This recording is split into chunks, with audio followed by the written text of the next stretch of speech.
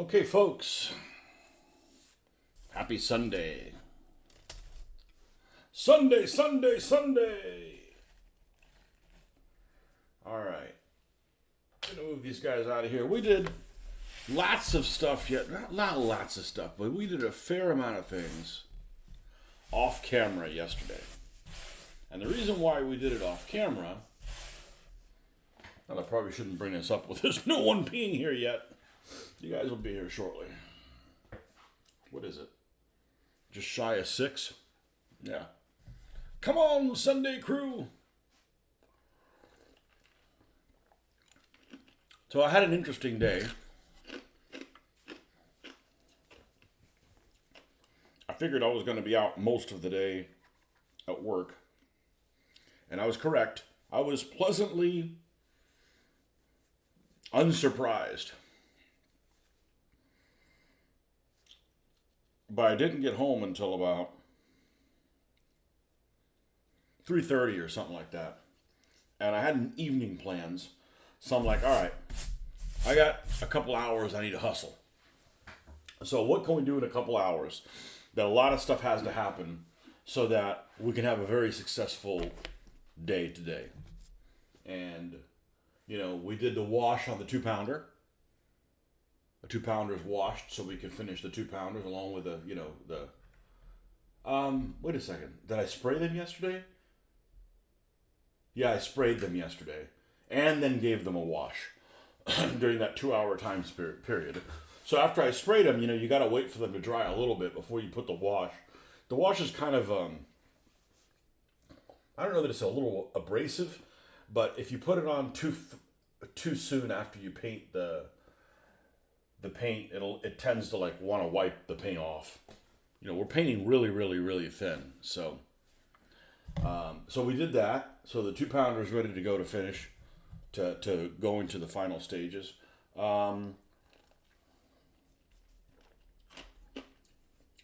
We put the goop on Ramsey, so he would be dry, so we could do that today. And one of the things that we talked about was to do the foxholes. Do the foxholes in the Sangars for the anti-tank guns. And I did that. No, I didn't do them because I did the unexciting part and the part that would be very difficult to film because I'm in and out of the garage. And I was trying to figure out what works. So I kind of want to use products I already have. I didn't want to go to the store and buy them. I didn't need I didn't need to do MDF. Besides, I couldn't find the MDF sheets that I had. But the problem is that what I wanted to do is the same process that they had here by buying these pre-made ones. And I don't want to use these because they've got grass on them. And I want the opportunity of making my own. So, I have a limited amount. I only have 4 of these? 4 of these, right. And they only fit 2 figures each inside. You can't get a third. So I'd like them big enough for a third figure. Big enough to put a third figure in there. And, making them out of cheap materials that I have a ton of.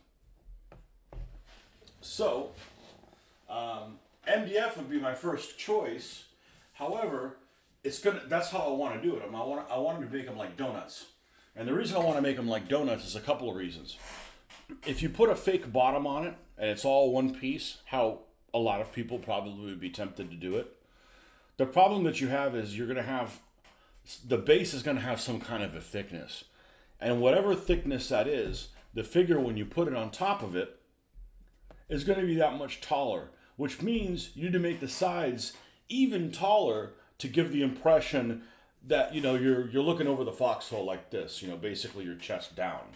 You're not going to stand up and do all that, right? So I didn't want to do that for that reason. I wanted to make them like donuts. And also, I like the idea of the ground that it's in is transparent through it. So when they're not in there, you can see the color of the ground that's all around. So with that, making them in donuts and MDF, it's going to warp a lot.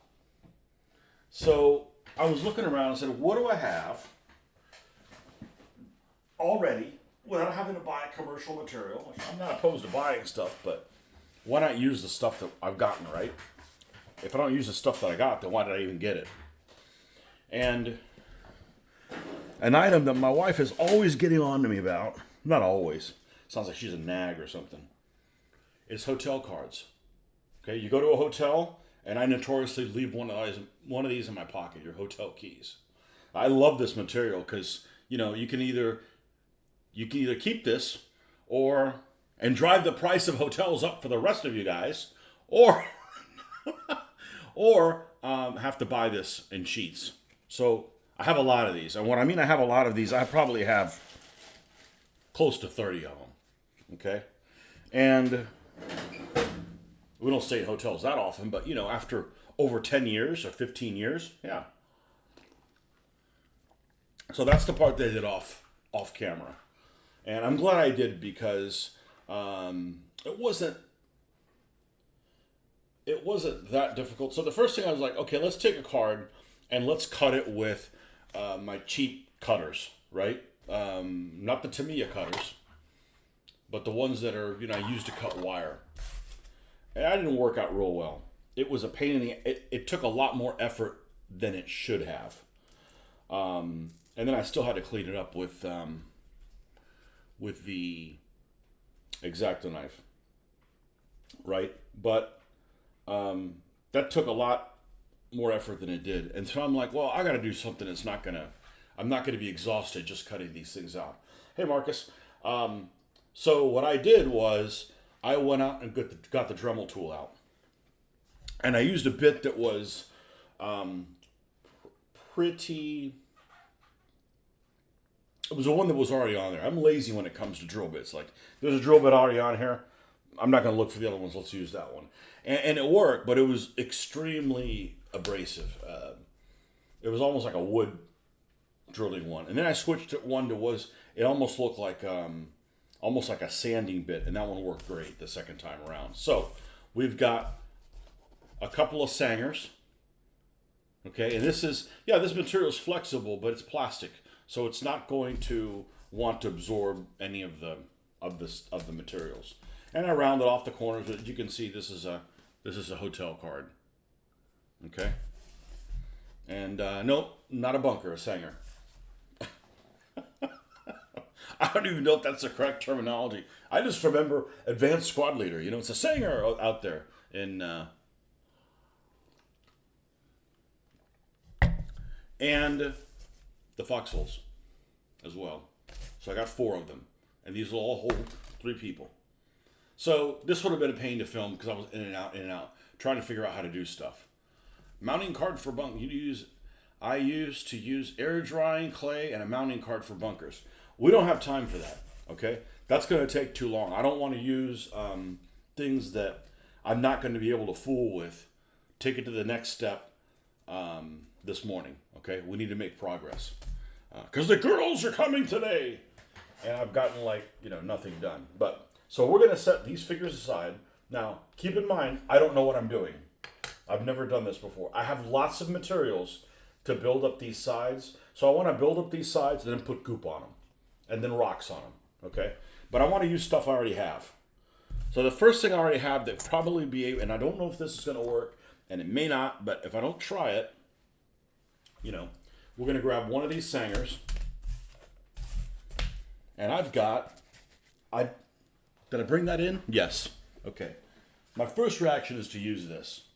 But this makes a freaking mess, right?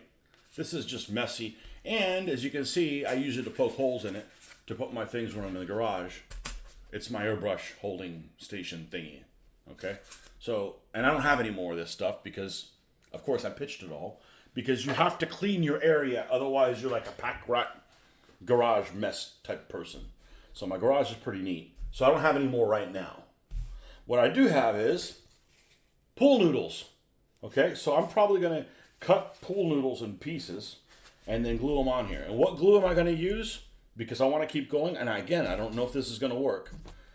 Hot glue gun. I'm going to use the hot glue gun anyways. So if the hot glue melts this too much, this is a little bouncy, but I think it should be okay to build up the edges of this and then put the goop on top of it. If this doesn't work, then I've got scads of little pieces of wood that I have zero use for. I mean, I got tons of wood, okay, that we can cut into pieces. I don't want to do that because I'm going to get exhausted cutting the wood with the X-Acto knife, okay? So I'd rather this work.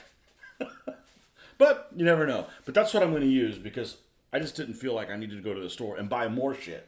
You know, I got stuff around here, you know, so. Anyhow, as you guys say across the pond, get on with it! All right, let's plug in this hot glue gun. And of course, my connection's over on the left, and I am excruciatingly right-handed. So that's not going to work. We're going to have to thread this around the bottom. And I actually had really good, I've had really good results with a hot glue gun. I don't have experience using one, but the last thing I used it on, and don't ask me what that is because I can't remember what it is right now, it went really well.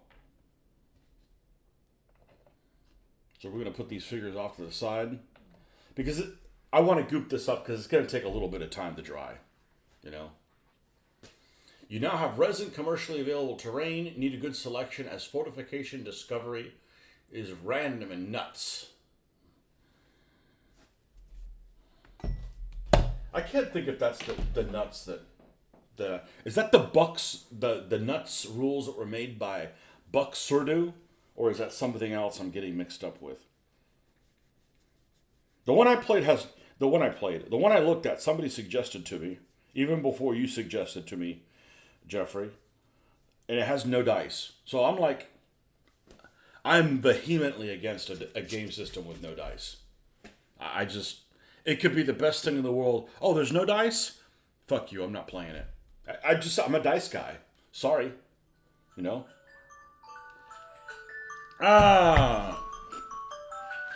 Tinkerbell Pussyfoot. I think that's the name of that song. Should be.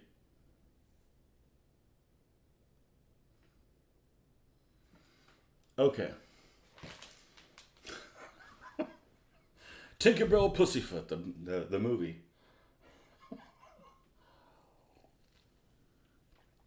So, I did some research yesterday. And like I said, I don't know if this is going to work. Actually, I should probably see if this is going to even melt the glue. And this is the cheap hot glue gun. However, it does have a temperature control. I know what I use this for. I use it to make the explosions. Let's see if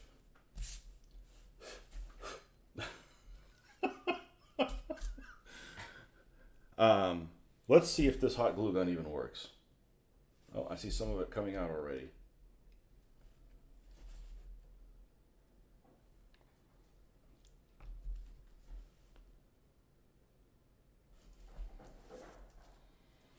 It looks okay. Oh, you know one thing I have to do? One thing I should do? Let's sand this down so we can get better grippage. We're just figuring this out as I go. It's not like this is life-threatening or anything. Oh, man, you fucked up. Okay, so I didn't do it. It's going to come out okay. I just might not come up with the most efficient way to do it the first time I do it. Not a big deal. So you're both sides of these the same. Yeah, this one's smoother. We'll leave that one for the back. Let's just score this. I don't know if it makes that much of a difference, but... So, I can't show you with picture evidence, but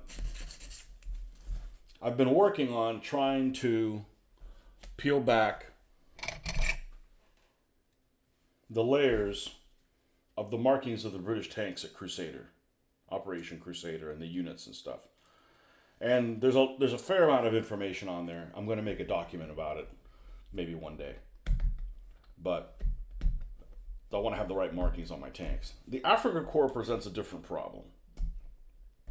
And I'm not worried about the whole period as a whole, because things change. I'm worried about during Operation Crusader. And as far as I can tell, I've come to some conclusions through photographic evidence. Let's take this little plastique layer off. That, of course, I just scored, so I'll have to score it again. There we go.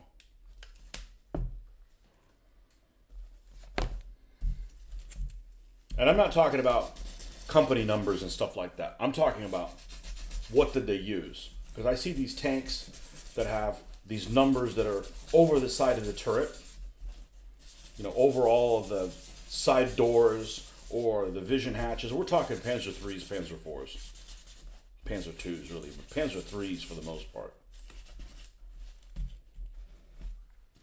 I see ones that have a single digit that represents the company number. And from what I conclude, and by the way, I don't like either one of those two things. I don't like German tanks that have, or anybody's tanks, who have the numbers so big that it's over all the stuff on the side. And if you put the decal over this stuff, because it's going over a ridge, any of the decals that go over that ridge shrink in size when you look at them laterally. Okay? If you got a letter that's this high, and it's over a flat surface, it's this high, and then you have another one that's the same height, but it ends up going like over a vision, just over a vision port, it's gonna look not 85% as big because it's got a longer distance to travel, right? So I noticed that. I don't like that. I also don't like one tank that has, you have the company number, because hell, you could have like 15 vehicles all with the number 6 and they're all the 6th company, right? So I don't like either one of those two things. I like 3-digit codes. And I like them on a part of the tank that's flat on the turret, and the back of the box, of the turret box. That's my preference. But I also would like to do it correctly if possible. So what I've concluded, nuts part of EdTech chain of command, chain reaction system, relies on passing a number of dice rolls to determine the success of actions. Skirmish by Bucksurter uses dice rolls integrated in the draw of cards similar to the combat commander system. Okay, so I don't know anything about nuts.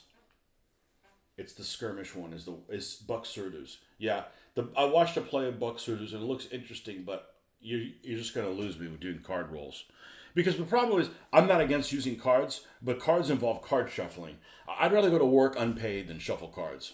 As a matter of fact, I went to my mom's house. She had some friends over.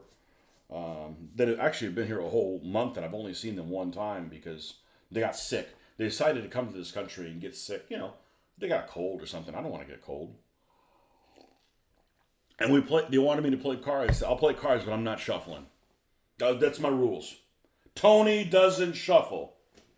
Joey doesn't share food. Tony doesn't shuffle.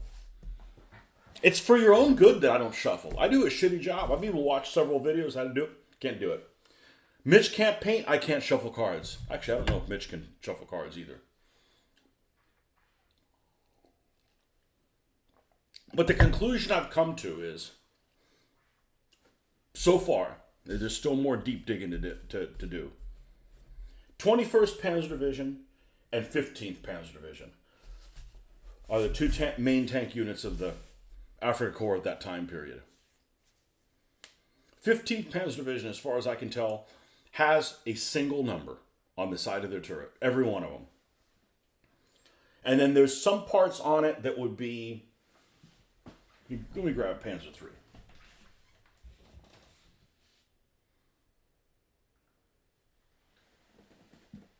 And I can't show you on the document because I haven't made it yet. This is actually my preferred way of doing the numbers.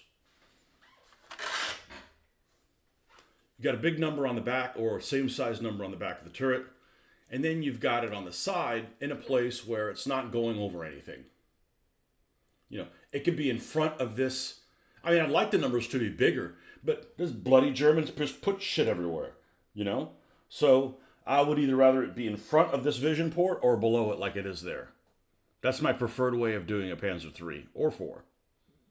Okay? The 15th Panzer Division during that time period would have one big number here in front of this vision port. And then somewhere else, lots of times it's down here on this side of this hull, would have all three numbers listed. So for instance, let's say this was tank 325, okay? You'd have a big 3 here, and that's all you would have. So every tank in that company would have 3333333333333 on the tank, every one of them. And then down here at the bottom, near where the Balkenkreuz is, but in front of it a little bit, you would actually have 325 written. About that size. About the size that that's written. And then on the back of the turret, sometimes you would have still that one big number or all three numbers listed. That's generally what I've seen 15th Panzer Division to have during that late 1941 paint scheme time period. The 21st Panzer decide to do the really big numbers that are over either just division port or over the fucking the side doors too. They also had lozenges on the side with numbers on. They did. Yes. Trapezoids. Yeah.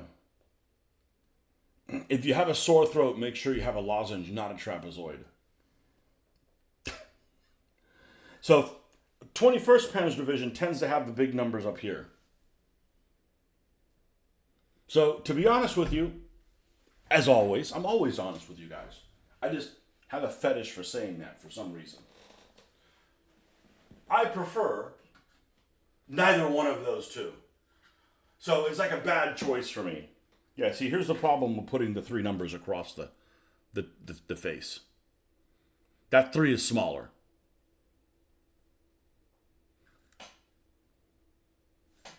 And I won't do that again. I'm never doing that again. Because it looks stupid. Like I even got Microsoft, the Microset, a Microsol, I poked holes in it. It fits to it. There's no silvering. But that 3 looks like it's a 15 millimeter 3. It's that smaller. It's that much smaller. You know, and they're all the same height. So we're not doing this again. Because it looks stupid.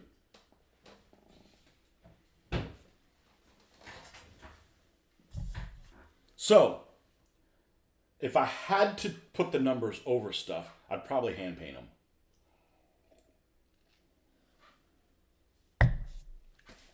Because I could do a pretty good job hand painting them. Do I want to spend 5 hours doing that? Or 3 hours doing that? Not really. I'd rather do something else, but I'll do it if I have to. So, I'm probably going to do my Desert Panzers with a one big number. Because I don't like the 21st Panzer Division anyways. They got that stupid D symbol. So, big numbers it is. And you know, it still falls into the whole first, second, third companies are going to have Panzer 3s and 2s. They all have 2s. And you know, they'll have like, I don't know, 3/4 of them will be Panzer 3s, and then 1/4 will be 2s. But it's, you know, I think they call them light companies, or they used to call them light companies, where you got Panzer 3s and 2s, and the first 3. The fourth one's the heavy one. Actually, they're medium companies, and then the heavy one is, or whatever, has the Panzer 4s in them.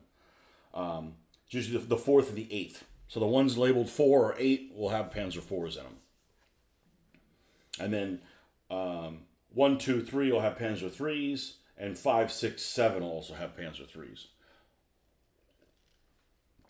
Now I suspect, and this is just a suspicion, that the two battalions are different from each other in that the style of the numbers are different. This is just a suspect, okay? So if you got 15th Panzer Division, same time period, companies 1 through 4 might have one big number that is red outlined in white. The other battalion, which would have 5, 6, 7, and 8, would probably have a big number, but maybe just outlined in white, no red.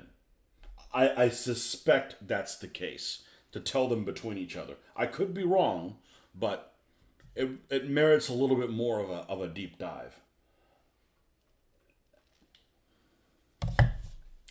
That's as far as what I can tell in my dive so far. Because the problem is you got to see what these. Hey, Michael, welcome. You've got to see what the correlation is with pictures and evidence. You're not going to find this stuff written anywhere. I've looked. I don't know. Maybe there'll be new evidence that comes up, but they don't have that. Or I haven't been able to come across it. But the other thing is you got to be careful that you're looking at a picture that is actually for the time period that you're looking for. Because there's a lot of wrong information on the internet. If you look at a picture and something doesn't seem right, it may not be right. It'd be like, hey, there's this tank for, the Battle of Operation Crusader, and it's a vehicle that that they didn't use. It's really for Gazala. You got to use your God-given brain, Or, if you care, there's some things I care a lot about, and there's some things I don't care a lot about. This just happens to be something that I do care a lot about. It's the 1/35th scale modeler in me coming out. All right, so let's see if this can attach. I think so. Now, is this going to be too squishy when I add the goop on? I have no idea. So let's try doing one of these and see how it works out, because we need to build up some height. Not a huge amount, because remember, all you need to hide behind here is this 2-pounder. Okay, and this is specifically made for this vehicle. Let me see if I can pop this thing in. Well, it's a little taller than it's supposed to be. It's going to fit on this base. I just don't want to stick it on there until we're done painting it. And if I do that now, then I'm going to end up having to pull it off. Okay. And then this is a little taller than it needs to be. So you got this 2-pounder here. And we're running about, it's going to sit about 2 mils shorter. It's going to fit in here like this. And then we're going to have, it's going to be rocky looking. I'm not going to put sandbags. I'm not going to go buy chiclets. I've seen lots of foxholes and things in the desert, and it is just like, it's like the freaking moon. It's like the freaking moon. I mean, obviously there's different areas in it, but I've seen very moon. It's not comfortable to lay down on top of this stuff. So I think I don't need to make it much taller than this. Now the foxhole's going to need to be taller, because you need to cover up a significant portion of the figure to give the correct impression. But this, I don't think we need to go much taller than that. When you first saw the title, though, you were making sandwiches. Sangars. I don't cook. You guys really need to do something about that language. You guys took like the English language and like put your own spin on it down there.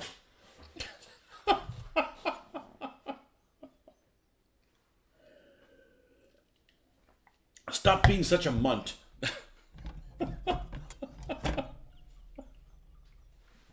Wow.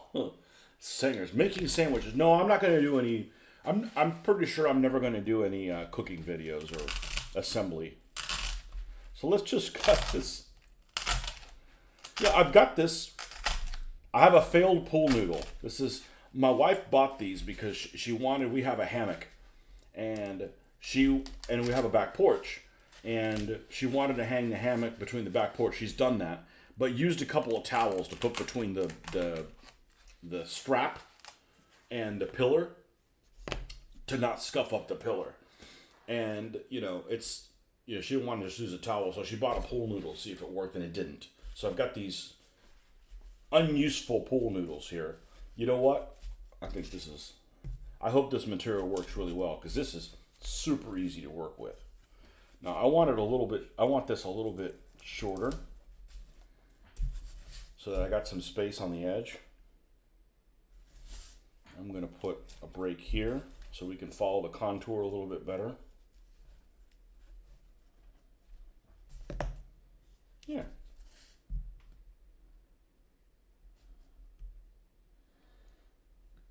So I watched another portion of the Operation Crusader battle, which I've seen before by Tick. And I'm glad I'm watching it because there's things that I remember from it that aren't necessarily accurate. This is working really well, by the way. And it's on the low setting. For instance, I thought that, and I just, I thought I was going to have to buy South African figures. And I don't know, there's some periods where it's like, everything, the 7th Armored Division gets reamed first. So if you're just interested in initial reamings, all you need is Brits. Because that gets beaten to a pulp before they start really messing with anybody else. Sandwiches and Sandbags, a cooking and wargaming show. Isn't there a barbecue book from Phil Barker? No, I don't do Phil Barker anymore. I've done my time with, and I have nothing against the man. I'm just like, there's no reason I need to be tortured by the lack of punctuation. Them days are over. You talk about Gladius the other day brought back good memories of a 3-way campaign on a PS2 in the 2000s. Oh, they made Gladius for the PlayStation. I thought it was a cool game. I still have my original Xbox. I'm not going to get rid of it. What, they're going to give me $10 for it? It can collect dust for $10. That's a cool game. That was a really cool game. And I feel like you could play it with multiple people on the same console. Because, you just decide who's going to play what character. And when that character comes up, here's the controller. All right, now do your little skill thing so that you can do the hits. I think it was a good concept. I even have the cheater book for it. You know what I mean? Who makes it? Is it Moby Games or something? That makes the book that you can find out all the. Not that I read it, but I still got it. I thought it was a great game. I don't know if I play it now. It's. But it was Roman with some fantasy. It was some fantasy elements to it. You could get these satyrs or something like that end up throwing spears and stuff like that. But no, I'm done with Phil Barker. That's just, I've done enough. I can't make the game any better. I can't improve on the situation, and I don't deserve to be tortured when I'm done with the game. And I think you played this wrong, by some nerd burglar that's never played the game. He just reads the rules and doesn't get laid. I see that RFR is putting out a book scenarios covering Montgomery versus Rommel. That might be the one that Jeffrey suggested. I'm going to make my own for the time being, because I'm looking through a really small scale zoomed in lens. But a lot of the stuff so far that I've encountered is a lot of tanks against tanks and nothing else. Which is not really what I want, but, it's nice to have a variety of different things.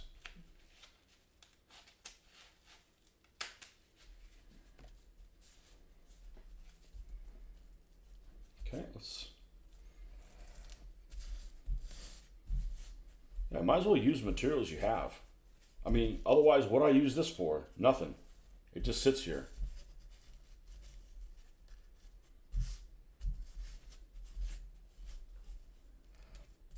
Actually, I'm glad I left DVA because I was already getting really pissed. There's a guy that basically disappeared from the scene. I don't want to get into it, but this guy that basically left us all hanging and disappeared, and all of a sudden he wanted to be a force again, which is fine. We could use other volunteers, but he wanted to be like the Grand Poobah in charge here in Florida and grow it. And I'm like, okay, we're already doing everything we can. And he's like, oh no, we need to do more. I'm like, people don't want to come and play this game, I'm already doing enough. And then he didn't realize that we were doing a YouTube channel. It's like, you want to be the main poobah, but you don't realize that we have over 200 fucking DBA video battles out there. I'm like, I'm done. Have fun with it. I'm ready to go to World War II. I'm going to go to World War II and do whatever the fuck I want. Like, this doesn't make sense in the rules, so let's change it. You know, and I don't feel like I have to write it down. Like, you know, I want to make things better and be motivated to work on my things, not necessarily be tortured by, you know, doing a bunch of like busy work. I had another good look through the modern face of battle. Two things stuck out. For some reason, bagpipers are in there, and there's a table for converting ranges and a ground scale to miniature size. There is. Is the ground scale conversion chart in the World War II edition? It is. So the standard rules supposedly are for 20 mil. If you want to play with 15, they suggest changing to a different one. And I say that the game isn't compressed, but it's compressed somewhat. Because if you use a 72nd scale figure, and you look at the Enfield rifle, it goes out to like, I don't know, 76, 80 inches, something like that. The real rifle would go like, you know, to the house next door. Okay? So there's got to be some kind of compression. You know, now you're not going to have a board that big, but it's just something to keep. You know, some things like the MP40 is okay. Like it goes out to 30 inches max or something like that. But, you know, I mean, an Enfield rifle shoots more than twice the distance of a submachine gun. You know, now I'm not necessarily interested in doing things that happen at 700 meters, you know, but that's compressed a little bit. You know, the really long ranges are compressed to give you like an end result. But those are ranges that you're not really going to encounter, you know.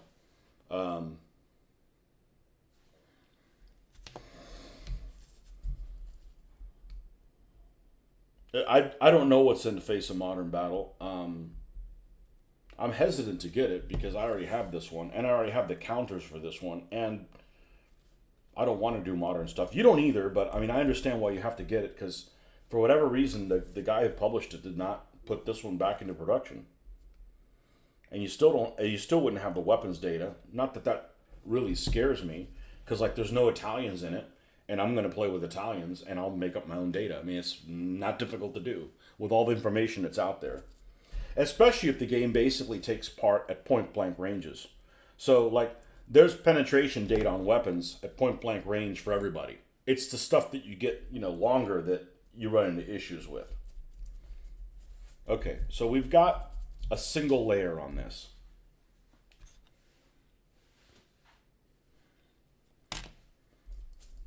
We've got a single layer on this. So let's add some other things on here.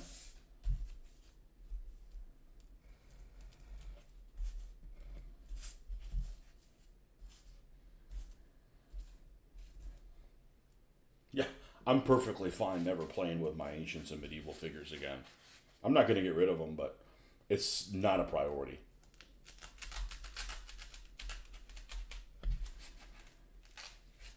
I'm actually not in a hurry to play at all. You know? And some of you people don't believe me, I guess, but gaming's not therapeutic for me. You know? This is. I can't make it through the work week without doing this. Yeah, we're going to put another layer here. Let's see how it glues onto itself. This ought to be interesting.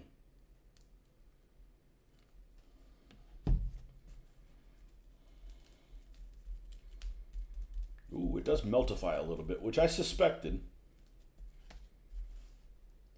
And it doesn't need to look pretty because we're going to cover it.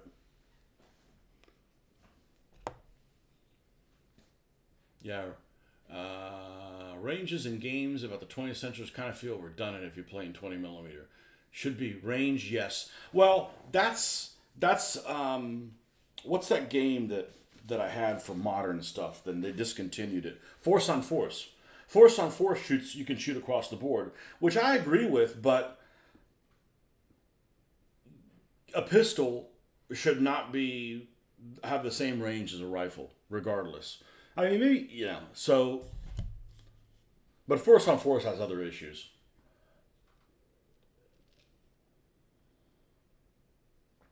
I remember how it cracked me up when I heard their Katyusha rocket launchers in bolt action.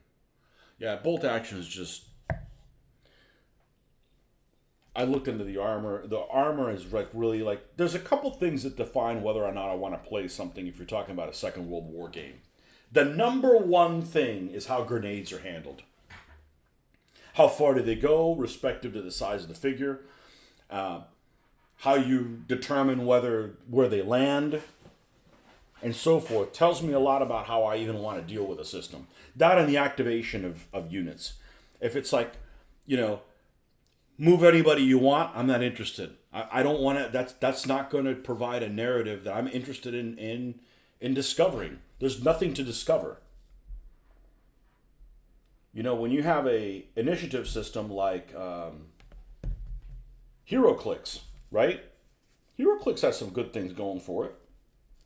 But, okay, pick another guy on your side. You mean I can pick anybody? Yeah. No. I'm not interested in reading that narrative. It's not going to provide a narrative of interesting situations that develop for me. You know? I think this is going to work well. I hate to break it to you. I think this is going to work well. You know, I try to put some thought into the stuff that I do so I don't waste my time and yours. You know, but sometimes things don't work out the way you expect them to. And you just gotta...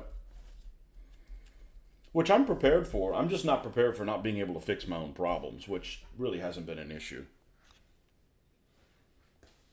Bolt action, a rifle can't shoot to the other end of the Pegasus Bridge terrain piece they sell.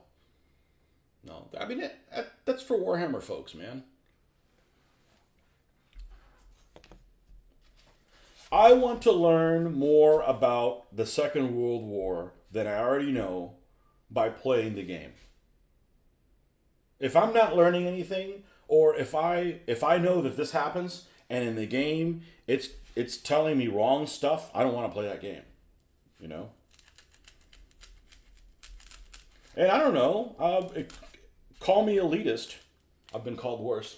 But I really don't want to play with people that aren't like really into the Second World War. Like if it's just a game for them. Like when I got that flight simulator game, you know, and I'm like, oh, cool. I'll be able to communicate people and we could do World War II talk while we're playing these World War II planes.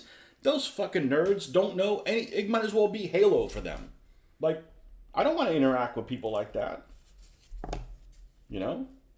That's one of the reasons I've enjoyed going back to the model meeting is there's people that are really into the history. You know, and they give talks about, like, there was a guy that did a talk last month about, oh, ammo out!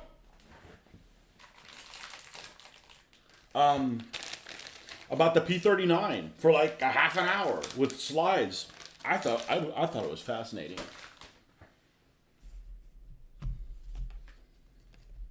Doesn't look like it's out, ammo out. Whoop! There we go. And this is the low temperature setting. And there's so many of these hot glue guns you could get that are like questionable. Well, they'll burn down your house. I figure, okay, I've heard of Gorilla Glue, so even if this is a Ching Chang Chung, at least it's it has some ownership in it. Not, oh, get the Ting Pang one. What? Oh, you mean as opposed to the Dung Ding one? You know. I could tell you're home alone shouting at this time of day. Ah! Yeah, I'm pretty loud anyways. And the door's open. You know, the reality is this hobby's wonderful. And I can do it with everybody home. The only gripe, and it's a very minor gripe, is this door between my room and the rest of the house is like a barn slide door. And it doesn't seal well. So if they're making noise out there or they're watching TV, it can affect the feed in here. Other than that, everything else is grand.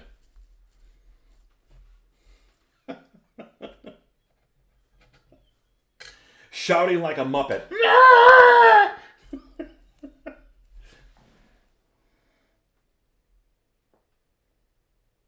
I think we need to go one level higher. Well, I'm enjoying this. This is fun. You know what? I'm not going to do the full level. I'm going to use these bits and bobs. Put these bits and bobs on here.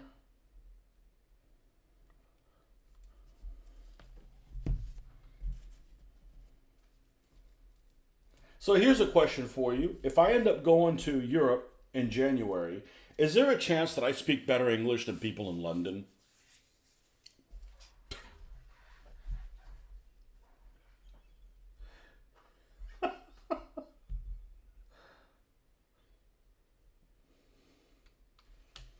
I saw a post. I saw a post today that came up on one of the war game sites that I subscribed to, and it was this post about these guys that, I don't know if this is true or whatever, but this is what the post was about these guys that reenact the Battle of the River Platte on in a lake in the UK, and it's kind of an older video, probably late '70s, early '80s, something like that. And one of the guy's comments was, "We should bring back he called it the transatlantic accent back to sports and."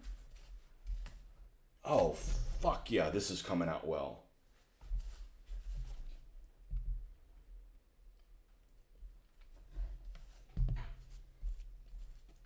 I'm telling you, sometimes you just need to try shit, and as long as it's not hazardous to your health, you might discover something that you like. That this is working really, really well.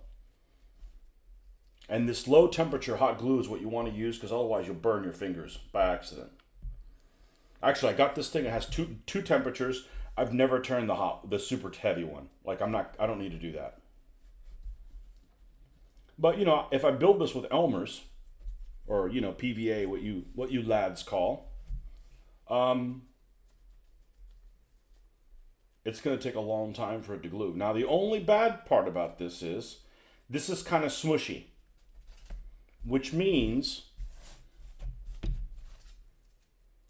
yeah, this is like an uneven top. And we're going to put some rocks on here too. It's going to be painted just like the groundwork of these figures, but we're going to have some rocks on it as well. All right, let's check for height. Height. And this is going to be a little lower. Man, I could even go higher than that. Let's do a little bit more. I'm enjoying this way too much.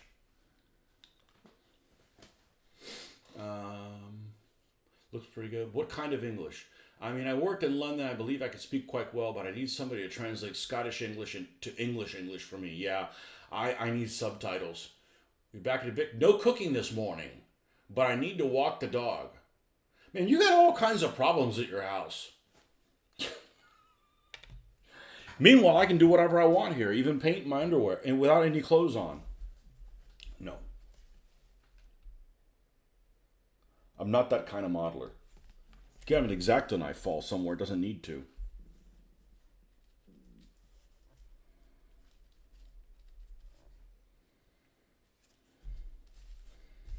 I grew up with received pronunciation.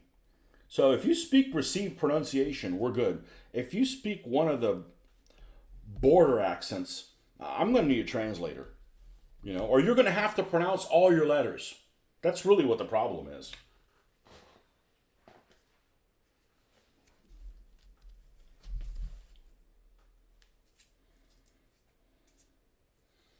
Just like Greg. Greg has an Australian accent. I understand Greg perfectly. Except for the terminology that the Aussie slang. I don't know the Aussie slang.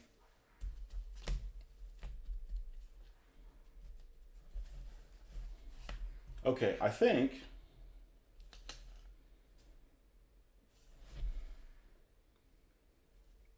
yeah, I'm gonna go higher.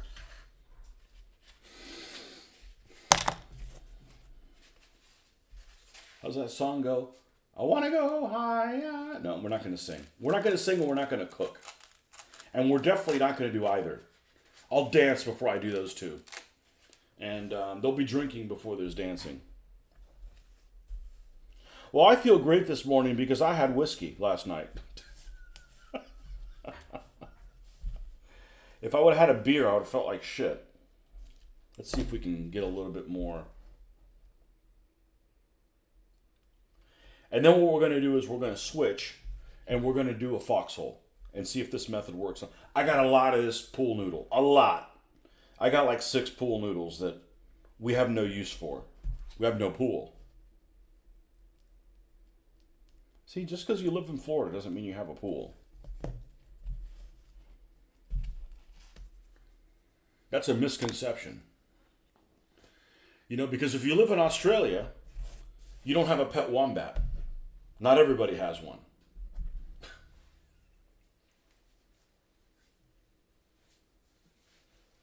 I suspect that's a really bad idea.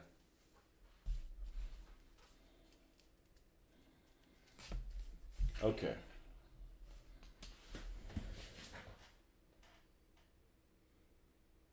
I think I'm going to leave it there. I'm going to leave it there because it's not attached completely to the base, which means it's going to get lowered a little bit. And it's not attached completely to the mount, which means it's going to lower it a little bit. And I don't want it to be like it can't go around the thing. Imagine the naval battles you could put on if you have a pool. Oh, you just want to come over. You just want to come over for a pool. Now, it's, you know, everybody that has a pool, it's like a boat. Everybody that has a pool, a boat in Florida, they regret having the boat. You know, the pool's fun for a while. It's really good for kids. But as an adult, it's like, the only reason to go in there is like if you mow the lawn and you can just jump in to cool off, or, you know, after work, or, you know. Like that park over here where they have the radio-controlled ships battling out. Yeah, that's the comment that I saw. I don't know if I could find it now. Do they still do that? There's an old video. I think it was on World History shitposting.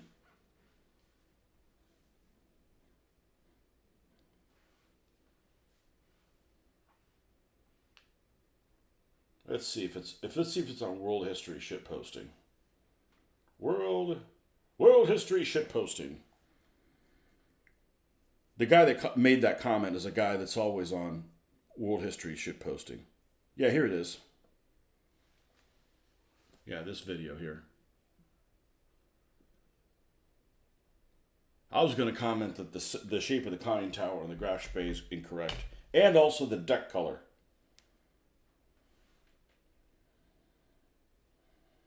We really need to bring back the transatlantic accent back to broadcasting news, sports, etc.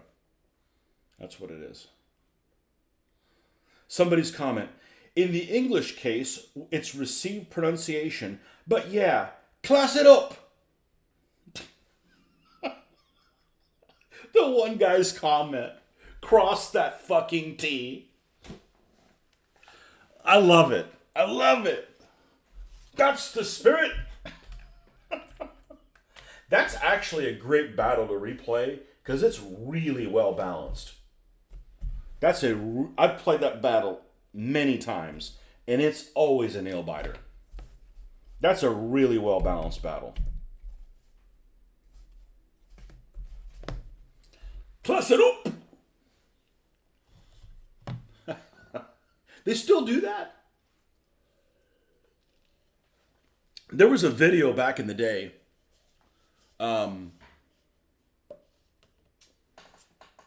In Czechoslovakia, and it was before the Soviets went away. It was still commie Slovakia. I'm pretty sure. And they had this lake where they had these ships that were about, we'll say, under 3 feet long. And you didn't climb inside of them. You'd have to use really small people. But they were controlled by wires, supposedly, through the bottom.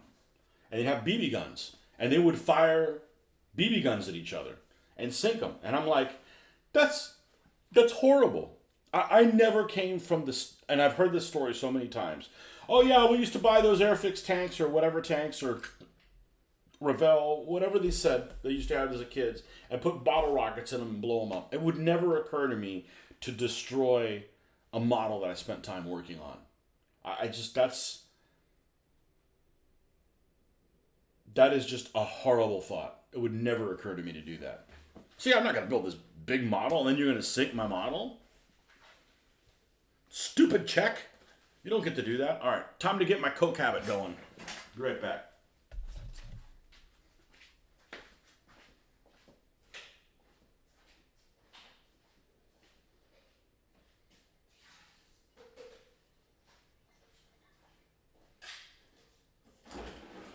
It shan't take long.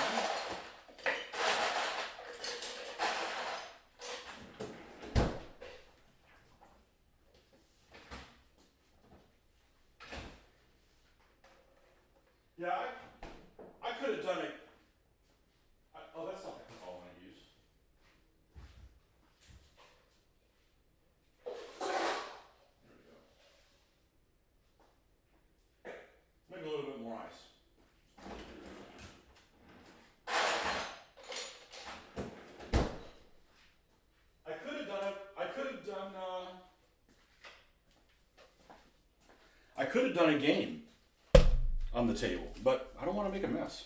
And I got to do this anyways.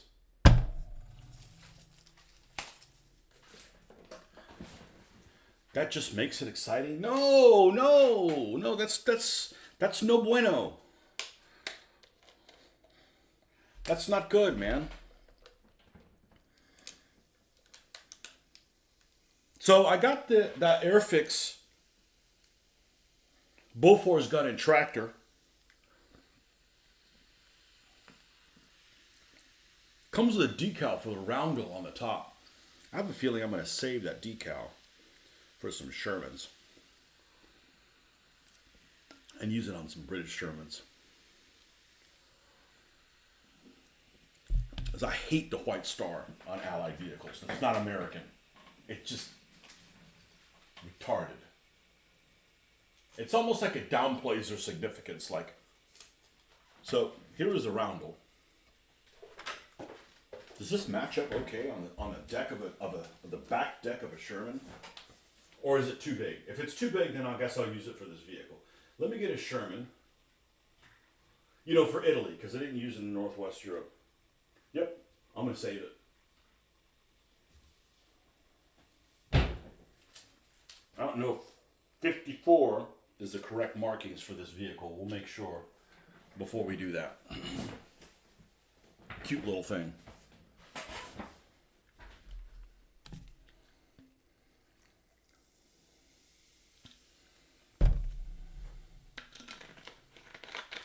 And then tomorrow, I got something else coming. And then that's it. The 25 pounders are coming tomorrow, supposedly. Oh, it got moved to Tuesday.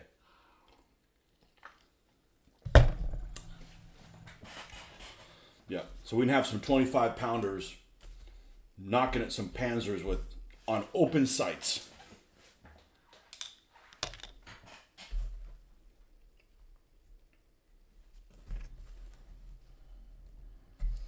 Give those Panzers a good Jock Campbell enema.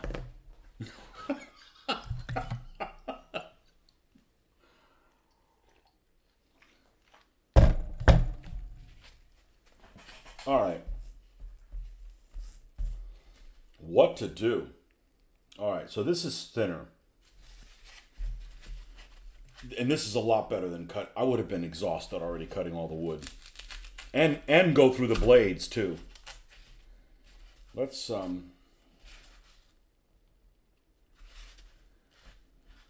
the fact this is curved has actually been helpful. Let's do this. Let's cut another.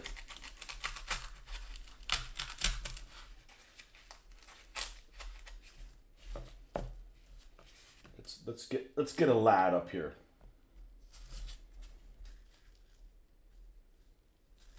All right, I mean, this is why you do crafts in school, right? So when you're an adult, you're qualified to do stuff like this. No, it's another reason? Well, then it's not a good reason. I like that kind of height. I like that amount of height. Yeah, it's pretty extreme, but, it needs to look like you're fucking protected. Okay, so let's try that. And then what we're going to do is, let's cut this in half.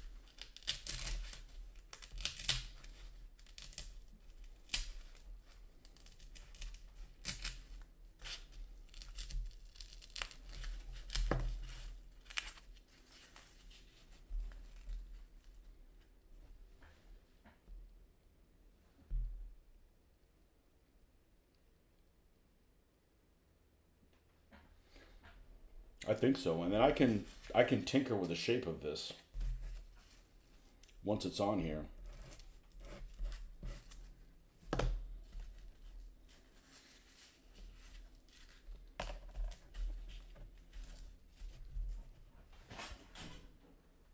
Oh, about time some people showed up.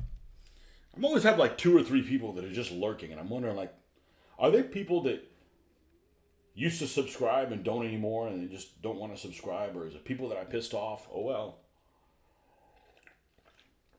If I pissed you off, well then somebody should have talked plain to you while you were growing up. I don't mean to piss anybody off, but I don't like to obfuscate what I'm trying to say.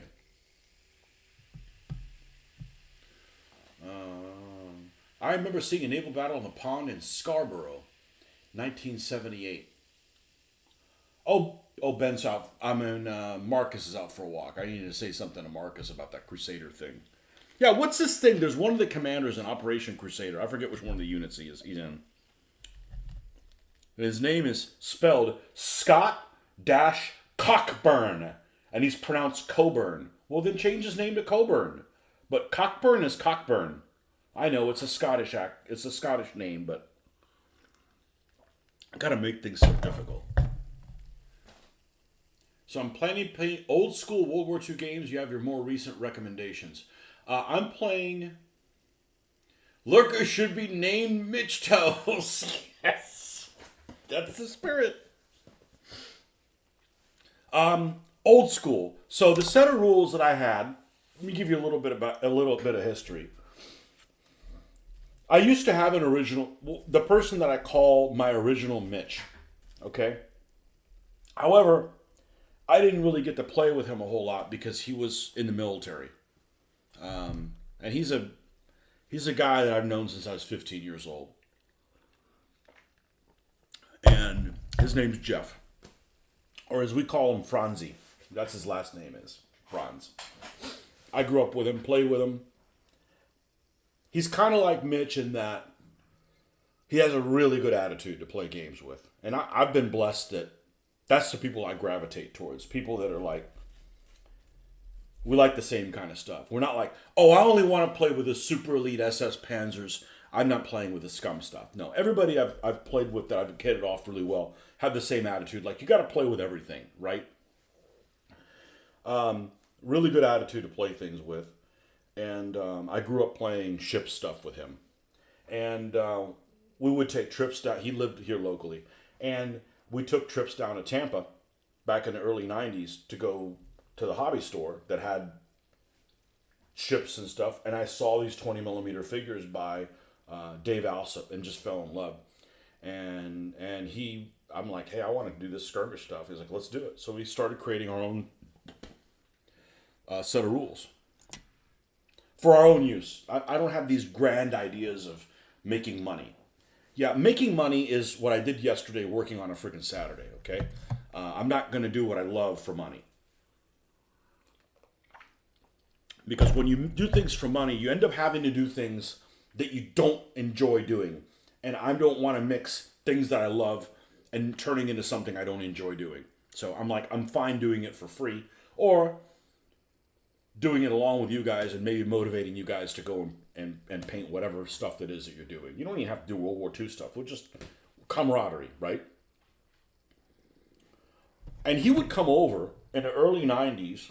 He left for a couple years, then he came back, and he was studying, he was working on his degree to become an officer at the University of Florida. And Wednesday was the night he would come over to paint. And at that time, I had a condo. I call it a condo because it makes it sound like, but a condo sounds like it's at the beach. It's not. It's an apartment with a mortgage, right? That I live by myself in. It's the first home that I got a mortgage on. And it was a 2-bedroom with a loft. The loft was supposedly the master bedroom. But that was our war game room. Not that we used it much. That's the thing, is in the early 90s, we had a group that would meet like every Saturday, every third Saturday, and we would do naval war games. We probably did it, 24, 25 times. And then everybody left town, because this is a town that's very transient. People come in, study, they realize they don't have jobs here, and if they find one, they don't pay very well. They got to find jobs somewhere else. So Wednesday night, Jeff would come over, Franzi would come over, and we'd paint. And I had this one table in one of the rooms. It was the painting room that was, 30 inches by 8 feet or 6 feet. I forget which one of the two. And we had my old drafting light. I'd put it in the middle, and I'd have my paints, and he'd have his paints. I've talked about it before. And he'd leave his stuff, and he paints a lot quicker than I do. And I've always been super anal retentive about my painting. But we'd paint together, and we'd chit-chat. So it became a social thing to work on your hobby. Like I don't want to do this and like not have anybody to talk to, you know. And I really enjoyed that. And then he went, but we worked on this set of rules and we played, I don't know, 5, 6 times. And it's difficult unless you're playing every week to try to develop something like that. And the set of the rules, the name of the rules was called Schützengruppe, which is rifle squad in German. And I was so into it that my personal email address ended up becoming that. So my wife hates it. Like, I don't really use that email address anymore. But anyways, then some Italian company decided to make a fucking game and call it that. Like, really, of all the fucking names in the world, that's the one you picked. Well, it doesn't really matter. It's just kind of annoying that I came across that, you know. But it was very difficult to play test. And in looking through other sets of rules in the early 2000s, on the miniatures page, there was this set of rules called The Face of Battle. And it had, by a Canadian author, and it had a lot of the same things that that we were developing in the set of rules. Percentile based. Like, I come from a background of playing percentile based games. And that's what I wanted. So, percentile based games, random activation, with leaders that can modify when things get activated. All that stuff was in our rules, and it's also in The Face of Battle. Face of Battle came out in 2002, 2001, 2002. We started working on our stuff around 96. Maybe they had a listening post. I don't know. Whatever. Grenades. Grenades that go the actual distance of the figure. You know? I'm like, because I don't buy the whole, I want to play a skirmish game. Well, what are you playing? Well, we have a company on each side. That's not a skirmish game, okay? A skirmish game is when you're running half of a squad. Like, you're basically taking the role of a leader. That's it, okay? So if it's a squad, that's 2 people playing 1 squad. And that's what I wanted. So just think of it like almost like a role-playing game without checking for traps, you know?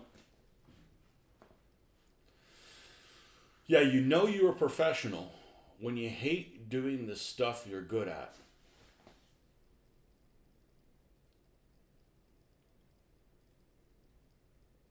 I'm trying to process what you're trying to mean by that.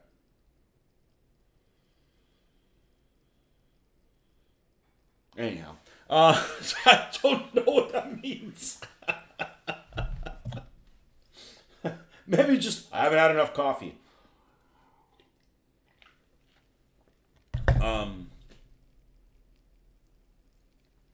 But so that's where that came from. We started playing this set of rules, and I never did vehicles. We didn't do vehicles, and I didn't play vehicles with this set of rules for. Well, DBA showed up around a couple of years after that, and I didn't look back. And these sat kind of dormant for I guess 20 years, and I discovered I've looked at other stuff. There's nothing out there that I could see that I would prefer to this. You got stuff that's super anal retentive, like Final Combat. Final Combat is like has a lot of role playing elements to it, but then it like generics a lot of things that I think should be specific. Like, you know, you could roll your character to see what eye color they have or skin color. And I'm like, you know, you dark comply. Like, I don't give a shit about that, you know? But then, like, and I'm going to use this as an example. This might not be accurate in the rules, but like an MP40 is treated exactly the same as a Sten. Like, really? Like, you're that anal, but those two things, I mean, make them different in some way or another, you know? So I started, you know, I did the test game a couple of months ago with a Face of Battle just to see if I remember how to play it, because I got to know what I'm doing before I present it to other people. I presented it at a convention in 2004 and made the mistake of trying to do a very small scenario, but I put people on both sides. So an hour and a half of the game is me explaining the rules to people that may never play the game again. And I don't want to put players on both sides trying to outdo each other and try to learn the game, because that's not really what the purpose is. So I think that when I play this again with humans, everybody's going to be on one side. And I'll just GM the other guys. Because it doesn't actually move that slow. It's actually okay. And I think it drives a pretty good narrative. The only issue is that you got to keep the game flowing. And you got to have it in a place where it's not like, okay, well, this is only going to last for 4 hours. Well, you don't know how long it's going to last. You know, so... But I'm in it. I don't even want to play. I'm in it for the narrative, because the narratives that develop from a game this small scale, I find really intriguing. It may not be everybody's cup of tea. That's fine. Then you play a different game, you know. But this is what I want to play. So, not forcing anybody to play it. You don't want to. That's fine. Just people. You like, if you like playing bolt action, play bolt action. I don't care, you know. You still enjoy playing DBA? Play DBA, you know. I did for many years. If you enjoy Flames of War and buying new sets of rule books every year, play Face of War and flush your money down the toilet. You know, it's your money.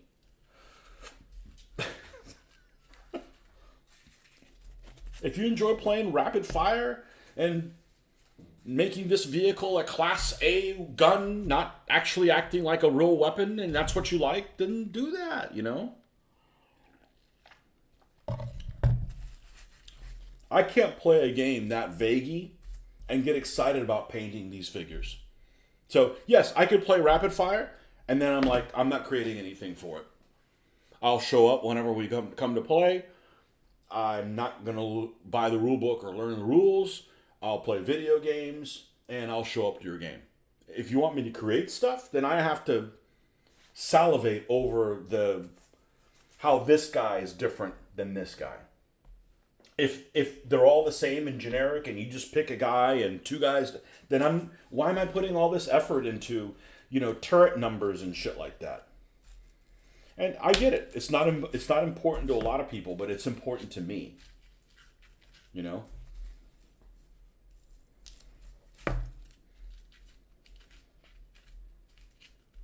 You know, be like, why get dressed up if you're going to a mud bog?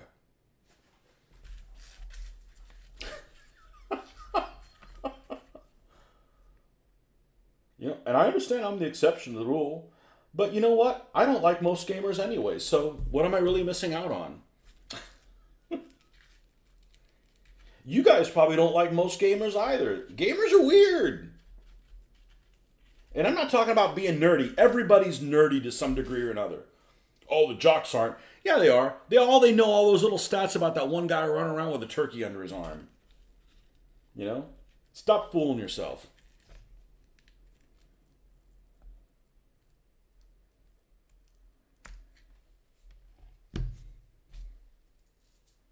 The internet has proved there's a lot of freaking weirdos out there about stuff that you'd never even thought about. And I haven't even talked about furries. You just reminded me I have those Barker rules for World War II. No way. There's no way. Or damn battleships again. You mean all battleships are the same in this game? Yes. Fuck you. I'm not playing that. Barker rules World War II and moderns on my rack. That game defeated me from reading alone. Yeah, and he is a brilliant fucking guy. He is brilliant. But he is programmed completely different than I am programmed.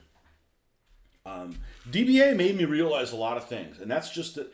One of the things is some people just, we're not all the same. And that's okay. You know? We all have our specialization and things that are important to us. This hot glue gun works really, really well. Now let's see what these lads look like in here. And obviously we're going to trim them up a little bit. Right. Okay. The smart thing to do, and is what I'm going to do, I'm going to finish up 2 of them, 1 of each, and see if I like the results before I make 4. And it's like, now this didn't waste a lot of my time. And I hope this really works because this was pretty fucking easy to do. And it used materials I already had. Okay, so we're going to, let's shut this down for the moment. The hot glue gun. All right, I have a little box around here. Let's put all this roughage in here.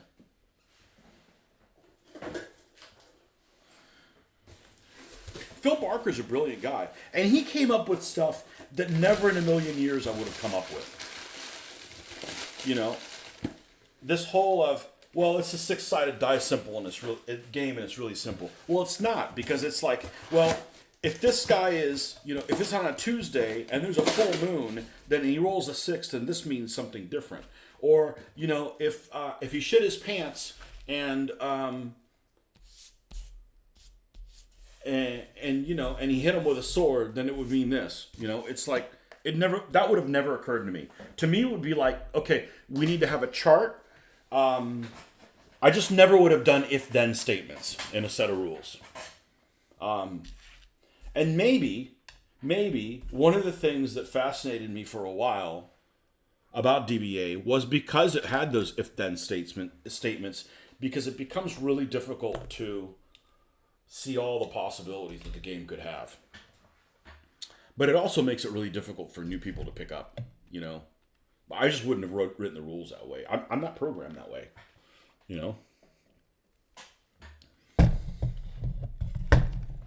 Just like you probably can't handle percentile. Oh my God, I can't,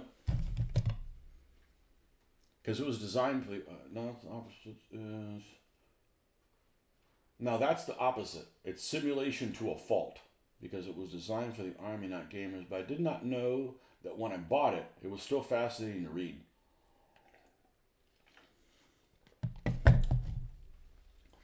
So, there's this thought among older gamers. As you get older, you start playing more simple things. I'm not one of those people. I just don't want to struggle reading the rules. I'm 53 and I'm out of RAM. And that doesn't mean I'm suffering from anything, but I just feel like every time I remember something, 2 things get forgotten. No, not 2. It's equal. If you're forgetting more than you remember. But it's just like, it's too much of a struggle. So I hate reading rules and feeling like I don't know what's going on if they're not organized properly. So I would, I believe in like bullet points and stuff like that. Like, I love taking notes in school. And I'm pretty good at it. Or was pretty good at it back in the 90s and 80s. And that's how, and you have a different thought, create a different sentence. Don't put like a bunch of different things in the same sentence to save punctuation. It's just very weird to do that. I'm not going to do this. I'm going to use... I think I left them in the garage. I don't know if these will work. The ones in the garage are actually amazingly great. And they're little.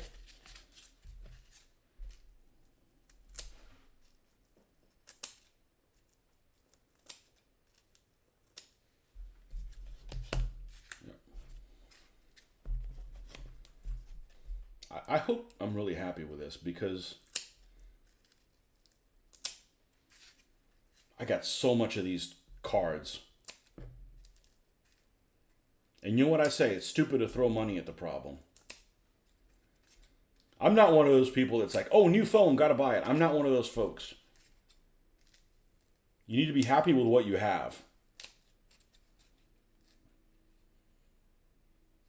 Okay. Now this is relatively even, which is not necessarily an important part of it. But I am going to go ahead and... did we dull this thing out? We may have.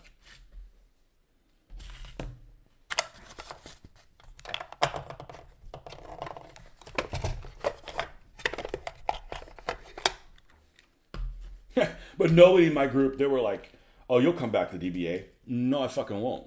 Because, first of all, I'm not like everybody else. When I say I'm not going to do something, I'm not going to do it. And the more people don't stand up for stuff, the more I'm going to.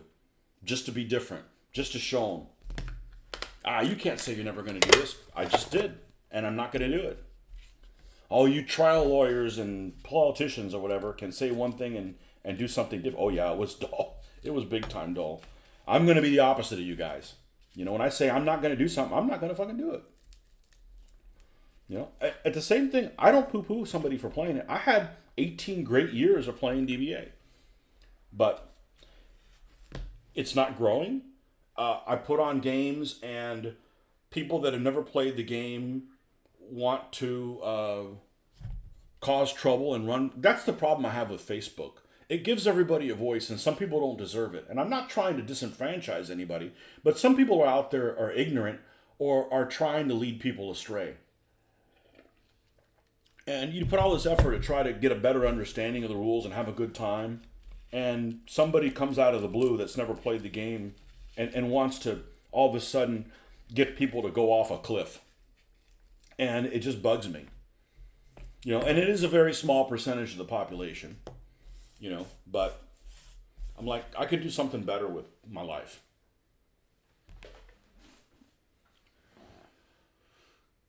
Yeah, I mean, Barker rules are efficient. For a 6-page rule, not simplistic, but quite deep. Yeah, they're very deep. They're very, very deep. Gives a lot of interesting decisions. You know, that's the best thing about his rules is you're always thinking. There's always an important decision to make. That's what sucks about command decision. There's like one obvious thing to do every time. That's why we have streamline. I mean, 20% chance is 20% if tested from a single D6 throw or from throwing 10 times D10s. Rules from an index help. Many modern sense lack a decent index, which doesn't help with accessibility or memorizing the rules. And I didn't grow up with people that make figures make rules for them to sell more figures. Like, I mean, I understand why they do that, but that's not in line with me. Gamers sadly often don't see it that way. Like when Sam Mustafa streamlined a rule from 5 throws to 1 with the same probability, and people hated it because they perceived it as too simplistic.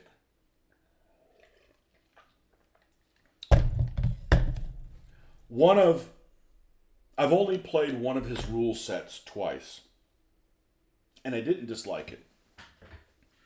But I didn't read the rules, right? It was a set of rules that Mitch and Joel were super into. Joel painted all kinds of stuff for it called Maurice. And then he played it. They played it a lot, and he ended up not liking it and rebasing his figures. But I'd be like, if you like 90% of it, you're not going to play it in tournaments. Change the 10% you don't like. You know? Well, then you're not playing the set of rules. Then fucking make your own name for it. You know? You call it whatever you want, you know? The real Lace Wars, a Maurice modification or whatever, you know? I thought it was a cool game. It didn't motivate me to learn more about the period, though. And that's, to me, I don't enjoy a set of rules that when I'm done playing the game, I don't want to read more about what happened during the time period that I played or what happened before or afterwards. If it does none of those things, for me, it sucks as a historical set of rules. But that's me, you know?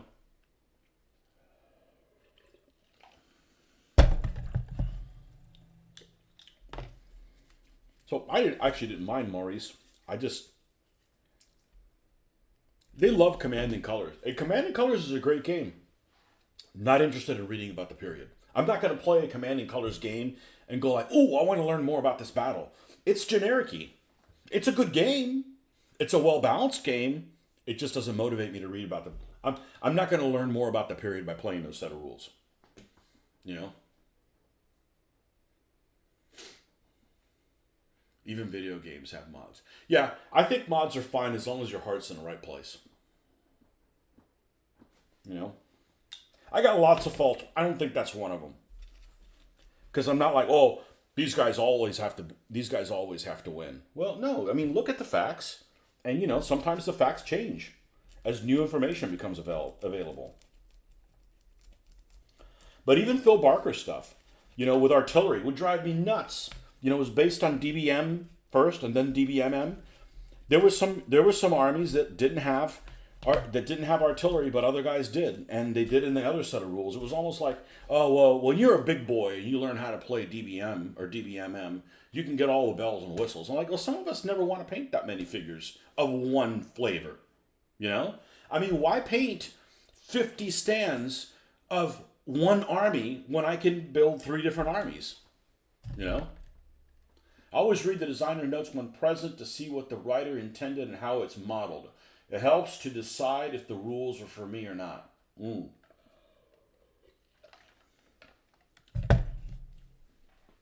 Yeah.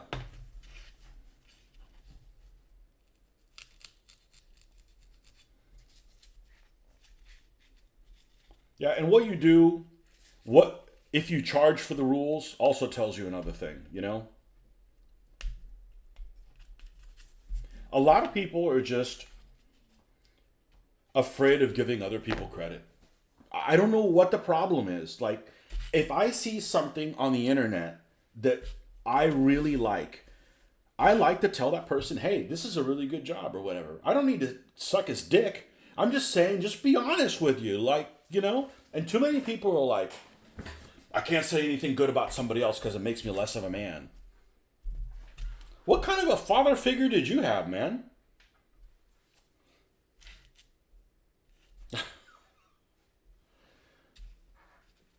What's wrong with you? You know, say something nice. You don't have to, like, if you don't like it, you don't have to say something nice, but you also don't have to poo-poo it. You know?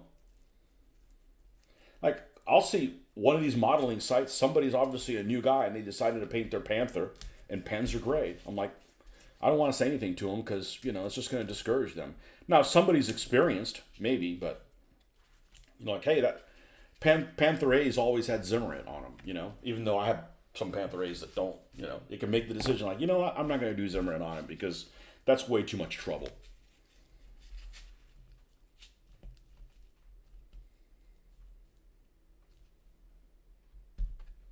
But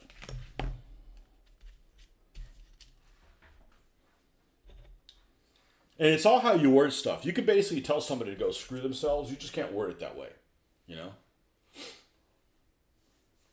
You tend towards narrative games with a sensible level of detail.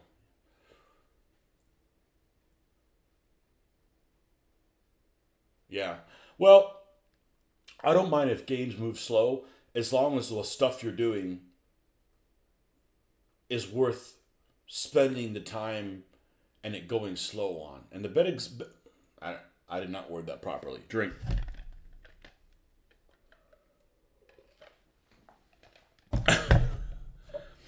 What I like to use as my example is the naval game. If it spends a long time, like, okay, I'm going to have Hood fire at Bismarck, and it takes you 5 to 6 minutes to figure out what your chance to hit is, and then you miss, that was wasted time. If Hood lands a hit on Bismarck, if there's definitely a hit going, we just don't know what the effect is going to be, I'm okay with that taking 5 to 6 minutes because that's interesting, right? That's like a slow motion, like the shell. If you can think of it like, you know, well, there's a game called Sniper Elite that I never played, but I've seen the videos of it where it's like there's like a shell that ends up hitting the arm and it shatters the thing and it hits his longer. You know, that's kind of what I like. That's the naval part that I like to see. Or like War Thunder, where you've got like a 2-pounder shell that hits something and then you can see where it fragments and the crew members get hit. I like that stuff. But to waste your time, like everybody just sitting around, you know, waiting what your hit chance is, that's a waste of time. But once there's an actual hit, there will be something happening. That's okay for me. It may, you know, so that's how I quantify it, you know.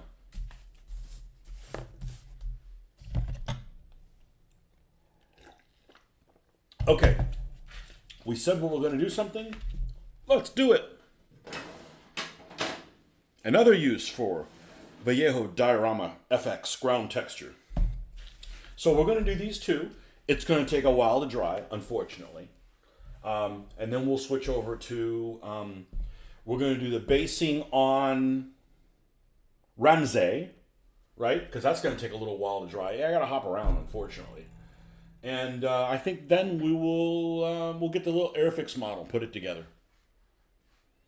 Yeah, that's artificial when a game gives you information or decisions that would not be available to a commander from that period. Yeah. Well, that's one of the things that makes DBA really good, is that there's a couple things in games that really bug me and are a waste of time. Opportunity fire is probably number one, because you have too much information. All right, I'm going to move across this street, and we're going to move this tank over here. And oh, stop. See, my wife's not here. Move him back. I'm going to shoot at him there. Okay, there's all continue. Like that just throws everything off. Like the whole move back thing, the time travel thing, right? That's annoying as shit. And the other thing is bad is like, all right, I'm going to move the. Okay, it's your turn. What do you want to do? All right, can you get those guys to leave the room? That's like a huge waste of time to get them to come back. They're talking about the football game or something like that. They lose track. You have to you got to herd their mentality back in when they come in the room. That's a waste of time. That is just complete wasted time. So, or like Advanced Squad Leader, which I was a huge fan of. Like, okay, it's the prep fire phase for the Germans. What do the Russians do? Go fucking make coffee. There's nothing else for you guys to do while you figure out and you count your stacks and all that kind of stuff. And then okay, I'm ready, and you roll to hit. Okay, now what are you gonna do? I'm gonna decide. Okay, go make some more coffee. It just creates apathy, and apathy is like the worst thing. Like, why are you here if you're not engaged? Apathetic. Let me get a little bit of a height advantage on this. Okay. Can't do this for long. It'll end up being in a funky position for my neck. And, yeah, that stuff is terrible for, gamer involvement.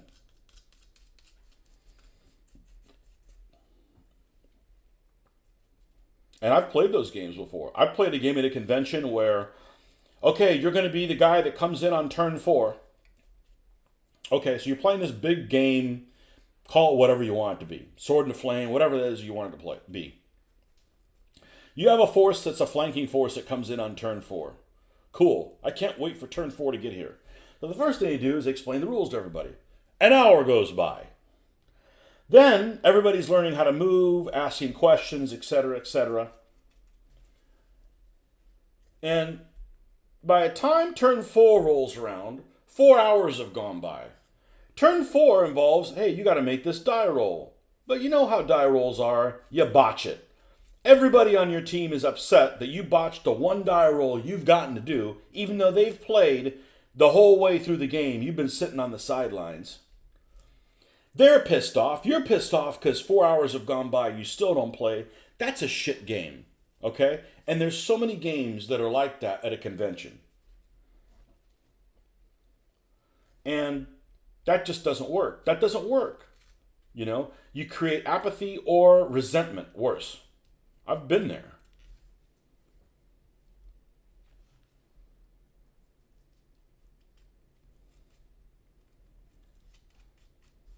And I don't want to play a game where there's fog of war done by hiding the actual results from the players that are playing the game.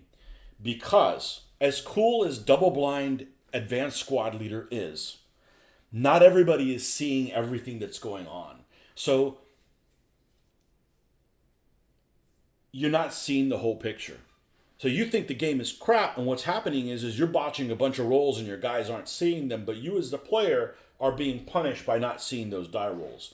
A system like DBA is much better, where your knuckleheads just don't listen to you. But you're playing like a demigod, right? That sees everything that's going on. And I think that's a much better system. A much better system than just like, what's going on? I can't see any, you're not, what are you there for? You're just basically just to roll dice, and I've played them both ways. And so, like I said, I don't play DBA anymore, but there were some things that DBA does really well. And that's one of them, There's some things it doesn't do so well, but That's the thing that it does the best is player engagement. No, I roll really well. Well, you know what? I roll really well too, so didn't do you any good, right? It just opposed rolls are really cool for that.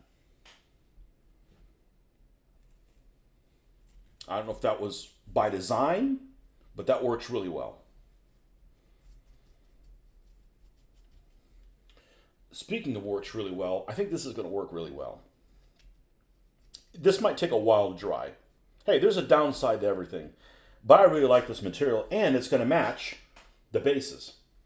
Which makes sense, because that's the terrain these guys are in.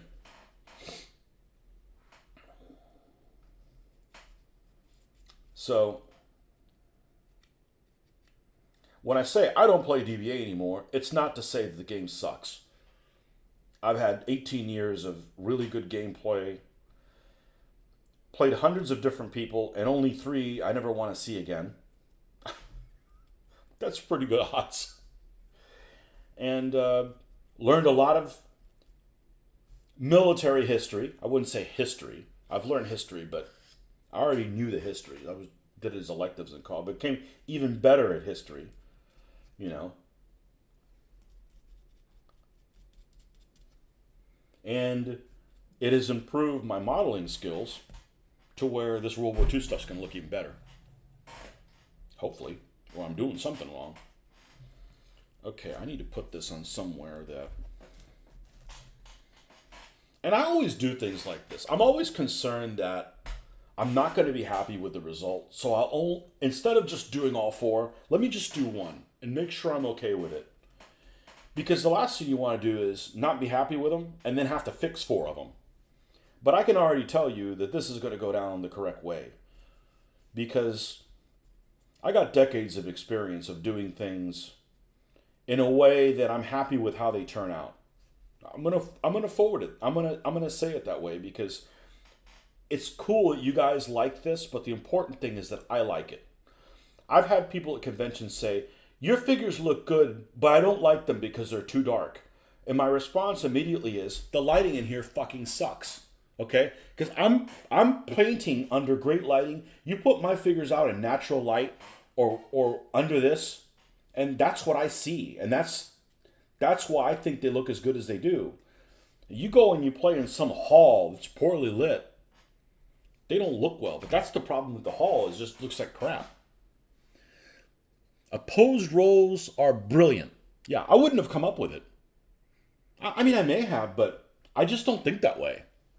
And you can make a lot with that even or other periods. For instance, give the anti-tank guided missile a quick kill against armor, but not able to kill infantry even on a doubled score. Well, one thing it does, and I don't know if this is by design, is it makes it more difficult. It makes it more difficult to explain the game to new people. Okay, that's not the part I said by design. It makes it more difficult for naysayers or like stat nerds to tell you, well, you know, a Sangars missile really had a 67% chance of hitting its target, not a 63 as you have in the rules. Because everything is rounded up to the nearest D6 thing. There's some variances to that. But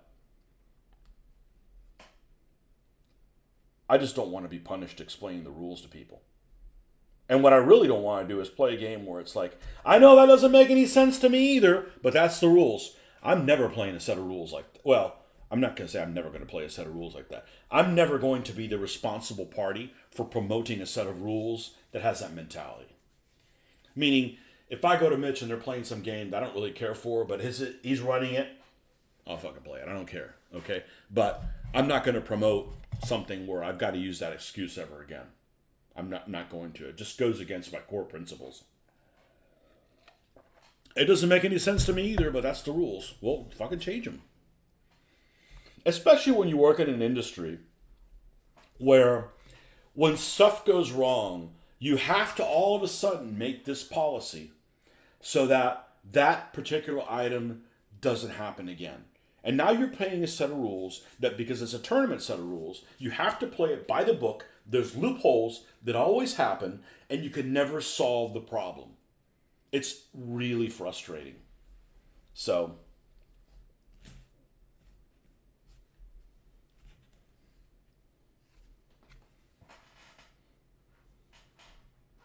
and it's not like the people that I was playing with really wanted it to have a different result. We all kind of agree what it should be, but that's not what the rules say, so we can't play it that way because it'll end up making the game more realistic and we'll like it better, but when you play in a tournament, you can't play it that way, so you have to remember to play it the old way, and you also feel like you're getting screwed.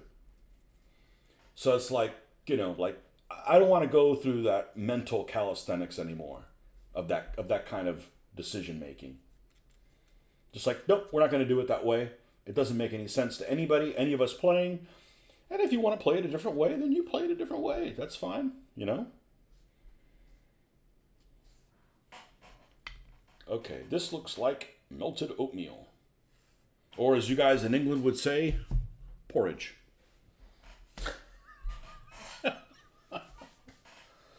Porridge is a thing only in storybooks here in the United States.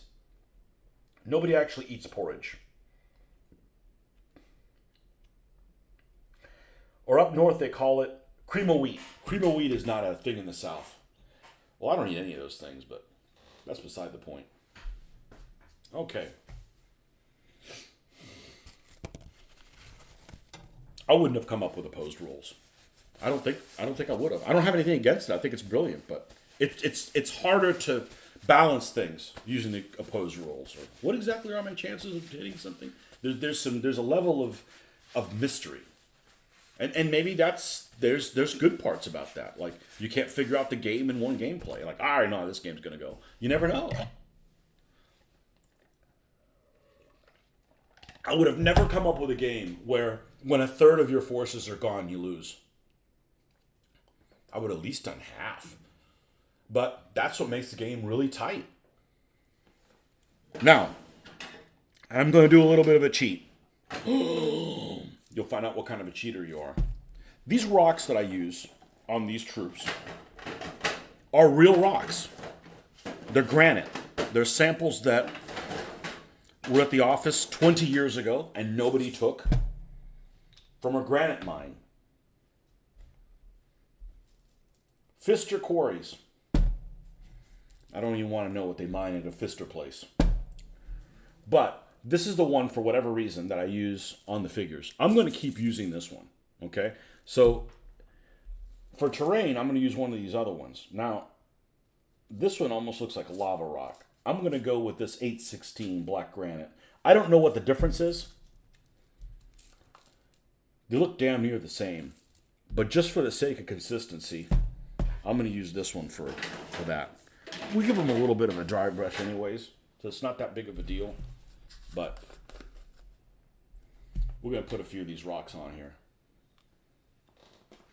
I think this is going to be freaking stellar, When I was on vacation in Scotland, we asked our apartment owner where we would eat some traditional Scottish porridge for breakfast, and the dude said nobody ate that in a century in Glasgow. You still eat porridge most mornings. Well, you just have to ask somebody that's more than a century old. See what I did there? You're only 10 years older than me. I'm just making fun. 10 years older than me is not, or 12 or 15 or whatever you are. You're hardly older than me. You're like the same age as my sister. And that's the same mother, so. I don't have a problem with eating porridge. I'm not eating weird meat things. There, I said it. I'm not going to eat weird meat things. Weird vegetable things? Okay, it's vegetables. Nobody ever got hurt with a vegetable. But weird meat things? I'm not eating haggis. No. Nope. I tried black pudding one time. Nope, never again. Nope. I'm a vegetarian. Sorry. That's the quickest way to being a vegetarian is eat stuff like that. And I'm not picking on the Scots. There's stuff in my mother country. They eat weird shit too. Like fucking brains. I'm not eating brains. I already have enough. I can't even manage the brains I have. I don't need more. Thank you. Don't come to Poland yet. Yeah, they eat weird stuff everywhere in Europe. Kielbasa's freaking great though. I don't want to see how they make it, but it's freaking great. And the Polish girls aren't bad either, but I'm not in the market for that.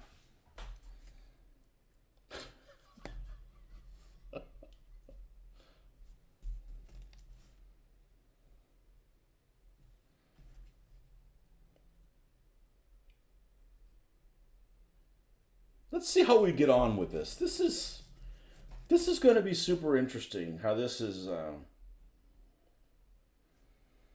I feel like I'm at the cusp of making something that's going to be really attractive on the tabletop. And considering all this is happening in a land where there's no grass, but that's not true because I use tufts and things like that. Yeah, this rock's a little different. It's a little sharper.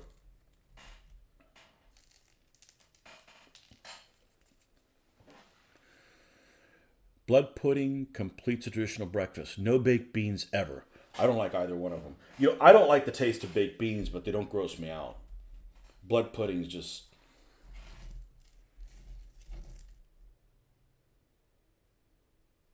No. I remember this one time I was at this party and my parents like, try this. And it was blood sausage. I'm like, and they told me what it was. And I, well, no wonder it tasted like a scab. Like, why am I eating this? What did I do wrong in life? And I'm not I ain't eating it because I ain't an American food person. Oh, no. And I'll tell you what. Americans, as a general rule, have a lot of faults. One of their faults isn't trying culinary treats from the rest of the world. In my opinion, I think people in this country, or what I would think, typical people in this country are actually really open-minded when it comes to eating things from other countries. Served here. Like, you know, Indian food, you know, just different things. They're very, you know, open to it. Most people.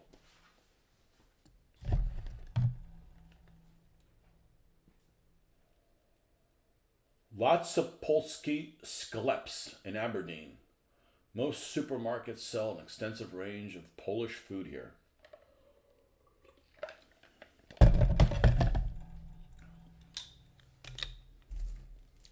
I'll just stick to the vodka. Okay, maybe.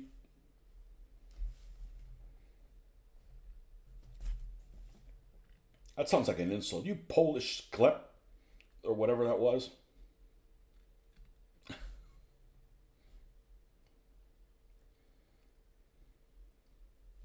And everybody that I've asked,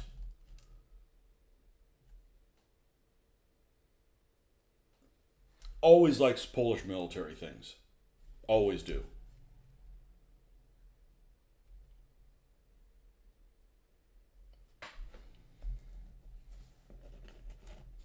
The few Poles I painted, I really like. But I like anybody who has heraldry. I'm a heraldry fan. Woo! Yay! Okay.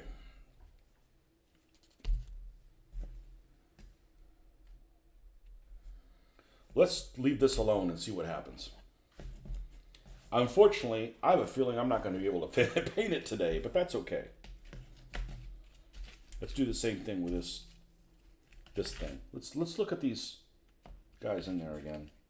Yeah, it could be taller, but I think that's where it needs to be. Otherwise, it's getting out of hand. You heard it. Kunas Foods is awesome. Well, that doesn't sound like something you would eat. I can't wait to eat me some coon ass. I'm going to leave that right there.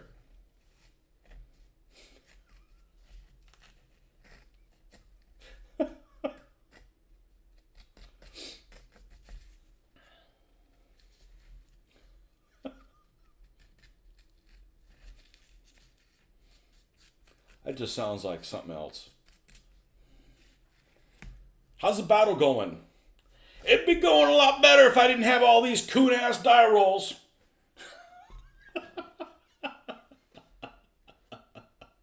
Norwegian fermented fish is a taste that I kind of acquire.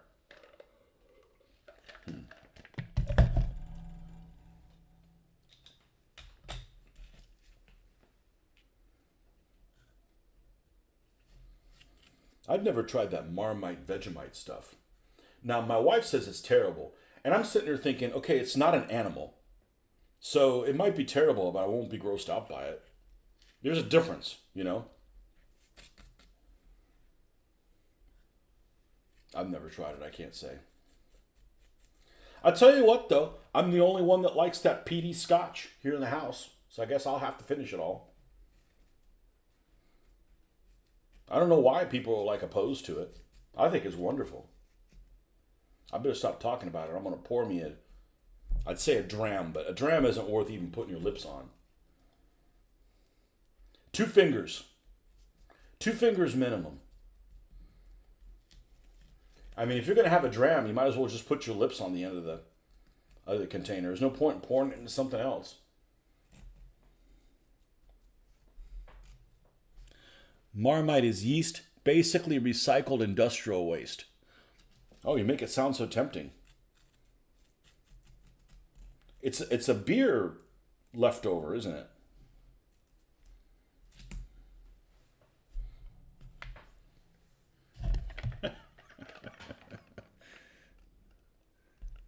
Tried once and never again.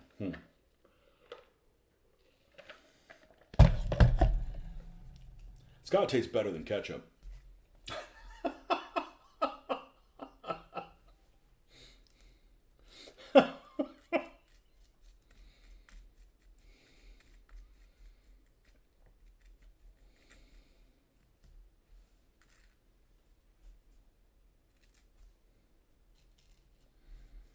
Now this is going to be interesting, and I probably should have gone about this differently. I probably need to do the inside first. What's the worst thing that can happen? I gotta do some cleanup. It's all good. So clean fun.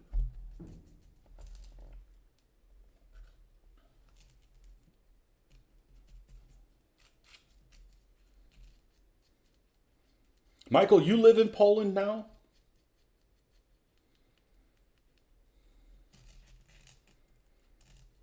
You know, one of these days, I'll do Polish troops, but I'm going to do Polish troops, meaning 1939 Poles. Polish troops with Polish equipment, not, hand-me-downs kit.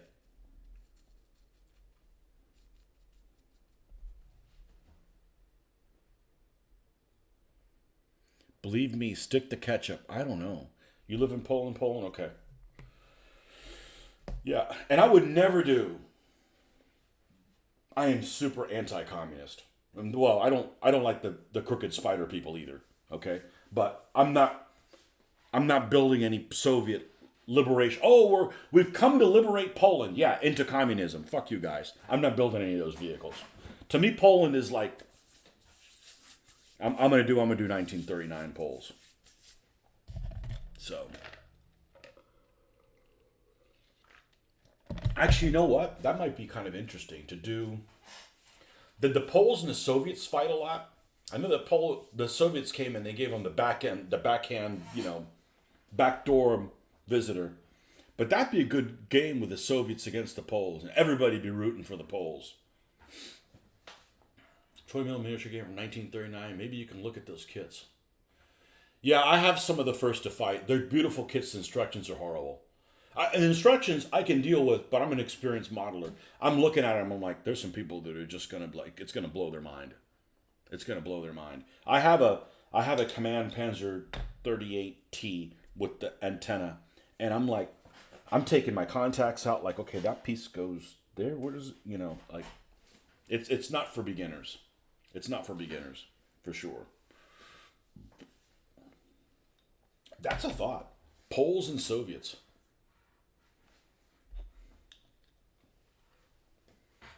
Not a lot of fighting with the Soviets. That's a shame.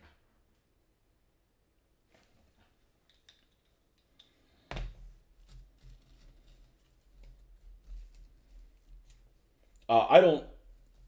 I don't want to do the Germans' invasion of Poland because I'm not going to do white crosses with them. I guess I could just do regular crosses and use them, port them for something else. It just doesn't look right. Like, what are you fighting, the Swiss?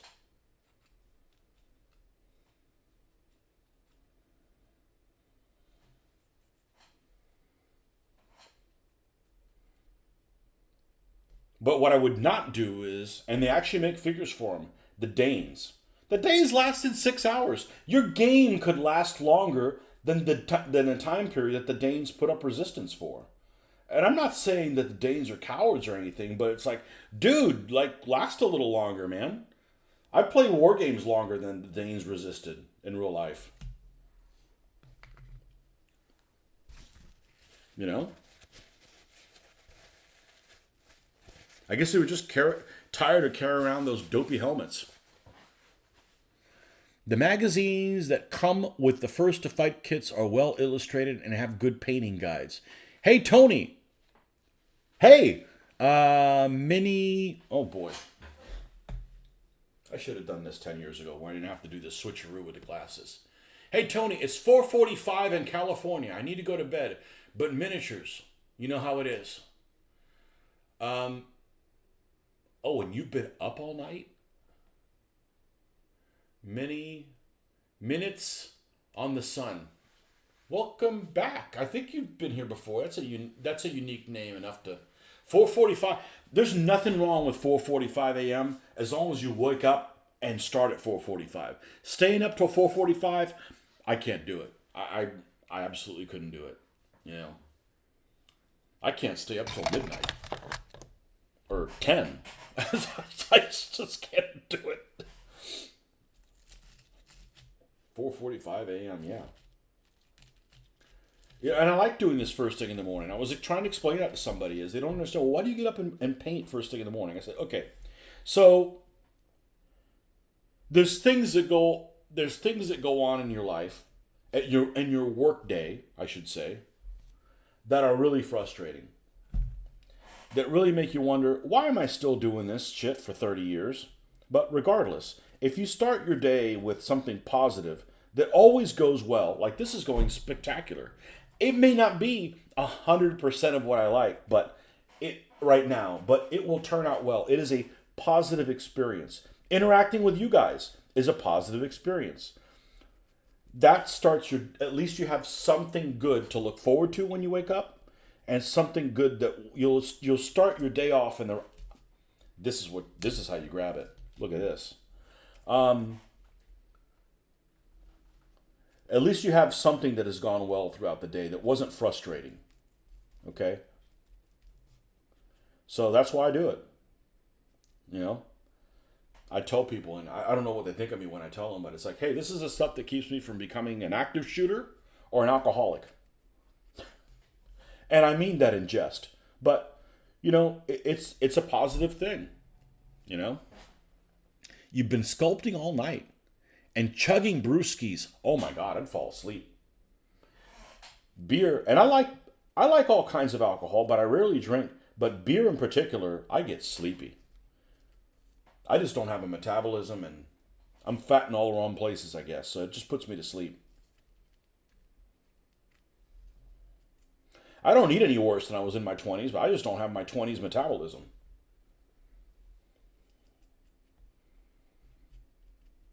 You get older, you don't have a metabolism. It's like, you know what? I won't eat. And you gain weight when you don't eat. Like, it's just weird shit, man.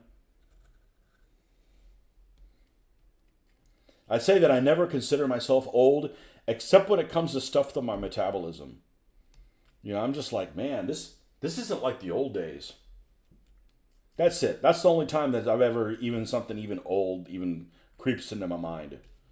I'm still young at heart, and this hobby definitely keeps me young at heart. You know, some people say, "Oh, you're just acting childish." I said, "Yeah, well, I'm not leading a double life.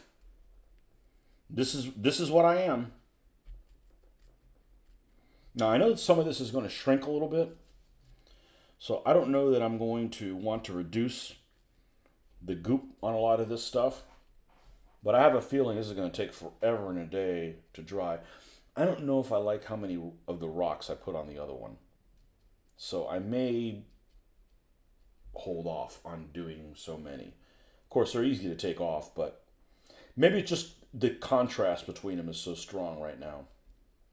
Hey, that's why you do one, so you don't have four of them to fix.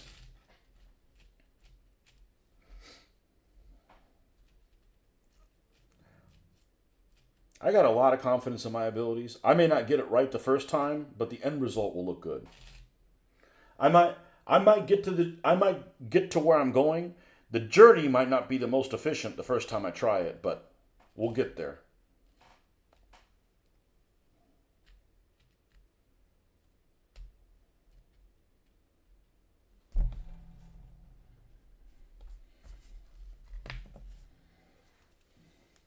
And you know, I don't mind buying commercial material, but I want one that holds three guys. So how long am I going to spend surfing for it?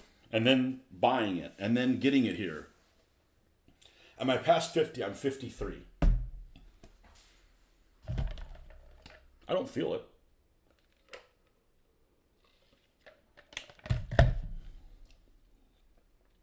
It's not that I'm 53. It's a lot of people that are my age are in really bad shape. But I don't have a really stressful life. It is at work, but when I'm not at work, I don't have any problems. I don't have any problems when I'm not at work, fortunately.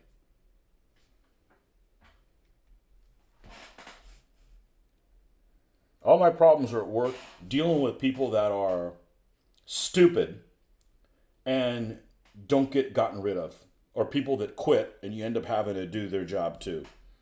It's all stuff like that. You know, it's like you're basically a pilot and there's heavy turbulence every fucking day. You're having to trim the freaking plane constantly. But I don't think about the place while I'm not there. So that's what keeps me sane. Now, I told somebody the other day, I said, you know, really, really frustrating part about my job is, you know, I've done the same thing for like 30 years and it should be a breeze and it's not. So like, why would I want to take on something that's even more challenging when this is that challenging and it's the same thing I've been doing? So I'm like, no, I'm good here. Oh, don't you want to be a plant manager? Nope. Nope, it's more fucking problems. I already have enough problems. It's almost already impossible for me to take vacation. Why would I want to, why would I want more?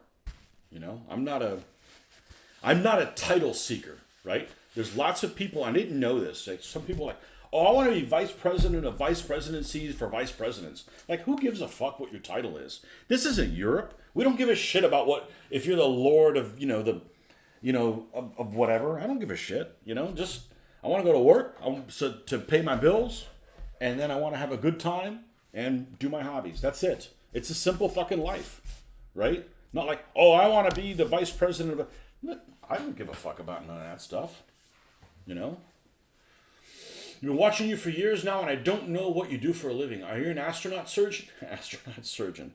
I don't like to talk about my work. I work in logistics for a company that makes products for the construction industry. So I tell people where to go and what to go there with. That's it. And I don't necessarily have a bad attitude about, where I work, but there's got to be, people make a big deal about separation of church and state. I think you need to separate your personal life and what you work. I'm not defined by what I do for a living. And I find it really weird, people that are like, I'm a doctor. I'm like, I don't give a fuck what you are. I've got this one, I don't know what it is about doctors, but some people have a hard on for giving doctors this extra credit. And I'm not saying doctors are a piece of crap. I'm just saying, there's other jobs that are important too, I just think you should do whatever it is that you do, try to do it the best you can. Because it's fulfilling, it feels good, and it's the right thing to do, So, if you're a mechanic, be a good mechanic. Nothing wrong with being a mechanic,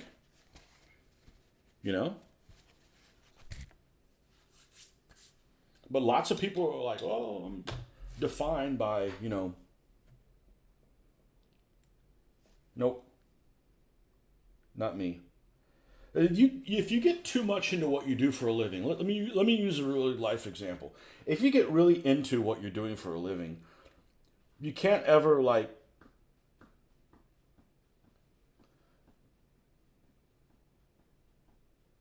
there's so much of what I do for a living that I'm really good at. And there's so much of what I do for a living that is really frustrating. I'm never able to solve problems that will continue to be frustrating. And if you think about that all the time, you're just going to eat you alive. So,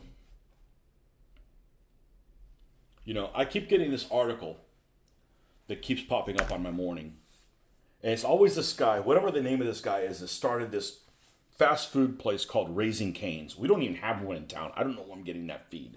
The article the other morning is like, I go on vacation and I start working at 4:30 in the morning, even when I'm on vacation, so I can spend time with my family at 11. That's slavery. That's fucking slavery. Unless you enjoy your work as much as I'm enjoying doing this. Okay? But this is my therapy. This is why I don't need medication, why I don't go to a psychologist like the rest of the world, because I do this, right? Al natural. We're only going to put a couple of these little rocks here. Let me get a couple of these out. But, people are killing themselves to try to climb the ladder, and then you get to the top and then they let you go anyways. Or you're one of those people that every 3 years you're looking for another job. I got to go work here for 3 years. To me, it's like, you're not fucking loyal. You're chasing the proverbial carrot. So, I've had to hire people, and if I look at their resume and I'm like, every 6 months you're somewhere different, I'm not hiring you. You're just going to be somebody else. You're going to waste my time. By the time you get training-ish to be able to use, you're going to be gone. So you're wasting my fucking time. My favorite saying that I've come up with is, just because you don't value my time doesn't mean I don't value my time.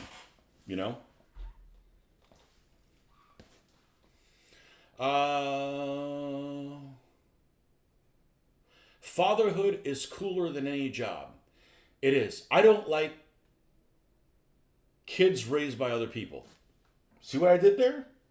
I don't dislike kids, but I don't want to take on something that's already damaged goods that's not solvable. You're a stay-at-home dad, 10 years of it now. In California? What the hell, man? You gotta have 7 jobs in California. Well, good for you. I hope it goes well for you. That's why you left London. The Anglo-Saxon work culture is toxic as fuck. Maybe not Korean or Japanese level. Yeah, but still toxic. Yeah. I'm like, I don't want to check emails from my personal phone, because it's like, okay, what do I have a job that's very inflexible. I have to come in at a certain time, still got to do the stuff I got to do, and got to leave at a certain time. So if you're not going to give me the flexibility to do that, then I'm not going to give you the flexibility of me checking my work stuff while you're from home. And the problem with checking things from home is you get customers, and I don't have a problem with customers. 95%, 97% of them, maybe even higher than that, are cool folks, right? You do what you're supposed to do. You give it to them. They pay you. Everything cool, right? People that have bad credit tend to be like impossible to deal with because everybody's treating them like shit because they don't pay their fucking bills, right? But for the most part, customers are cool, right? And if you want a customer to leave you alone or to stop harassing you, do your fucking job. Like, take care of them, right? Assuming they're not trying to, screw you, right? So customer service has never been my issue. But there's some people that are in the construction industry that should go out of business because they can't plan properly. So if you give them your personal phone number at home, they'll call you on Sunday, late on Sunday, to cancel a delivery because they didn't put, even though you reminded them on Friday and Thursday that it was coming, they didn't put two and two together. So you give them a crutch. And I learned that really quick. I'm like, I'm not handing out my cell phone number while I'm not there. Because then you're going to ruin the little bit of free time. Like, I had to work yesterday all day, and it wasn't a big deal because I knew it was coming, and it doesn't happen very often. But, I don't want to give up my Sunday too, and that doesn't mean while I'm at work I don't want to do a good job. I do want to do a good job. I want to do a good job because it's the right thing to do, regardless if it makes more money or not. Okay, it's your wife is a teacher. What? You must be selling drugs, man. I don't know how you do it. Well, good for you. I am not bitter about that. I am bitter when people can work from home, and then they complain about working from home. Oh, I gotta work from home. Wait a second. So you basically get to wear whatever you want, work in the environment that you want to, and you're complaining about it? Like they expect you to be excited about your minimum wage job or you're expendable. Well, the whole thing about a minimum wage job is you need to move up. If you don't want to move up, I had a minimum wage job. The first job I had, I worked at a grocery store in the mid 80s, late 80s. The minimum wage at that point was, let me see if I got this right, just over $3 an hour, right? So I was making the minimum wage, right? It was my first job. I've been there 6 months, which was a long time for working at a grocery store at the time, and probably still is now, even more so, because people are like, they don't stick around. And I got a raise. I got a quarter raise.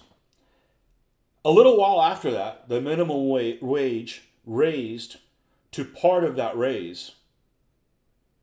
So, like, let's say the minimum wage was $3.15. I got a 25-cent raise, so now I'm making $3.40, right? And the minimum wage went to $3.35. I didn't get more money. So that was a life lesson that I'm like, I don't want them to raise the minimum wage. And it's not that, it's because, like, it doesn't benefit anybody that's been there for a while, Like, that was an easy lesson, like, at my first job,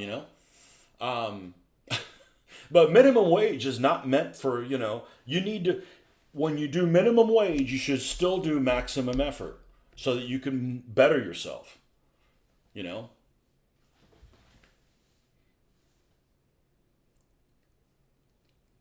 Expect you to do the minimum wage job where you're expendable or care about the day of your customers who are just random strangers. Like, I don't care how your day's going. I don't like going to the grocery store and somebody asking me, do I have any big plans? And my wife's like, why are you so negative about it? I said, I'm not a grumpy person, but it's fake. Okay? It's fake. You're being told by management to ask how your customer's day is going. My response wants to be like, well, I didn't have any plans, but I'm going to come home to murder your fucking family. I mean, it makes me want to say that. Like, they don't care. If it's somebody I repeatedly go to, and we've had some kind of dialogue, I'm absolutely friendly. But it's fake, and I hate fake shit,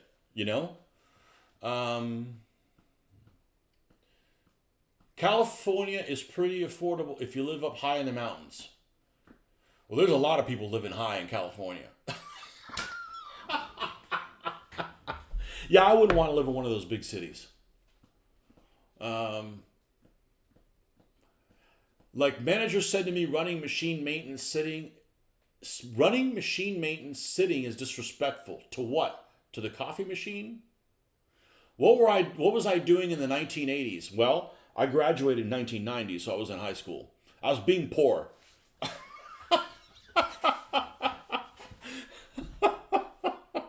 I was watching everybody have cars, and I didn't have a car. You know, I'm what would I be? Second generation? Well, my dad wasn't born in this country, so he came over in 1960. So we weren't poor, but we were without a lot of other things that other people had. So yeah, like I'm using public transportation. Like I'm not taking public transportation in this country. They'd go fuck themselves. Like you guys are running around like sports cars. Well, I didn't have a car. Like fuck you. I'm not riding the bus again. Now, if you go to Europe, sure, there's people on my level using the bus, but you don't want to take the bus here in the United States. You know, it's no bueno. Where was I raised? Here, Florida.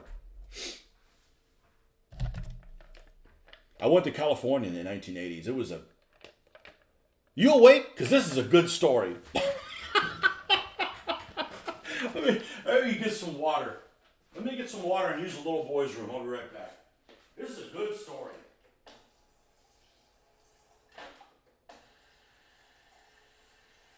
And you're probably a decent guy from California.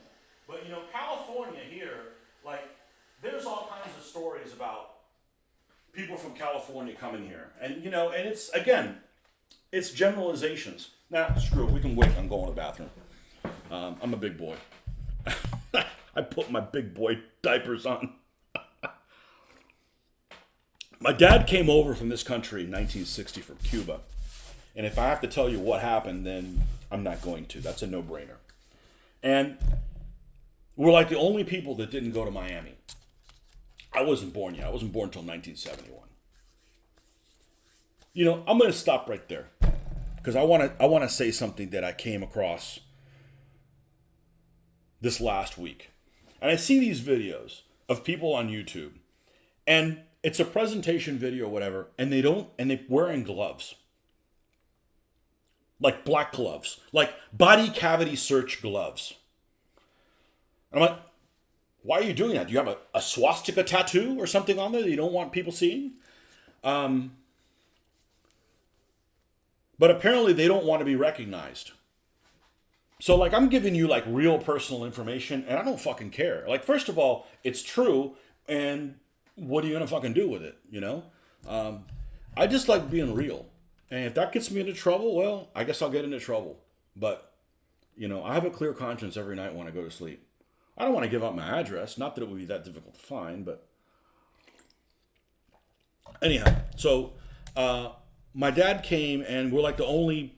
He's like the only people of that demographic that didn't go to Miami.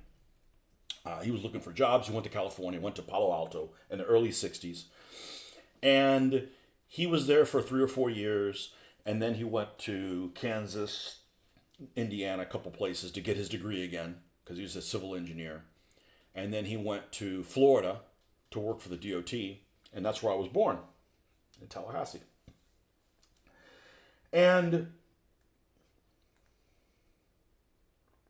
he never could stop talking about how wonderful California was. Oh, California this, California that. Because my dad never forgot where he came from, and he always loved the country he was born from. But there was nobody who was a bigger fan of the United States than my dad. It's not perfect, but it is wonderful. And he couldn't stop talking about how great California was, and California this, and California that. And well, you know, he came from a third world country, second world country, whatever you want to call it, to California in the early 60s, which was like probably a fucking wonderland. Everything's new. You know, it's not like he went to some old shithole like New York. Sorry, Marcus. But you know, you're not from New York, you know? Went to California in the early 60s, 1962, 63, you know, like everything's new. So in the 80s, he's like, let's take a trip out there. And family trips with me, there's always stuff that went wrong. Not catastrophically wrong, but there was always issues. Unlike, I travel now with my wife and we basically have no issues. And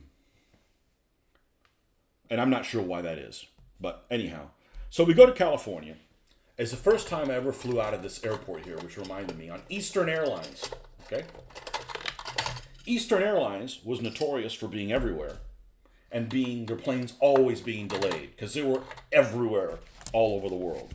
I don't know if there's an airline as prominent now as Eastern Airlines was in the 1980s. And then Pan Am took over there, and Pan Am was everywhere, and they were delayed and everything. And then both of them went out of business, and I'm not sure why they went out of business, but it wasn't because their planes were too timely. We're gonna do the base on this guy so it can dry. Again, I'm hopping around because I have to because of drying times. Stuff I didn't have to do when I was doing DBA, because generally that wasn't really an issue. We got to lose these so we can see what we're doing. So we flew out of the town I live in, which was kind of cool coming out of the airport. And I think we connected in Atlanta or something like that. Flew into San Francisco. That's the Bay Area. You wanted to, take us to the Bay Area. So flew into San Francisco. After we get there, the plane's like 5 hours late, which for us was a long time, but now there's delays a lot longer than 5 hours. It's like, sorry, this plane's not going to land until the next day kind of thing, but at that time, 5 hours seemed pretty extreme. So we get to the San Francisco airport, and I've told this story before, so if you guys have heard it, I'm sorry, but we got a noob from California.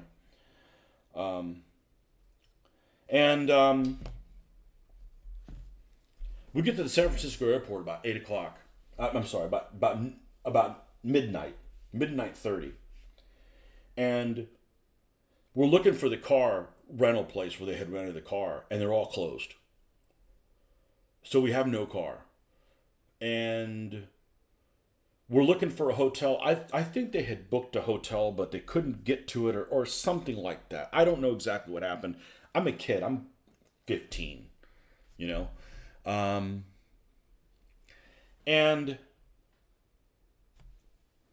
15, 16, something like that. I think 15.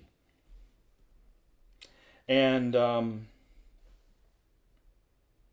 so like at that time they had these things in airports where you would have a phone, and there was like a display that had different like photos of like the front of different hotels, and one phone. Do you have any siblings? I have a half brother that's 8 years younger than me. And I have a real sister that's 14 years old. Why, are you looking up personal information for me? No, I have a sister that I didn't grow up with because my mom passed away when I was really young. My natural mother, which I don't even remember. I don't remember anything about her. That's freaking weird. But anyhow, but the sister and I didn't grow up. She kind of split off and did her own thing when my mom passed away. But my brother was on this trip as well. So they had this display where they had all these hotels and a button. Like if you wanted to stay at the Best Western, there was a red button here. You'd press it. It would dial from this phone directly to the Best Western. Okay. So all the hotels were supposedly booked. My dad saw this line of people waiting and he asked, do they have rooms? Like, yeah, there's rooms in this one place. And I said, okay, well, so he checked it out, made reservations. Let's call a cab. No cabs. No cabs available. So we had to call a limo service to go to this one hotel that had a room available in Chinatown called All Seasons or something like that. It wasn't the famous hotel is Four Seasons. This was like All Seasons in Chinatown. So my dad's like, okay, whatever it is, it's just for one night. We'll just deal with it for one night. So we go in this limo to Chinatown, to this hole in the wall, and, it's a dump. And we weren't used to staying at super nice places. We were fine with Hojos and Days Inns and places like that. But places that I wouldn't stay now with my family. But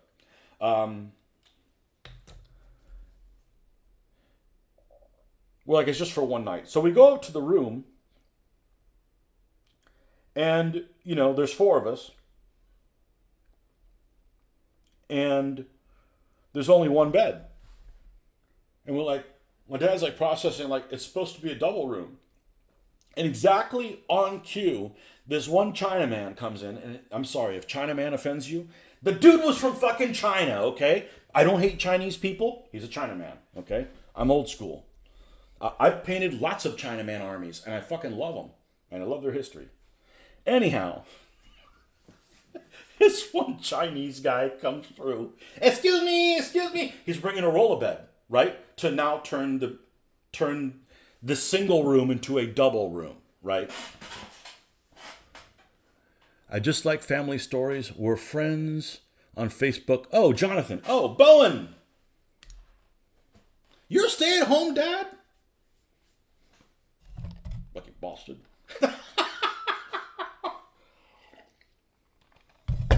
Okay.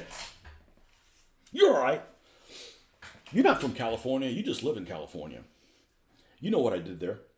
So he's like, my dad's like, okay, what? And my dad is he is a university professor type, really calm, but when he gets pissed, he gets pissed. So he's like, okay, just for one night, whatever. So he set up the bed and everything. My mom goes, well, I'm going to go to the bathroom before bed, right? A heart, yeah, you know what I did there. I personally would probably love California. The weather, it's beautiful. Probably where you live, because I don't want to live in a big city anywhere. I don't want to live in a big city in Florida, right? But the earthquakes, I just can't deal with earthquakes, man.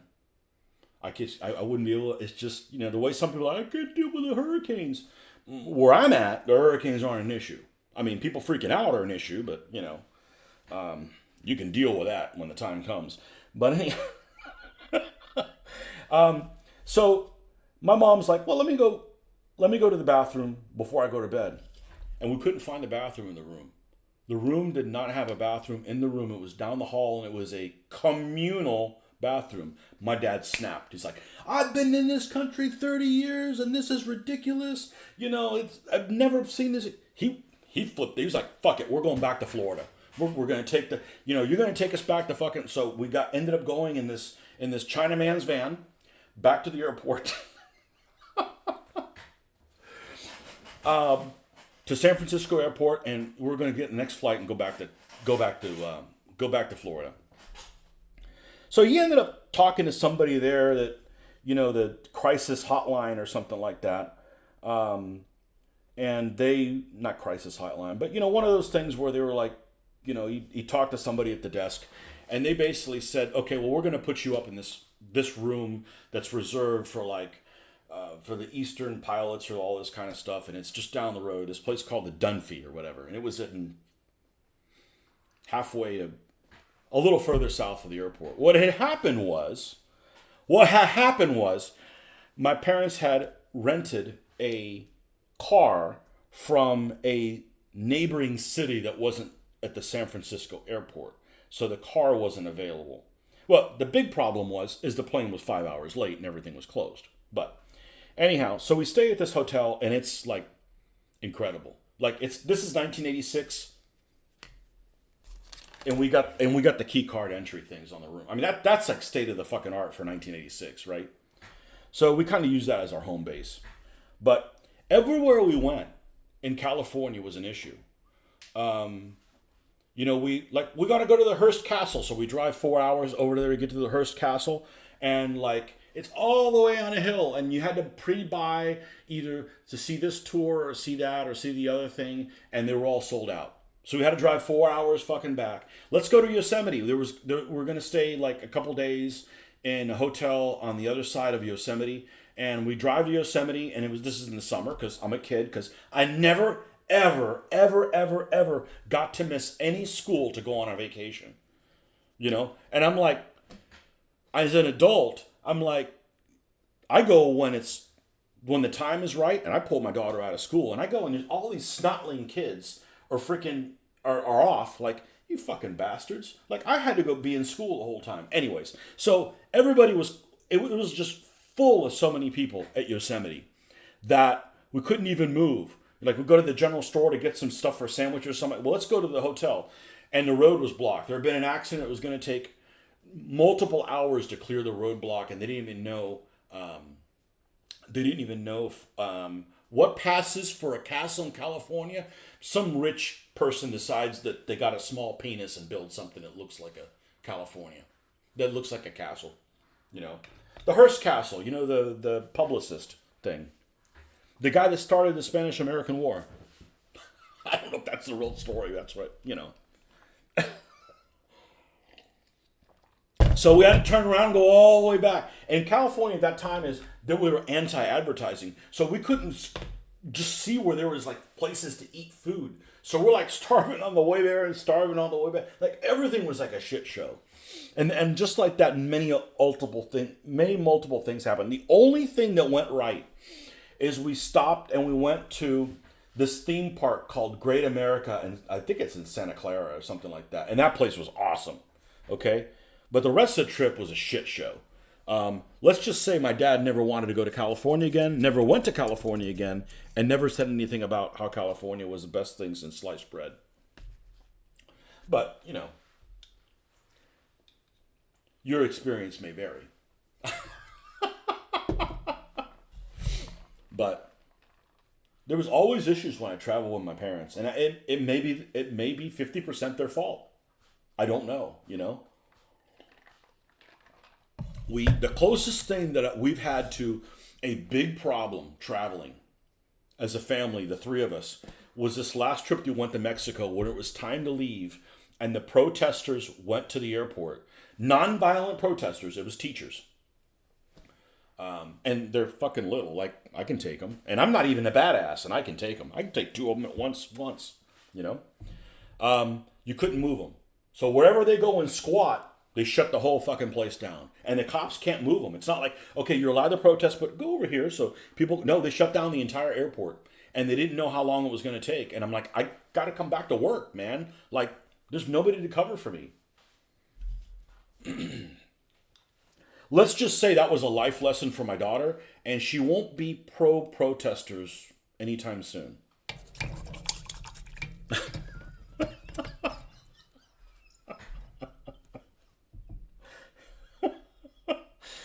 Oh, man.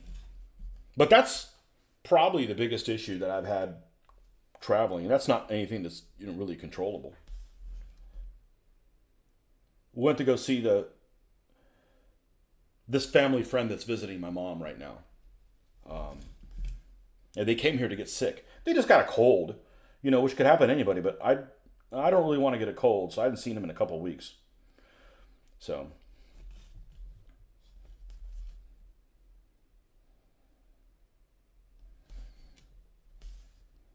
But that's probably the biggest issue that I've had traveling. That and the time where we went on the cruise and you had to make sure you weren't COVID positive before you left here and send them the results. And then when you went at the port, you had to test again. And we were in a group with some other people that had never cruised before. And my wife got pulled aside for having a false positive. And we almost didn't go on that. I'm like, I'm never cruising again while there's COVID shit. You know, I'm tired of getting the COVID rug pulled out from under me. My problem is I live near the Malbork Castle, and that's the biggest in the world, and that's the first I ever saw. So for me, every castle I visited ever is underwhelming. Some are smaller than one tower at Malbork. Well, there's castles and then there's castles. Because castles really should be utilitarian. Like, they're a defense thing. And then there's got stuff like Neuschwanstein, which is just like, you know, some Bavarian dude with a small penis that wants to build something really big. Like, that's not really a castle. That's like somebody's home. So, if we go to Spain, like we're supposed to, but, you know, it's after COVID, so you never fucking know what's going to happen, right? And I'm going to see a lot of castles, and a lot of them are utilitarian. Malbork? Malbork. Let's see what you're dealing with here. Malbork Castle.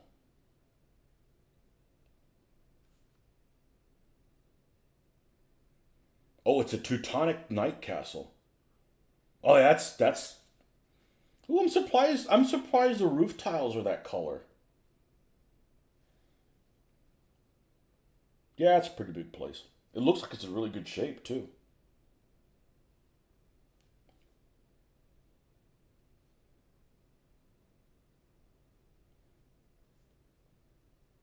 Largest castle in the world. You know what?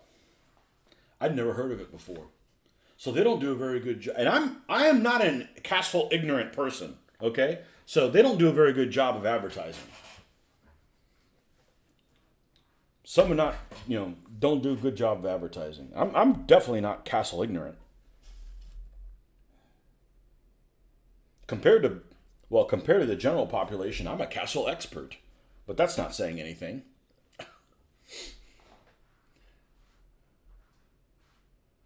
That's because they rebuilt it after the Soviets turned into Swiss cheese. Oh, okay. With artillery. Well, the Soviets are just fucking dicks. But they're equal opportunity dicks.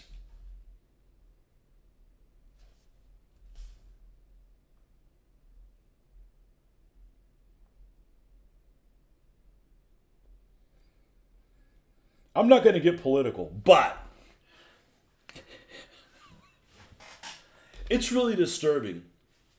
And I don't like Putin at all. Actually, I don't like either side in that thing. But there's obviously stuff that seems really, really weird what's going on. None of it makes any sense. But Putin's a dickhead. Yeah. And he's short. It's sad that probably in 20 years, 30 years, if we're still alive, you're not going to be able to probably put Putin's face on Facebook, but you'll still be able to put Joseph Stalin's on there. That's really disturbing. That's really, really disturbing. To be honest, you guys bombed the shit out of a lot of German cultural heritage. We weren't in this country yet. Sorry. That's not my people. My people stole everything from the human sacrificing Indians. And I'm not going to apologize for that because I didn't do it.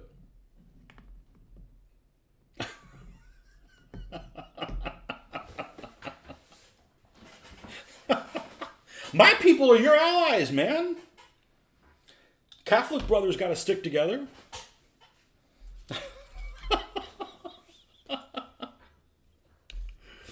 Oh, man.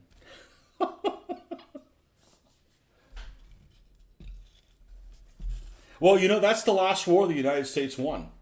Because you did that. Like, hey, they're all in one cathedral. Oh, well, I guess the cathedral's got to go. That's how you win war. Is not like, I don't know, we don't want to hurt that thing. Like, okay, you got to defeat the enemy, and then,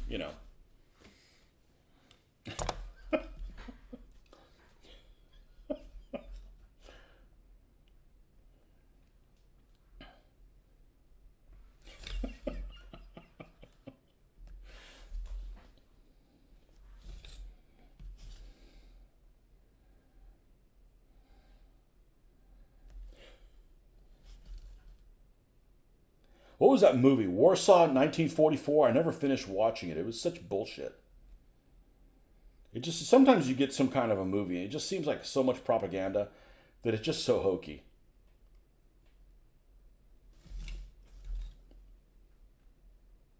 It almost felt like one of those Russian films. Although I do need to watch, what's the name of that series is it with Fire and Sword? I like that. That was a good movie. That was a good series. Do I go to church? Not if I can avoid it.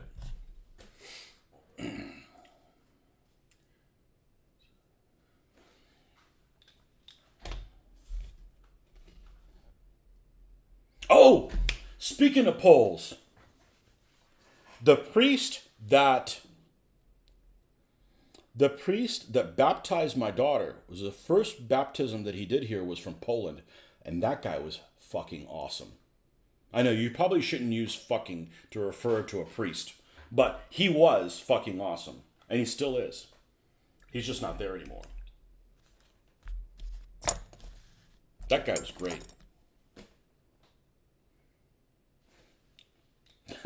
Don't use fucking refer to a priest.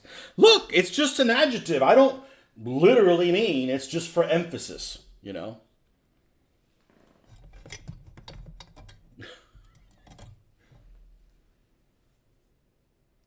Really hard for me to believe anybody outside Poland would enjoy Fire and Sword. Well, I'm not a typical American. Not. Well, I remember it. Cool. It's better than that. What was the Russian version of it? 1618 or whatever, where you got that one guy that like single-handedly stops everything. And this one Poles good, and Russia bad, and this one Russia good. I only saw it one time, and I liked it. Everybody, okay, everybody who's a war gamer in the United States that I have encountered, everybody likes the see. Look, this is what happens when I do World War II only for 2 years. I can't remember what the hell they're called. The hussars. The guys with the feathers. I can't remember that. See, I'm out of RAM. Everybody likes those guys. Everybody.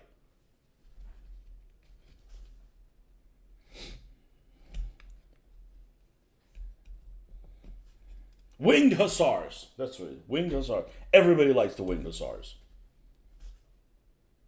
Or, what I mean is, everybody thinks they're cool.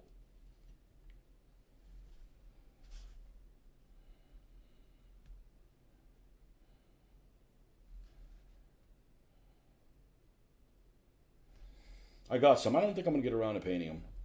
Sorry, nothing against the Winged Hussars. Or the Russians or the Turks of that period. I think that's a neat little triad, but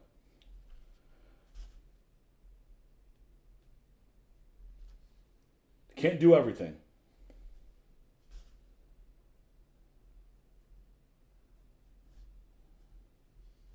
As a matter of fact, there's a set of rules I think they're called With Fire and Sword.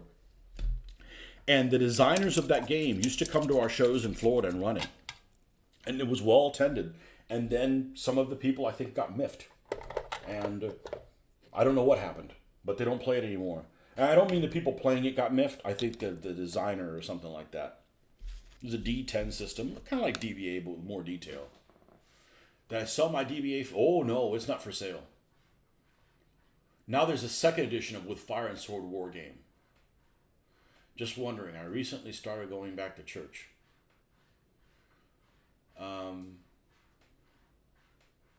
We usually just go on Easter and sometimes Christmas Eve. Or I got really upset this one time that this homily, this one thing that just hit me the wrong way, and just like, no. It was this homily. Let me give you the short version, where it's about some kid in Iraq. This is when the war in Iraq was still, when the U.S. was still involved there.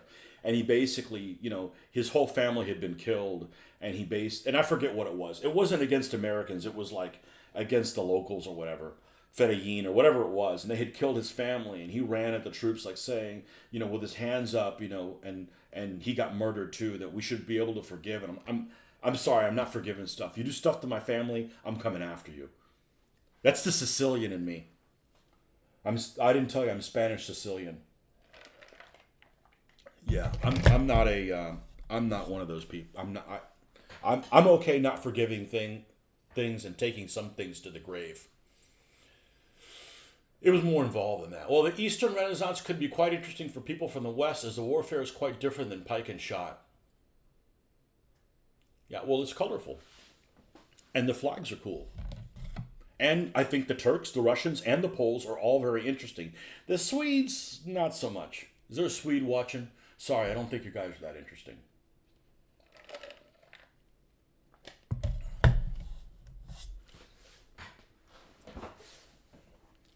Besides, Protestants aren't any fun at parties. You guys know that.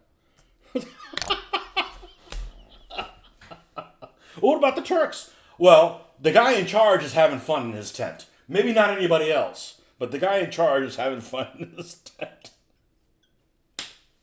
Oh, man. I love all you guys. All right. Now, the Crimean Tartars. Yeah, the insult or whatever, the letter written to the Turks. I've got to take a pee break, but I will be right back.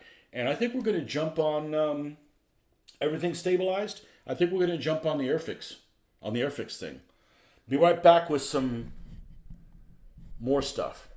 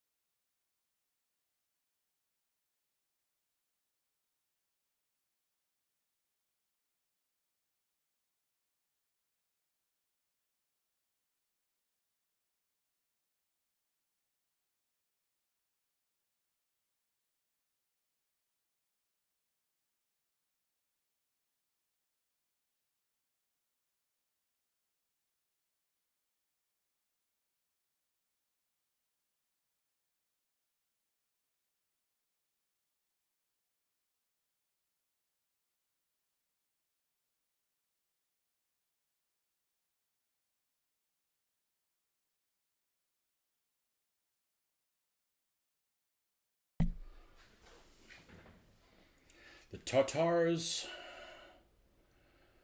were, be simplistic, more of a remnant of the Golden Horde. Okay. I don't know anybody who dislikes the Mongols more than me. There, I said it. I hate the fucking Mongols. And my people weren't even abused by them. One of you guys, I don't know if one of you guys, but someone in the last week said something to the effect that you just reminded me of it. And, you know, if you like the Mongols, that's fine. You know, I don't. And we can still be friends. One of you guys, the other week, this last week, said something along the lines of that they didn't like something. And the fact that that it's super popular, and it might have been a TV show or something like that, makes them like it less. And that's how I feel about the Mongols. I don't like the Mongols. And there's lots of Mongol lovers because they love the Subadai and all his, you know, all his antics, you know. And somehow that's, I guess that would be the Mongol wereaboo version, right? You're a wereaboo for the Mongols. And because there's people that really like the Mongols, I like them even less. So, I don't like people that just destroy shit just for the sake of destroying it. You know. Oh, but they brought trade. Yeah, okay, whatever.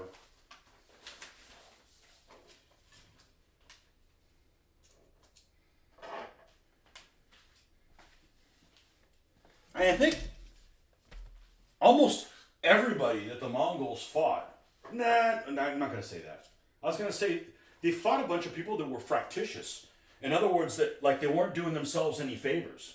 Like they weren't unified. They're like, oh, I don't know if that prince goes first. Screw him. He owes me money. You know, I hope he dies. And they're like, oh shit, they're going to kill me next. You know, you can't win wars if you're fractious. Unless the other guy's fractious too, and then whoever's less fractious wins. Hey, make sure my wife hasn't sent me a text or something. No.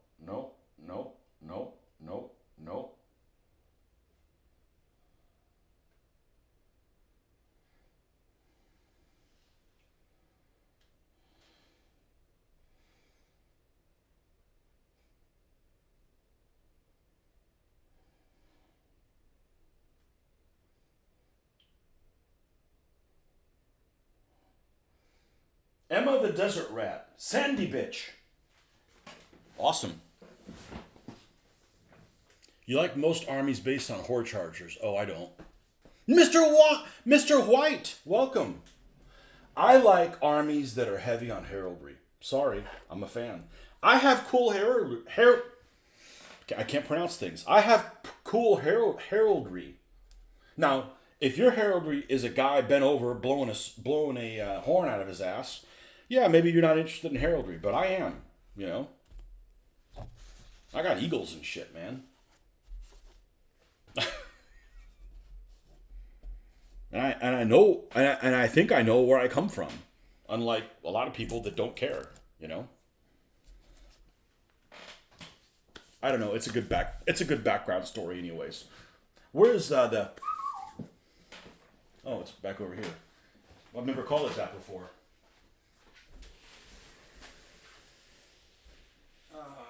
Hand sanitizer. Okay.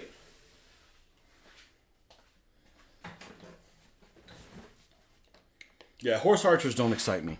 Sorry. Now, that doesn't mean I won't paint them. I love the Huns that I painted. That's the last army I painted? The last army I painted. It broke me. No, I actually like... And I had plans to do a Mongol army, but I don't like the Mongols. Yeah, I'd paint SS guys. I don't like the SS. You know? Good thing, right? Nobody should like the SS. Think about it. It's like, oh, I love commissars. What's wrong with you? You know?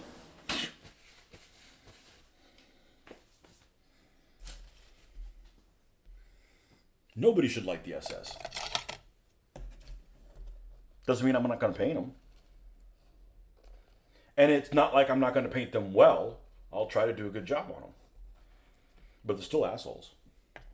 Asshole deluxe. Okay. Now we're going to build something for the good guys. Even though, according to some people, the British Empire is one of the 10 worst empires in history. Oh my God, this is a lot of parts. Well, get on with it then.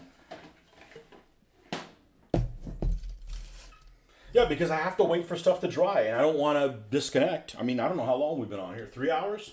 Let me see, 3. Oh, 2:54. I'm off the show. Biblicals for me. Why? Why do you like biblicals? I'll tell you why I don't like biblicals. There's not enough information out there. There's not enough to go on. I have to invent too many things. I like to invent some stuff, but there's just not enough info on there. I mean, yeah, you got the Egyptians. Okay, you could piece that together. The Assyrians, yeah, the assholes of the world. Yeah, okay, you can put that one together. You know, Persian stuff. But some of the other stuff, that's just you just have to like, okay, I need to paint these guys, and they need to look different than some of the other ones. Like, there's too many of those other nations that are in that same boat.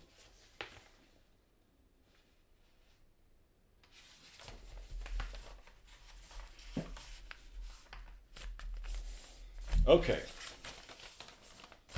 The model kit everybody's built. That's British.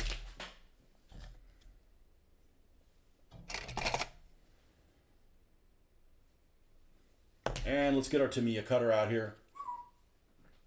Where is she? You over-expensive thing. I hope I don't have to buy one. Had to wait till I was rich to buy one of these things. I'm not rich. I just have more disposable income than when I was in the 80s, certainly.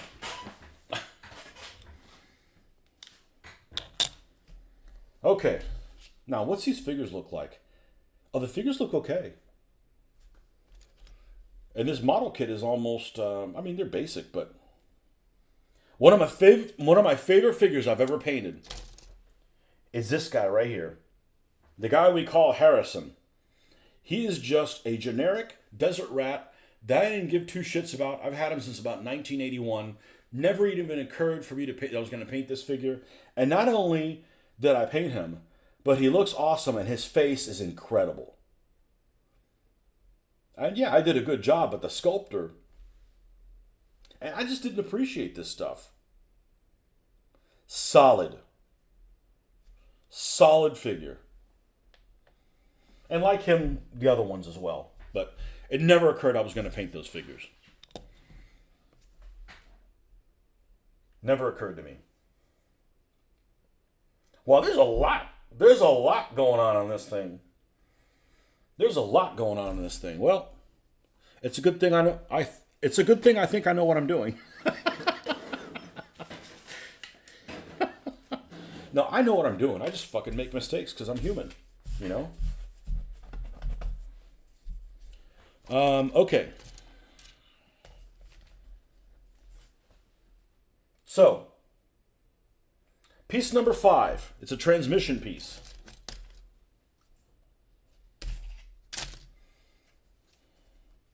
And what I really dislike is those ones that have the pieces that are like not even labeled here. You got to go look at a drawing to see what it is. Who is it that did that? Is it PST? PST was a mess. And it's a shame because some of that model, and I did put it together, it builds just fine, but some of it is just like a mess. And some of it is okay. Also not there. Okay, let's look over here. I think I see the piece over here.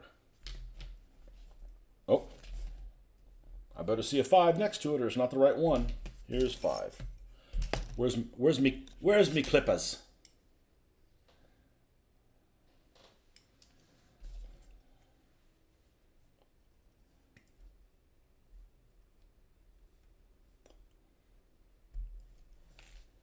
And I hope this plastic's not super brittle.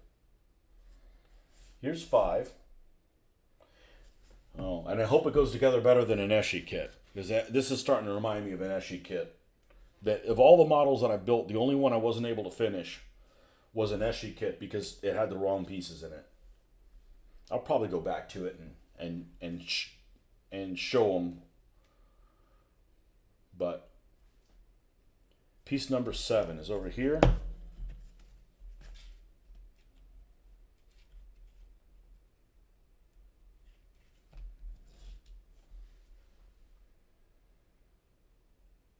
And then piece 1.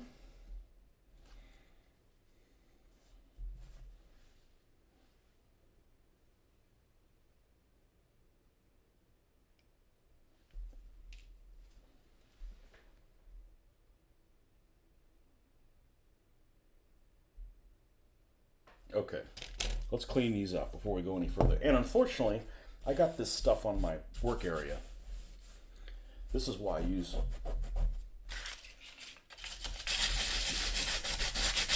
that didn't help. I guess I'll just deal with it. I love this cardboard for a protector. Well, it's got a cardboard that's a protector on the cutting board that's on top of the protector for the table. Like, I don't want to buy another table, you know? You just finished some Numidian skirmishers. I'm not allowed to say that P word again. It's silly. It's probably the thing I dislike the most about DBA. Should only call those things.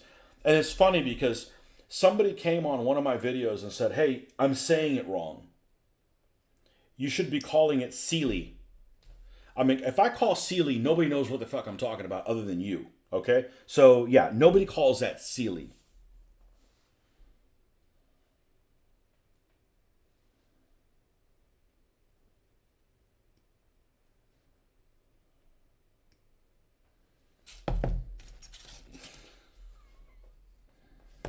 You know, it'd be like me saying, "Oh, well, you can't call Spanish. You can't call the Spanish guys sword and buckler men. You need to call them rodeleros." I'm like, nobody's gonna be able to roll your freaking L's, your R's. Roll your L's. No, that sounds like a Japanese problem they would have had. Japanese can't roll their L's. Rari pop.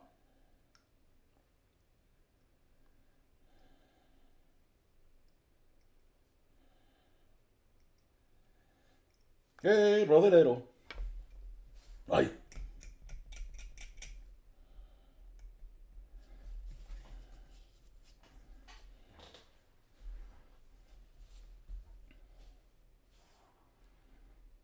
I don't fall into the whole, oh, Americans are stupid thing. Look, there's stupid people all over the world. I'm going to go to Spain if I get to go. I'll know more about their history than they will. Not everybody, but most people, yeah. People are ignorant of history the world over.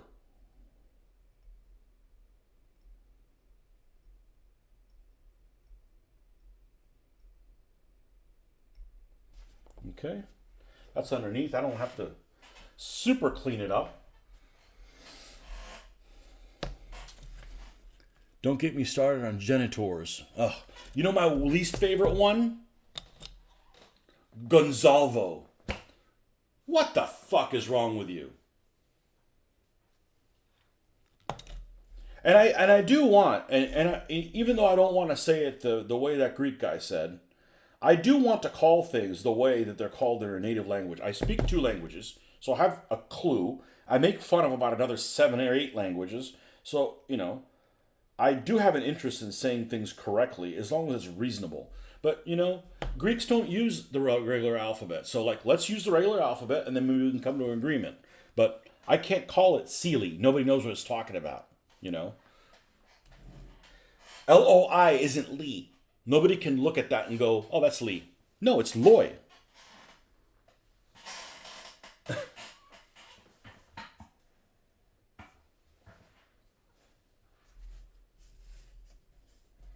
Genitors. Yeah. Jinetes. End of list.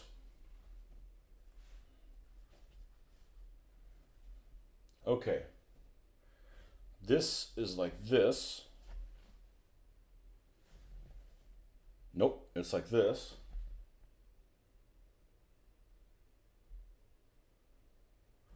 Did I just find an error in the descriptions? Oh, you fuck up now. Okay, this is supposed to be 5, and it is. And it's supposed to have a notch from this direction. Okay, and it does. We can make that work. But it doesn't have a hole here in the top, and this piece does, and this one has it. So maybe they just didn't describe that piece correctly. Well, that's what we're here for, to make sure that, okay, so this goes this way. Now does it match?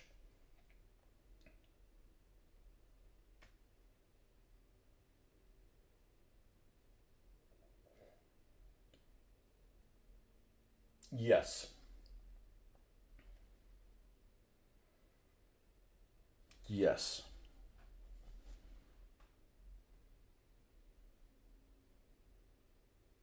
But I can't install this one yet because I need to have it aligned a certain way, and that piece isn't there yet. So I'm going to set this off to the side. Okay. One goes between these two pieces, which is 2 and 3. Gonzalvo.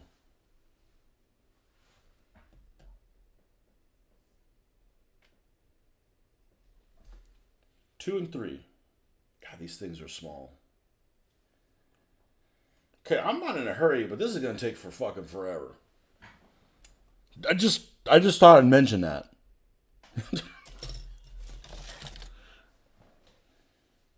I mean, I got nowhere to go. I'm enjoying the mortgage today, as I like to call it. It's called staying at home. Piece 3 and 2. I don't know if it makes a big difference. 3's over there, and this is 2. I bet they're identical. They're just mirror images of each other.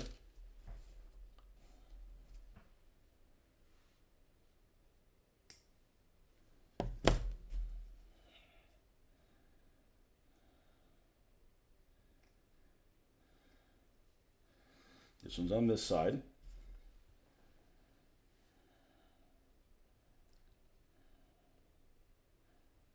Yeah, this plastic's kind of brittle.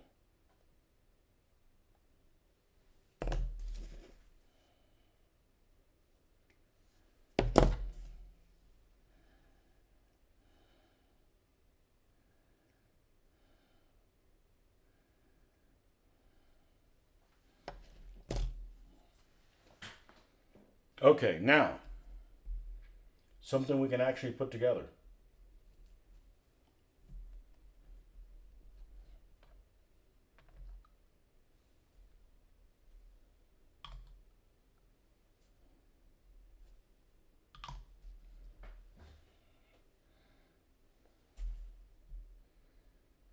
Or what's the term that they use in Britain all the time? Hold on, I'm trying to think of what it is.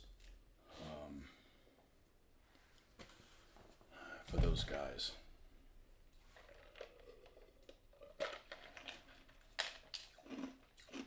And it's not harquebusier. It's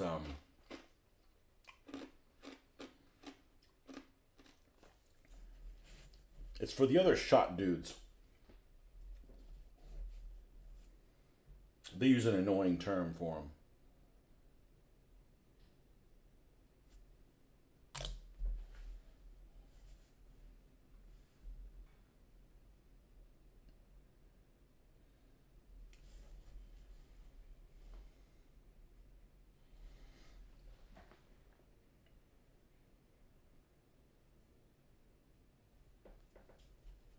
Okay, so this is going to have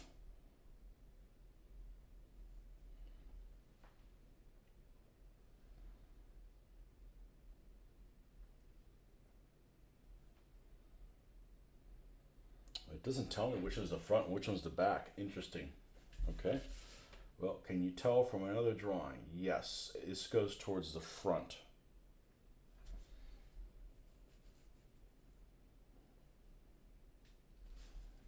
God, what was the name for those guys? It's those the matchlock dudes that are specific to the British ones, the English ones.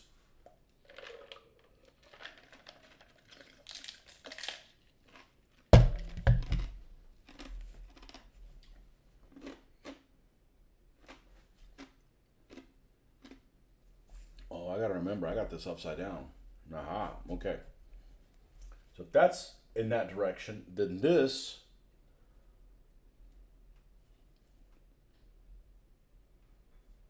is in this direction because we want this towards the front, right?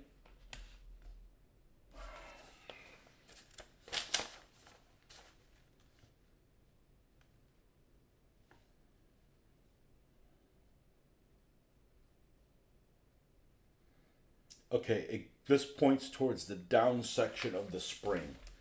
So the spring down section is that way. So this little knob needs to be pointed that way as well.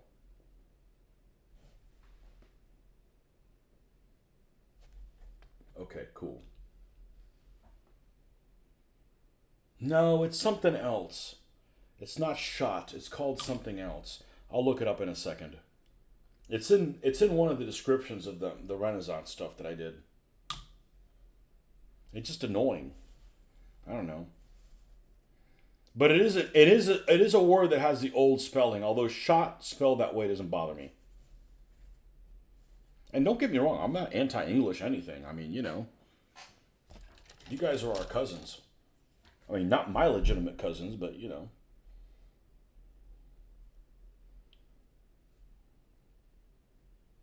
If it wasn't for you guys, I'd be taking a siesta right about now. No, that's not true. But I would later today.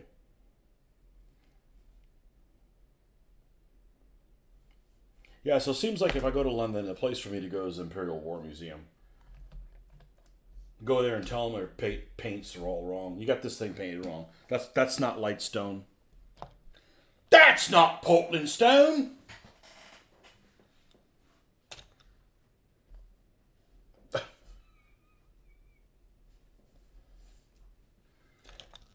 What's the age on this? There's no 12-year-old doing this. Sorry. Sorry, not sorry. Is there an age thing on this? Vintage classics. 8 plus. 8-year-old's not doing this. No way an 8-year-old's building this. And they're not building it right either.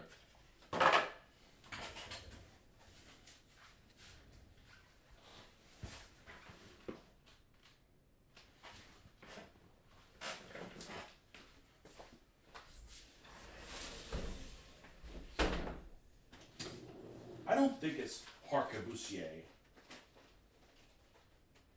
Let's pull them out. I thought they were handy. This RRR thing. Let's go to English. Amazonian. They're book one, aren't they?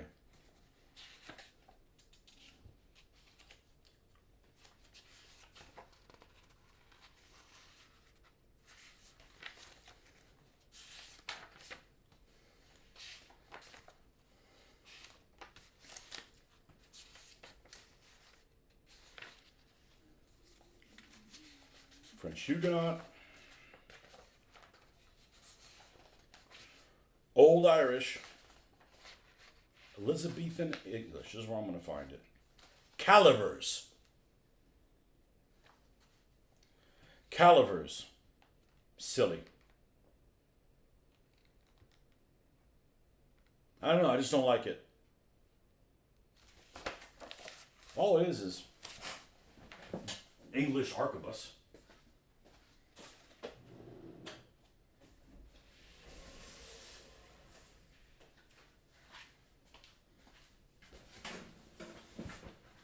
I love 1/72nd, but man, I don't like making vehicles made for modelers, not war gamers. That's probably why I'm doing Napoleonics in this scale. The only thing you need to build are cannons and limbers. Yeah. Yeah, I don't mind. I'm an ex-modeler, so I don't mind this. I have a problem if it doesn't go well together, or if the instructions are crap. But I have the skill set to be able to knock this out of the park. But it takes time. I knew I was getting into. But yeah, I can see your point. But an 8-year-old's not building this. An 8-year-old would have just said, why am I building all this suspension part that I'm not going to even see on the underside? And you know what? That's a good point. Why are you? Because the designer's a sadist. And I'd rather spend my time painting it than building it. I mean, I don't mind doing both, but all right, where the hell's that other piece? This is not labeled extremely consistently. Oh, there it is. I thought it said 7 there. Well, if I can't see things with my contacts out too, then there's no hope for me. I'm gonna go hang out with Stevie Wonder.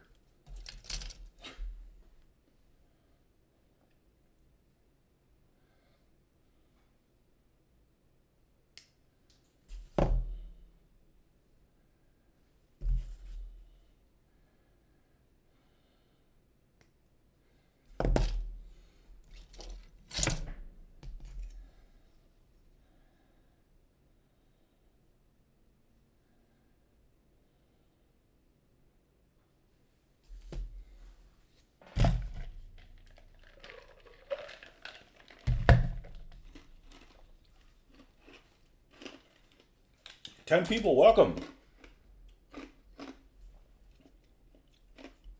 Welcome to an 8-year-old who can't do this.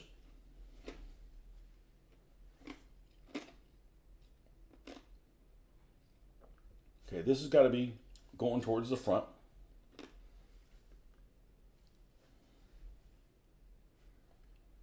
Oh, I think I found an error.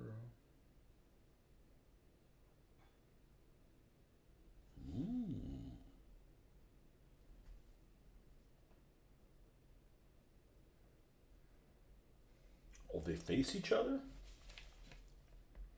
Not according to this, they don't.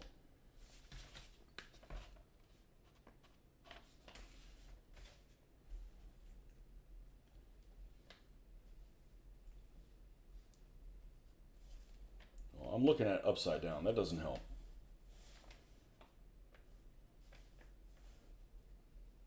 Okay, now it makes sense. Okay. With that glue that we used to use as 8-year-olds, man, you're screwed. You're up a creek with that. And now we got patience. We got tools. We got experience.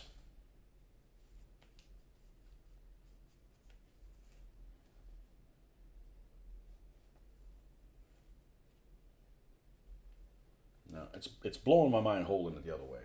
Here we go. Like this. And this.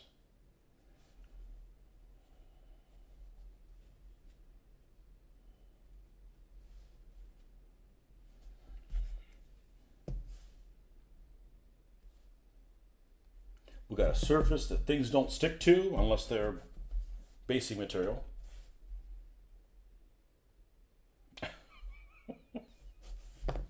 I got a cutting mat over here I don't use.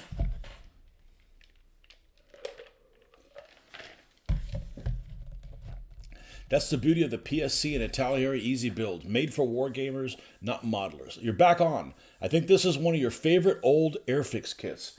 I bet you didn't build it as an 8-year-old. It says 8 plus. 8-year-old's not building this. 8-year-old ain't building this. Dad, can you build this for me? 6.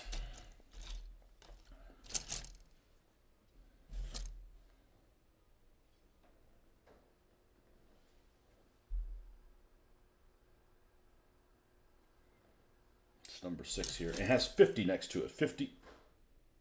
Yeah, that ain't 50. 50 must be the other piece.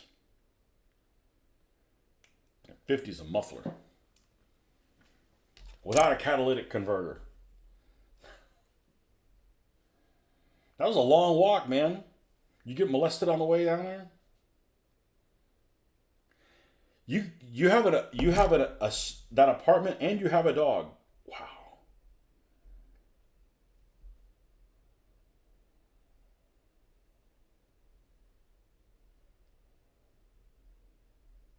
What do you do when you walk them? You got to pick up the poop, right?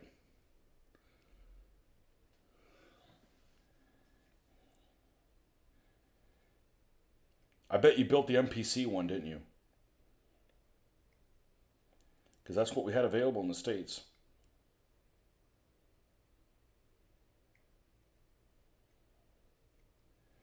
I never picked it up. Like I said in the video of this unboxing, I'm like, I wouldn't have wanted this. Like an A8 gun, who cares?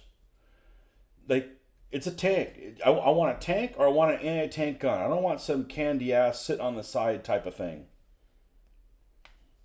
And by the way, I really like the snap together kits that you snap them together and then you can decide whether you dribble this stuff in there and weld the pieces together.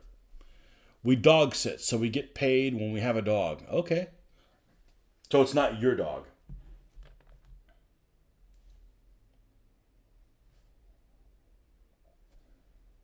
How many different dogs have you dag sat? How many dogs have you dag sat? How many dogs have you dog? You know what I mean? How many different ones? Like individual ones. Like Fido and Fifi and you know.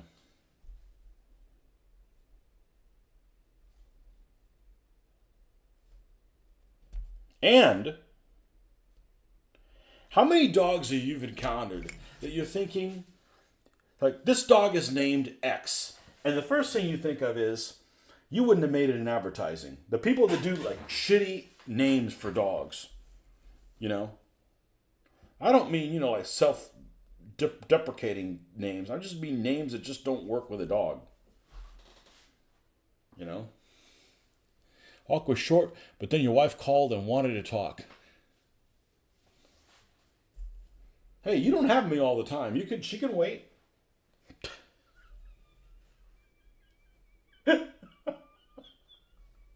Okay, I'm going to leave this little bracket off because we're going to need to attach that when you put the bottom of the thing on here in this step.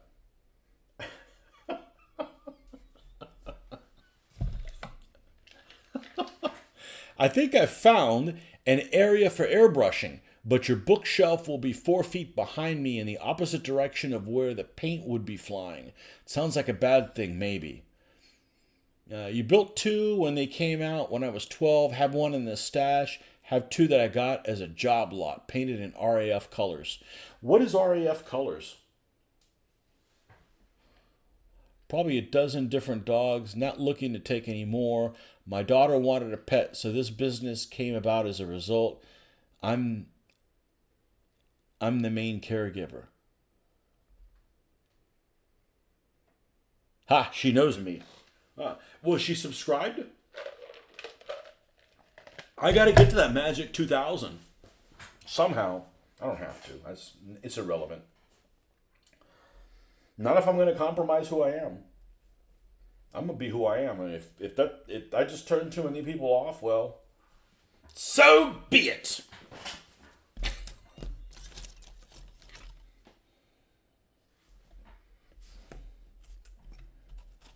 I don't like that Tony guy. He doesn't let me be a wimp. Hey, I'm not a badass, but some of you guys are like, you need to stand up for yourselves. Not you guys, just gamers in general. 9. Oh, they're different. Okay. God, these things are fiddly. Really fiddly.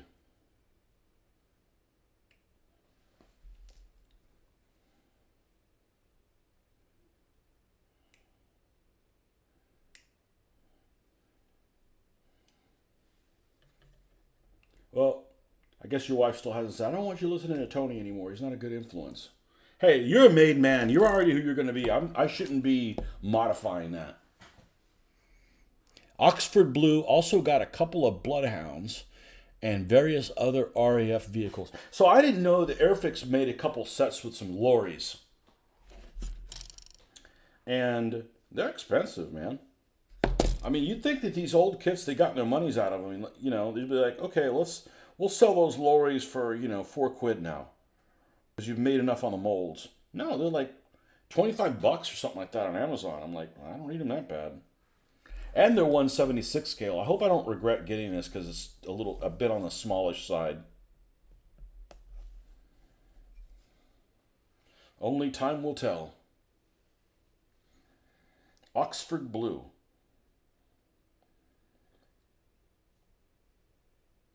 That's like the color of their uniforms, isn't it? Like their jumpsuits.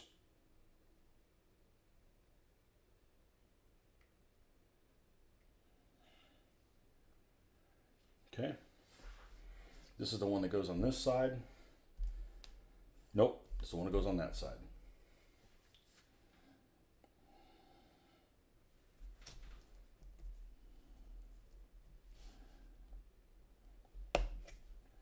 Is that the same as, I know that they made some Rolls-Royce armored cars in RAF. Is that the same thing? They just run around the base and protect against bombers and stuff? Your wife and daughter like you, but I don't think you'd want them on the chat. Trying to get my VH friends to join. They're in a 20 millimeter World War II and one's in a history. Well, I could get more viewers if I got my girls on here, but, you know, it would just attract the wrong viewers. I'm not saying you guys, you know, the viewers I don't have yet. It's not that kind of show. I'm not going to prostitute my family to get views. Like that one comedian, which, by the way, I don't see his stuff anymore. You know, and I see stuff all the time. Like, I'll see reels on Facebook, and I'll be like, not interested. And you keep seeing the same thing again. I'm like, I'm not interested in that stuff. Like,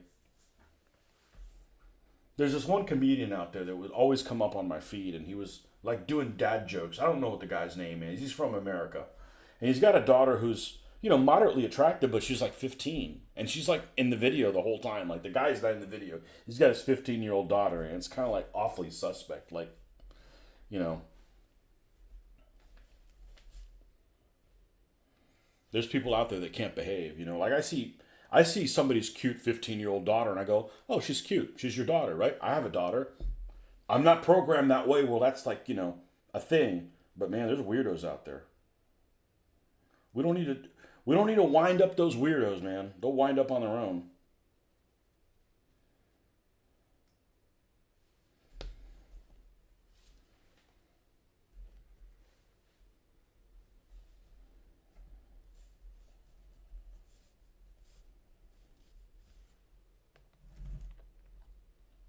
Okay, so this goes like this, right?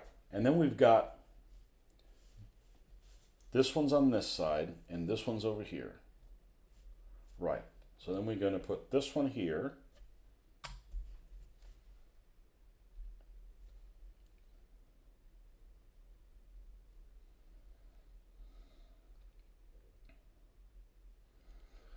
We had like I said, I work at a construction type field. And many years ago, let's see, was I married at the time? I don't think I was. So that would have been, say, 25 years ago. There was this high school girl that was interning at the office. And in the office, we have a plant. In the plant, we have people that are plant workers. And plant workers are basically Neanderthals, okay? One second here. And there was a Coke machine inside the break room of the plant. And this girl was scared to go in there. I don't blame her. And I wasn't attracted to her, but she's the type that would be attracted to a lot of people, especially people with the manners of an Australopithecine. Yeah, exactly. There's that one anthropology class that I took. It finally came in handy, being able to use Australopithecus africanus, you know, Homo habilis, you know. Otherwise, I wouldn't have known about it. I took a whole freaking class just to be able to use those words, you know, 40 years later. 30. Anyhow, so she would like, hey, can you go in there and get a Coke? I said, why? Because they're like saying rude stuff to me. Like, there's people out there that can't, you know, behave, you know, cat calls and stuff like. When did anybody ever get some from a cat call? I found they discover fire more often than Neanderthals.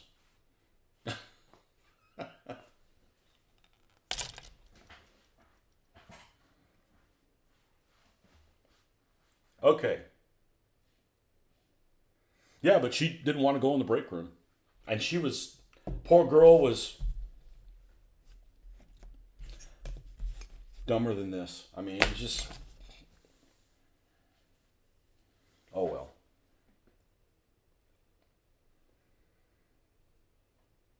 All right, now we are getting into the nitty-gritty area of things that are all jumbled in one big conglomeratory mess.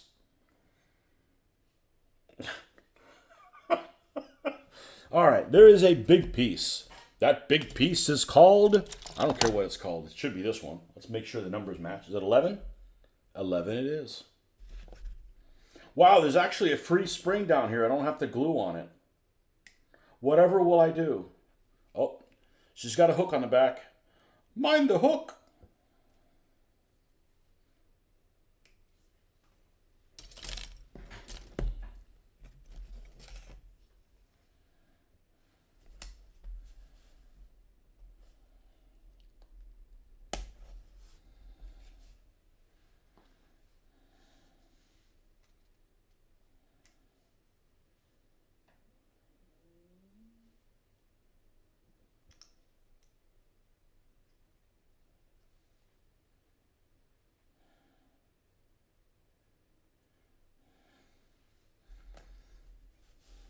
Homo habilis. It's the first one to use tools, if I remember correctly.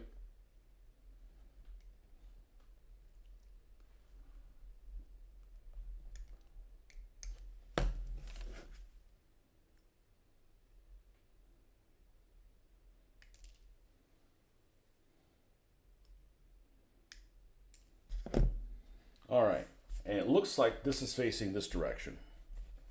Oh, yeah, trim that hook a little bit.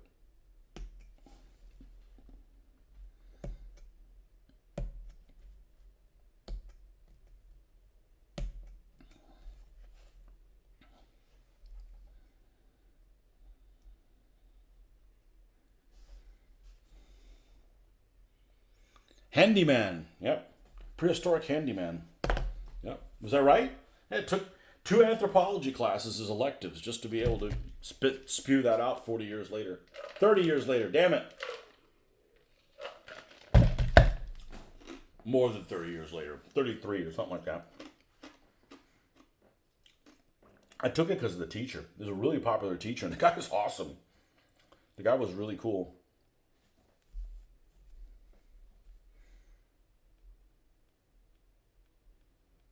Okay, so let's put this back thingy on. Yes, I believe that's the official terminology. The back thingy. Mind your back thingy. All right, these go in these 2 pegs, and it should fit. And if it doesn't, there's enough flex with this weld cement that we're going to be able. Oh, look at that! It fits right in there. Thank you, Affix. All right, so what we're going to do is, we know that it fits, so let's go ahead and dribble a wee bit.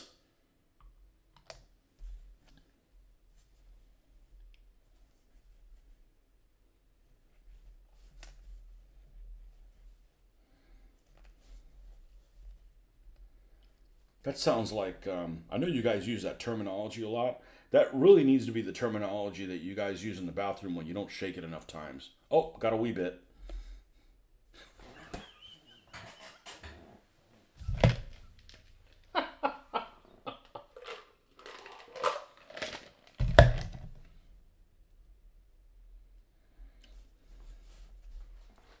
Potty humor. Okay. Hey, I'm an incandescent adolescent. Now this should also fit.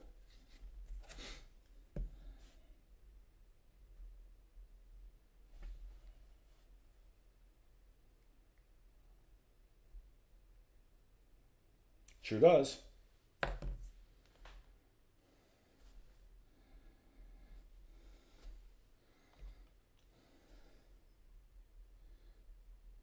I have a feeling Britain is not going to be what I think it is.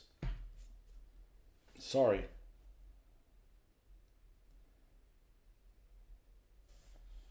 And I'm going to blame it on Hollywood.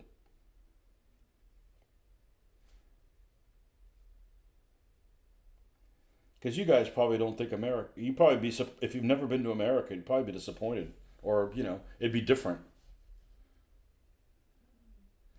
Oh, it doesn't touch.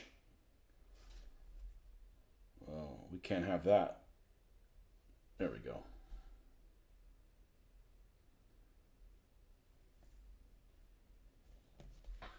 prefer to use polystyrene cement for Airfix kits rather than the extra thin glue. Isn't it the same thing? Oh no. They're chemistry shit. Well, there's two glues. I have three glues of apparently the same type. I thought this was a replacement of the Chester's one. But I love this because of it smells so good. No, I like this because of the brush is incredible. Okay? I have another one that's the California one. I don't know if Jonathan's still here, but made by Microscale, the one that smells like oranges. I'm not kidding. It does smell like oranges. It actually smells really nice. It's still fucking poison, right? But it's still nice. Where is it?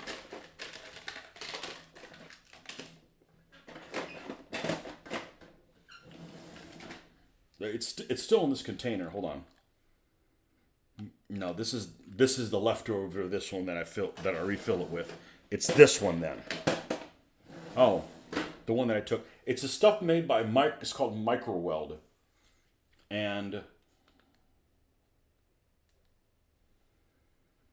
it smells nice. It smells like an orange air freshener. Should I use this one instead? Britain isn't what the British think it is. Look at Brexit. Yeah, I don't want to get political, but I personally think, from my American viewpoint, every country should be sovereign to itself. Sorry. And we should all be friends. I mean, it's got nothing to do with that.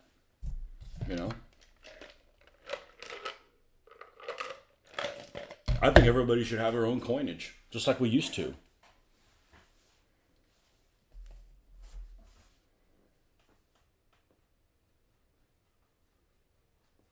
Okay, but I haven't really looked at they didn't let me vote, so you end up voting, you don't really end up knowing what you're voting for. That pretty much goes everywhere. Well, I thought, yep, they pulled a fast one on you too, right? Okay, let's flip this upside down. And this one that has a lot of the accoutrement is here.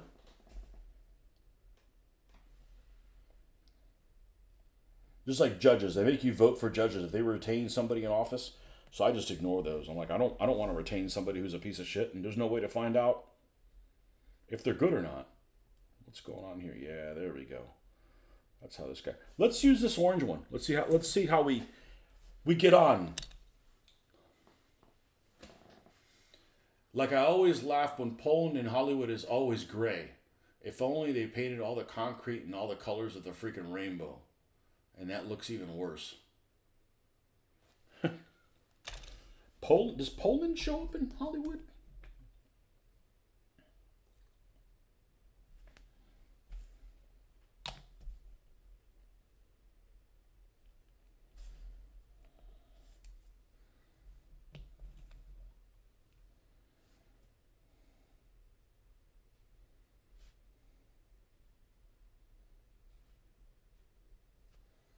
I don't think I've ever had an encounter with a real Polish person.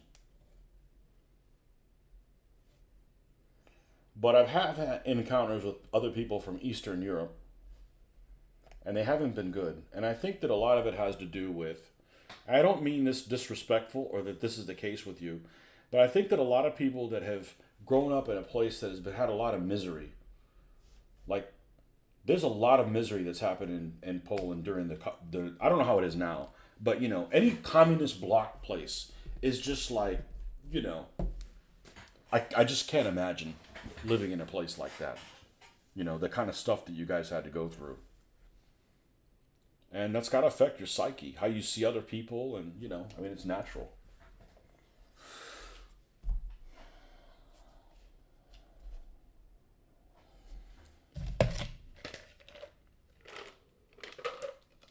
Just like there's some folks that I have interactions with that come from the island that my dad came from, but they come now after they've been indoctrinated after decades, and they're very difficult to deal with. They're always looking for, an angle to try to get around the system. And I'm like, that doesn't really work well.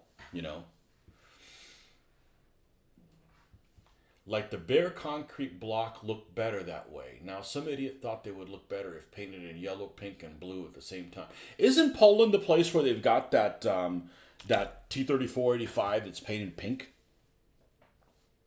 Like as a protest vehicle or something like that. Is Poland where that's at, or is that or old East Germany?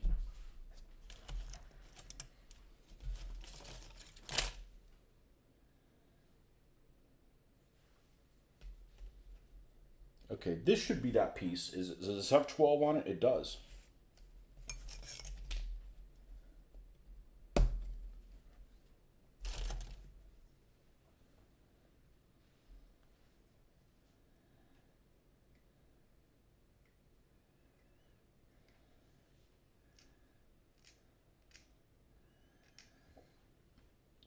So I'm reading a book now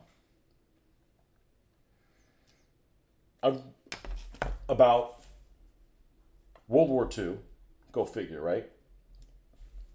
That was recommended to me. And it's actually pretty good.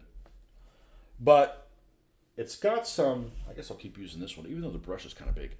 Um,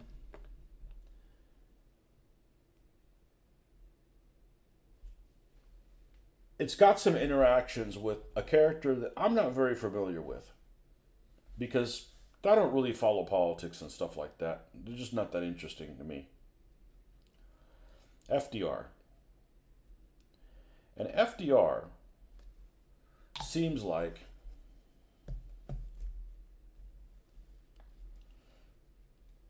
he was awfully nice to Joseph Stalin.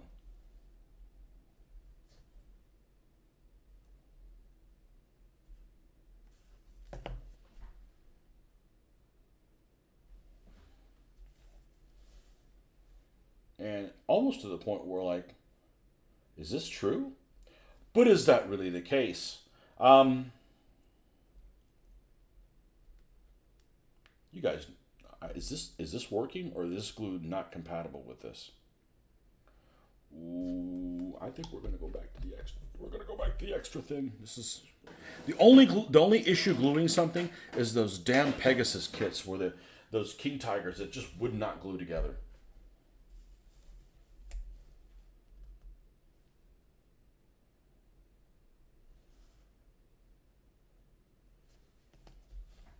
I gotta finish watching Tick's video.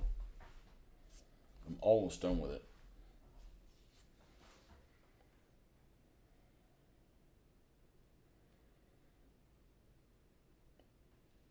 Now this is why I don't understand. There's this P16 and it's just pointing randomly to somewhere. Like, okay, where do you go?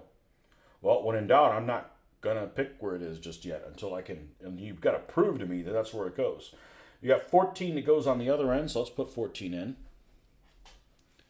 Depends on what type of plastic you're gluing. The poly cement partly melts the plastic to create a weld. So you get used to live around the rough edges. Yeah. Well, I hope things are going well for you there.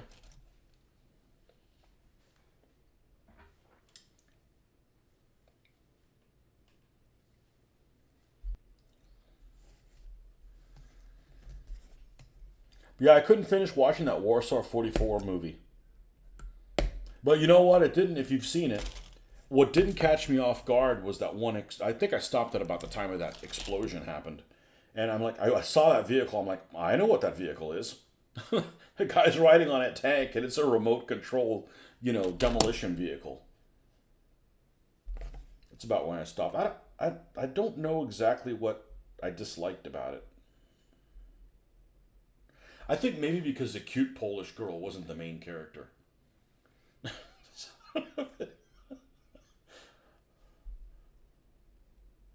Sometimes just something seems hokey.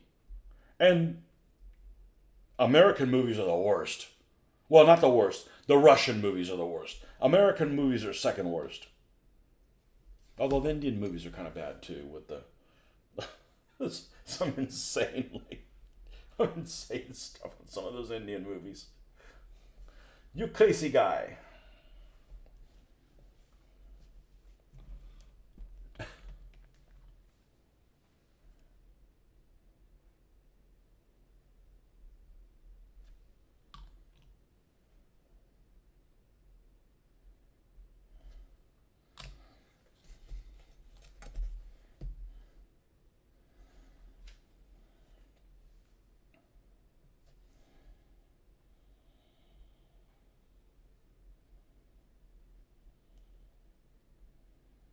Now I'm going to build it the way it says here, but it seems awfully suspect that these little boxes stick out past this thing.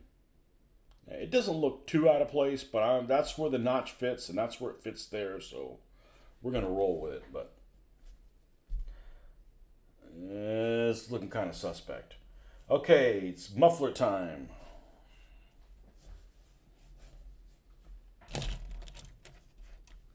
The Tamiya Extra Thin does the same depending on whether it is the standard or quick drying. It's good for solidifying joints after construction due to the capillary action. Well, I like that brush. That brush is brilliant. But I always like the Testors one. So they reformulated the Testors into this that has a huge brush and smells horrible. I can't stand using it.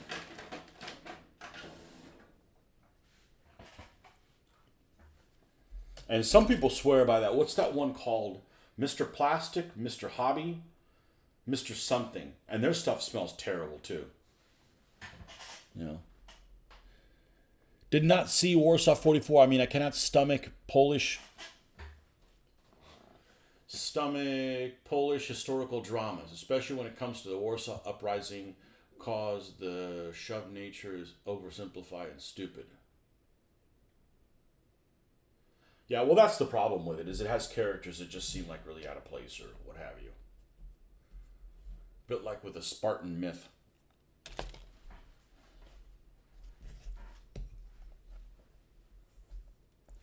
'93. 93 is the old muffler.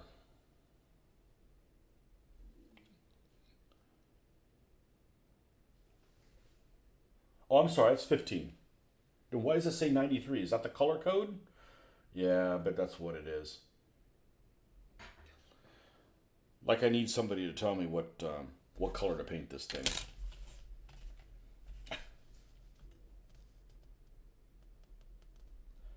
By the way, I decided to do a 2-pounders in Portland stone.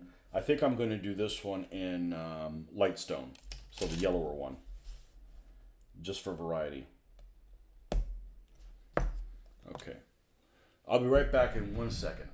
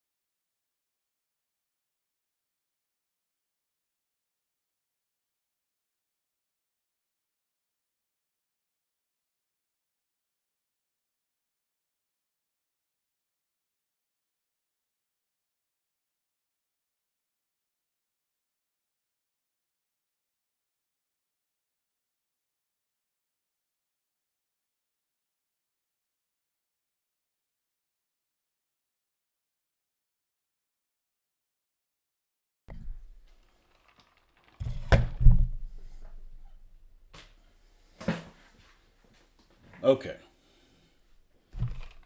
Spartan myth.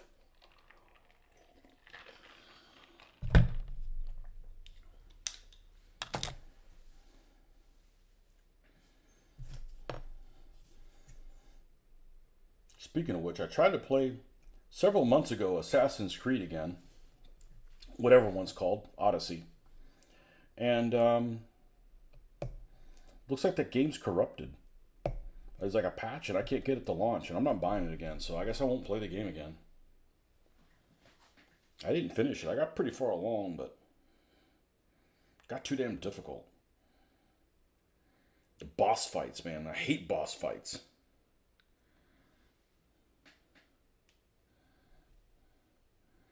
This game I always thought, like, man, if I'm going to build some Athenian buildings or something like that, man, have that along with an idea, inspiration for painting things.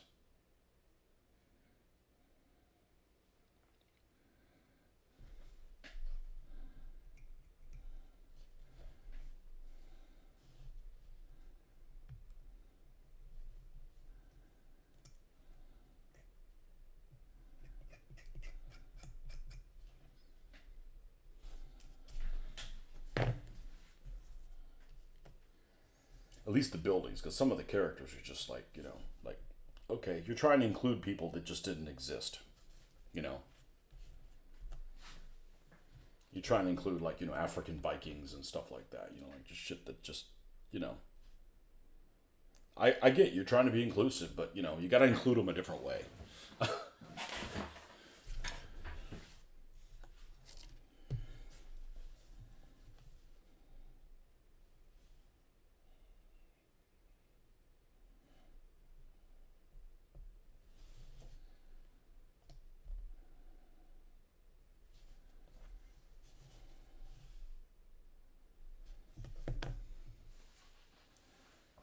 Got to include them a different way. I'm all for including people, but you gotta include them in an appropriate manner. I'm playing a. I was playing some game. I don't even remember what it was. I had come across a blacksmith that I'm playing, and the first blacksmith I encounter is female. Okay, it's an unusual combination, but there are female blacksmiths. But it was a female blacksmith of color with a Scottish accent. That's an extremely elite group.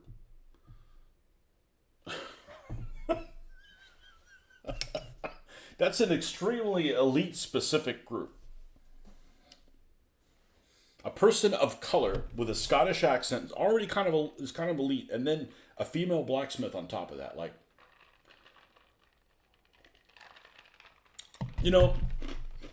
when I was doing the Soviet tanks in camouflage, it's the same thing. You can do a T-34 in camouflage, right? With the 3-color thing. But you need to have, like, 30 that are just plain freaking green to get the proportion right.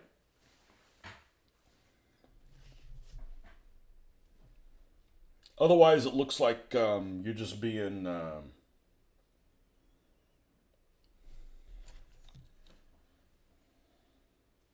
unbalanced.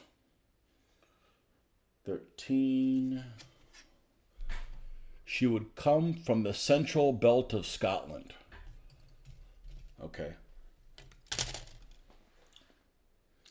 And like I said, I don't have a problem with including people. You just have to include them the correct way. Otherwise, it just seems weird,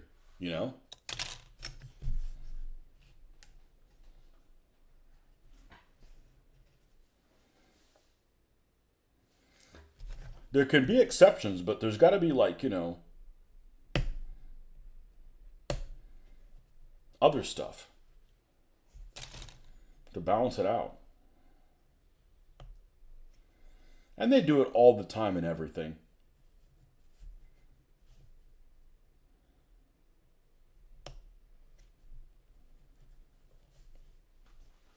And all they're doing is giving you a handout. Oh, here's a handout so you don't feel bad. Uh-oh.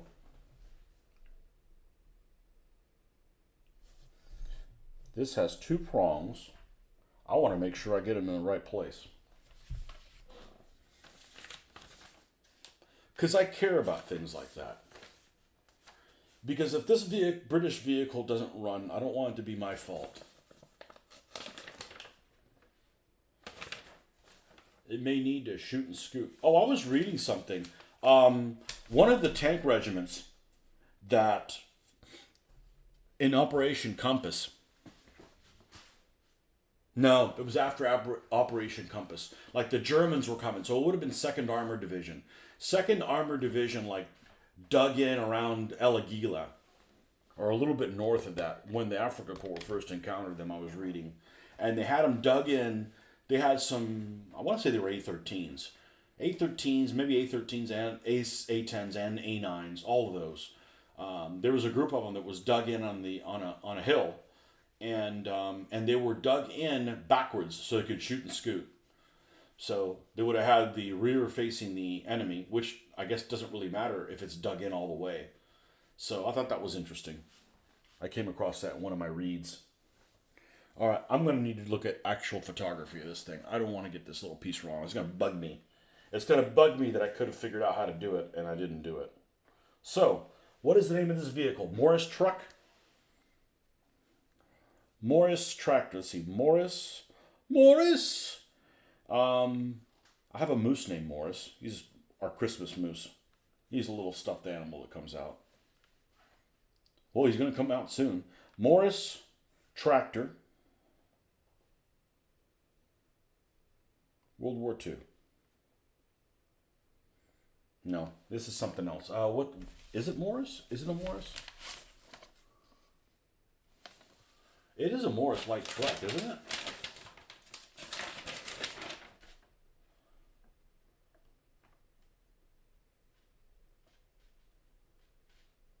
Morris CDSW 30CWT. I know, it's basically a British version of the Krupp-Prots. Oh. Or even better, want to make an inclusive background? Make a game about the Greco-Indians and Bactria in North India. Absolutely. Absolutely. There you can make people from tens of cultures. Absolutely. But then play it safe and set the games in only parts that are familiar. Yeah. I think that's a great background. Yep.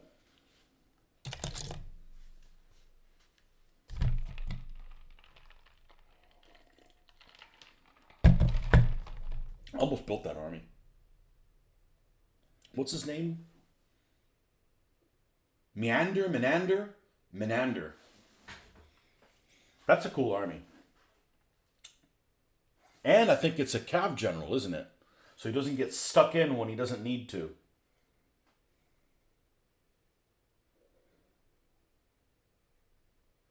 Okay, what do we call this thing? Morris CW.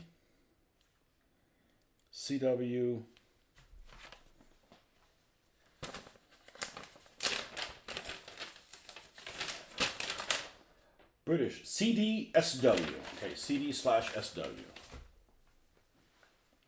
CD/SW.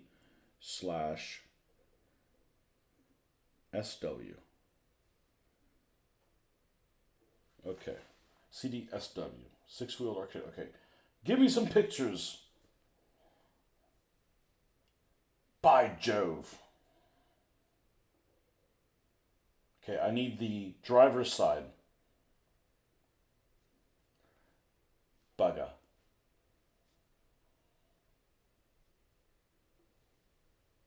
Tractor World War II line drawing. Engines of the Western. Let's see if it's on here. Well, this is it right here. The question is... Oh, it's the other side. How imbecilic of me.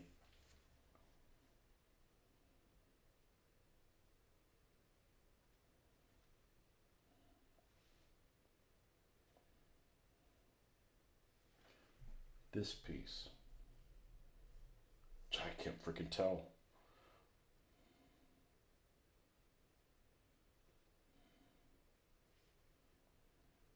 I'm probably the only person that's ever built this that even gives a shit. Well, here's the drawing, and it's not showing that drawing.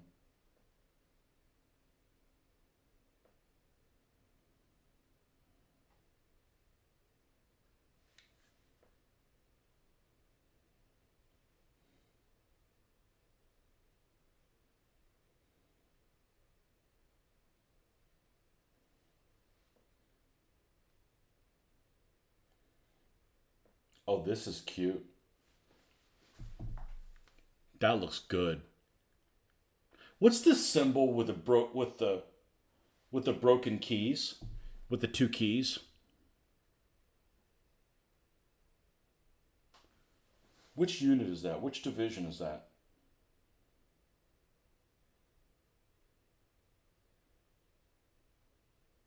Found it. And it's that little box that's right there. So, making heads or tails out of it so it's facing the right way. It's going to be like this. It's basically a box with a little strap on it. I guess this is supposed to represent the hinges, even though that's not what it looks like. God, I don't think it matters. I don't think it matters. This doesn't look anything like that.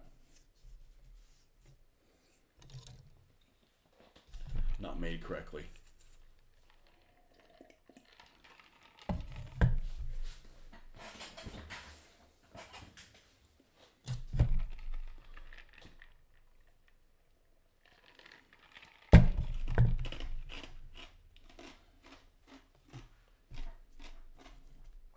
Weren't they going to make an Assassin's Creed in Japan?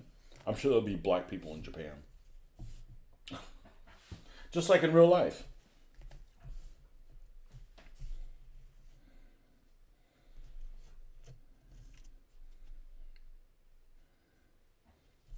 They're going to make that Denzel Hannibal movie?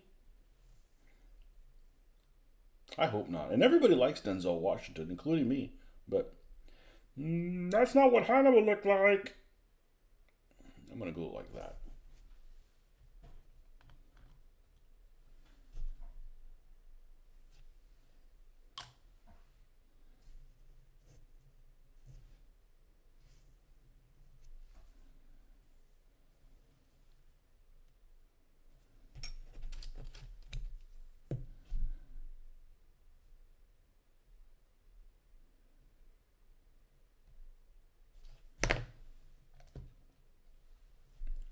I had a coworker of mine who was a person of color. Probably my favorite person to work with. He's not there anymore. He moved on. And but I told him about my show. I said, "Man, I would love to have you on my show. We could talk about shit that people are scared to talk about. Not to push an agenda. I'm just genuinely curious." He had some really interesting outlooks, intelligent, like, really thought provoking stuff.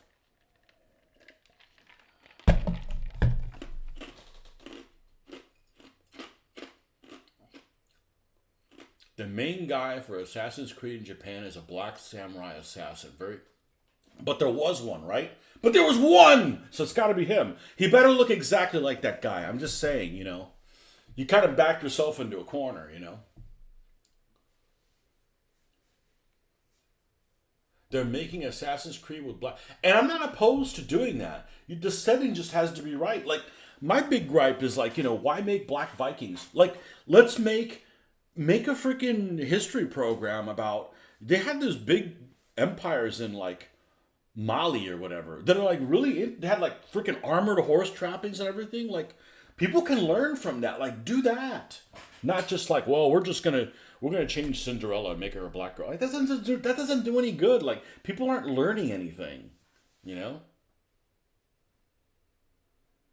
But to be honest, Romans in most movies are the most Anglo-looking guys ever.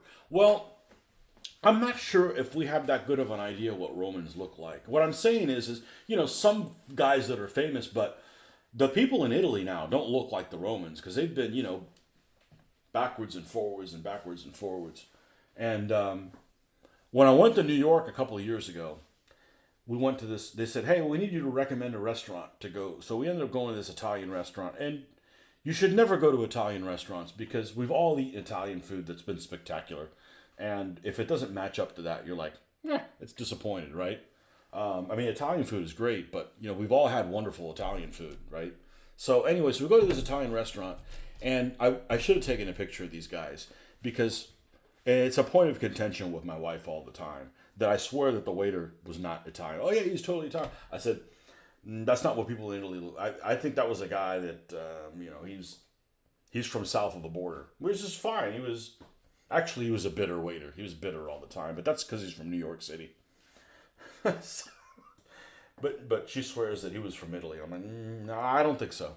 I mean, but anyhow, I don't know if we have I don't know if we have an idea what they look like.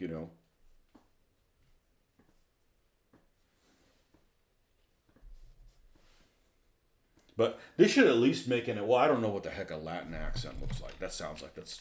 But I get annoyed when people they get some British actor, which I don't have a problem with them being British, but like, dude, make some effort to speak at least to sound French. I mean, they're actors. They're the ones that are supposed to be able to do it. I could do it with a little bit of training. But then actual Africans get upset when they get put in other modern groups. I don't know about that, but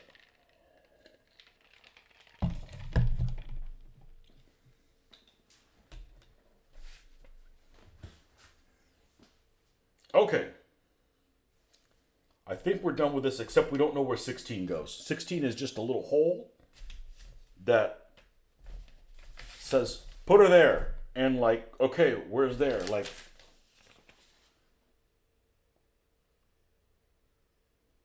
what's it attached to? And okay, maybe I can tell from another drawing. I don't fucking see it. So I'm going to leave it off for the time being. I have no idea what importance it might have. But it attaches somewhere back here, but I don't see a peg or anything where that goes. I don't see it here.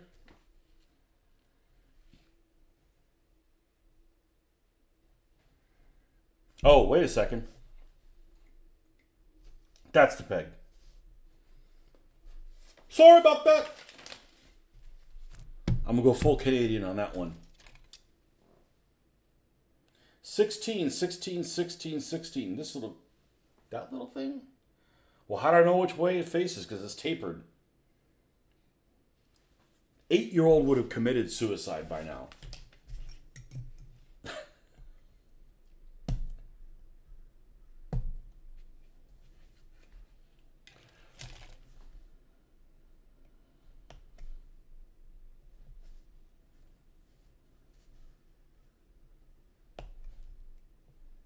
Yeah, I like Plastic Soldier Company too, Jeffrey. They're not perfect. They make errors and stuff, but their plastic is second to none. I like their plastic better than anybody's plastic. I don't know what it is. It's incredible.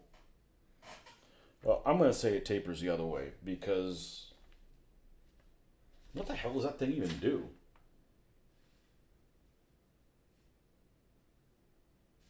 Well, you know what? I don't have to decide it because where it is, it's an easily reachable place. So we're going to take this Joker and we're going to move it over here. And that's where it goes. Okay? All right, time to flip. That was step 3.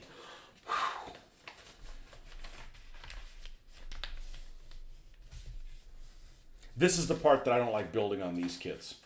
Where you've got a radiator, one, and the two sides, and this, and it all is supposed to jive and fit together. And if something's off by 1 degree, it's all cattywampus. Rome would be like London is today, a big melting pot. Well, whatchamacallit was that way, right? The Rome miniseries. I thought you meant like people in charge.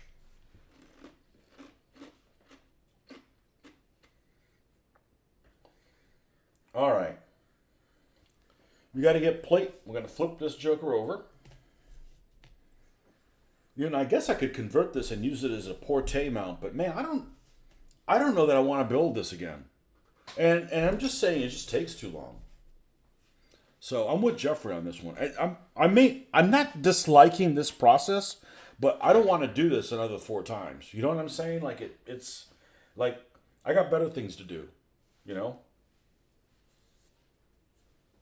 I don't mean it ugly. I'm just saying that, you know, and I can build models like the best of them, but I'm just saying that, you know, I'd rather spend all my anal retentive time painting.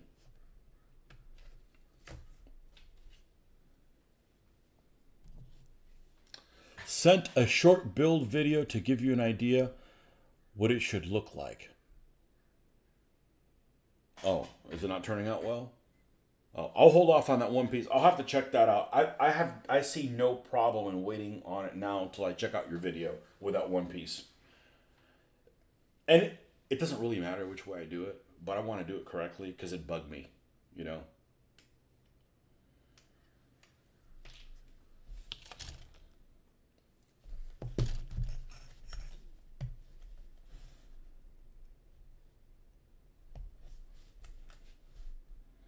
So when I was doing that kind of a deep dive on the Crusader vehicles, I'm surprised how much information there is on certain units and how little information there is on others. Because all of those honeys from that one tank regiment, there's a pretty good representation. I've got like, I don't know, probably 6 or 7 different photos or ideas of what the camouflage schemes looks on all those vehicles. But what about the other regiments of the 4th Armored Brigade? Like, where's their info? Like, you know, they were serving right there alongside them. I don't understand what the problem is. I should put this the other way and make this guy drive on the US side of the road. Like, move your steering column over here.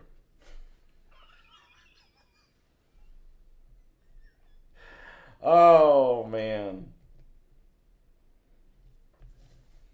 Okay, that's going to go something like that. Okay, and then the steering wheel, 21, is going to go on there.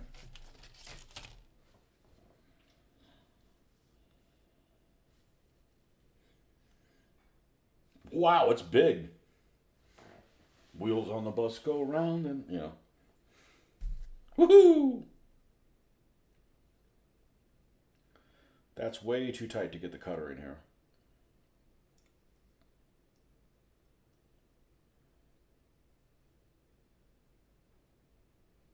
You going to cutter? Nope. I'm not going to cutter.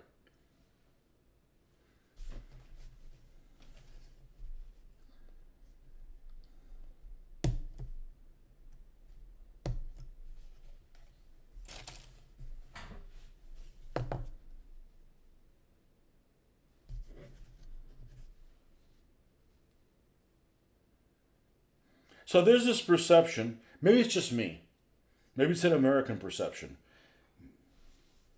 I don't know. I had this perception growing up that the only melting pot in the world is the United States. So to give you an example,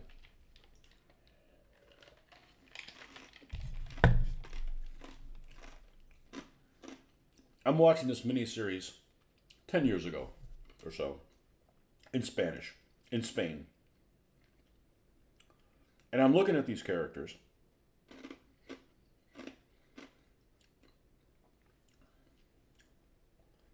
And I'm looking at their last names. And I'm like, what are these people with German last names doing in Spain?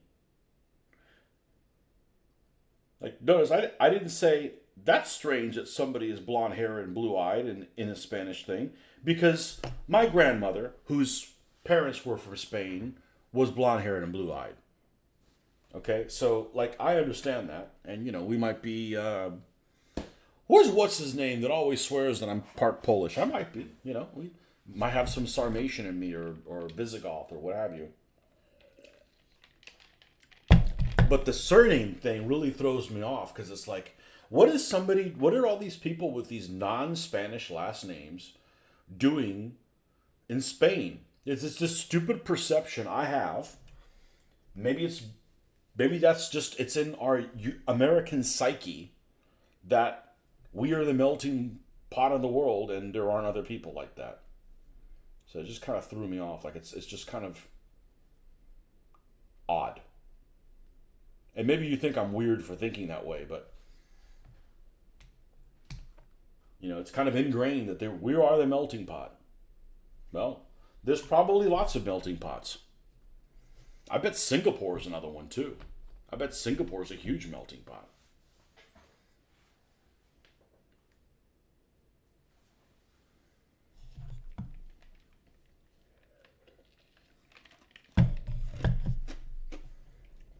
We all have our biases and prejudices, and I don't mean that in an ugly way. I just mean that, we're all raised in an environment where we kind of experience the things we experience.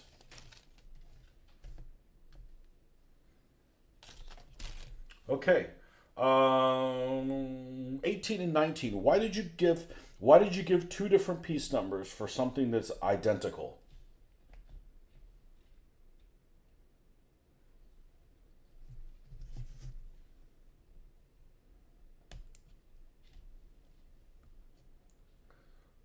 Okay, 19 is the one on the right. So this is the one on this side, and this is the one on that side. And if I mix them up, it's an identical piece.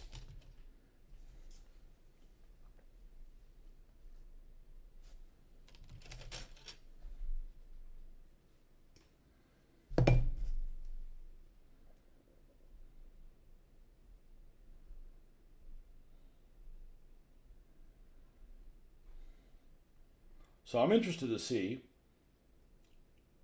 if I go to Spain, if I feel like I fit in physically. No, I'd be fatter than all of them, but other than that,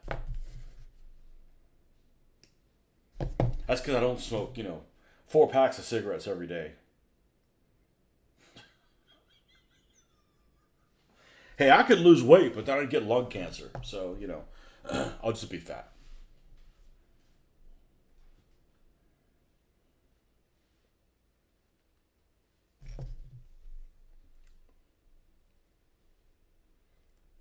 Till I go to a game store, then I'll be one of the thinnest people there.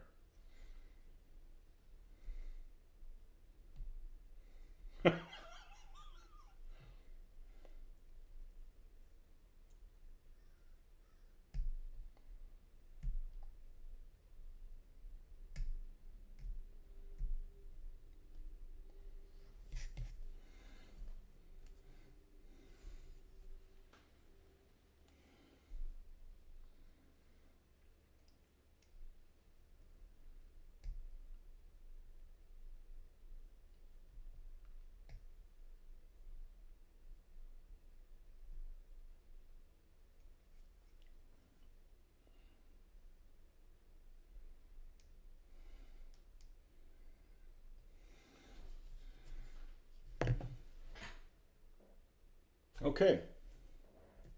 Now, this goes in this huge open area, this huge open. Yep, looks like it fits pretty well.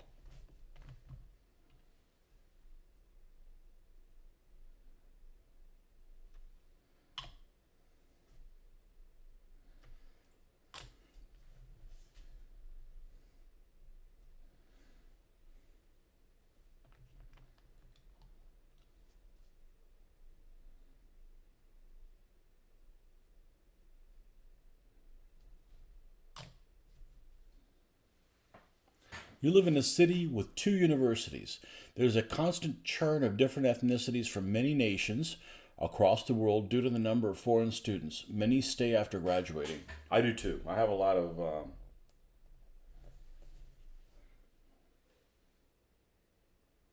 there as well.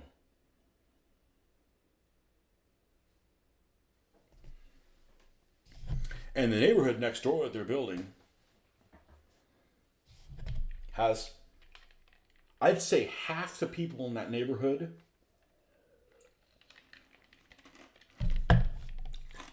are from India or of Indian descent.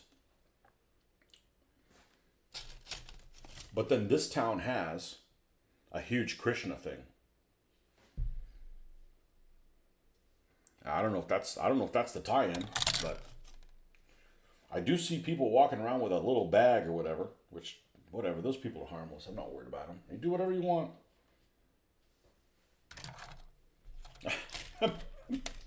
Friend of mine used to say, when he'd come door to door banging on the Jehovah's Witnesses or whatever, he'd say, "No, I prefer Norse mythology." He'd close the door on him.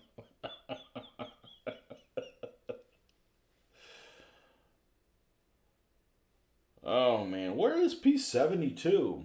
Where is that buddy thing? Oh, that's the color.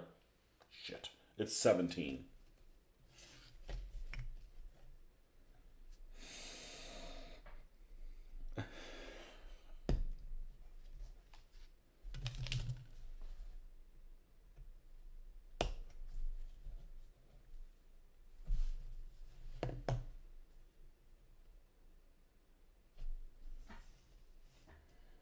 Oh, great.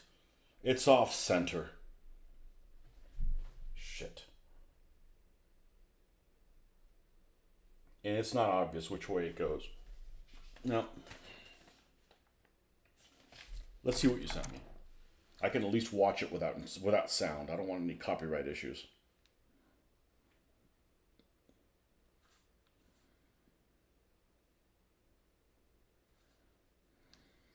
This might give you an idea what it looks like. But what if the guy built it wrong?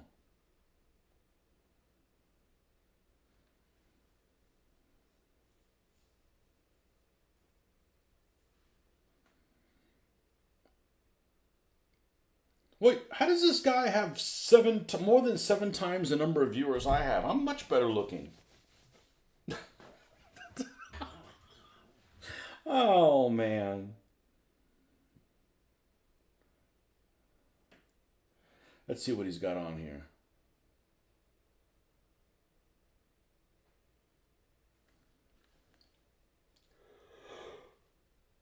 Okay. We need to get to the truck part though. Oh, here we go.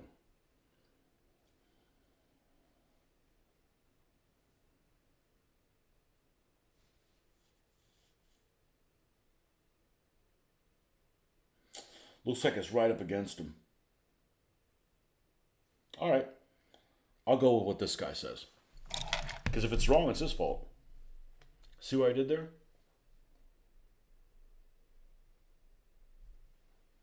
I remember looking at this thing in the store so many times as a kid and I never bought it.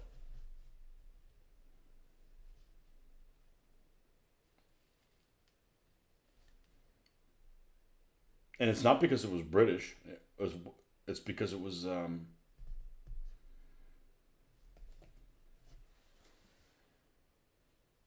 aircraft. I'm like,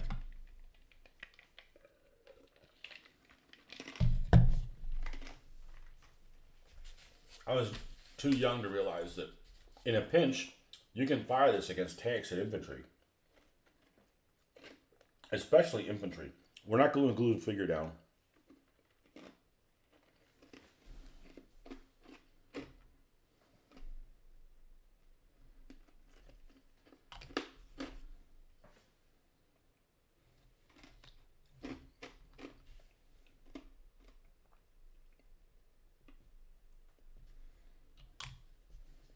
You know, I only care about views just because I might have something cool that somebody might be interested in. They don't see it because I don't have enough subscribers. That's the only reason.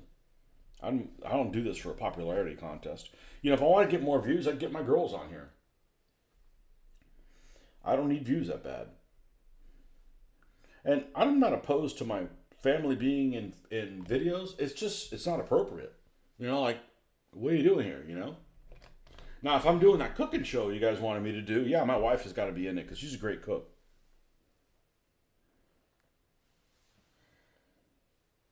Okay.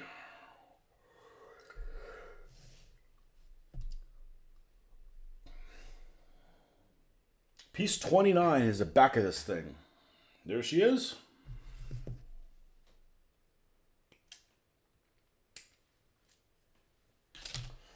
The algorithm. It's for the algorithm. Yeah. I don't know about those big words. How about I just keep on doing what I do, and if it works, it works, and if it doesn't, well, it doesn't work, I guess.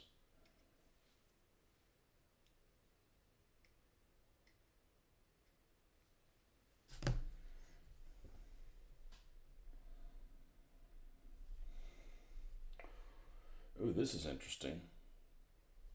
Makes it look like it's got details that it doesn't have. Okay.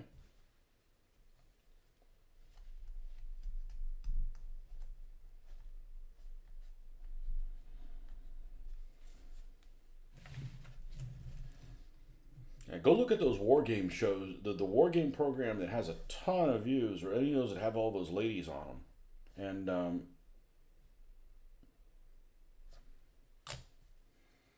And that's fine. I mean, it's just, they don't have the content I'm interested in, so.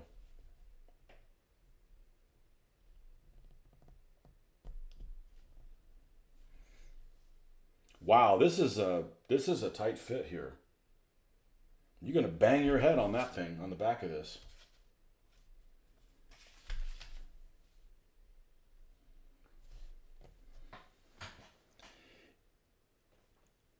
Need to do a deal with increased views. I don't want those views. Mitch isn't available when, normal people are off. He's not available on Saturday and Sunday.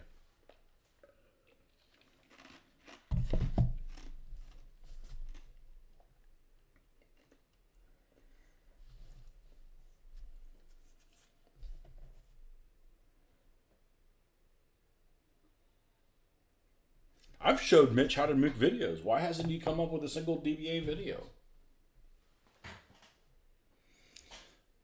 Okay, Michael, thanks for coming by, man. Don't be a stranger. I did lots of videos over there.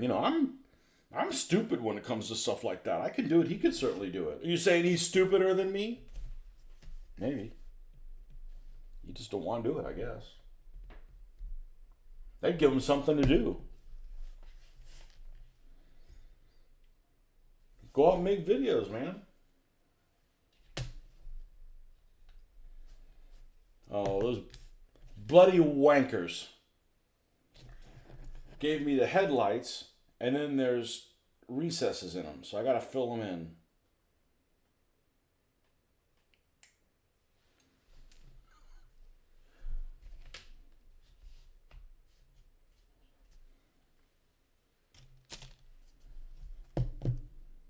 Well, we'll fill that in after the whole thing's built.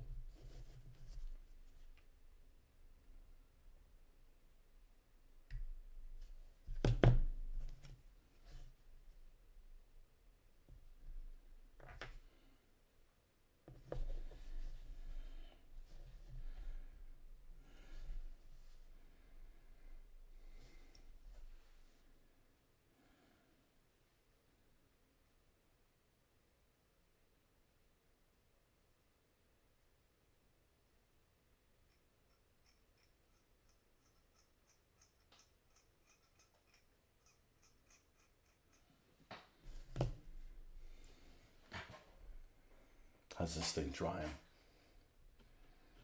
It's drying. Okay. We're not in a hurry. We just need to keep making progress. That's all.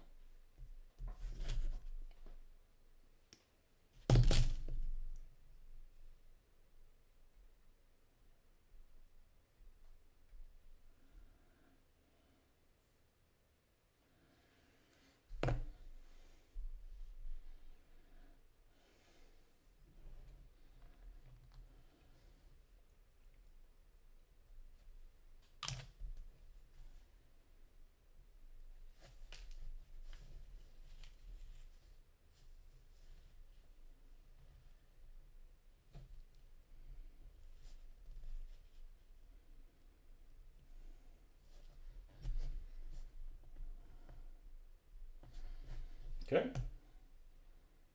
And we've got one of these cranky things, 26.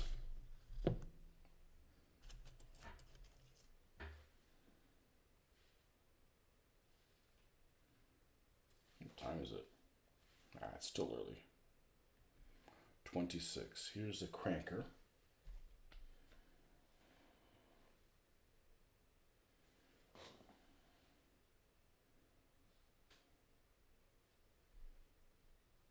Okay, it goes in like that. Got it.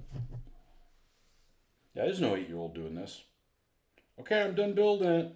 Big old slopped all together, and half of these parts are extra, and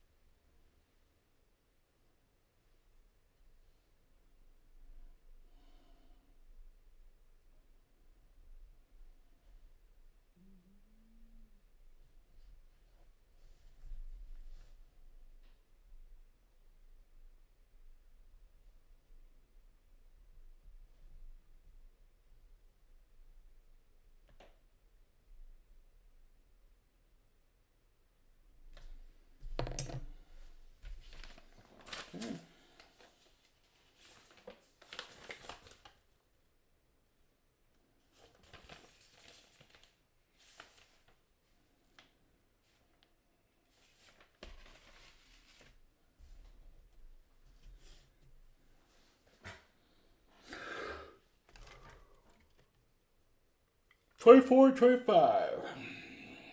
Here's 24 and 25.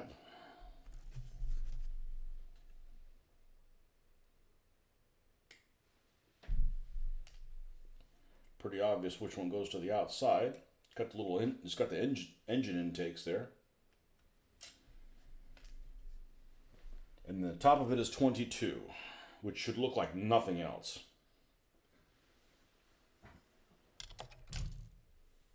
It looks like it's this one. Does it have 22 on it? It does.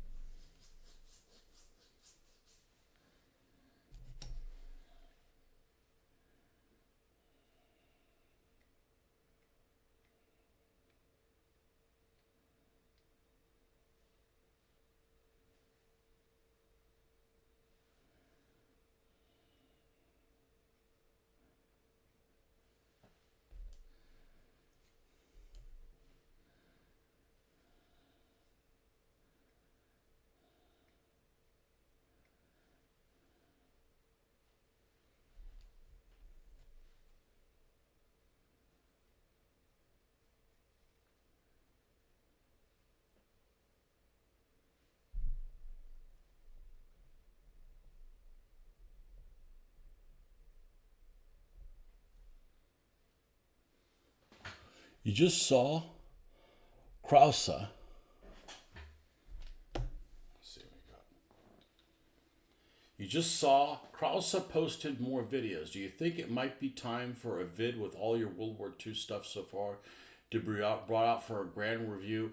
Well, so here's the problem. I don't have a problem with doing that. I don't want to pull them all out and put them back in, and I don't think I can film with them in there because the lighting is not good enough. And who the hell is Krause? Who's this Krause you speak of? One of my first figures I ever painted, 20 millimeter, is a guy named Krause. Except we call him, what was his nickname? Cartoon Kraut. We called him Cartoon Kraut. He was a figure by Platoon 20. He's a dorky ass looking figure. And when my wife and I were dating, she came here and I showed her stuff. She actually took him with her. She took the figure with her.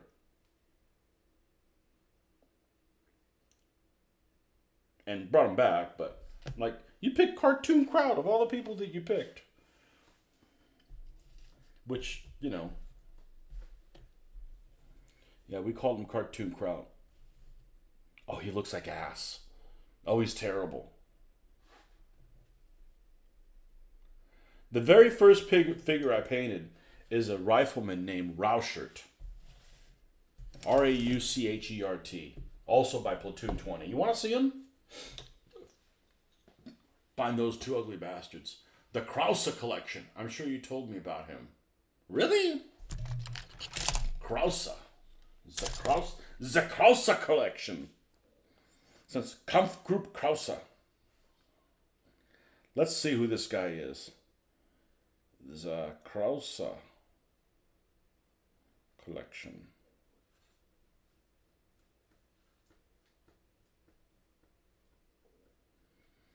My name is Kevin. You must have me confused with somebody else.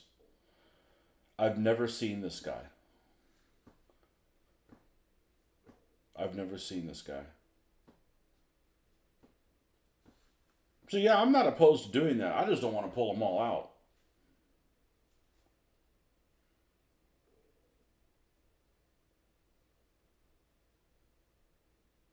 Never seen this guy before. Sorry about that. He's got a lot of stuff.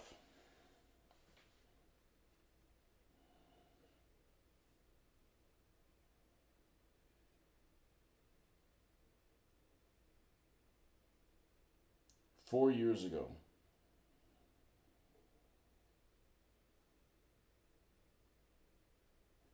Oh, he's only got 1.6K viewers? I got more than him.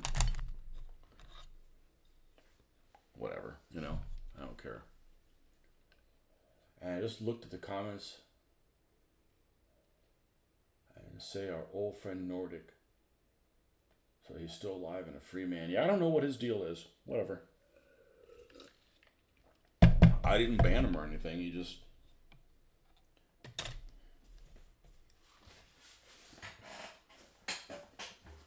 Maybe he got upset that all my Germans were Nazis. They are. That's why I don't get into trouble. I don't have anything against German people. You don't pick who your parents are, but this isn't a Wereaboo channel. Okay? That's, as a matter of fact, I don't build stuff that I have that's supposed to have a swastika on it, has a swastika on it. I'm not one of those people, but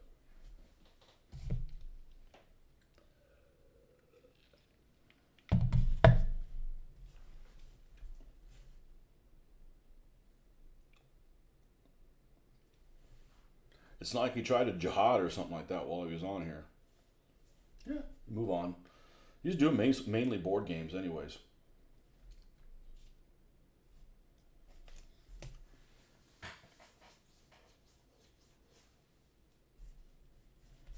I'm going to glue the... Yeah, I'm going to close this thing in. I can get in there and paint, or you can't see it. It's not that big of a deal.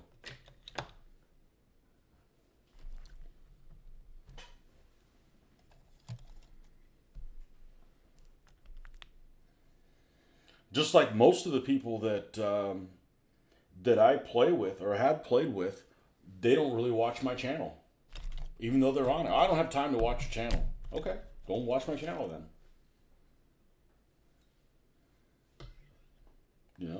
I'm not forcing you to do anything. I don't have time to spend this hours painting stuff to play a game where it's okay, odd even instead. Like, no, I don't have time for that. How you like them? I don't have time for comments.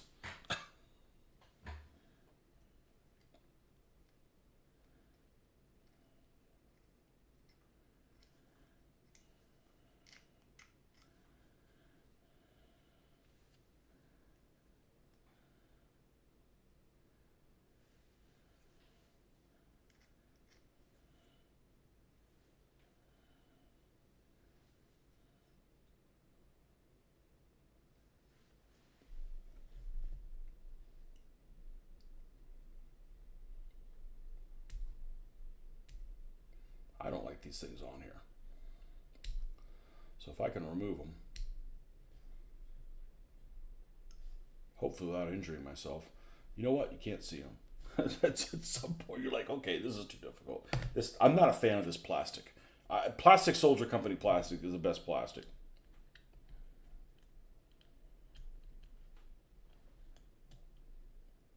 Okay.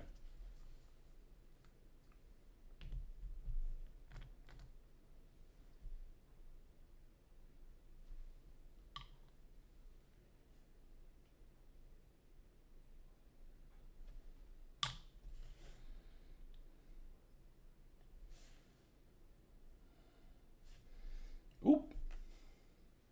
Just noticed something. It's like a round little mark here right in the middle where this meets. That's a bad place for that to be.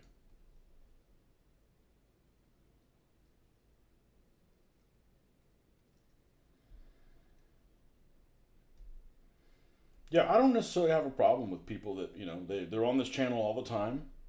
They come and visit, and then something happens and they leave. People have other interests.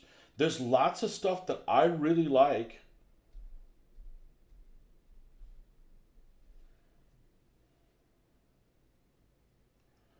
that I don't watch. I just don't. I don't watch other people's channels for the most part, and not because I have anything against them. It's just I have a limited amount of time. You know, I'm I'm not saying that hey my stuff is the best one. There's other really good stuff out there.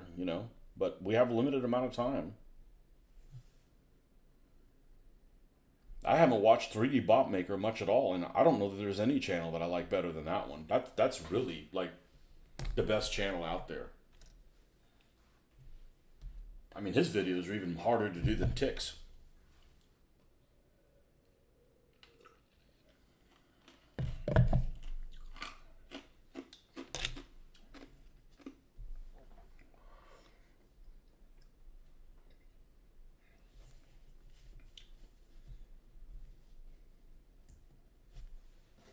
But there's people out there that just, I try to find things I have in common with people within the hobby.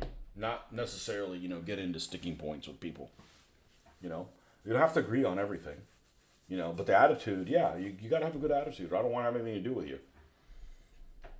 There's, I was looking for one of Tick's videos the other day, and there was this, I think I did a search or something, and I came across like all these people like bad mouthing his video because he did some of this political stuff that they didn't agree with. I'm like, but if he did, if he has a, everybody's got, I don't really care to have a political show, but he wants to do it, and not everybody is going to just have a different opinion about that, and the people that were like naysaying him. I mean, he didn't like him because he was some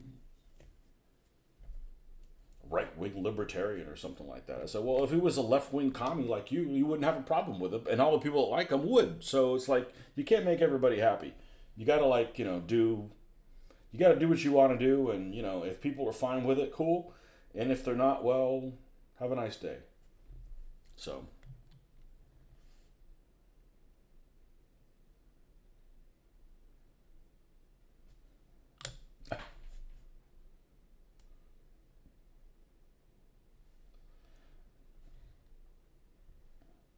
I don't have a problem with somebody that has different political opinions than myself. Honestly, mine aren't that strong. I just have a problem when people are obfuscating the truth to push something, and I just tune out and I'm like, well, I'm not gonna listen to your stuff. It's obviously something that's been refuted over and over again, and you keep spewing that same thing. I don't want to listen to you. And I haven't encountered that much at all. Most people are pretty reasonable. Unfortunately, the loudest ones are the most unreasonable people. I didn't know if Nordic had died. To be fair, he was poorly sometimes, but Kraus is a good chap, extremely positive and encouraging for others. Yeah. What are you saying? That he posted on his page, or he was the one that turned you on to him? Or,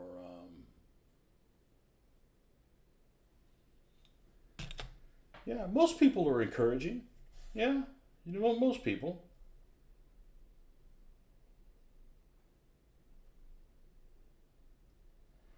Oh, We got a problem.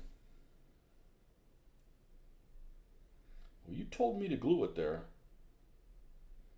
Well, I didn't tell you to glue it like that. Well, let's look at Jeffrey's video because I think I just got led astray by the instructions. Sorry, I would have watched the whole thing, but you know.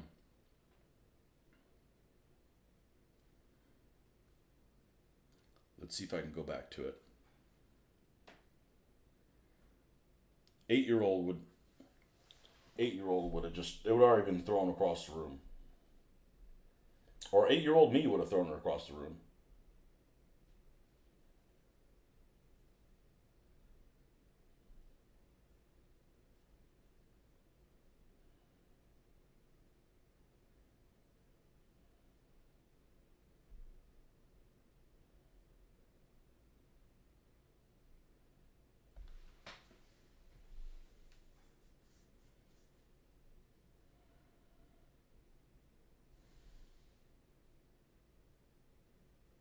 I'll tell you what I'm going to do.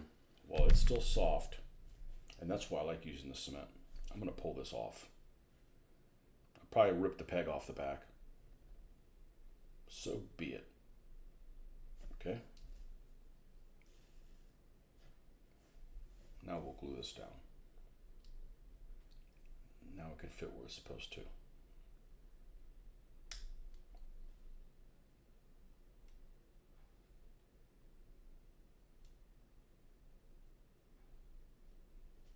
Actually, I'm going to do this back asswards. I'm going to glue the top here.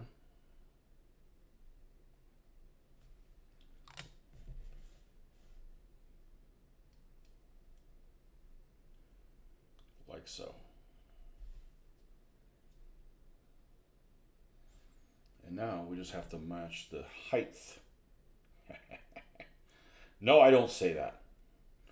Although I did get some lip from my wife saying, why are you saying all of a sudden you're saying it schedule?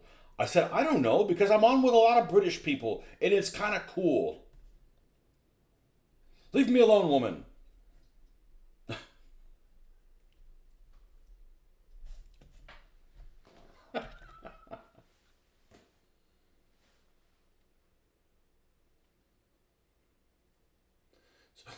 Nordic comment on one of his vids from the other day. First I've seen of him in like a year. Yeah, he comments on Rick's stuff a lot. I don't know. I don't know what his, whatever. Maybe he has health issues, or yeah, he was having definitely a lot of health issues. So.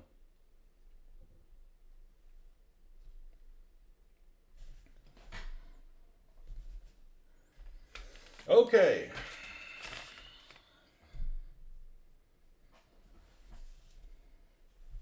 Maybe he just got upset that he heard that I wasn't going to go to Storicon, so he never got to meet me. I don't know. I don't know. Whatever. People change, you know. It is what it is. Okay, 31. 31 should be this little box back here. Yep, and it is. Okay, can we get through the frickin' suspension debacle?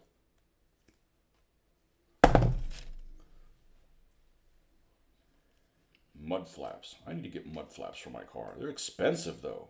It's like it's a piece of rubber. Like, why is it $200 for 4 of them? Oh, and by the way, I can't change them unless I take my wheels off. Like, what? I just want them because I think it looks cool.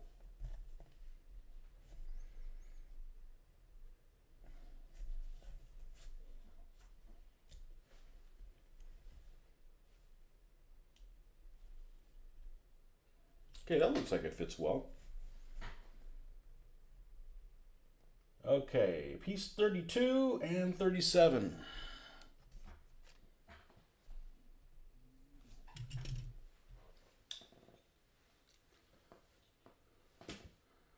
Have you started sprinkling in chap and wee a lot too? Your wife might think you've gone native once you reach London. No, I have a feeling a lot of people that in London. Well, I am a morpher. My wife says I'm a morpher. Like sometimes I'll come back and I'll start saying things like all rednecky, and she's like, "What are you been around a lot of bubbas?" And I said, "As a matter of fact, I have today." She's like, "Oh, because you're morphing." I said, "Well, you know, it happens. That's why I'm not allowed to go to Boston. Come back sound like I'm asshole." 37. We? Um, no, but I know this one guy that says we in every single post. It's okay. I know somebody else that uses y'all in every single post. Like they go out of their way saying y'all. Like, okay, Barnyard. I'm sure I have my things I say. But I'm definitely a morpher, so, I'd probably pick something up.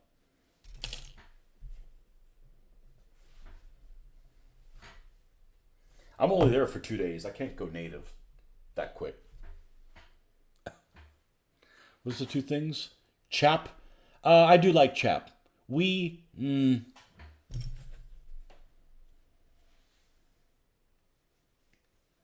I gotta go take a wee. That's not how you use it.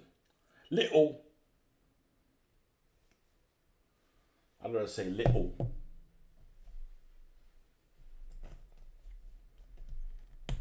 Okay, so if this goes here, what happens in the space here between the two? Is that like a place to smuggle some contraband or something? This, I'm telling you, this thing is full of pitfalls for an 8-year-old. he's getting bent every which way building this thing. Okay, this goes on the end. Just remember the term for a drunkard is someone that's not radarst. Oh, so somebody who's had too much to drink is pissed, right? Yeah, as opposed to, what's the word you guys use? That comes off of Thomas the Tank Engine. That's the only place I've ever heard this term before. It's called cross.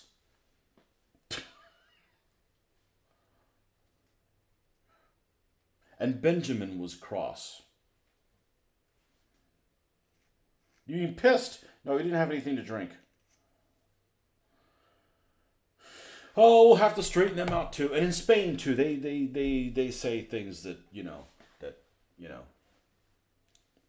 are just odd.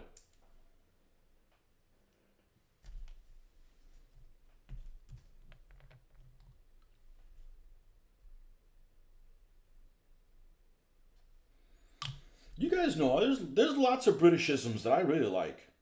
I love brilliant. It's probably my favorite one. It's brilliant, whoever came up with it. Brilliant!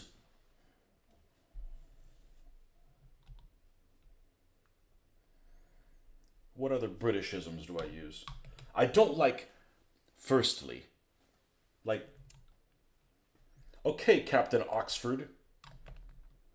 It just seems awkward. Done and dusted. Okay, caretaker.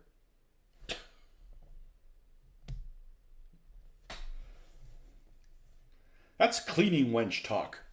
Done and dusted. Have you cleaned the offices? Oh, yes, my lord, it's done and dusted. 33 and 34.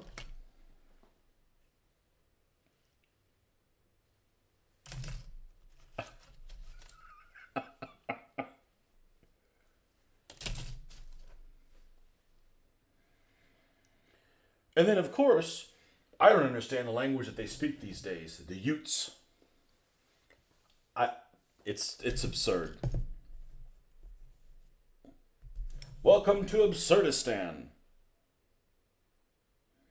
Which would be the name of my Middle East imagination.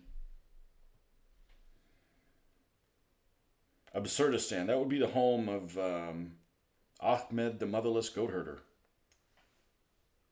34 and 33.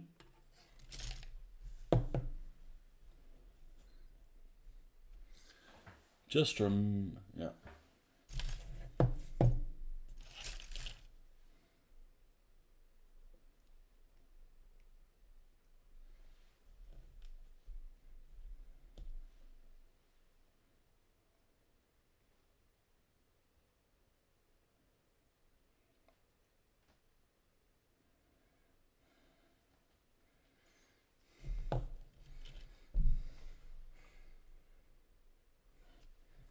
What if I for 2 days, just decide to do like pretend to do some British accent the whole time I'm there. You think that would go well? Well, one thing's for sure. On the second day, I'd probably get better at it.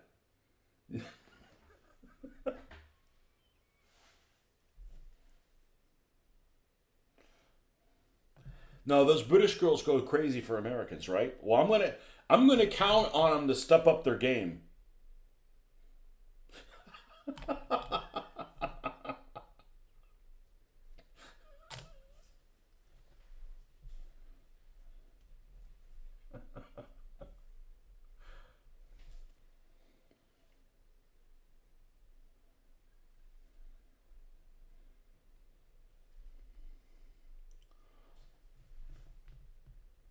Oh, you rat bastards! You want me to put this forward, and you got a freaking dimple here. And I like dimples, but not on my plastic stuff.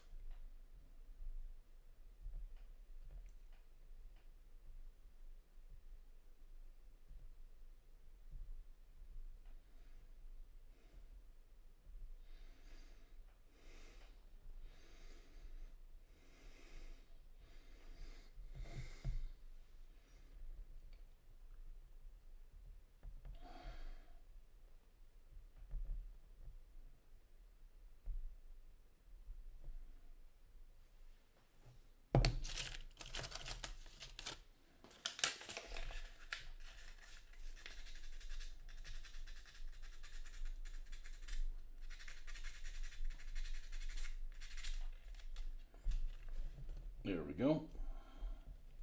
Because at least they were nice enough to put this at the angle it's supposed to be at.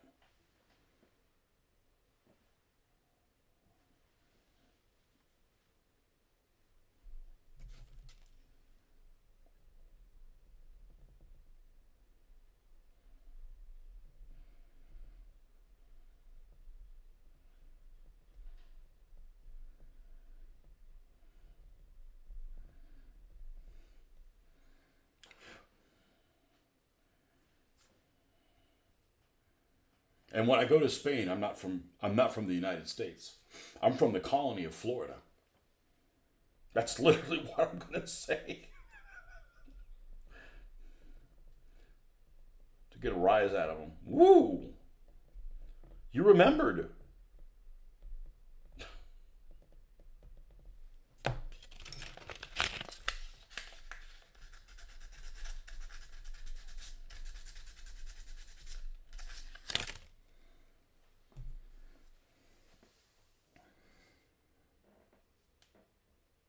Okay, so this one goes chia. One goes there,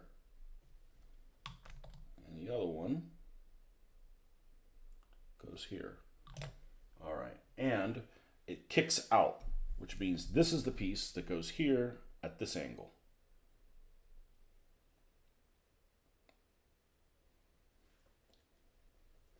It's funny because that's counterintuitive. That's not the angle I would have thought that it would have gone at. I would have thought it would have been the taper would have been on the inside, not on the outside. Okay, and just for extra reinforcement, we're going to dribble a little there and a little here. Okay, we got some weldification going on. All right. Now the back side is 35 and 36. Please don't have those little noggins on the other side. They do. Silly twats.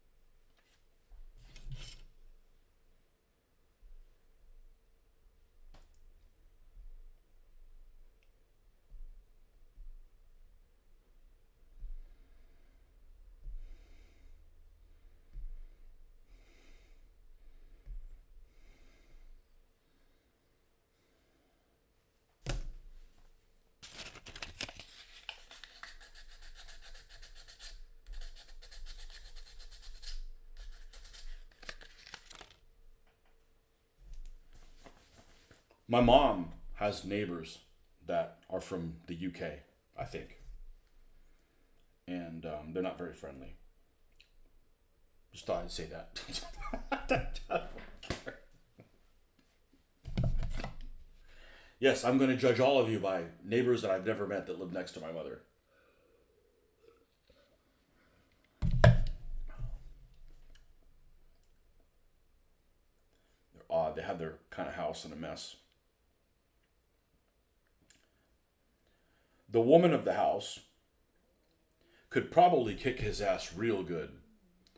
She's a mighty lady. Let's put it that way.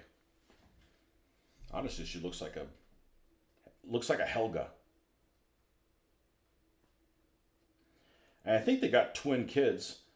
And I think it's a boy and a girl. I think it's a boy and a girl. And I think the boy has longer hair. It's just like a mess. It's a redneck family from Britain. What are your rednecks over there?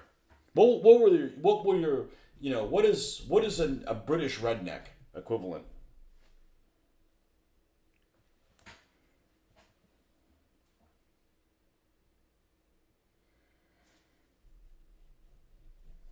Okay, this tapers to the outside, so that means this one's this piece.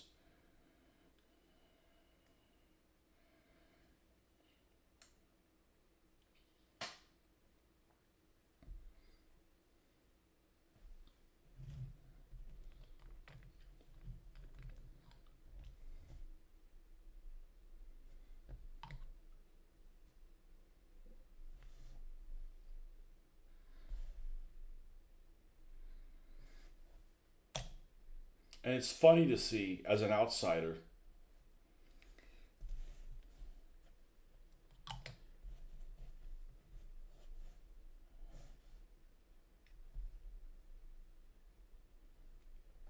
It's funny as an outsider seeing British people driving German vehicles.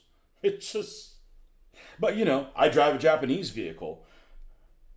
But this country didn't fight them in two wars.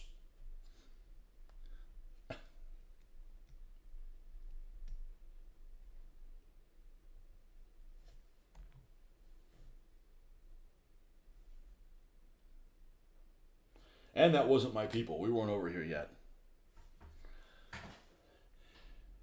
Chavs. Right.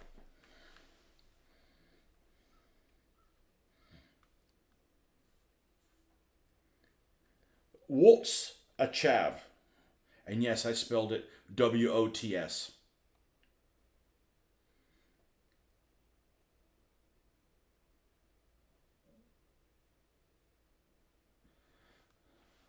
Derogatory informal. A young person of a type characterized by coarse and brash behavior, with connotations of low social status. Most of the shops were derelict and just seemed to be chavs everywhere. What's a chavvy?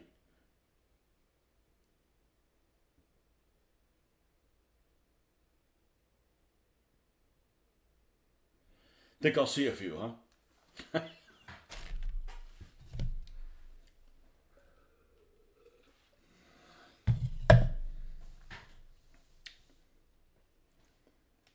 Okay, are we done with this? With the lorry! Oh, oh, good, I have a lorry. See, I hear lorry, the first thing I think of is, oh, a parrot. I just, something about, is that because of Spanish? Because in Spanish, a parrot is un loro. Like a bull, but with an L. Loro.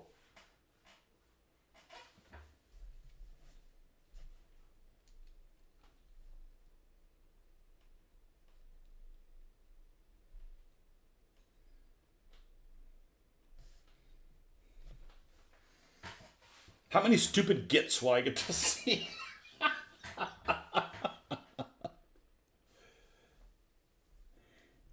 What's a chav, isn't it? Isn't it? Isn't it? What should I avoid saying in Britain?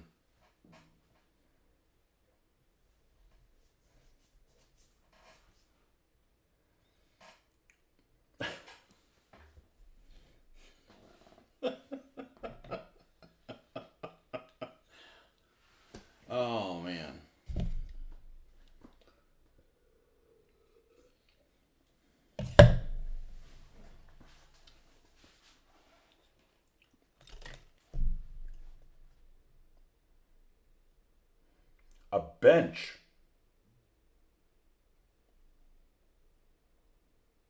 Yeah, I guess so. But a bench only on one side.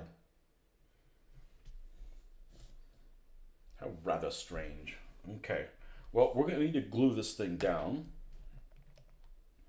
So our points are here, the top of this, and every one of these little things. And this one. And now,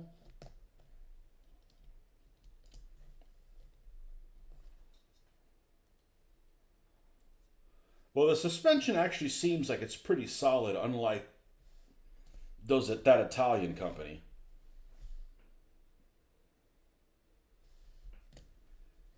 Who I'm not a big fan of. I'm really not a big fan of Eschi.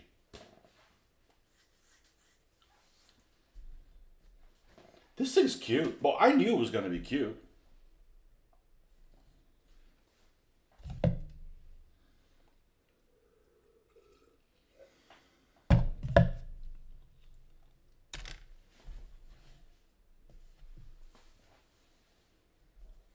Kind of looks like Brum.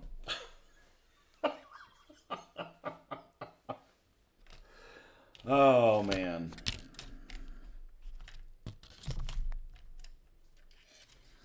If you don't know what I'm talking about, well, you weren't forced to watch children's programming while your child was growing up. Let's see. This is 40. No, we need 41. There's 42, also not 41. Why wouldn't it be next to those? It's over here.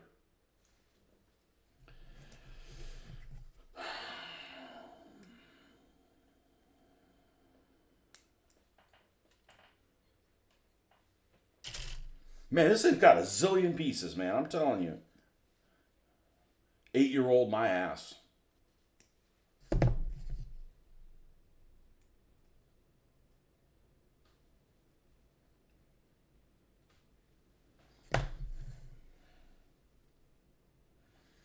All right. This goes like so. Right, we're going to test fit everything before we go and commit.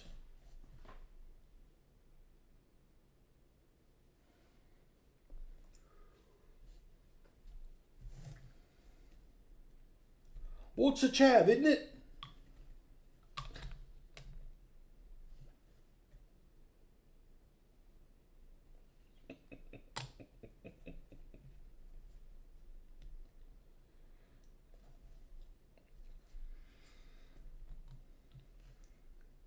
And my daughter's really going to like it because she can drink. But she can drink anyways. Oh, did I say that out loud? It's just like having an appetizer. And she likes everything. Except, Bud Light, bullshit like that.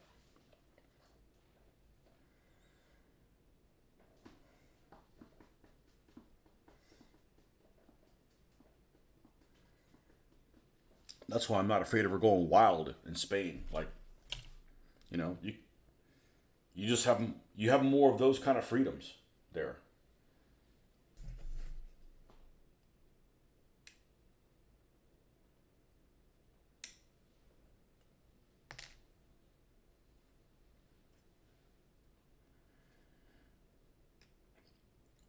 What's your open container laws like? Can you window shop and have a beverage in your hand? Yeah, obviously not a glass bottle or something. I mean, is it legal? I mean, I'm not interested in breaking the law. Like, I'm good with whatever you. I'm good. I don't want to be in a. I don't want to get put in the tower.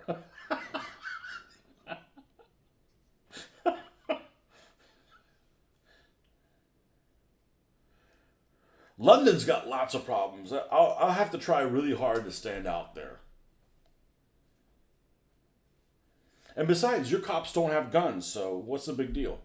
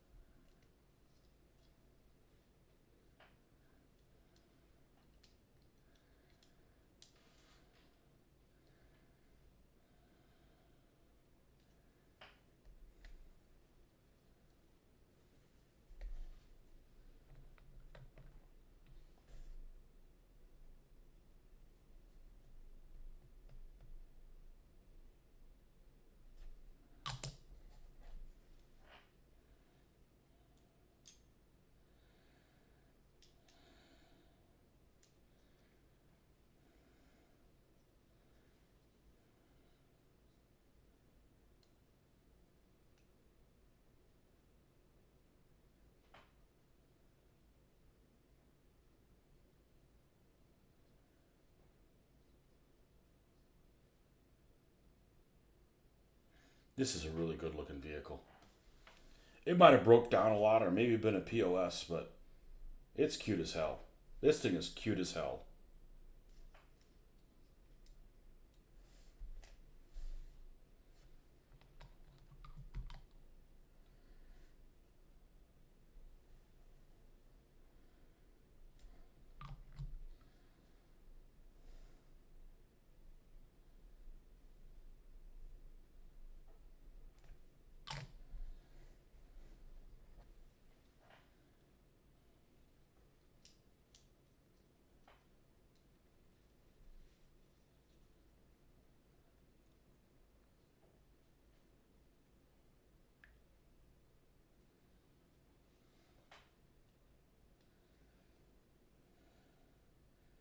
Not staying glued very well. I wonder why. It's almost like the plastic change material.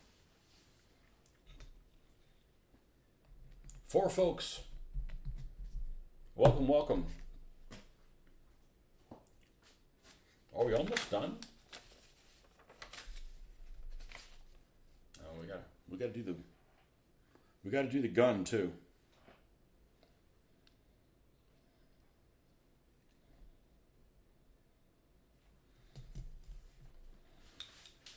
Cute as hell.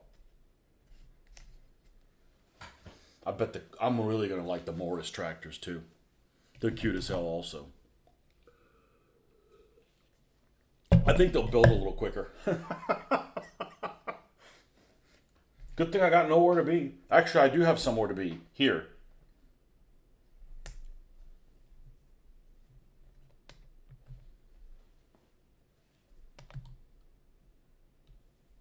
I unfortunately am probably going to have to take a lunch break. Let me know if you want me just to take a pause and I'll come back to it. I'm probably going to do that anyways. I'm probably going to do a pause. I'll come back. I don't want to start another video. That's annoying.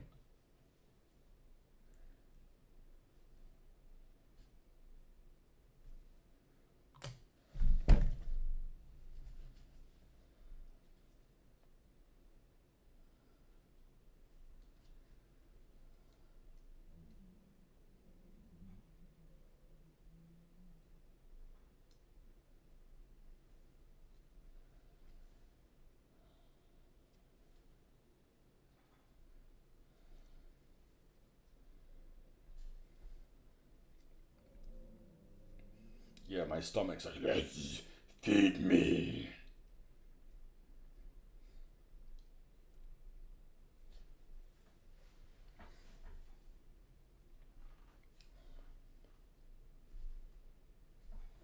Cute little bastard.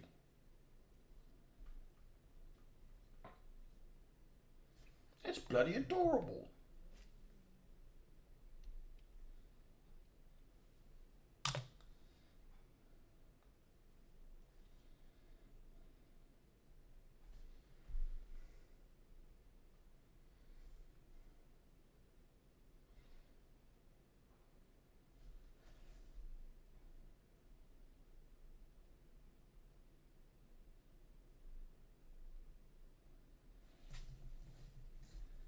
Right, and 40 should be this piece right here. It does say 40 on it. Man, I don't know if I want to build another one of these. This is taking forever. And it fits together well. It fits together pretty well.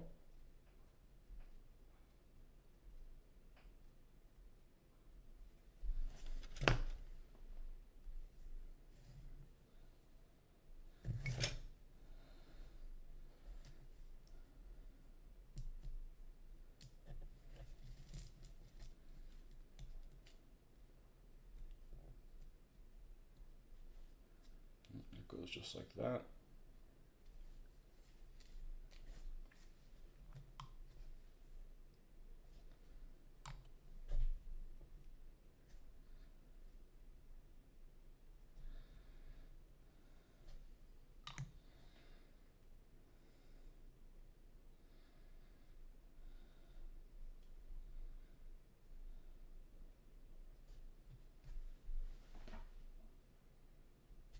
Did that.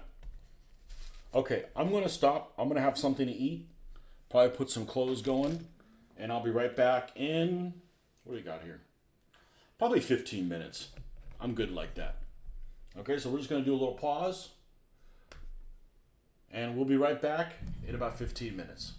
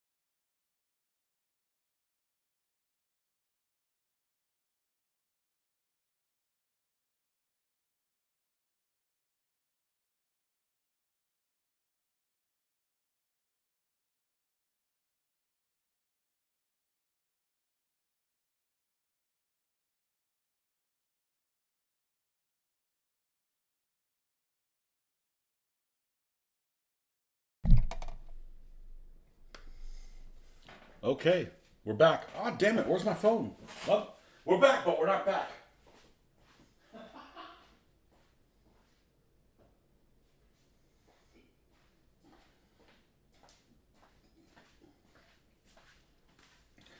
I do all my own stunts.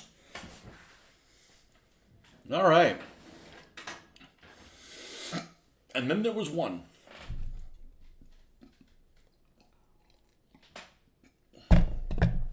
It's 11. That's late. That's lunchtime. Especially when I'm eating breakfast at 5. All right. We need to grab 42. 40, 42, 42, 42, 42. Great day, there's a lot of pieces. I see 43, that's not 42. And why isn't 42 on the same sprue?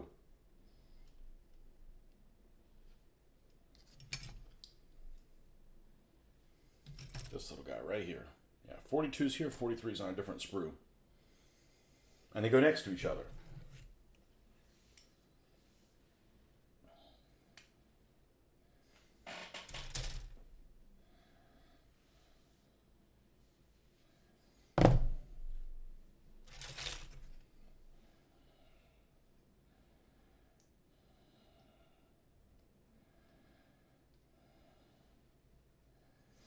Okay. And that one goes with a little up right here.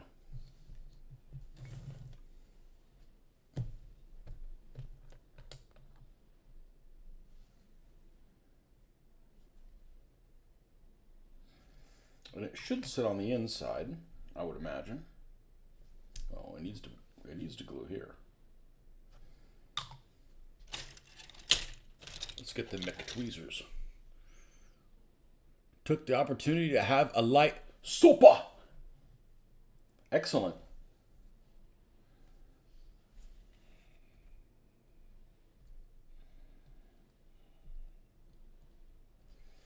Yeah, my stomach was just grumbling too much. I don't feel bad. I was just like,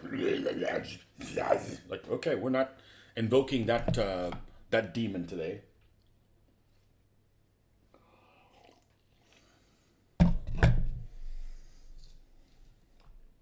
Okay, 43, 44, and 45.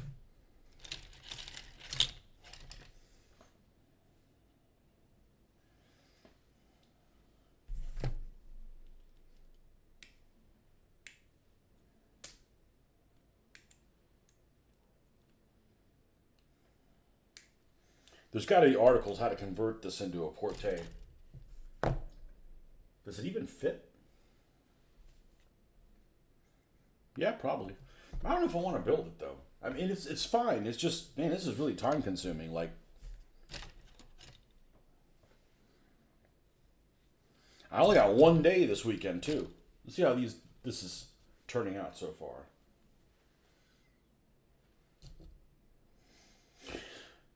I'll either like it or not. And yeah, it should have probably a bigger slope than this, but it's a war game thing. The other one's pretty sloped as well. I just figured, hey, let's use those cards that I have a ton of. I have so many. And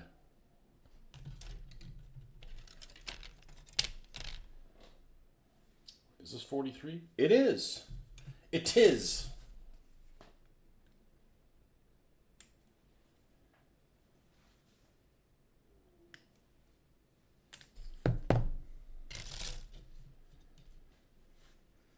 Cute little vehicle, though. Needs a little horn that goes, get out of the way.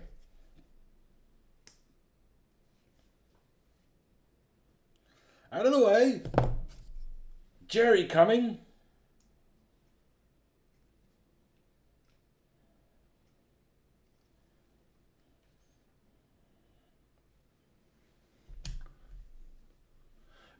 Do old Germans that live in UK, are they called geriatrics?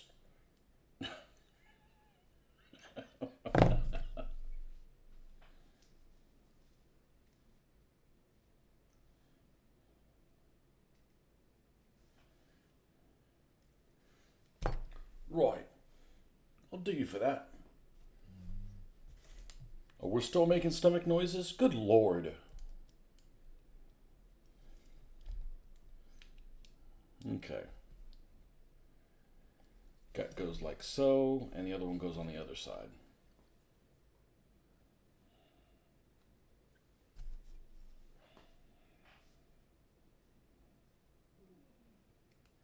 Well, I tried to find that sitcom you were telling me about, the dinner one. That's the British one, and I can't watch it. It's not available in the States for now, because we were ready to watch it. I watched a preview and it doesn't do me any good, because I didn't like the preview of the American version, and the show was funny.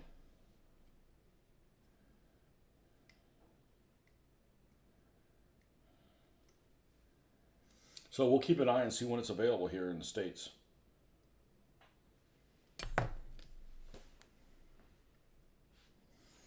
Okay, where does this go? Oh, it goes here. Oh, so it isn't a bench.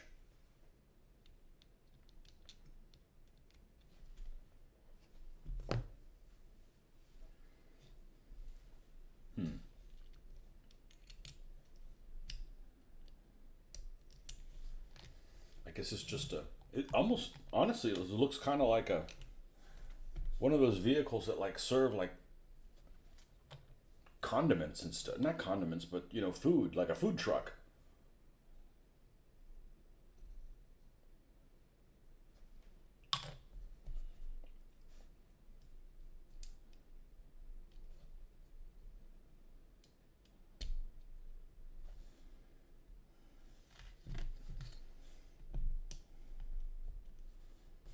I don't know why this is being obstinate.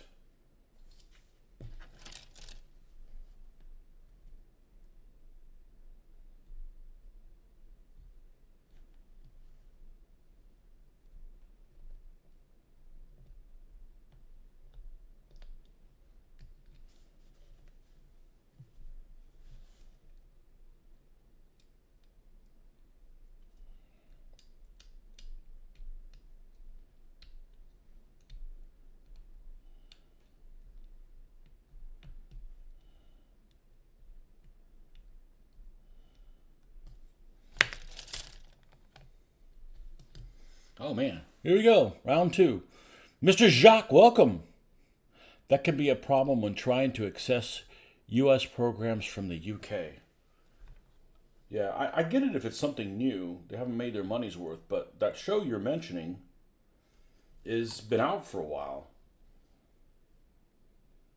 Well, I'm sure it'll be available at one time.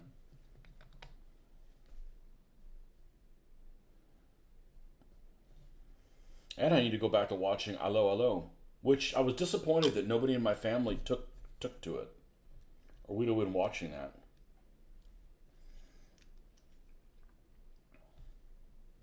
I thought it was pretty good.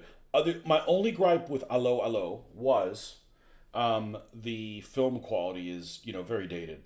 It feels like it's almost from the 1970s. Like the filming. You know what I mean? Just the look of it. Other than that, I thought the content was pretty good. But it's just hard for me to watch things on my own. If you watch stuff as a family, you can use an excuse. Oh, let's watch TV as a family, right?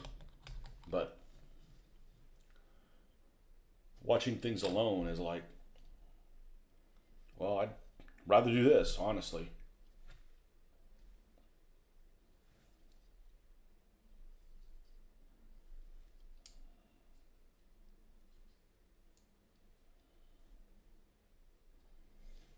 Okay. Lots of boxes. All right. Oh, we get to turn the page finally. Oh my God! There's a more plethora of. The 8-year-old just committed suicide after seeing these instructions.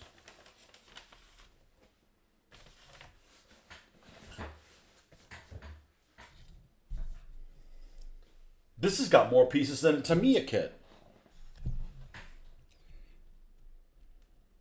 You should see if they take to open all hours. Is it available? Let's see. I'll check it out right now.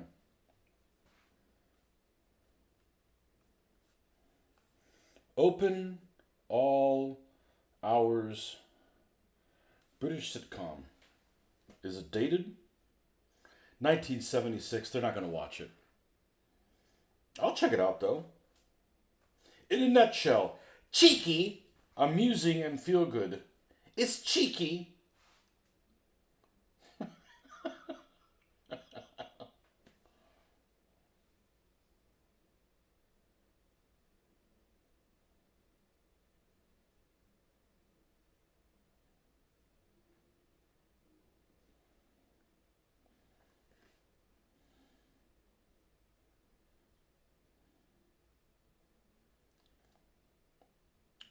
It's on BritBox. I don't have BritBox. Is it available on Amazon?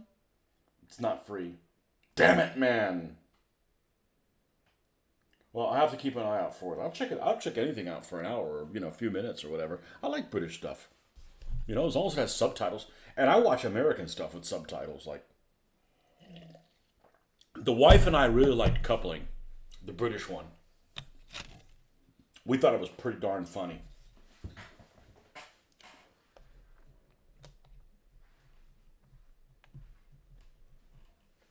You recently rewatched the original drama series it was based on, Secret Army.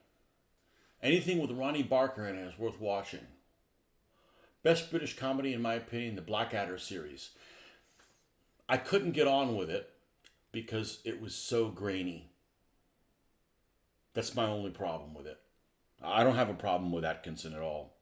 It was just very grainy. It gets distracting, And I know I've heard nothing but good things with the Black. Maybe I'll come back and it started with the ancient one, right? It was like it starts like Richard III or something like that time period. Like maybe let's just jump to the World War One. The World War One.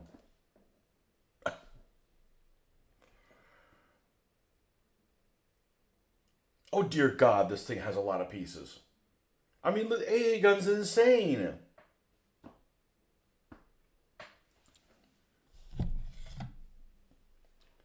And that's the real reason why, when war was declared on September 3rd, they didn't have, they had to wait until the Germans attacked France to be able to fight back with the army. They're building their vehicles.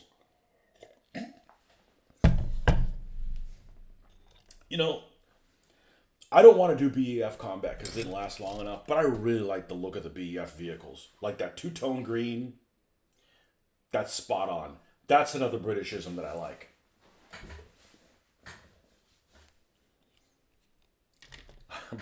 Britishism, you know what I mean.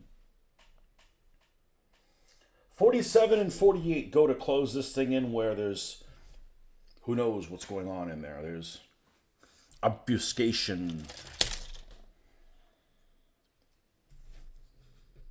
Unfortunately, the detail on this should be a little thicker, so you could see that there's like little tarps and stuff.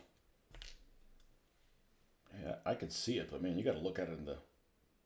I know, I get a scribe and scribe into it. Yeah, I don't have... Ain't nobody got time for that.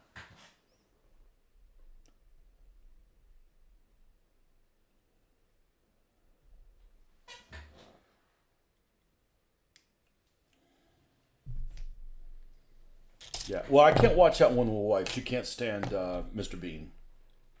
I don't have a problem with him. And I like his kind of humor, so...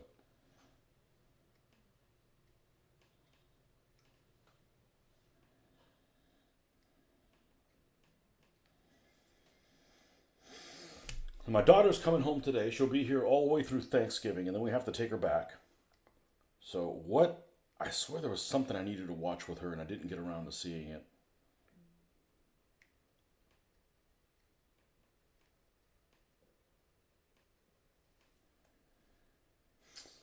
I don't remember what it was. I hope I remember before she leaves.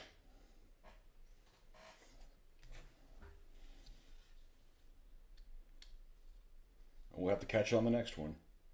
Ooh, we have a fit and finish issue here. Yeah, we can make it work, but man, it's...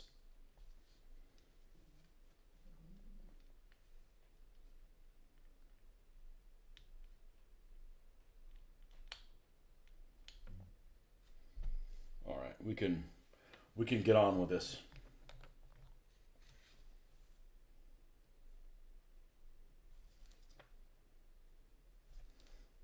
Spot on and brilliant. That's my two favorite ones.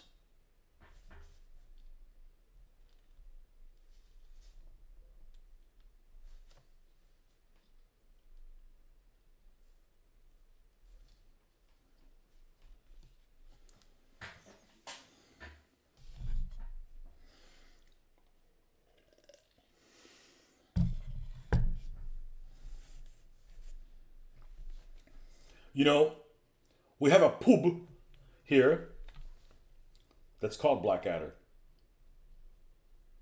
And it's a pretty cool. Coming from somebody who's never had a pub, it's a pretty cool place. And the writing on it is just like Blackadder. Pretty sure they were fans of the series.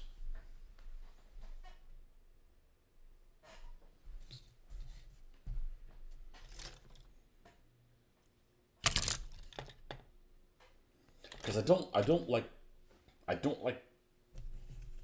bar people. I have nothing against drinking. I become a better person when I drink.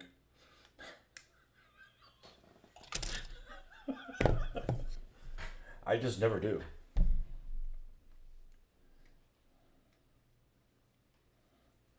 I never do, as I had a drink yesterday.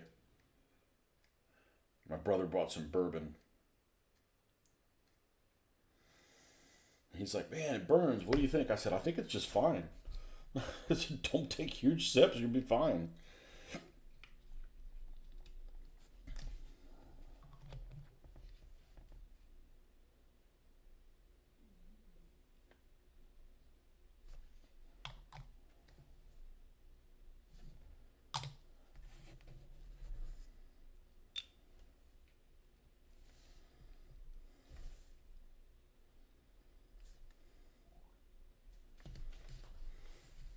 It's adorable. It really is. It really. Well, that part's not really surprising to me. I figured it would be. 49. 49.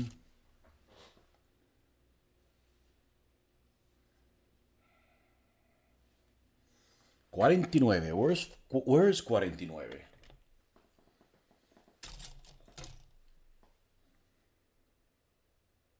Here we go.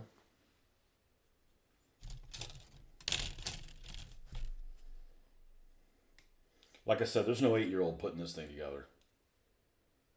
This would be a shit show. So I remember when I was like 13 or 14, I picked up a model of the Panther because growing up it was my favorite tank. Because it looks cool, you know?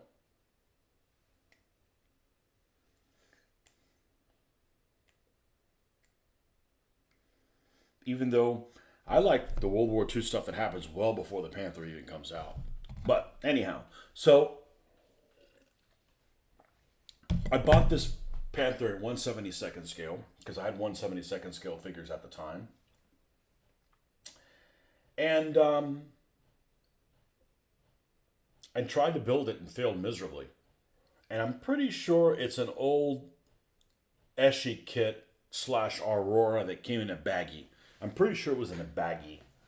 But you have the bottom plate that I don't remember if it's straight or it's got the angles at the end. But regardless, if that's one piece. And then the two sides that the litany of interweaved road wheels fits inside of it also. But the two side plates were curved like this.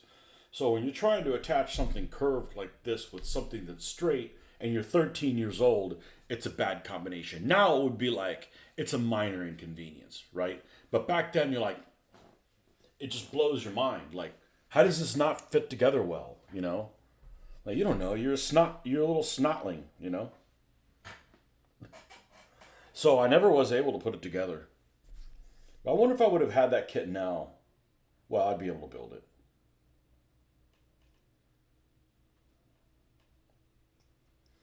But I don't sweat that kind of stuff now.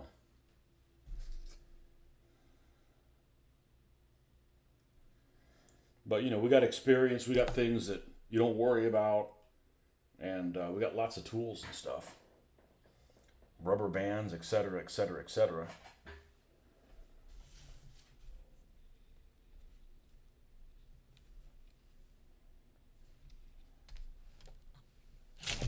Whoa, whoa, whoa, whoa, whoa, whoa, whoa.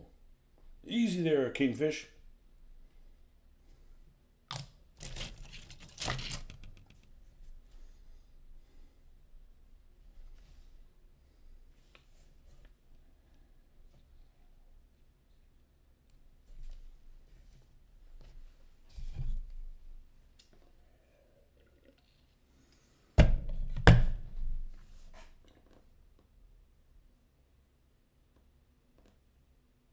What's the other one I say quite a bit? I say mind the gap quite a bit.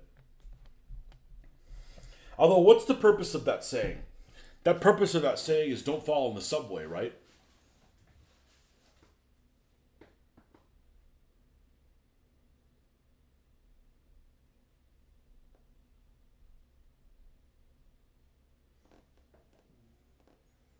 Good God, man, that's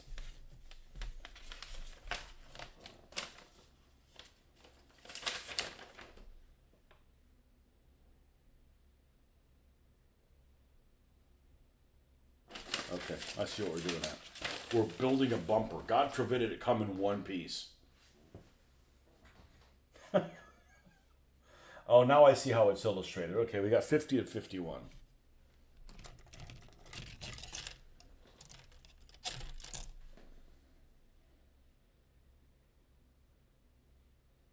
Oh, these are little.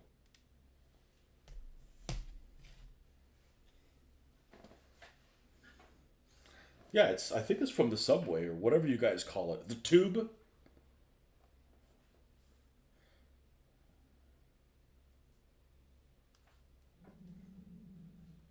Multiple matches, including a phrase used in transit system, a coalition design company, and a game.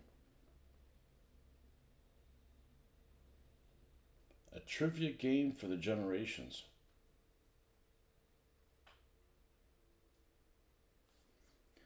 Of course, every time I hear Mind the Gap, there's only one thing I think of.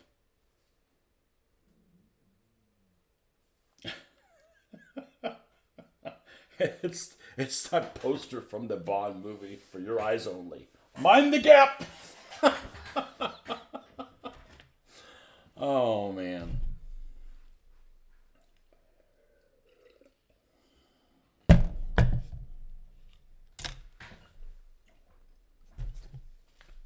Man, that chick was a fox.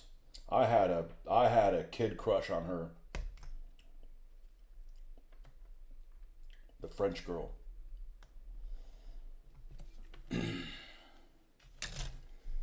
Okay.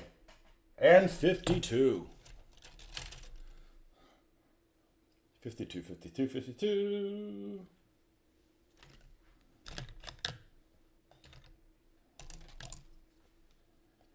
Fifty-two, 52, 52.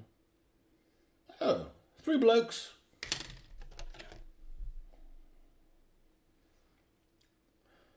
So let's talk about this pom pom. This 52? It bloody well right is.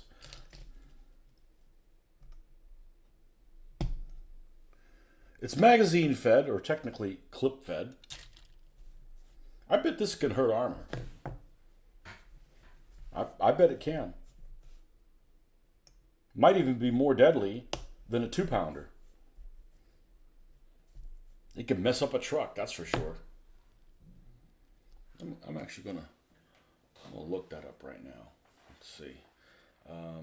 40 millimeter World War II Bofors against tanks.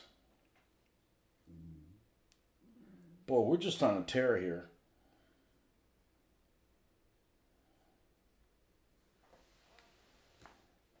L60.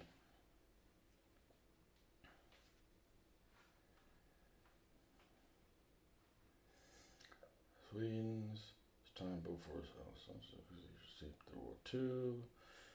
Became one of the most popular widespread medium-weight anti-aircraft guns and was used by majority of Western allies and some Axis powers such as Nazi Germany and Hungary. Well, if they captured them, one. Post-war, not suitable against jet-powered aircraft.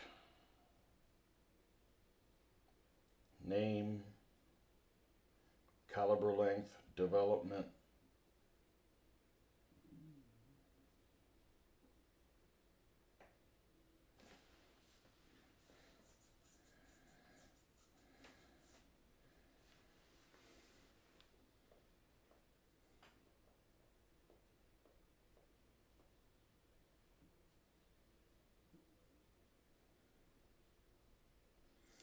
Licensed production.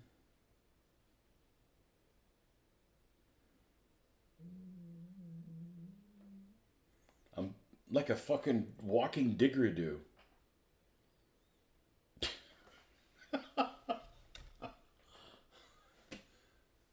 Other nations used them in the ground rule. Poles had them in 39.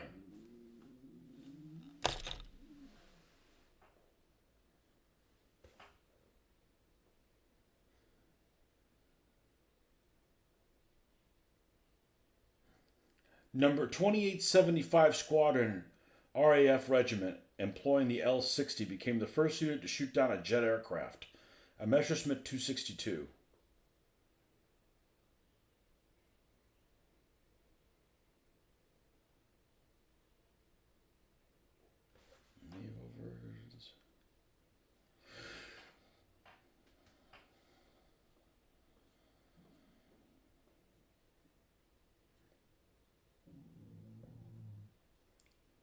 Out of control.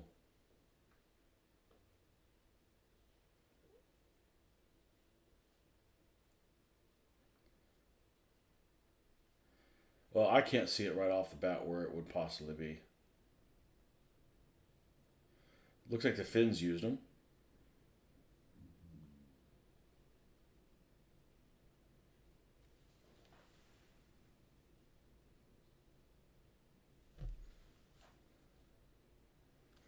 Okay, well. They might have just been equipped with HE. I mean, mess up some trucks. Probably heard a German half track, something fierce. But I don't know if it'd touch a Panzer II. Make a lot of noise.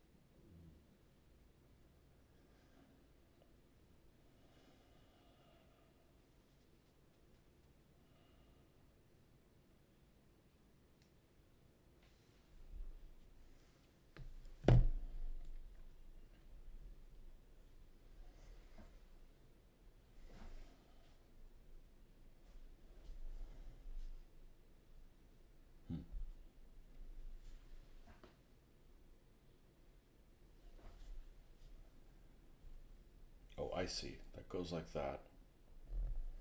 So this goes like this.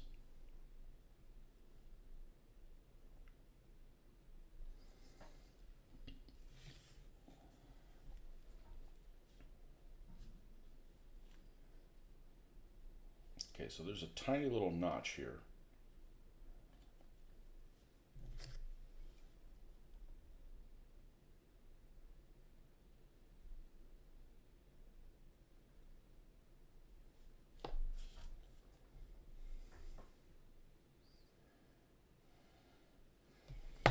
All right, so we need this laying this direction so it could sit under that. So this is the one for that side. So we're going to go ahead and install it.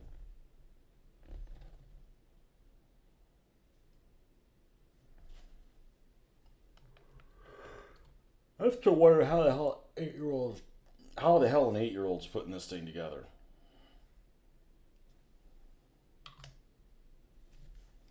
They got daddy's help.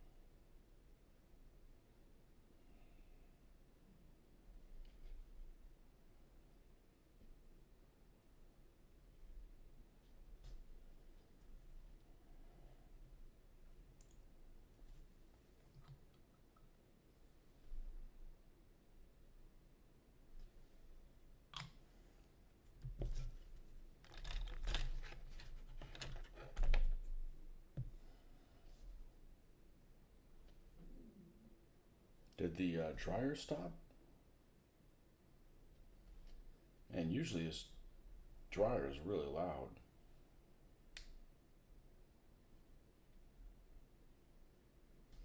That's got to be glued in the right spot.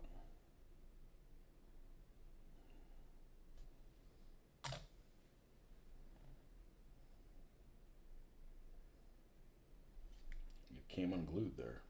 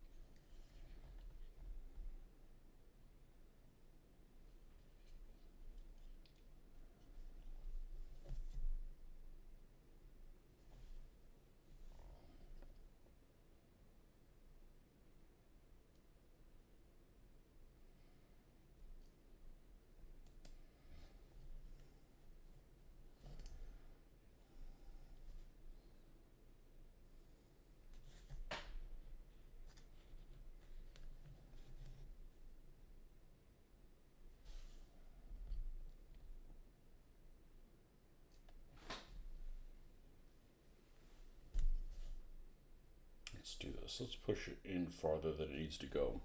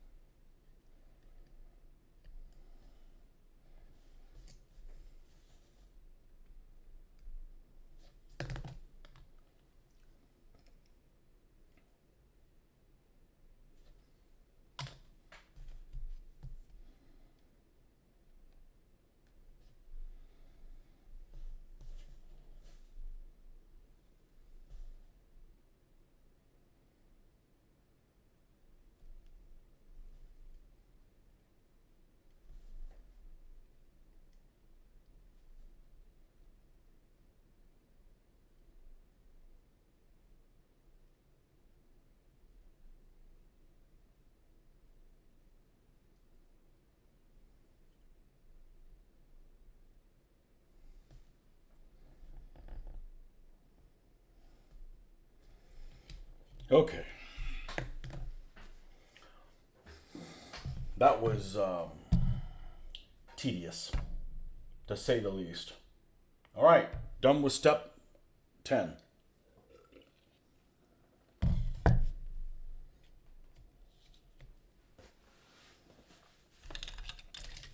I'm gonna go make a coffee. See how long that takes.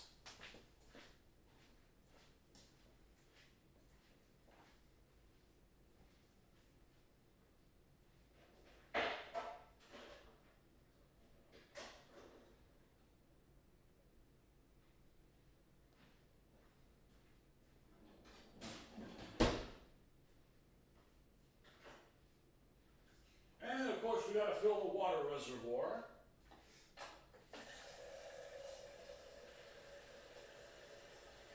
A little bit of wheat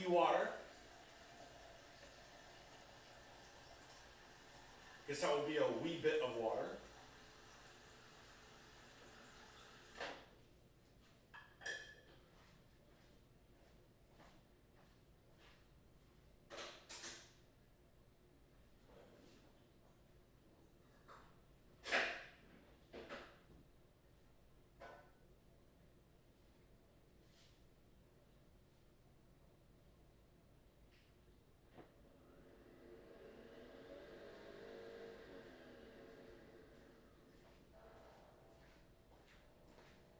I've kind of gotten used to the sound of it. That was really, really loud. Okay, plastic experts. So what do you think I should use to glue this thing together? The German sidecar thing. I'm thinking epoxy. And this thing is beautiful. It's super beautiful.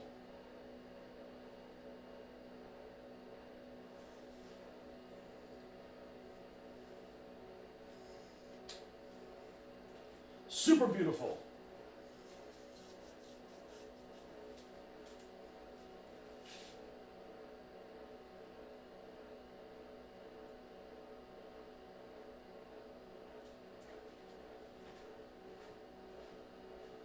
All right, coffee.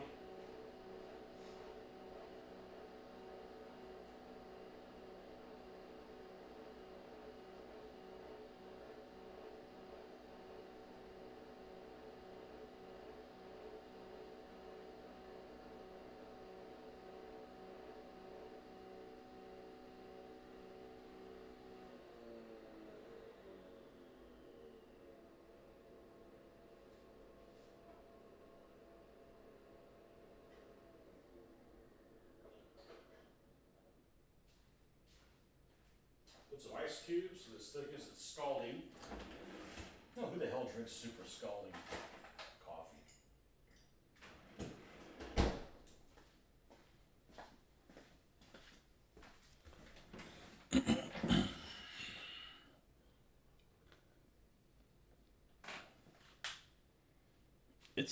I actually wasn't expecting this to be a this detailed of a kit. And I'm glad I didn't pick it up when I was a kid. The MPC one. Or I wouldn't have been able to do it. I wouldn't have been able to build this when I was 15. No way. No, I would have had no part of that.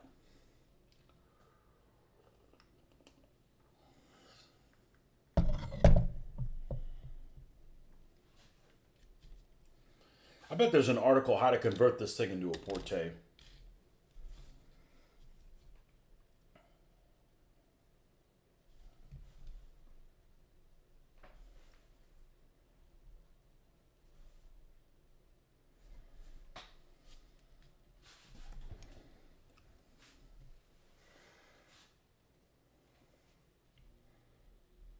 Okay. So we're done with step 10. Step 11. Turn this thing on its backside. This beautiful underside of it.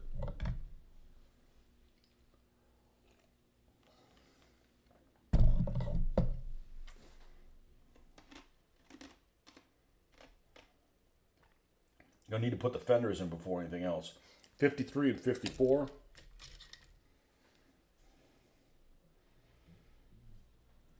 Fender bender.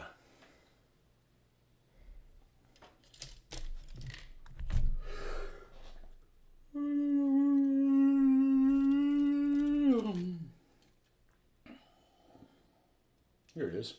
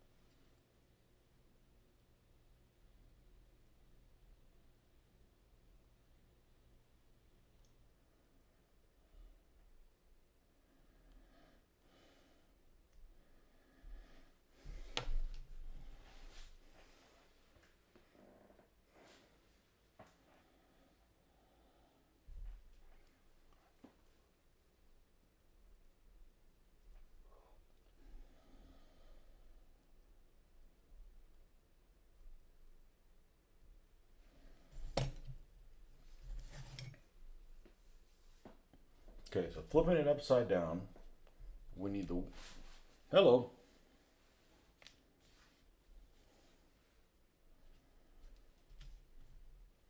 This is gonna fit.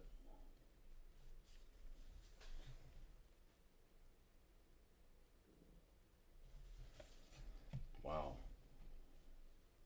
In here?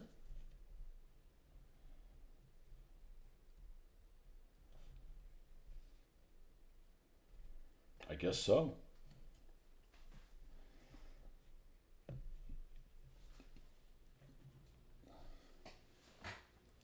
Use poly cement for the hat industry sets in similar bendy plastic, though you did resort to super glue for some awkward joints. When you mean poly cement, but well, let me look it up instead of asking you. I'll get educated.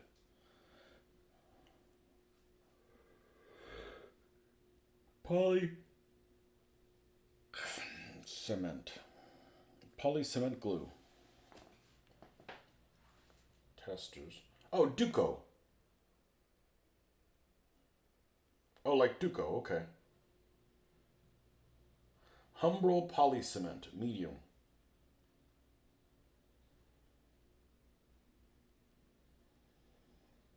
What's this to me? A plastic cement. Why are there so many different cements? I've never seen that one before. I've got one that's like that. I hope it's here because otherwise I don't know where it would be. And I bet it would work. It's kind of messy to deal with. It was one that was actually sold to me by the guy with the paper buildings.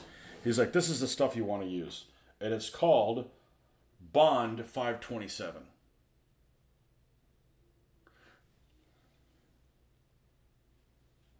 But this is messy as hell.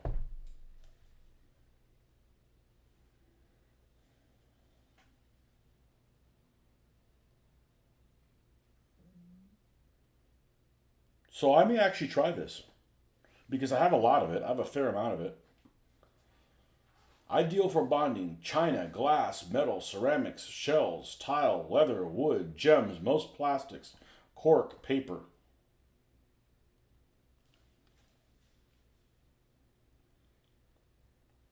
Newark, New Jersey.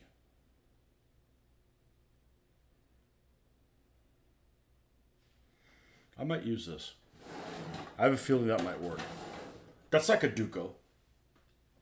And the only reason I know what Duco is because I want to say that's a cement that's more popular in other countries. And either my mom had it, I saw it in Mexico or something. Duco.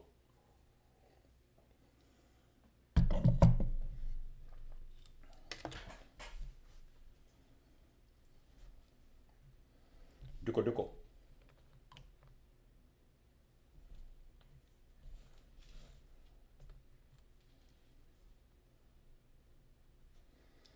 Now it looks like these things are free floating.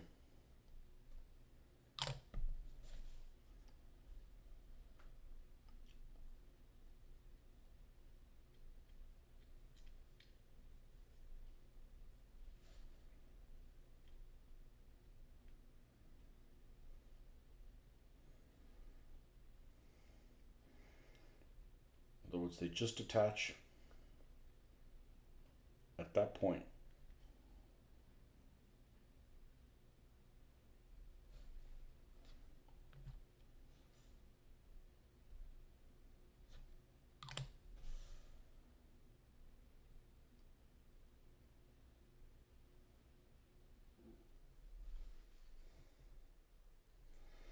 And there's no doubt I'm probably going to have to adjust that when I put the wheels in. So I'm going to do the two front wheels and install them so that you can get the spacing correct between the tires and the... There is no 8-year-old putting this thing together.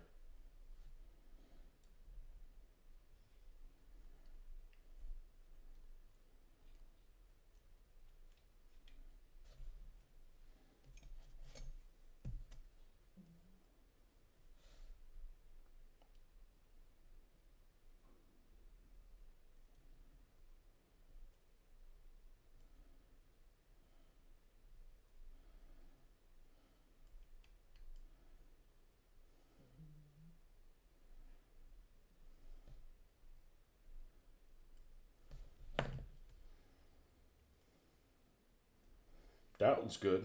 That's good too.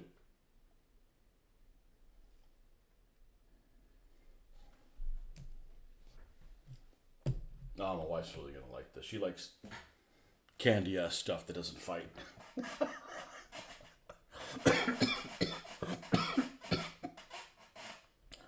Oh man, 57 and 58.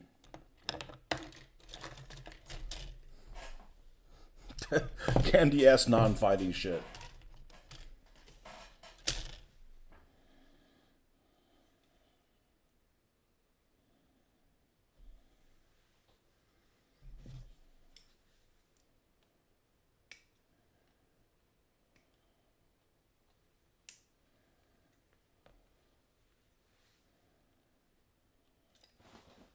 Gotcha. Haha. On guard.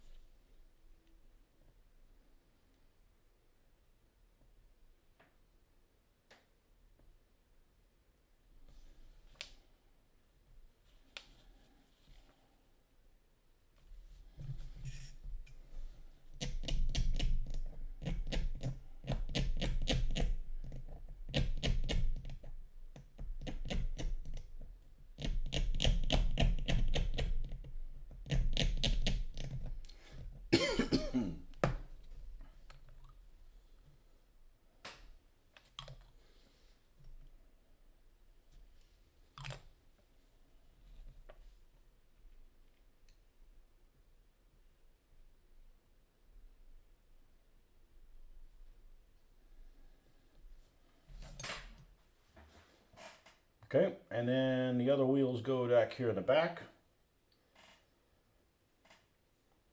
And we got two things that go on there, and then the little truck, and then the little truckie's done.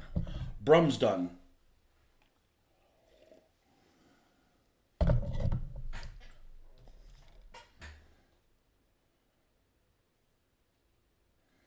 '79 and '78 are solid. Interesting.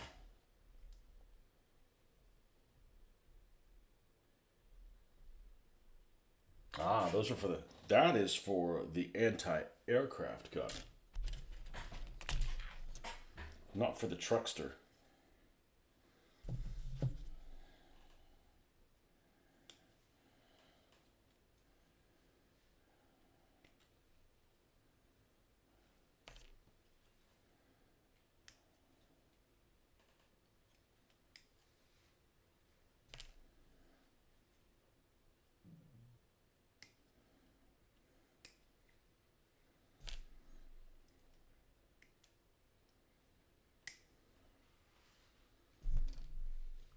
It must be really cold out there because my freaking feet are cold. I'm wearing like two shirts and stuff.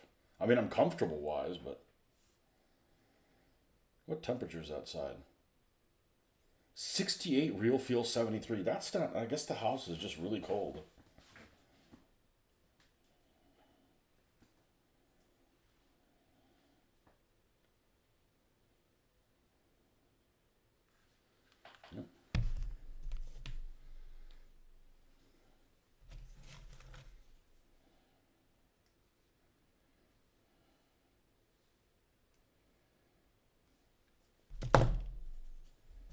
Actually, I don't know what I used that glue on now that I think about it. I bought it for the houses, but I didn't use it for the houses. I ended up using glue sticks for the houses. What did I use that for? Well, whatever I used it for, it actually worked just fine.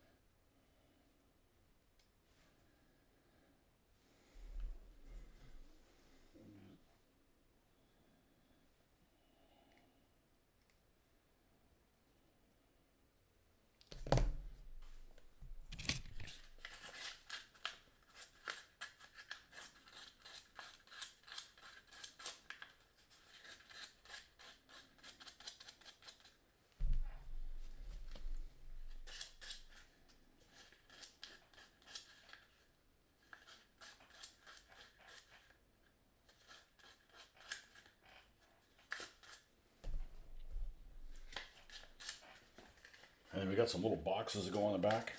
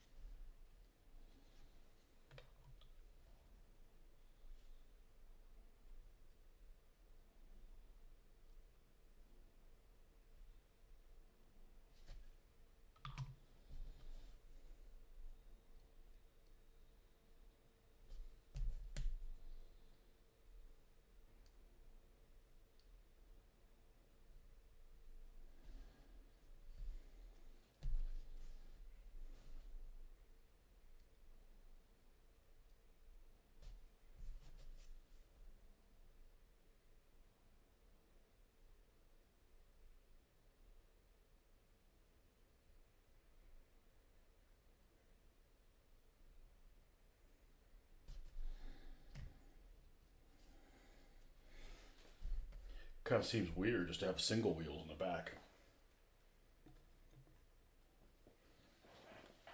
But that's how it's built. And we got a couple boxes in the back.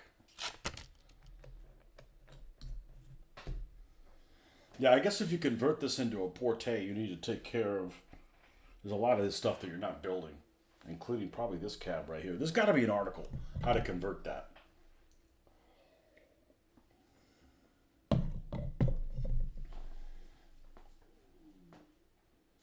Two-pounder porte. That's a decent weapon.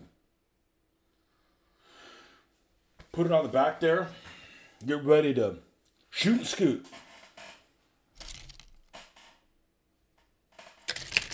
Schutzen and Skutzen. And that's 55 and 56, which are these two things right here.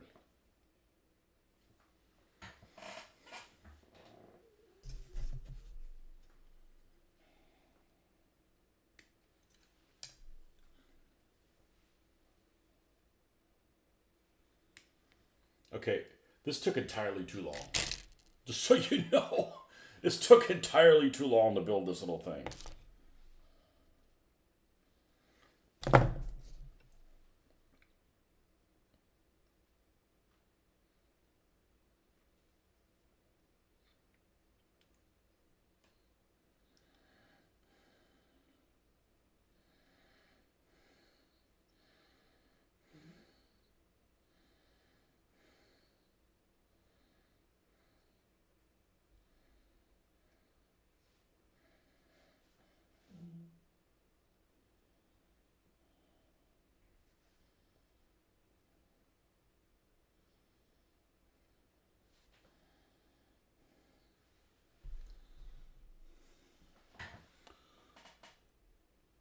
Hey, Marcus. Welcome back. Yeah, this is taking way too long to build, though.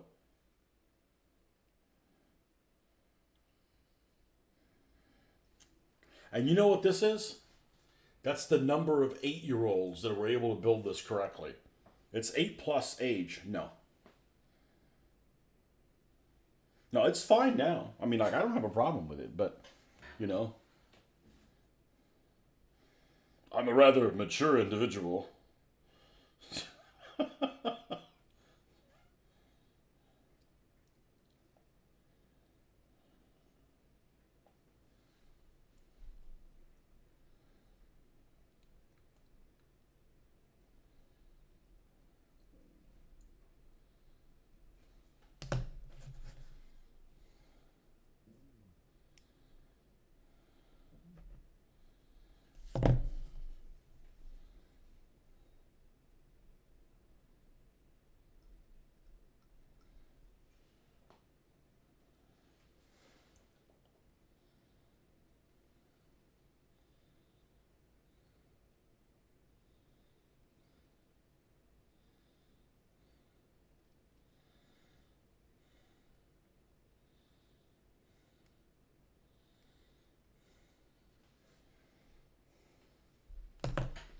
Okay, and if this thing is upside down and it shows this on this side, then it needs to be on this side over here.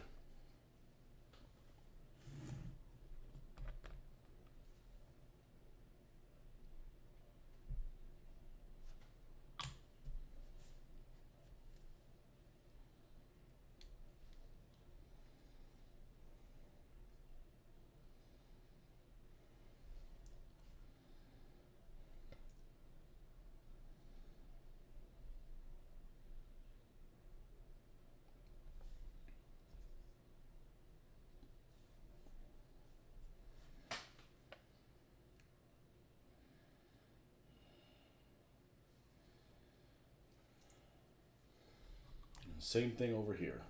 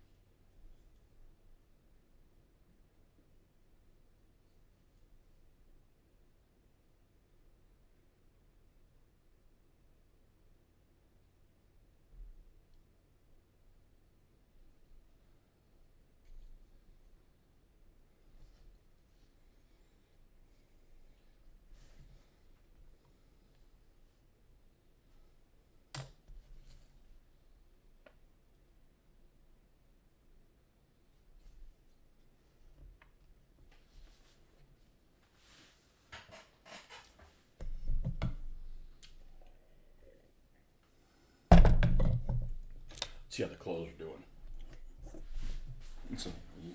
It's long. It take a long time for some reason.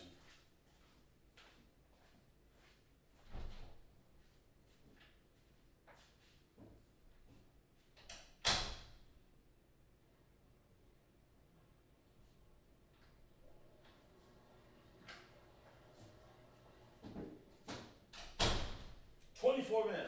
Yeah, I don't cook, but I do laundry. I don't cook, but I do laundry. Now, here's the only thing I can't figure out. There's like a crank in the front of this. I left it off. Is even in that video, I can't tell where it is. I had it glued where it looked like that's where it went, and then it was in the way of something else. So I still have this crank to put on there. I guess I should see where the hell it goes.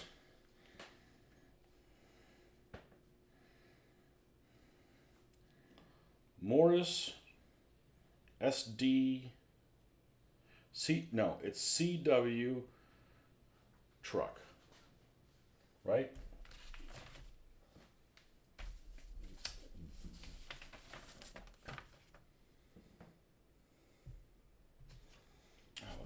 The information on it's so damn hidden. SD.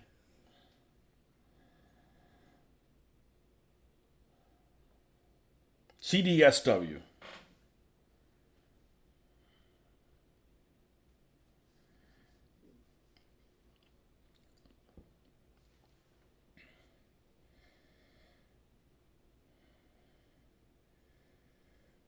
Oh, it goes in vertically? Well, that's weird.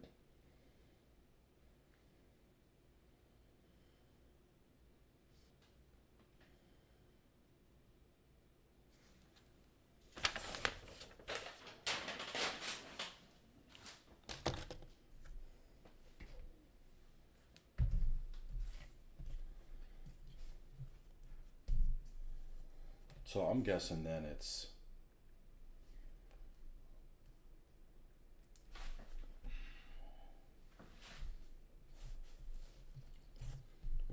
where's my drill bit?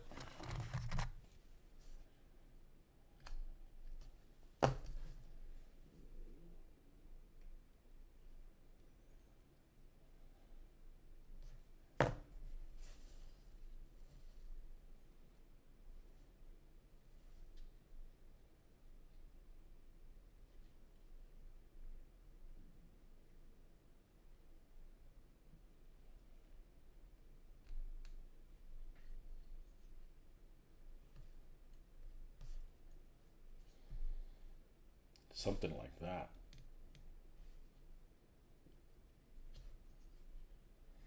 Yeah, I'm not sure. I'll be right back in 1 second.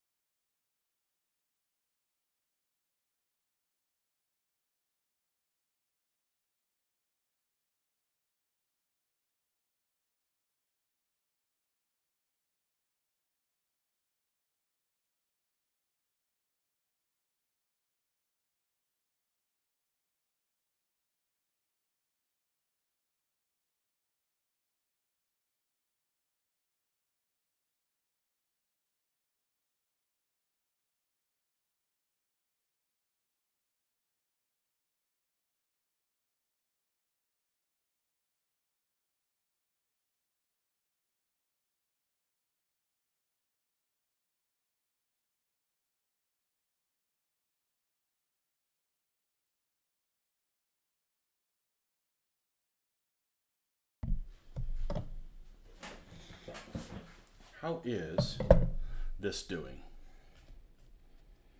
Ooh, we're getting there. I think this will turn out fine. I know it looks like a bit like Spotted Dick right now.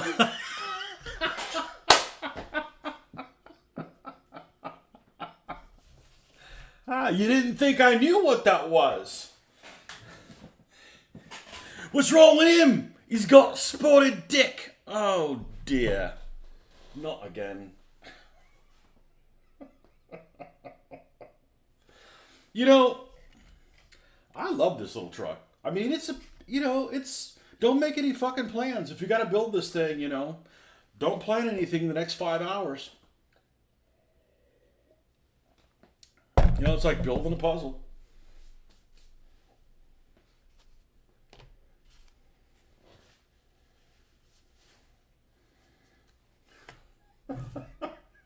Spotted dick. That's what it looks like. It'll look okay. By the time we're done doing the same colors that we did on the stands of the desert, put some tufts on there. Not a lot, but 4 to 6 tufts. It'll look solid. It'll look solid. And the nice thing is, this is exactly the size that I want for that piece. Because this is exactly what it's for. It's for the 2-pounder.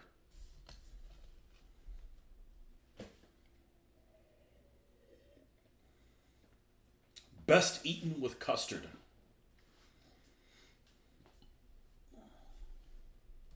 Custard rhymes with mustard. Spotted dick. Yeah.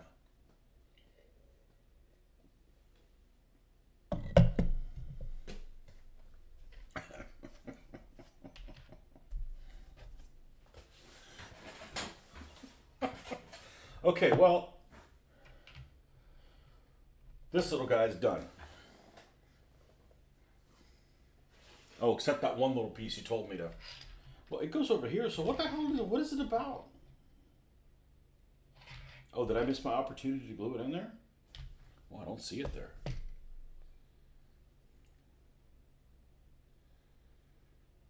No, save the piece. I don't know where the hell it goes, but it obviously goes somewhere it's not visible. Yeah, these fenders are like holding on by a thread. I mean, it'll be fine, but...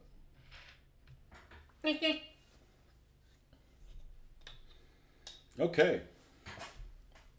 Yeah, I would have picked up the two, the British trucks that come from Airfix, but they're too expensive. I mean, $25 for those 2 trucks is, that's a bit much. And they make an RAF set too, don't they?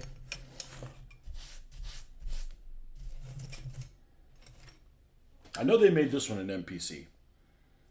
Because my Pack 40 and my trucks are and actually they're 176 and I don't think they're too small.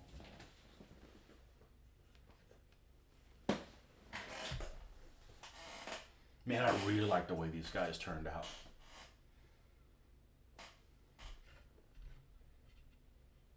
These are some of the best headlights I've done too.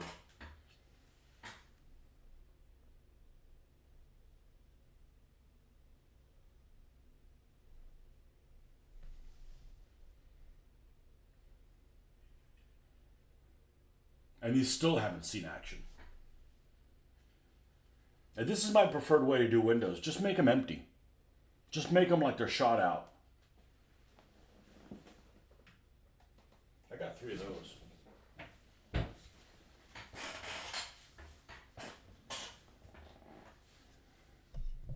Should get some Busing Nogs.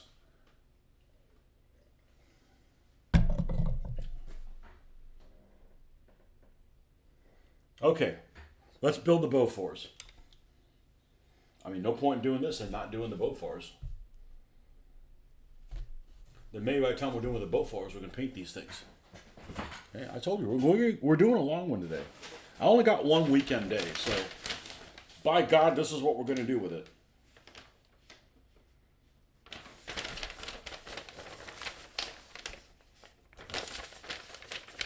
I'm going to move these things out of the way, though. They're a bit They're a bit front and center.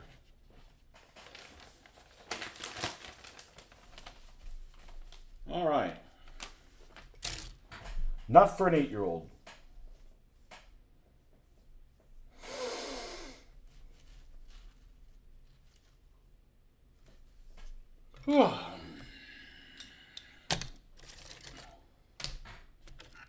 Yeah, all this stuff takes time, but what are you going to do? Watch television instead? Well, that's a waste of time. Can we get down to just 2 sprues? Because having the third one is a pain in the butt. What's on here? Just gun shield stuff and 3 mutton heads. Okay, so I'm going to go ahead and get rid of this and get rid of this. Okay, now we can keep that sprue there. There's nothing else on this piece. It can go in the garbage.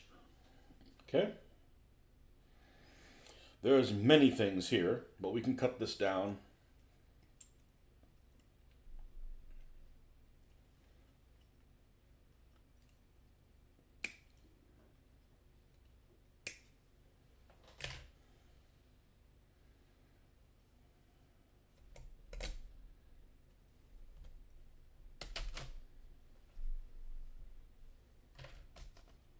Nothing there.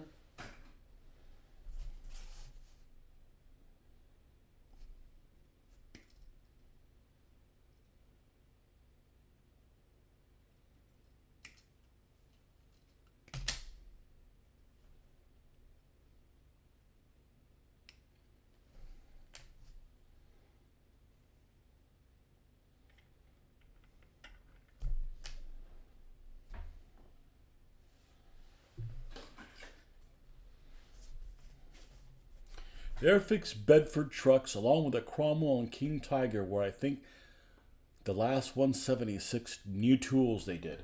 Meaning they were retooled? Like the other, like, is this a retooled model? Because I honestly, this doesn't look like 1976. This looks better. I mean, other than there's like little lines where like the tarps and stuff would be like the flaps should be thicker than that, so you know they don't get lost from the paint. But other than that, this thing's pretty solid. Like it's got good detail. It fits together pretty darn well. Yeah, nice vehicle.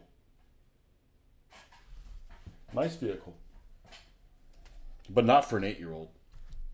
I put 18 plus on this thing.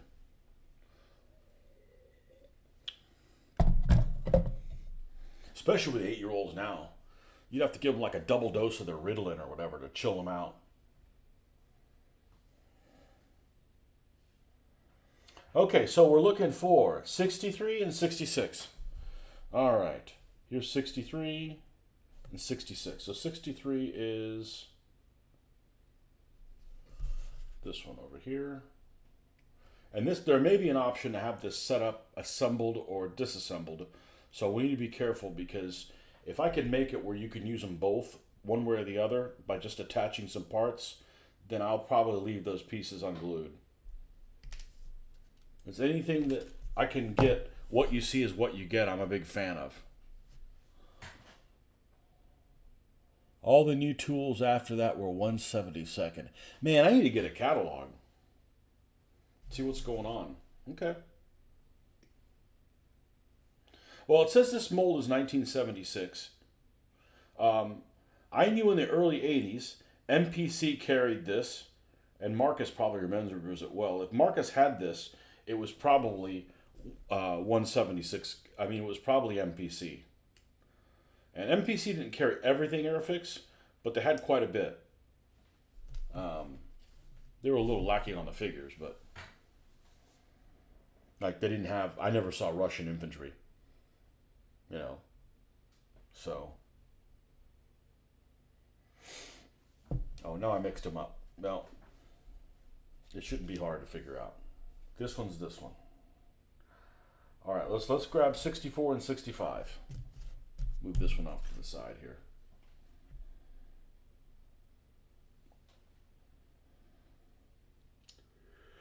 Yeah, I got Panzer II. I got some Panzer IVs. They're 176. I got some that are 172nd, and honestly, they look okay together. You know, The figures look okay together. You know, these figures are a little smaller, a little more svelte.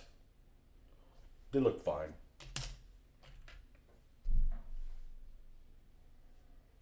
Um, and I almost picked up the German half track with the 88 to leave it in a pulled position, but I didn't because I got the other one that's bigger, and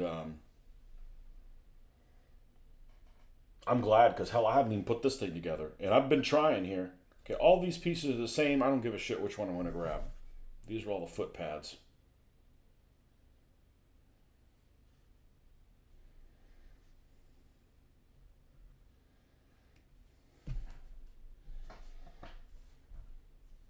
In 65, I'm not sure if these are different.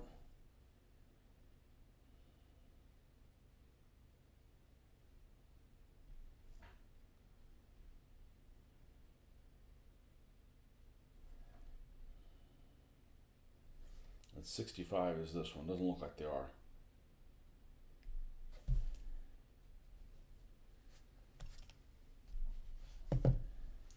The Classic Series are kits made with the old molds and contemporary plastic. They have the original mold date on the box.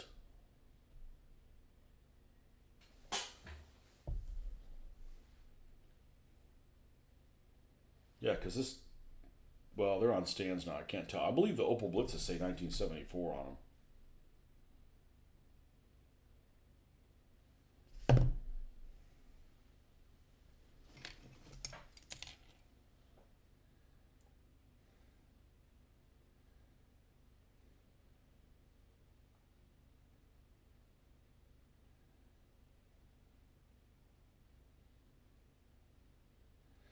The Airfix stuff can be had for a reasonable price. The old Matchbox ones are ridiculous in price sometimes.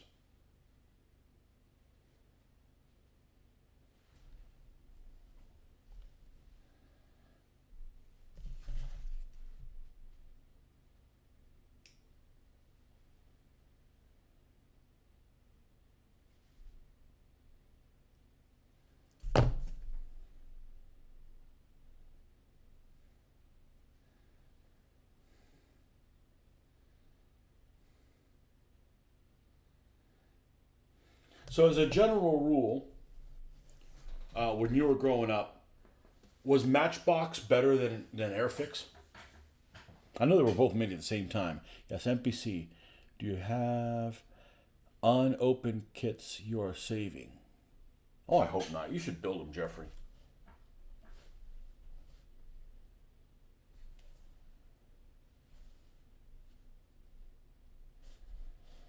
Okay, this is the.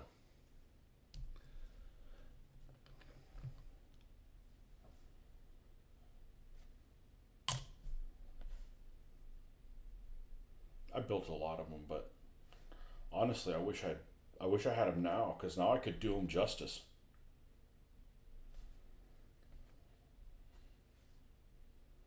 And I got two Kubelwagens, and I think I'm going to salvage both of them. One I think is a Fujimi, and the other one is the one from the Airfix Recon set that is in really bad shape. But I think with epoxy, I should be able to fix the wheels and stuff because we can use a couple Kubel for the desert. You guys okay that I'm doing desert stuff?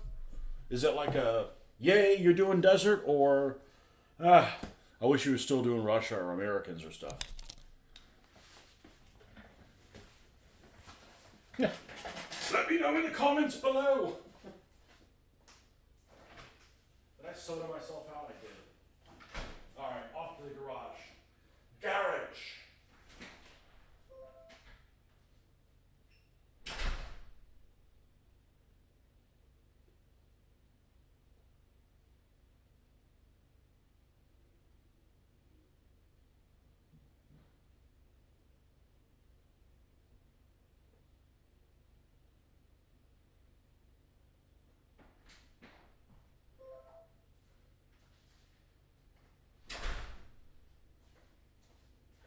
So I'll tell you the thing about Africa that's cool. Some people will be like, it's a desert. Nothing to look at. As Sam Kennison would say. It's a desert. However, I got 2 play mats for the desert, and it looks pretty darn good.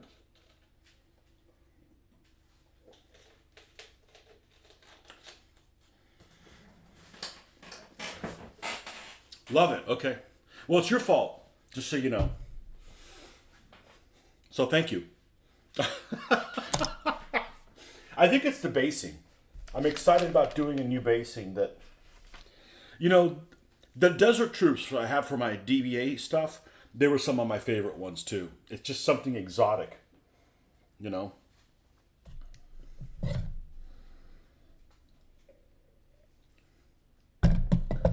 I think we'll stay. I think we'll stay on the desert for a while. I think we'll stay on the desert for a while. I mean, it's going really well. So, and these things, I know it's taken a while for them to dry, and I'm sorry, but I think they're going to look great. I think they're going to look good. Okay, so we did that one. Now we got to come over here and do this other one. So all the feet are the same. What was it was supposed to call? Mitch's toes?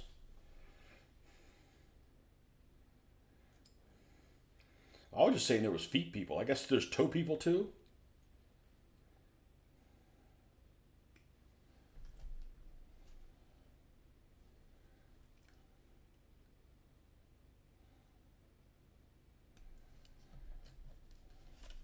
People are weird.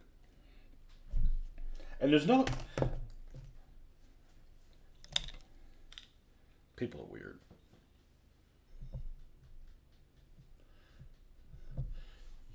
You have a few 172nd, 76 vehicle kits in your stash, but all will be built. Charlie, the 172nd will go for use in nuts. 176 for my nostalgia project using the battle rules. You don't mix them?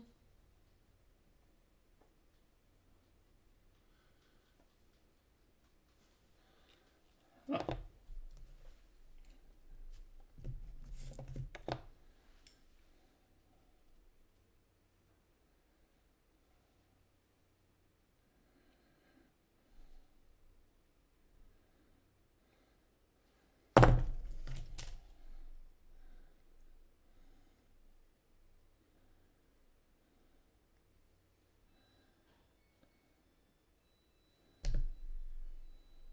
Everybody that I know ever has always liked the desert.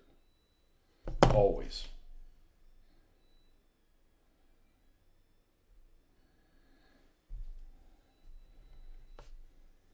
And I had a couple people that I used to game with. They're like, if Americans weren't involved, they didn't want to play. Almost like they were, they couldn't get behind it if the U.S. wasn't involved. I'm like, look, there's a lot of World War II that's really interesting that the U.S. wasn't involved. I would even say that most of the stuff that is interesting, the U.S. isn't involved. But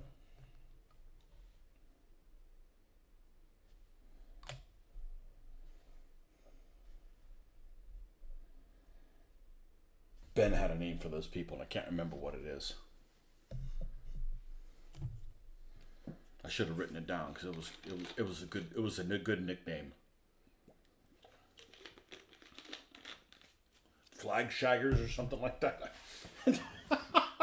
Something like that. Flag shaggers. Happy to mix them. Yeah. And especially if you're not mixing the same vehicle. Like every Panzer III you have is one scale, and some are, and some people like Frank Chadwick, he'd even mix Roco mini tank stuff. That's a big extreme. That's a bit extreme.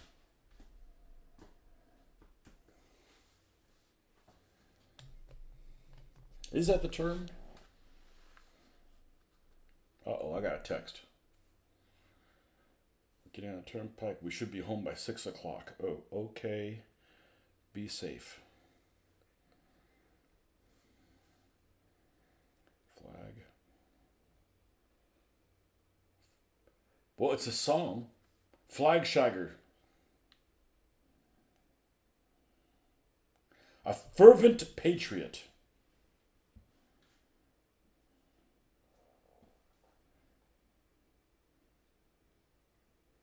Excessive patriotism. You jingoistic flag shagger.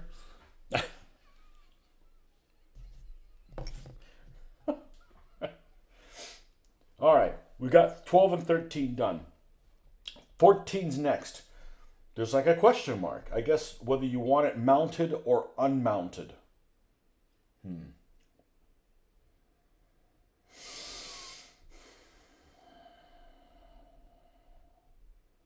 Well, I kind of want the wheels on it, to be honest with you.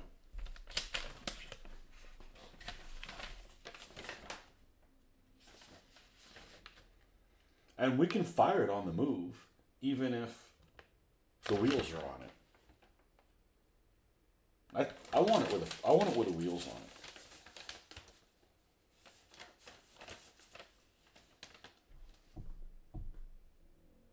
Because otherwise it's just sitting there.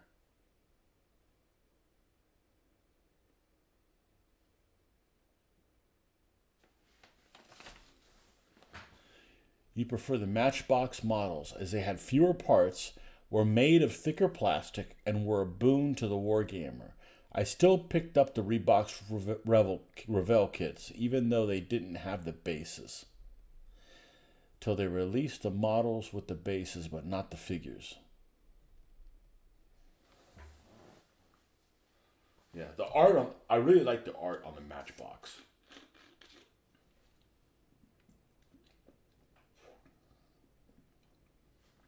And as a kid, I liked multiple colored parts, but I think I've only built one Matchbox kit, and that's the half track. That's the German half track. One of my German half tracks that I have. I think it's the one that's the B. SDKFZ 251B is the Matchbox one.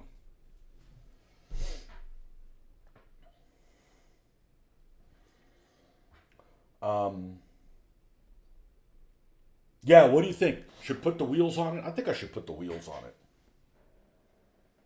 I'll tell you what, I'm going to skip step 14. We're going to go right to 15 because 15 is a constant.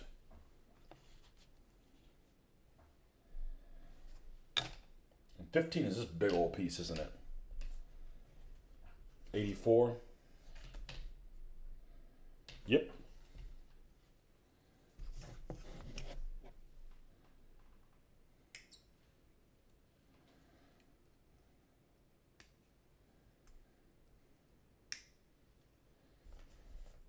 Okay. That goes there. The foot pedals is 88 and 87.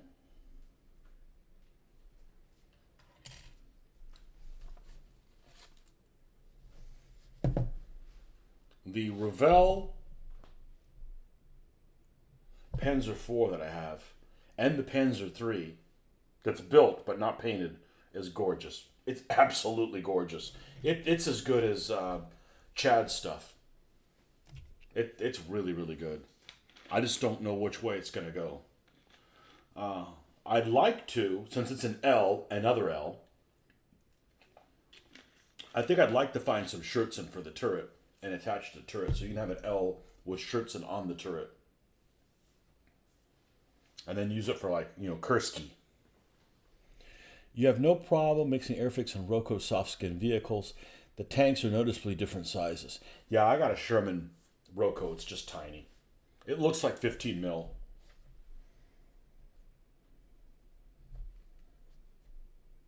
The Roco stuff's really expensive.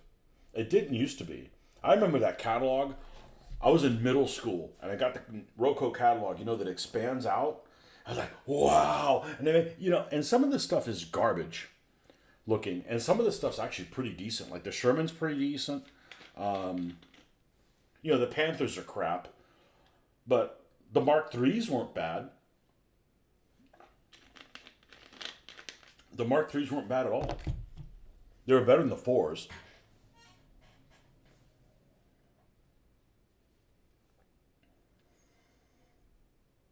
Yeah, I don't have a problem mixing those 187th scale T28s and T35s in. Like, they're huge vehicles to begin with. And now the T28 is the size of a T34. So, I can deal with it. And they were really cheap. And it just would have been a shame for somebody else to buy them and not do anything with them. I took one for the team. 88. Where's piece 88? Oh, there's more things over here. 88 and 87. Okay, that's these two here. Okay. And we have an 85.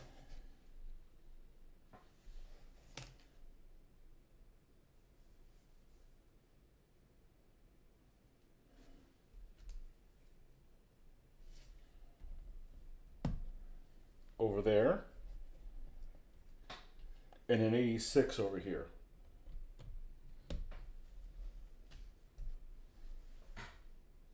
Okay, that's enough to go on. Let's clean those up, assemble those things on there, and then we'll grab more pieces. I picked up a couple of job.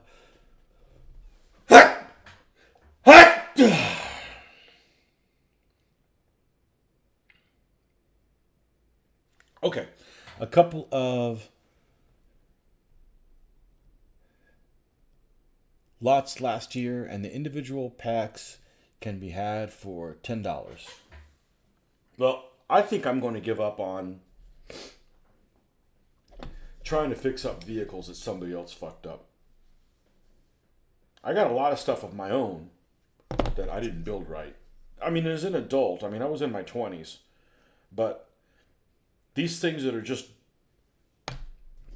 I'm not going to do anything with them. It's not worth my time. You know?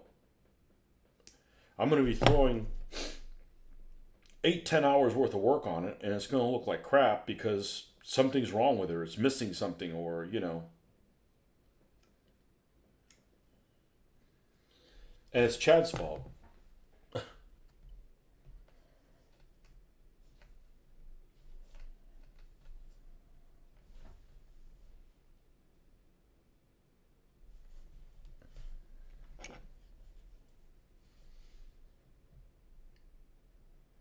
I don't want to spend a lot of. I don't mind spending 8-10 hours on something, but it needs to look good when I'm done.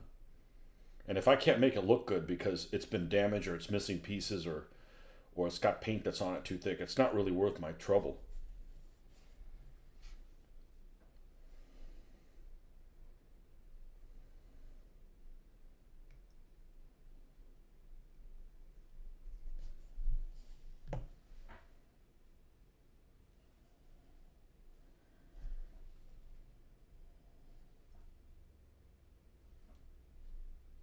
Okay, so this one sticks out, so this needs to be the one on this side. And there's a peg on the bottom.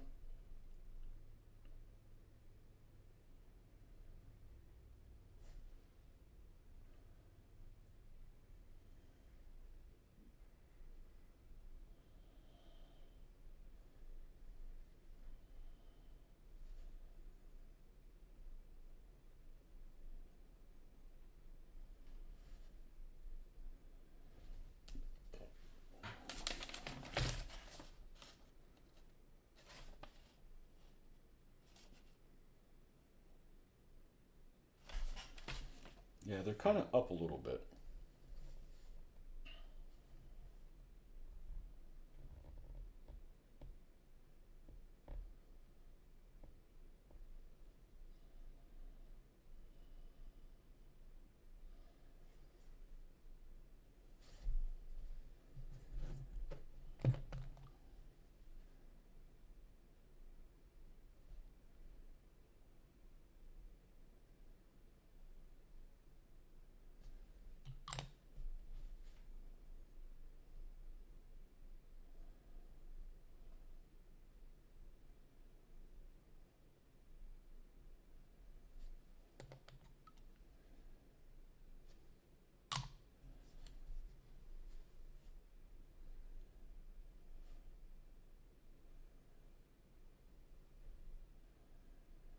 Yeah, that place in London you were telling me about, Jeffrey, Hannant. Man, it seems like they got a lot of stuff, and they may have stuff in their warehouse, but like online, like man, they have access to a lot of stuff. But let's say I found a good deal on something. How am I going to bring it back? I'm like really stuck on space. So, if I really wanted to go to that airplane museum that's right across the street from them,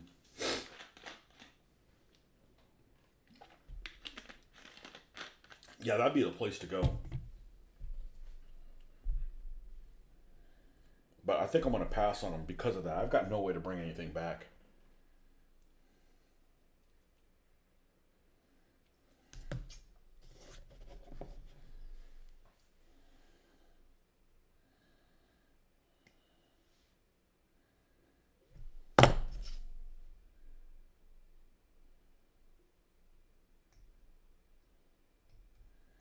Because we're going to travel with only carry-ons. And we're going to spend 2 weeks in Europe, so we're going to have to do laundry somewhere.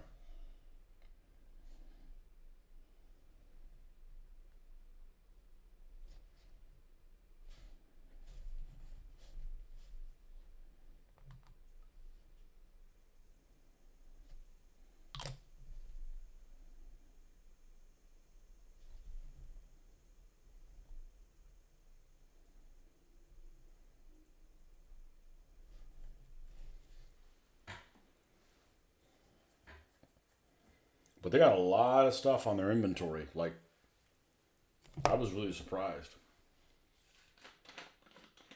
Now, how does the VAT work? Do I have to pay that if I'm over there? You guys pay VAT?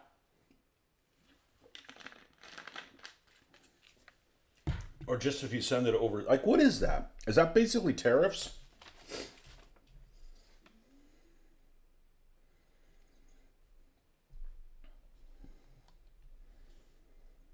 Or you don't have to pay on that on domestic stuff?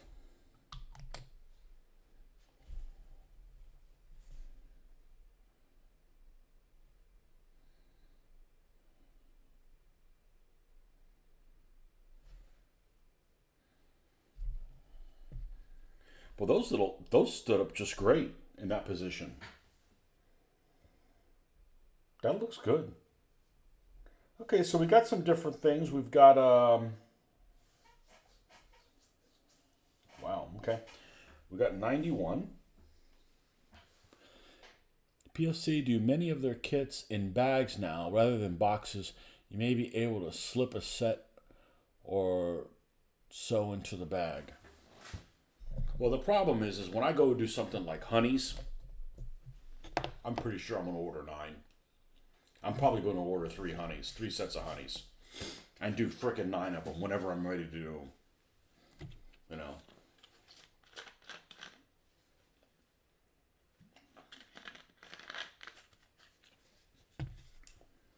Because I'm not buying the honeys 3D printed. Same thing with Valentine's. Whenever I get a wild hair up my ass and do Valentine's, which by the way, it's up to the Valentines to save the day at this point in the Crusader thing. I had no idea the freaking Africa Corps chewed up the 7th Armored Division as bad as they did. I mean, like, horribly so.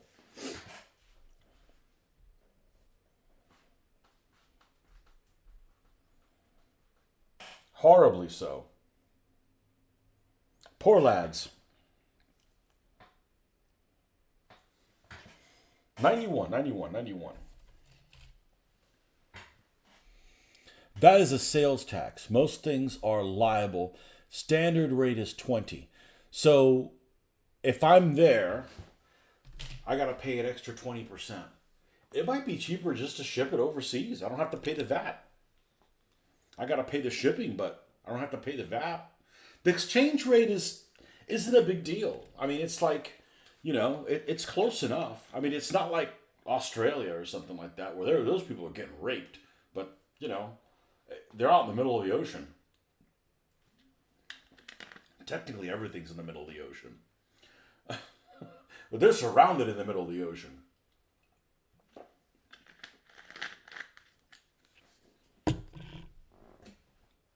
So, it may actually not be a savings. So I might just be like, we're not going to go to any hobby stores and then, ship something myself and it'll be here when I get back. Oh, look at that. I have a feeling when I get back from that trip, it's going to be a shit show. It's going to be a shit show at work. It will be a shit show at work. Okay, 91. 91 is this guy right here.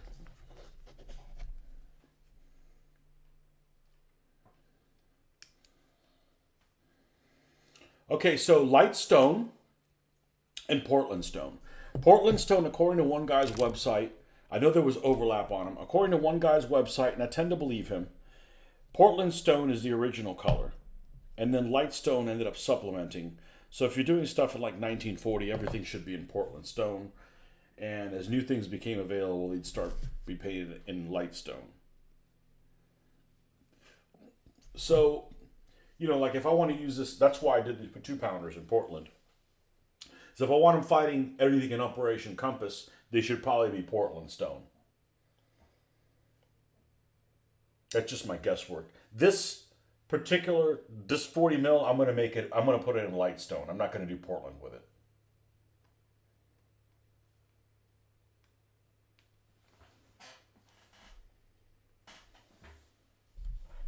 That's my thoughts anyways on it. 91 is...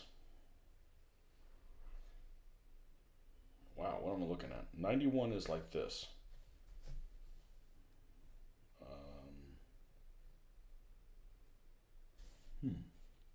Okay. That's why. It's like this. 91 is like that.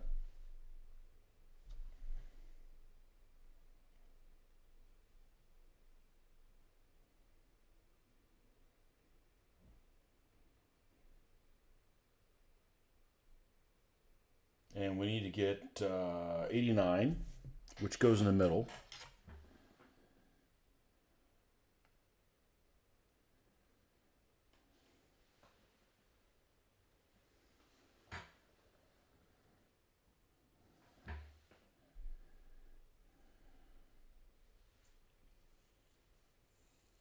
Two. There's 89. Okay, that didn't look like that piece. Got mixed into where the sprue began and where it ended.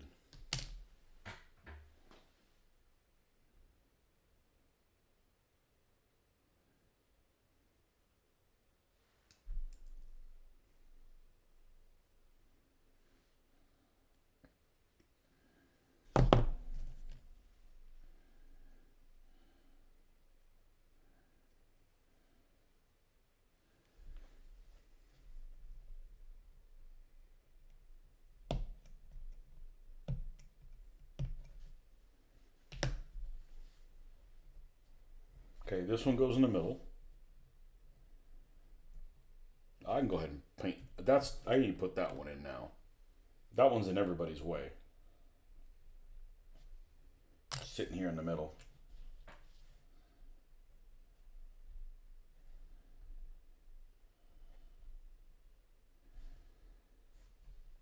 All right, and then we got the little thing there, which is 90.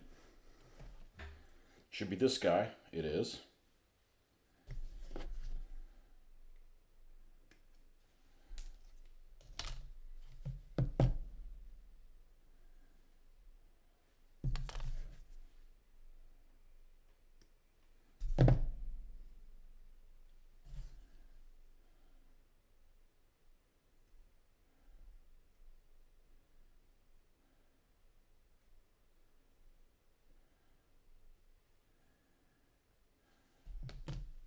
Was that something you guys always had, or is that a Brexit thing, or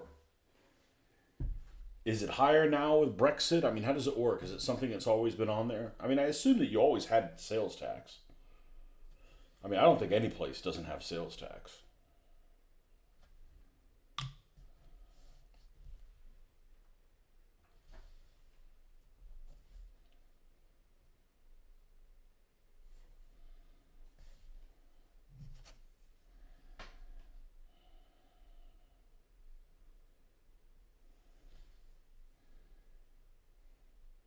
And we used to not pay a sales tax when we ordered things from other states. And that might still be the case, unless that particular vendor has a presence in your state. So, for instance, when you order things with Amazon, it used to be you didn't pay sales tax. Or I don't know whether you were supposed to report it. Nobody reported that shit. Ain't nobody got time for that. Ain't nobody got time for that. All right, this is going to be vertically over here.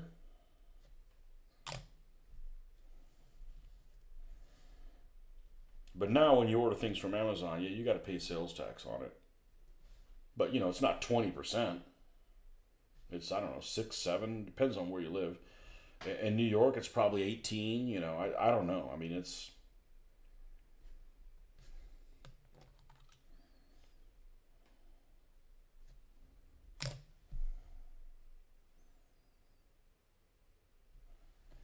okay. And then little 94 is over there. I'm not really sure where that goes from this drawing.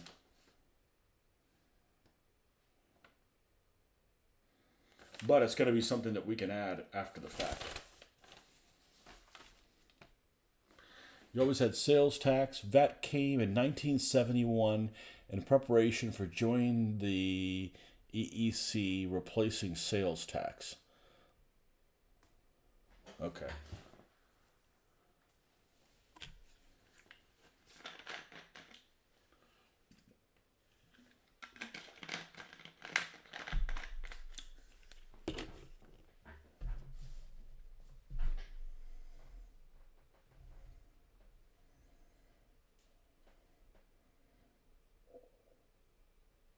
Well, it's time for the business end of things. Ga, ga, ga, ga, ga, ga, ga. Be very careful.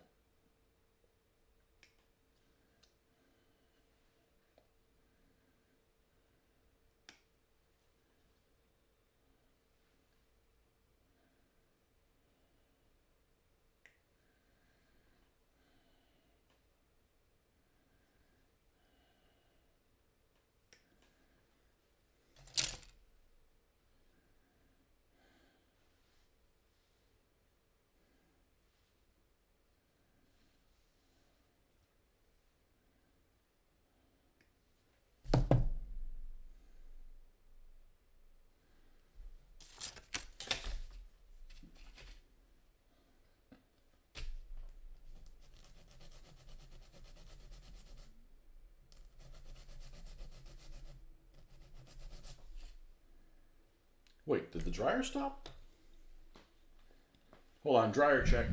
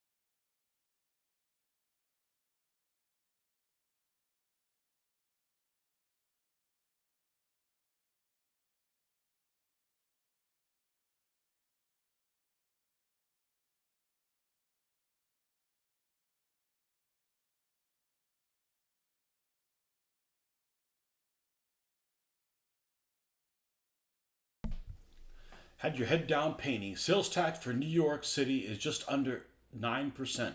That's not terrible. I think some items under $100 are tax free. Okay, that's not too bad. Just under 9%. We run 6 in Florida, and then there's a county surtax.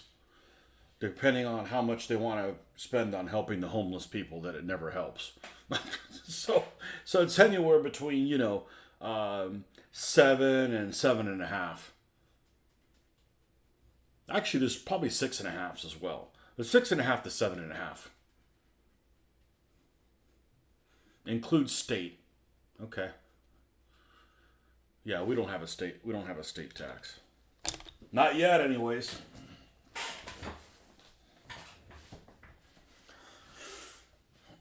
Okay. Beaufort's time.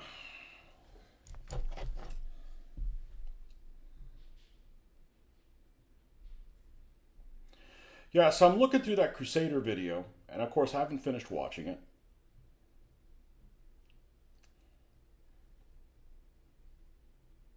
And the stuff that I already have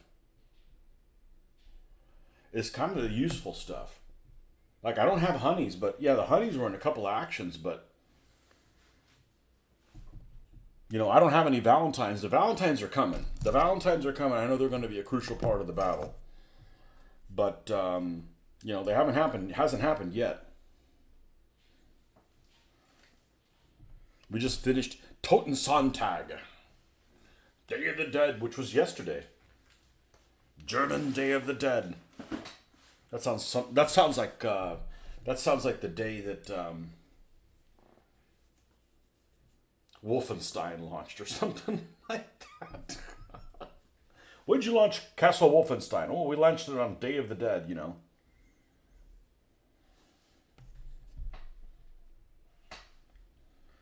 Let's see if I can drill any of this out safely.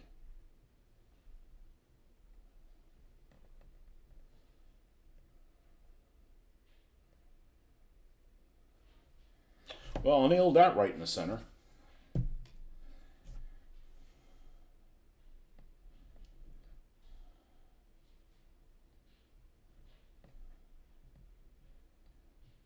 But I'm going to do some more research on the, when we get closer to doing the Africa Corps vehicles, the tanks.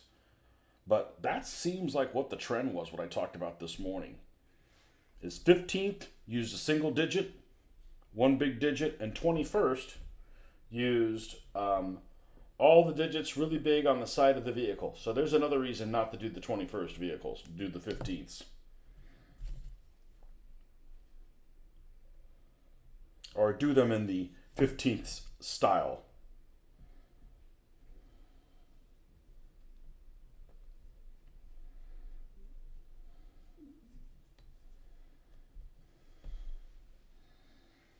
Okay, that's good. Now, any flashy on the thing?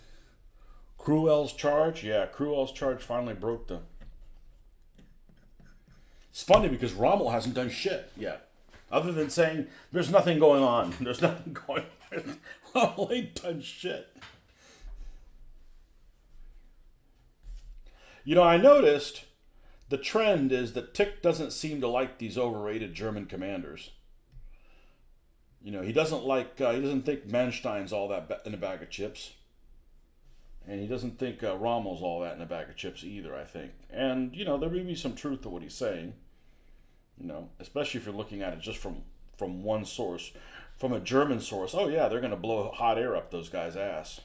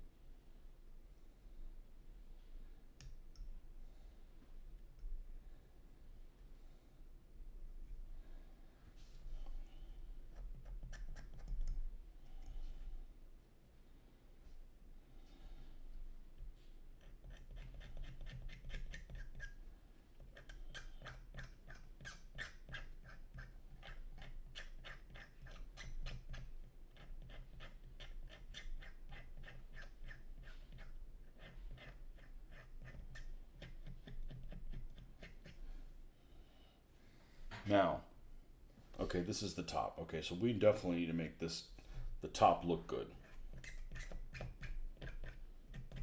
That's a tip somebody told me. It said use the back of the X-Acto knife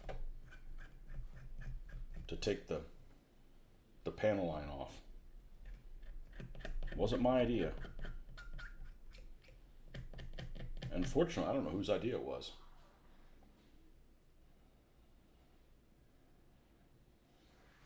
I don't remember that chav's name.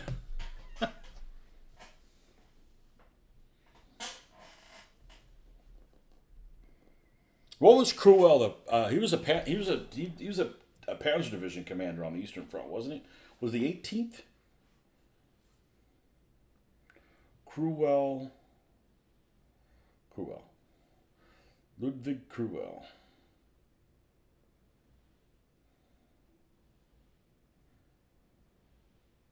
The 11th.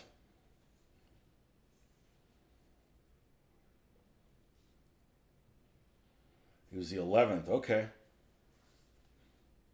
The Ghost on roller skates. I know it's not that, but that's what I call it.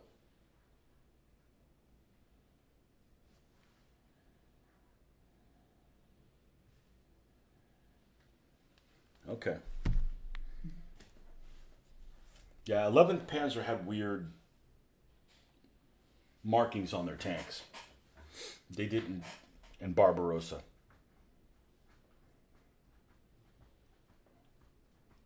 They had, at least in 41, they had non-standard stuff. I forget exactly what it is. Like one big letter, two smalls, or one big number, two smalls, or like a letter with just one number. Just some, I don't remember what it is, but it's odd. I don't like it. I don't like that weirdism type thing. Okay, so 93 is the other piece, and we're going to sandwich this thing in between those two. Okay, so 93 is the other one. It should be this piece right here. Let's double check. It is 93.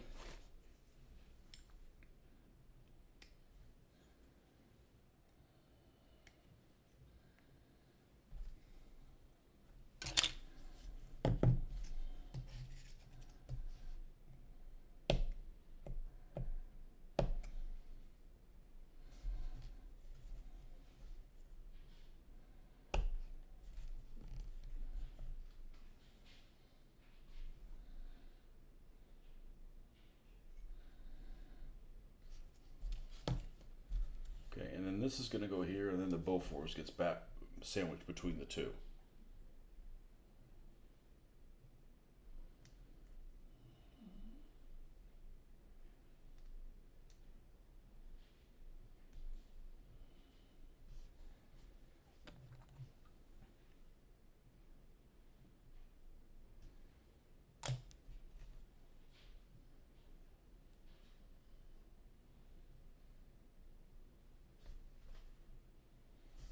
Yep.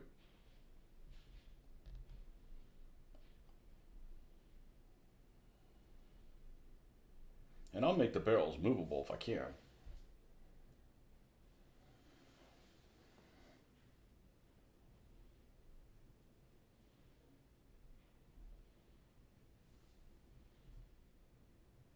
Okay, that 95 piece. All right, gotta go again, Tony. I'll send you a photo where I'm up to my North Africa wreck. Still more weathering to go. Yep, things take time, you know? Things take time.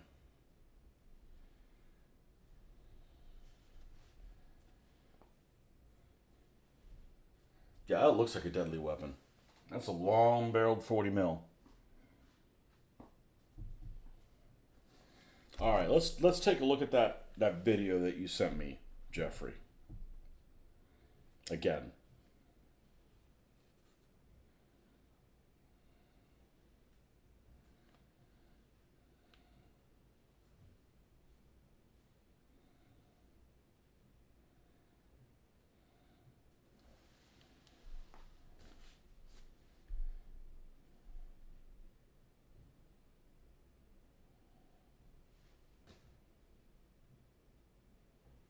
Oh, interesting. That goes across like that.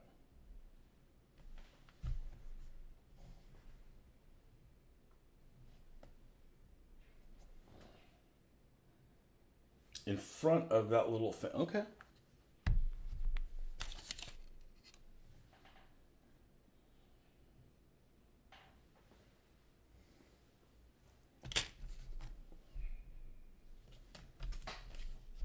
I gotta trim this, so I might as well.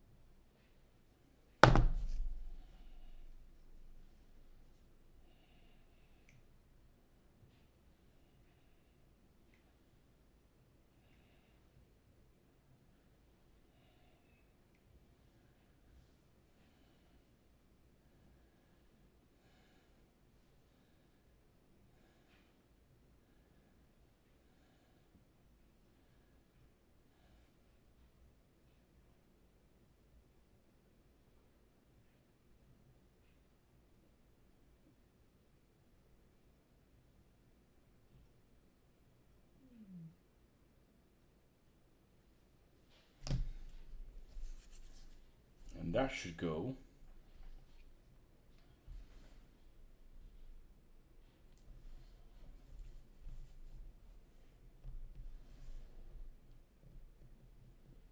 Just like that. I hope that doesn't hold the gun shield, because that's some awkward shit.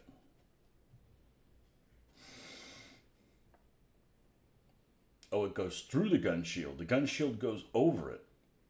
Oh, that is just weird. Well, we're not going to glue that yet, because that might be actually tricky to get in there. So we'll wait on that piece. It's not like we can't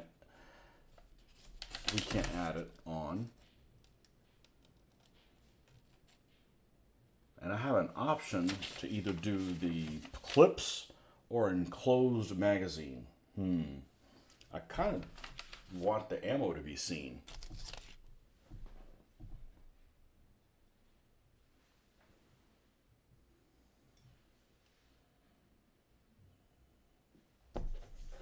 It gives you something else to kind of look at.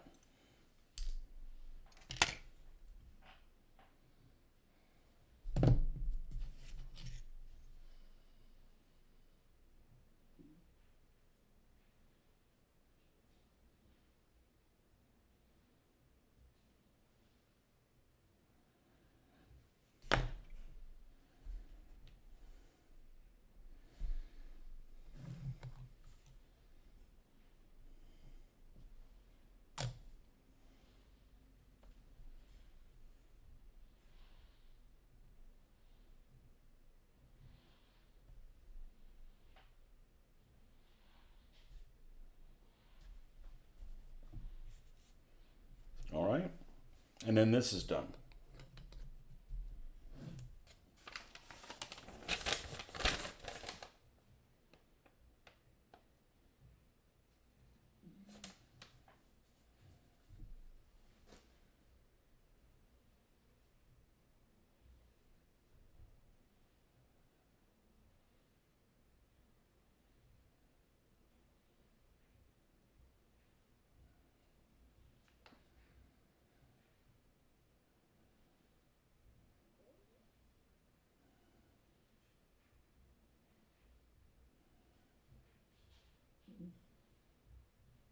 $98 and $99. It's the two seats.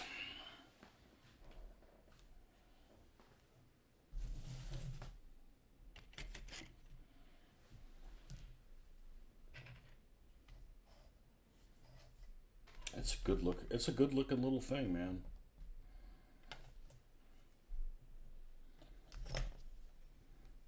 Sink marks. That's what these things are called. Sink marks.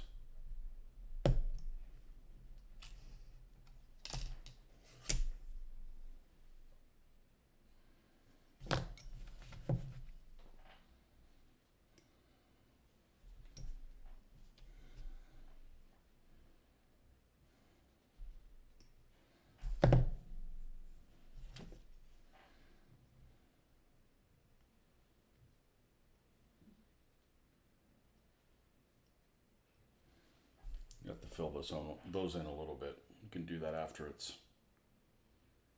together.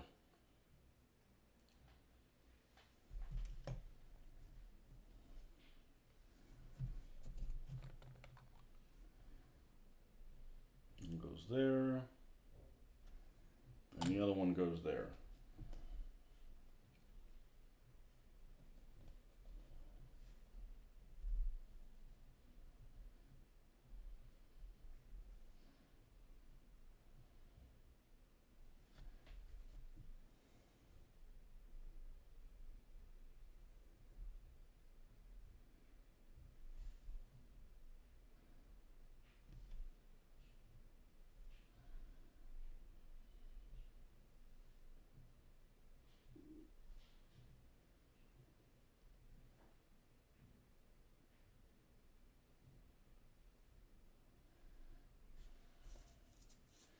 All right.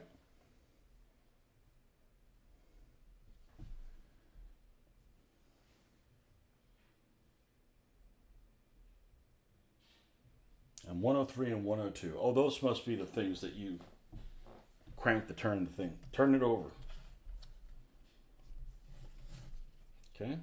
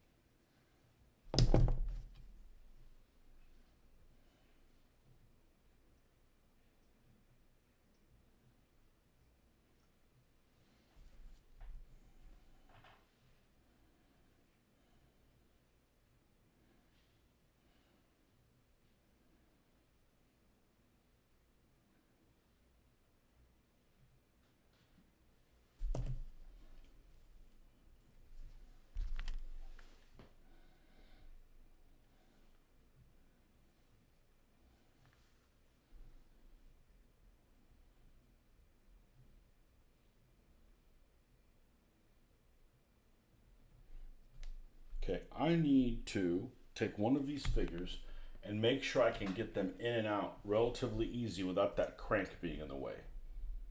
And that'll determine where I'm going to put that crank.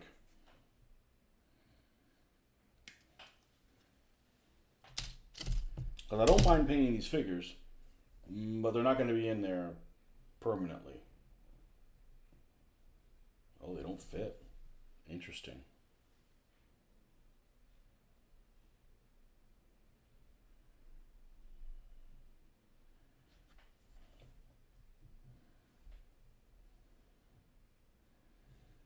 These things that are propped up need to be propped down a little bit more. All right, let's see. So let's loosen them up here. Let's take some of the weld cement, loosen this up. Should be relatively easy to do. Okay.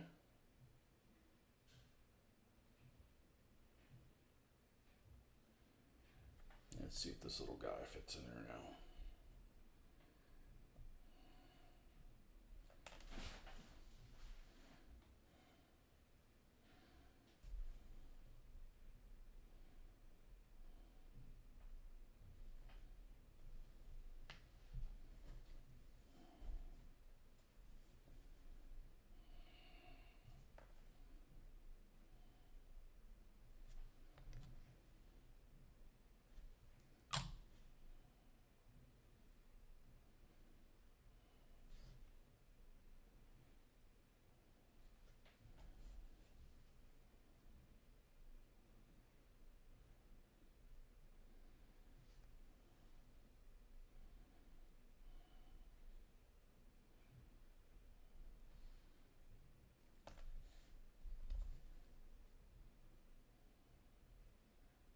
Okay.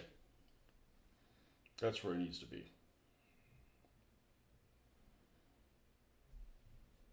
And I'm going to put these cranks out of the way.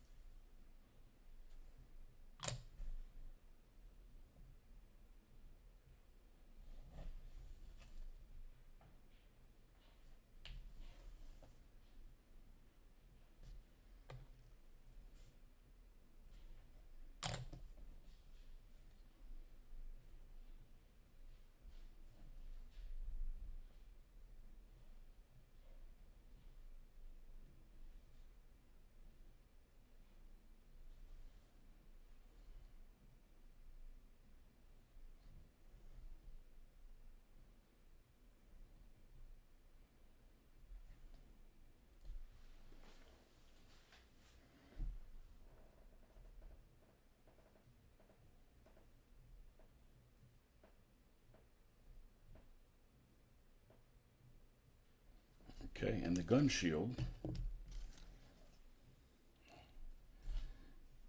The minimalist gun shield.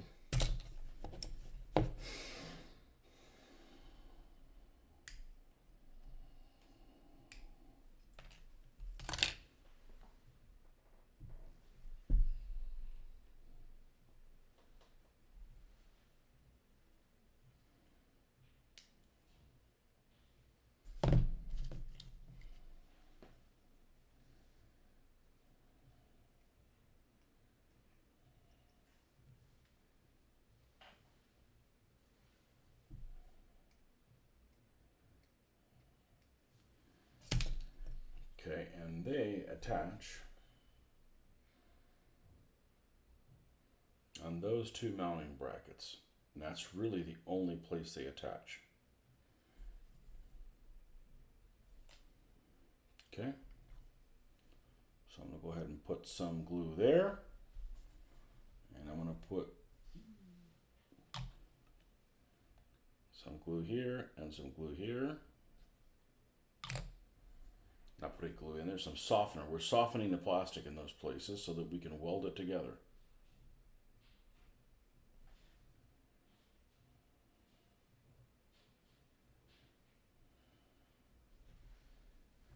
Okay.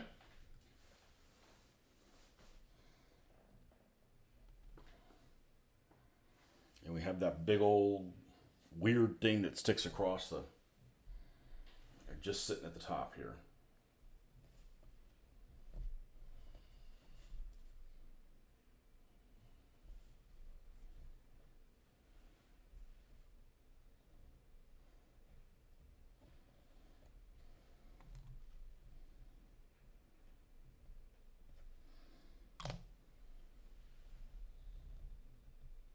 It's been a colossal session today. Well, I only got one weekend day, man. How long have I been on here? 7 hours, something like that? 8 hours. Yep. What else am I going to do? This is good for morale. I'm getting laundry done. It's, you know. This is exactly what I should be doing. You know, you buy something, freaking do something with it, with the stuff you bought. Otherwise, why'd you buy it? Yeah, the record is like 9. I don't know. Maybe we'll beat that record. Honestly, you know what? It feels like I've been on here 2 hours. That's the only thing I don't like about building models is it takes forever. But what time is it? Yeah. I mean, what else should I do? I mean, this is pretty. And this is one thing I was telling you about, that this is a pretty low impact type thing. Like I've got this seat as low as it'll go, or I did. Yeah. That way it keeps my back upright. Otherwise I'd be like, oh, my back. No, we're good.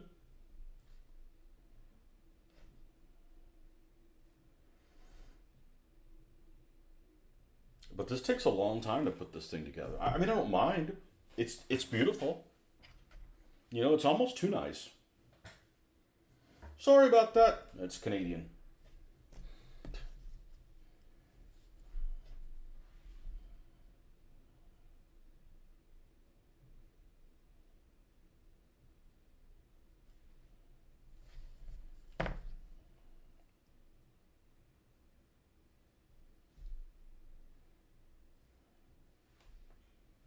Looks good. All right. I should make it with the wheels down, right? I don't want to have it emplaced. Because you could probably fire it with it set up. In other words, I'm going to build it like this. And if I got to use it to firing, well, then it's firing like that.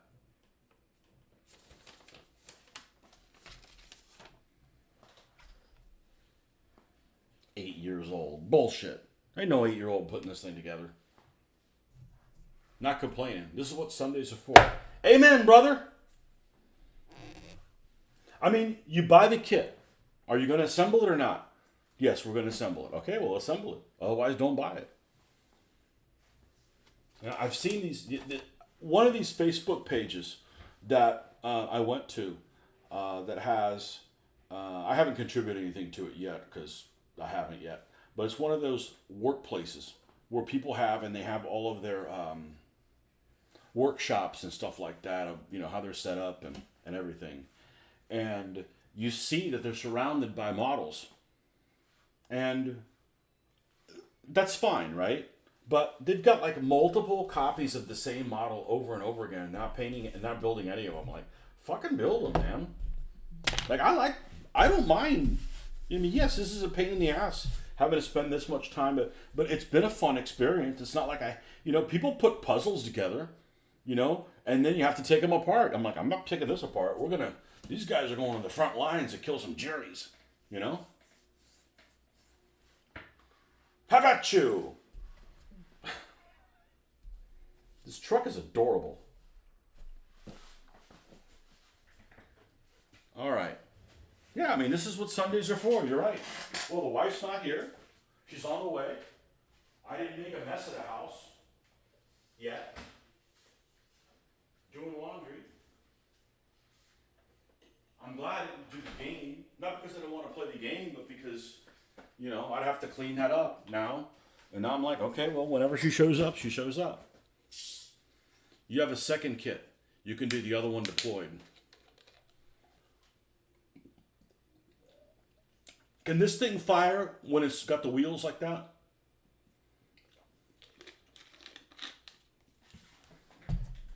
Can I make it go both ways?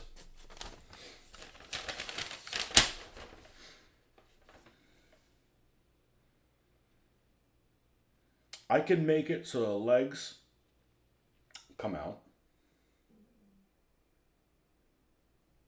I just can't put the feet on it.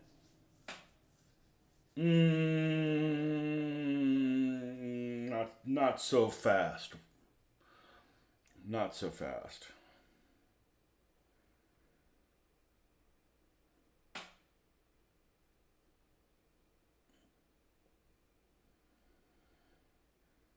I'm not going to put this little connection here where it connects to the little truck. We're going to keep that loose.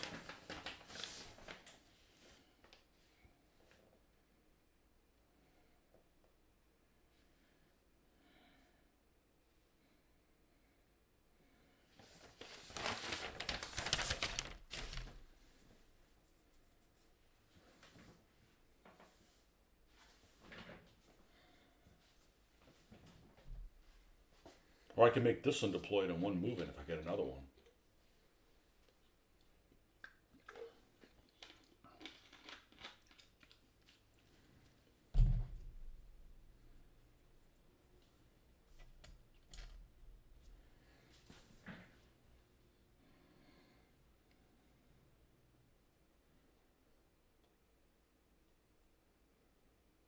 Wow, what a shit show of different things are on here. I think I will do this one deployed. I think I'll do this one deployed. Because I can always put it behind it like it's being towed. Pretend.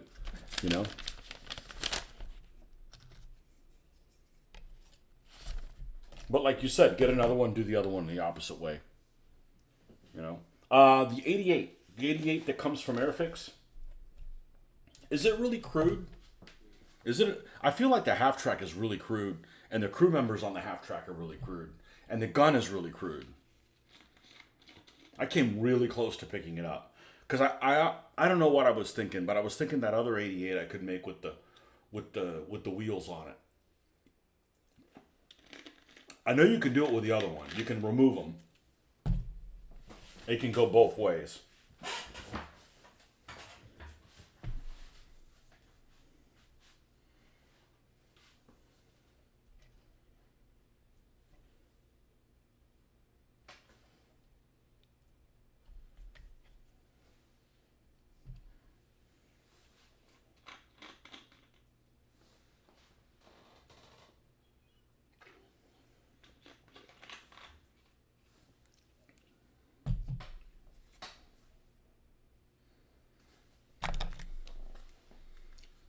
Let me do one thing.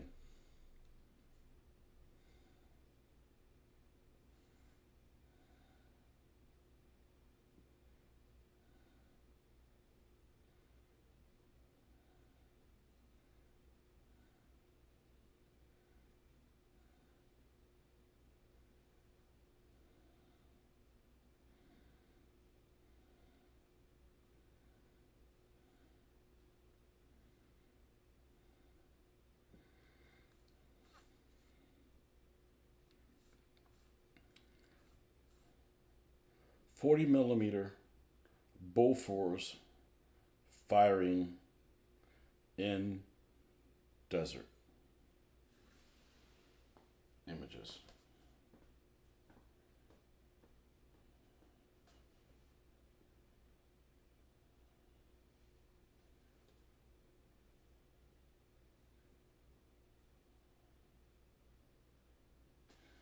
Well, that's a fake Bofors gun.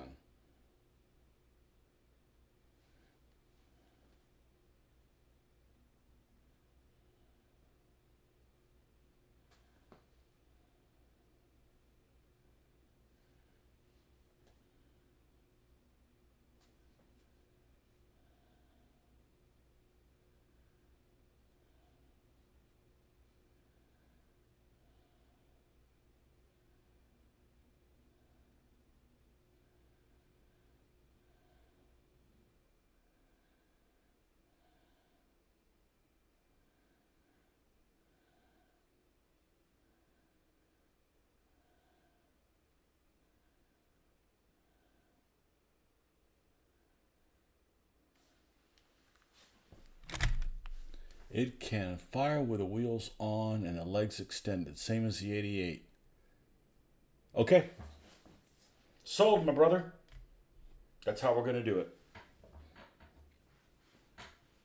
That's how we're going to do it. Okay.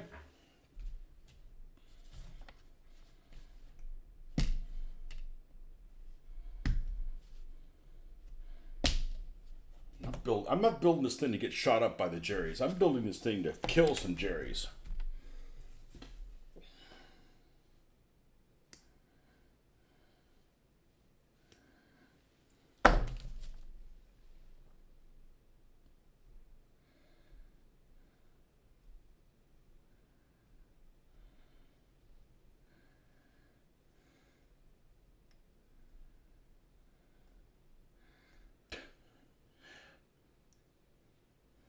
What do you call a circus with a bunch of old Germans in it? The geriatrics, theatrics. Okay, I'm gonna stop now. All right. These two things. Let's see how taut this connection is.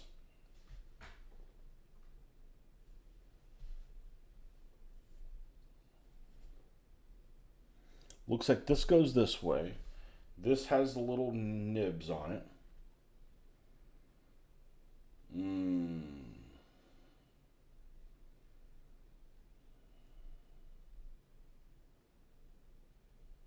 Let's see. What about this?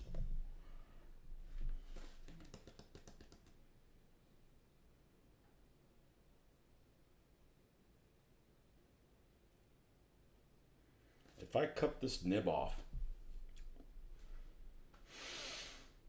drill it out, put a little pin, put some kind of goop on the other side so it's held in place, I should be able to swivel these. And that way, when it's in travel mode, it's like this. And when I want to shoot it, I can, oh, well, it's like this. Okay. I think I should be able to pull that off. That fits on there well. Okay. All right. Two more of those little oil can looking things. Here they are. One goes on either end. You know, they're just things you pull up and then, unlock the things. The thing unlockers.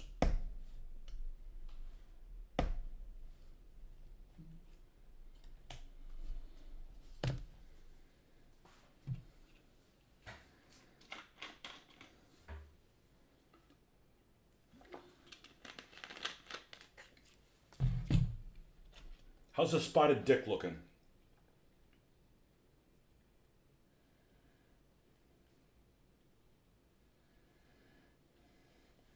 Wow, the weight of it increased a lot.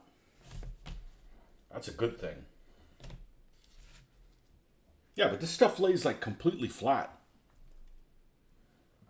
So if I would have used MDF, it wouldn't be flat.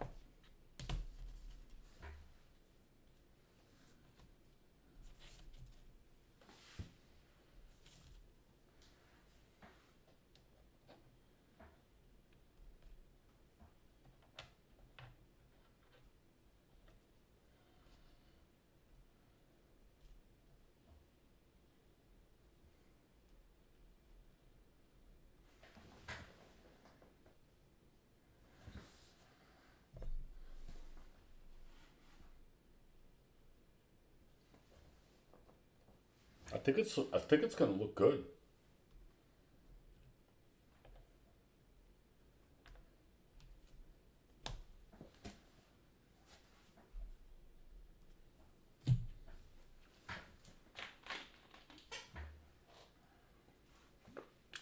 The 88 firing with the wheels on it looks sexy.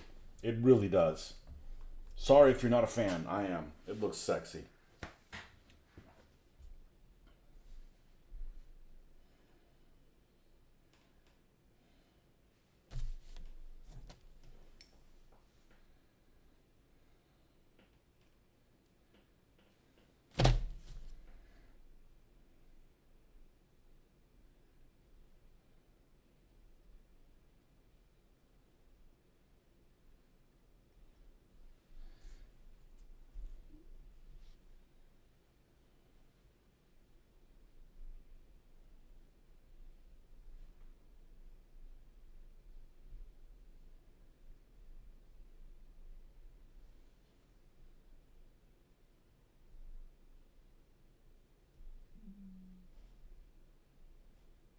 But unlike Eshy, this thing fits together well. It's fiddly. It's got a zillion pieces, but it fits together well.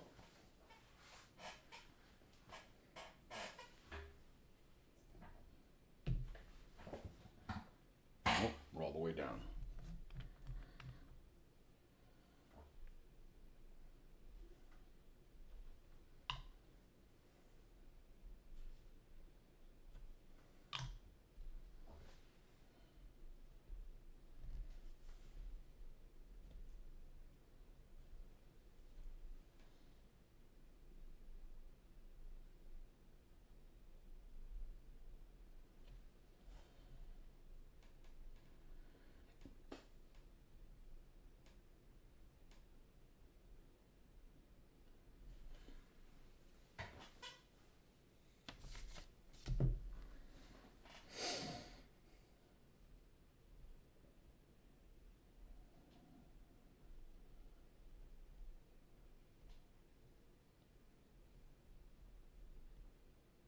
Well, now here's the reality.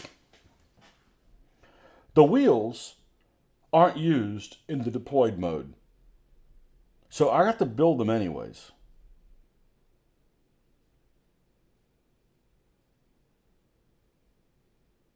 $81, okay. Let's try this. 76 is which one?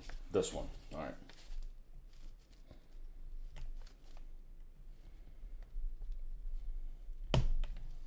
Here's 76. Okay, 76 is going to go with 81 and 80.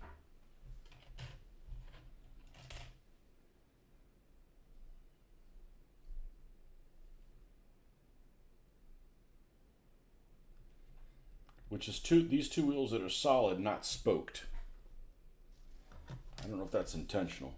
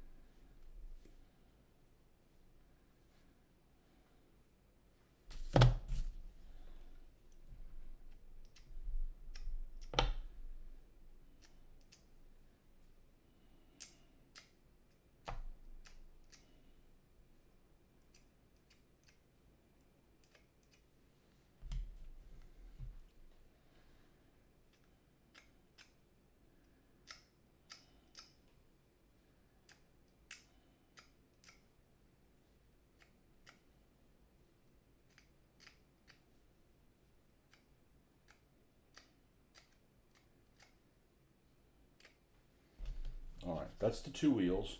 And then let's clean up this.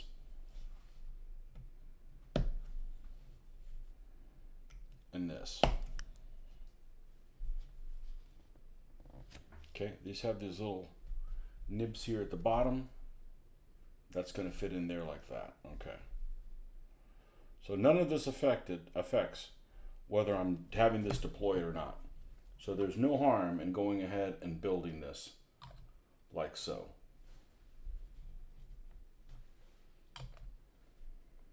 Because if I made the deployed version, it wouldn't use these wheels, and it also wouldn't use this piece.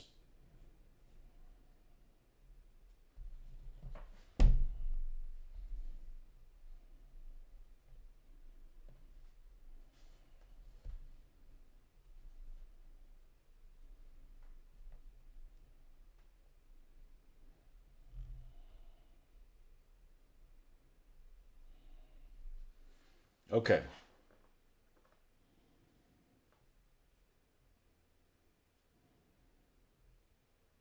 And I'm going to do the same with the other side.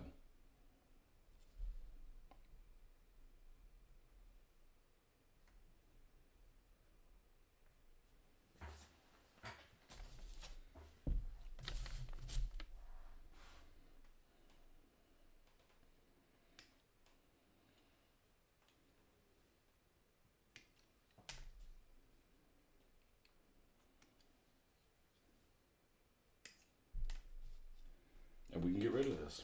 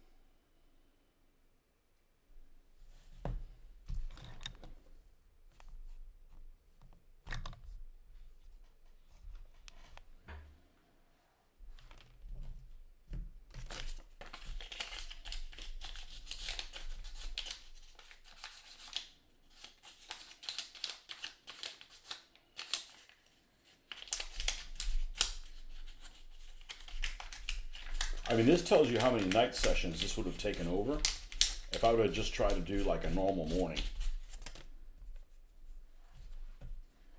Okay, and then the other little piece is this one down here.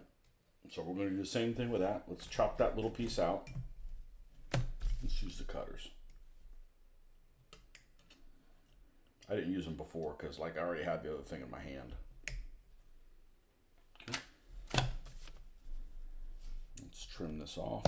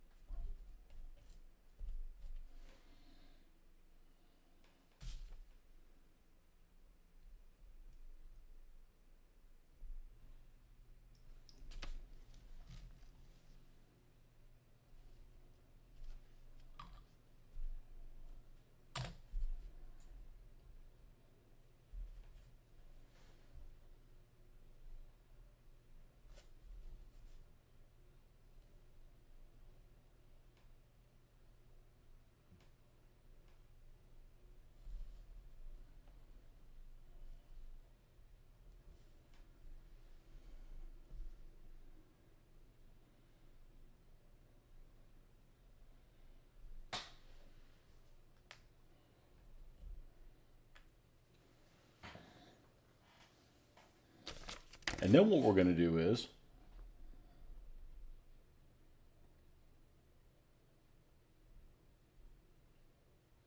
we're going to see if we can get away with, which is the one that's a little bit more.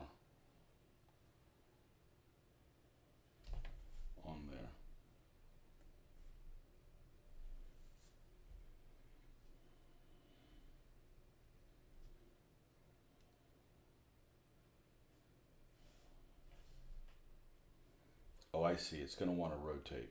And when it rotates down, it looks kind of funky. Well,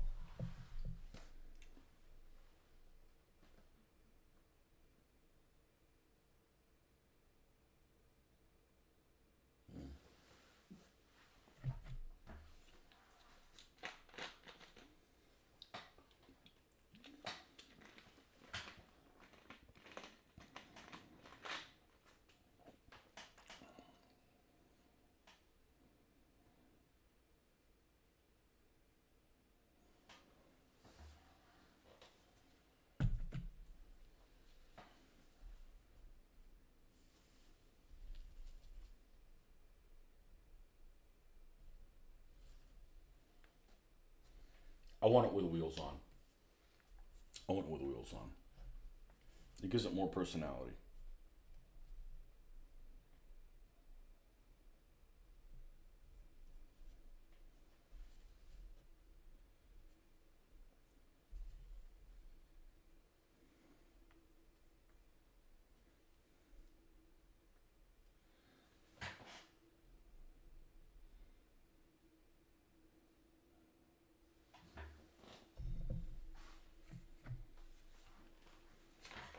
And he said he can fire with the legs out. All right, so I'm probably going to glue the legs out.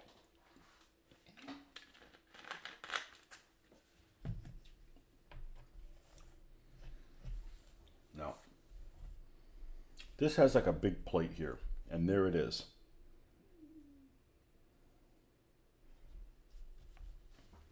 So this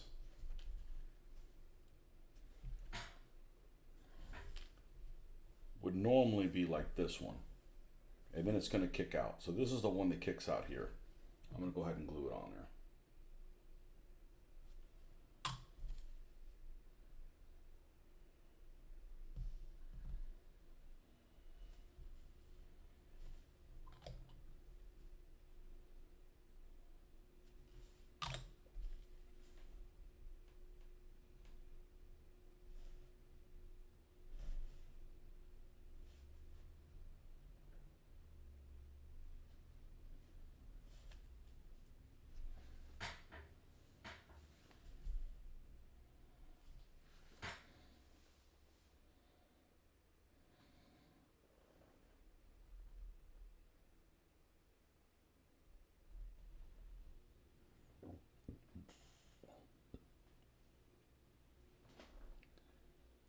It had a useful AP round that could penetrate 50 millimeter at 500 meters. Okay.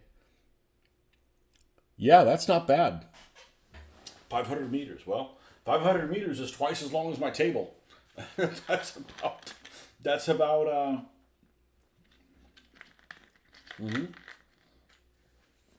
That's about 20 feet ish.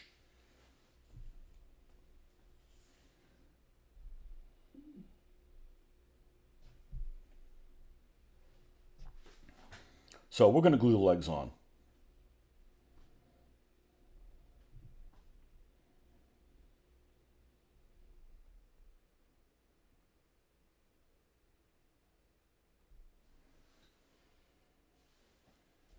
So this is the original one.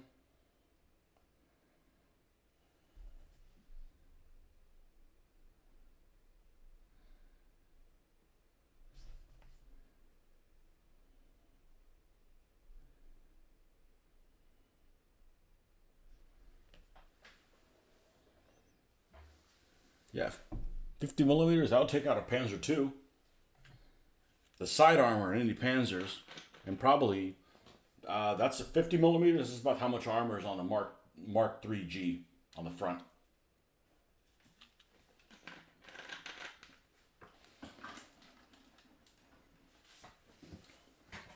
Another jock column vehicle.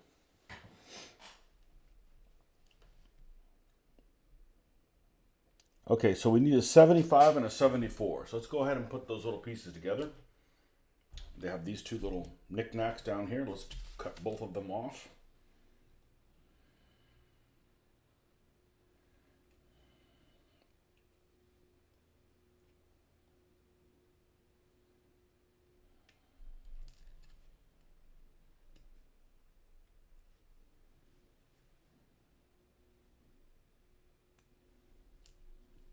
Yeah, like this will do number on, German armored cars, etc.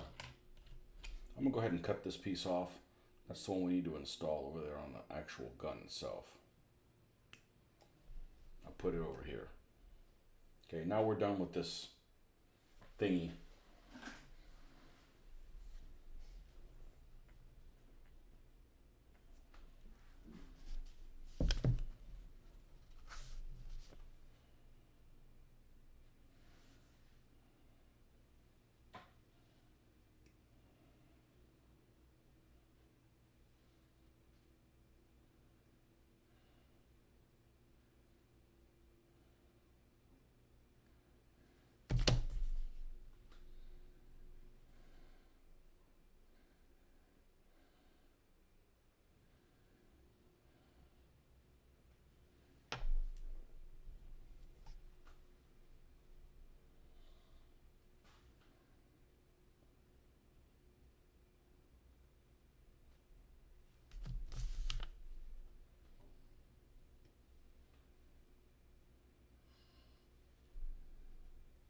If they had an AP round for it, it should have better penetration than a 2-pounder.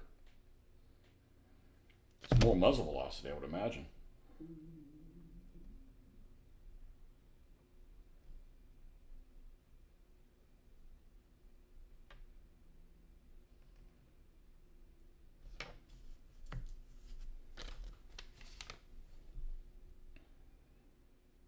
Okay, these two are different. 71 is the one that fits on this side. It's longer.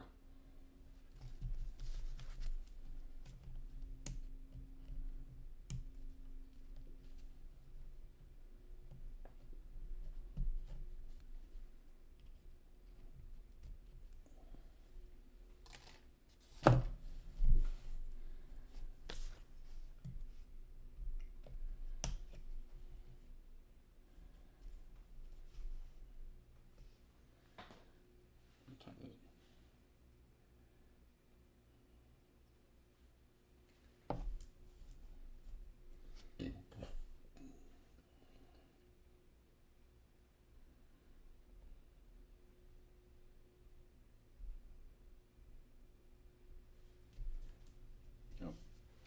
Ain't nobody gonna give me any shit about, you spent all day working on models. Yeah, I only got one day a weekend. Fuck you.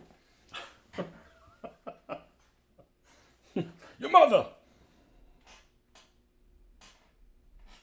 Okay, so these little knickknacks go on the bottom. Um,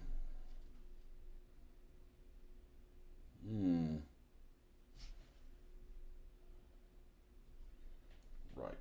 They go like this. They go through here.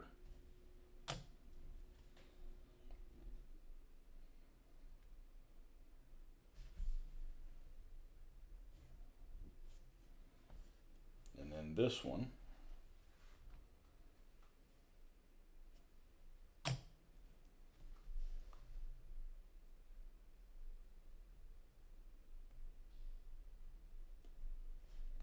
goes like so. Now,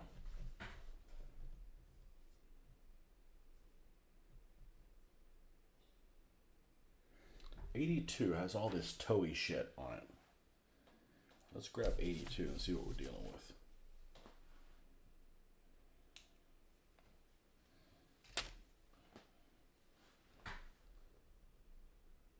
Okay. Ow. Pinched in the back. Okay, this holds from the front on that wheel.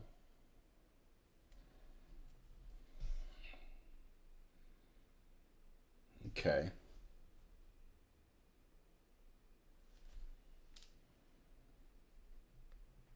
Well, this is the side that goes on the front. So this one really needs to be like this. So we're going to attach this like so, along with that.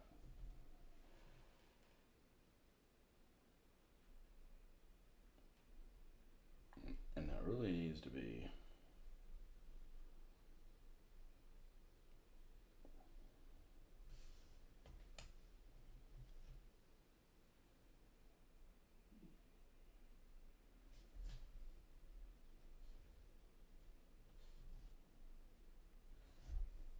like so.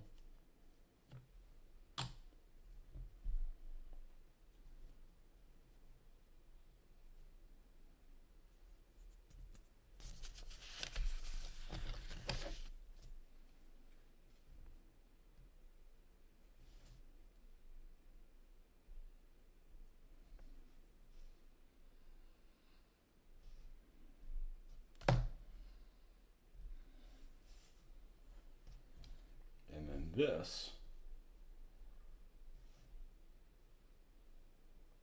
will all attach like that. Okay, cool.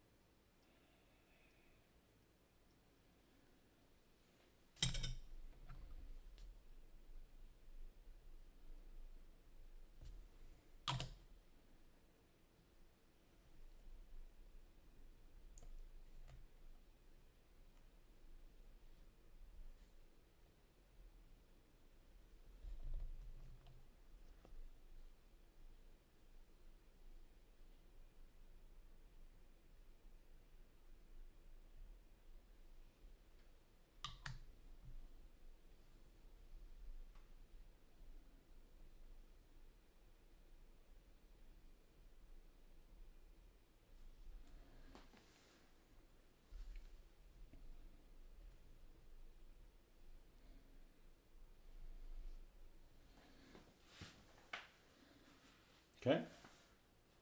And then this one.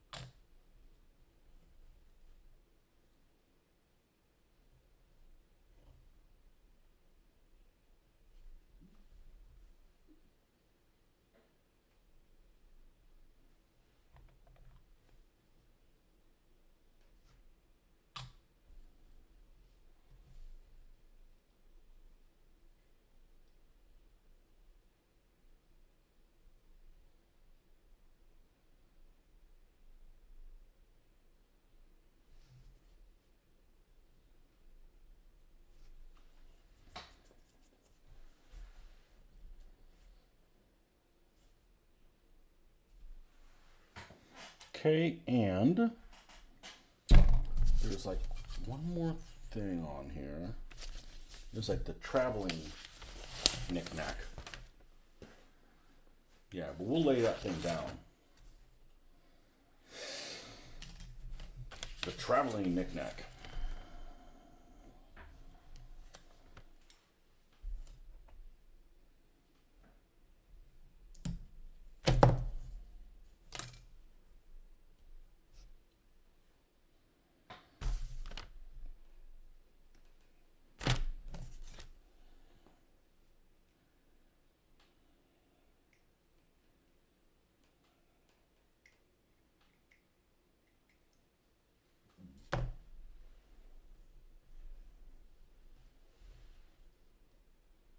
Should be able just to lay that down.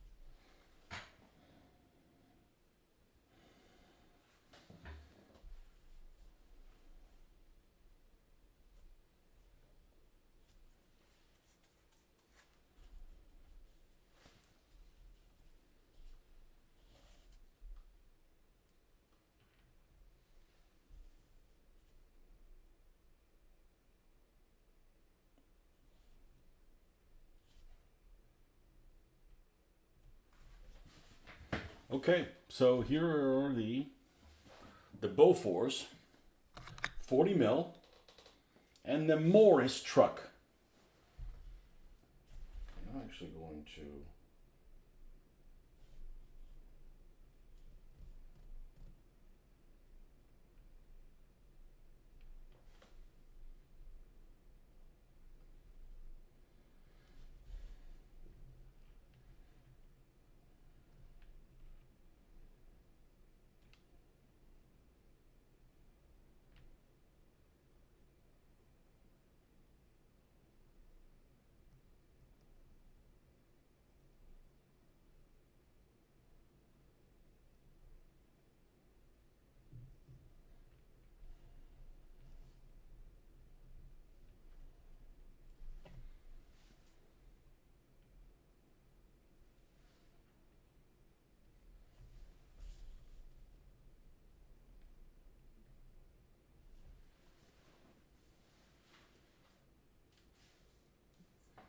Okay. I'm going to go use little boy's room and I'll be right back.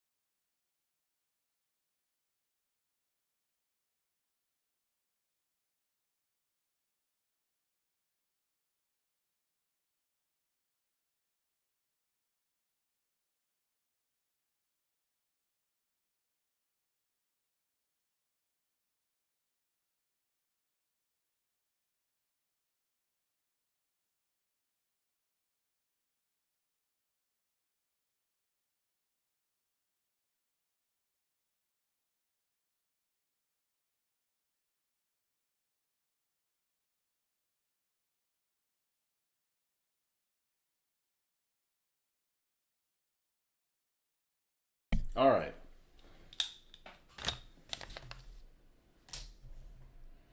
We don't need that. We don't need this. This is, I guess, the enclosed ammo thing. We don't need that. We don't need this hinge because we're not going to. Well, you know what? I can install it and just leave it upright.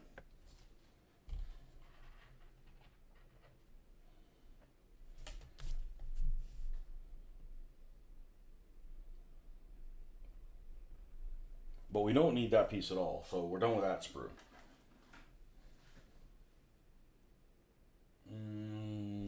Is there another sprue? There is, okay. The one with the lads on it. Oh, me lads.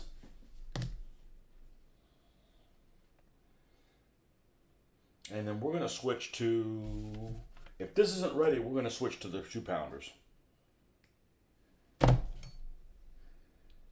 This took a long time, but we're doing some useful shit that also took a long time in between it.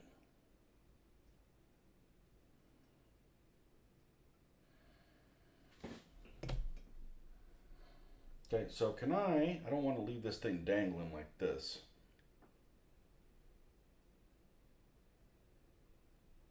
I'm going to leave it upright.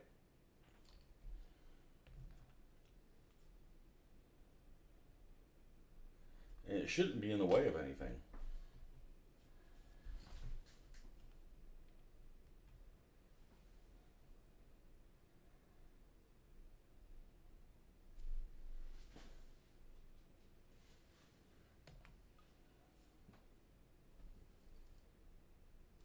That should work just fine. Now let's make sure these things didn't rotate back, which they like to do. So we rotated that. Rotate that one so it's vertical.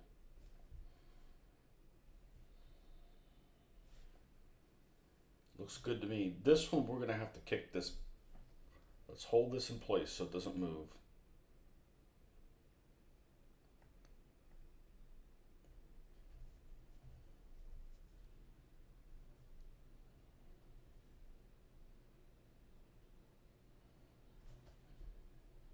Okay.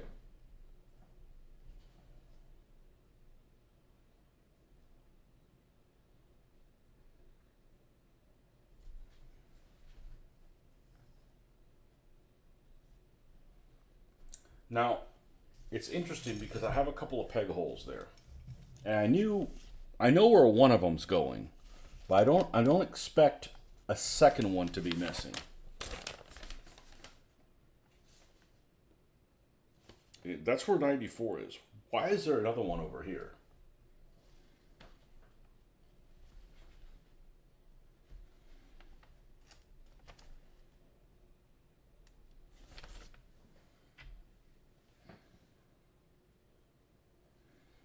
Okay, well here's this piece. I found it now.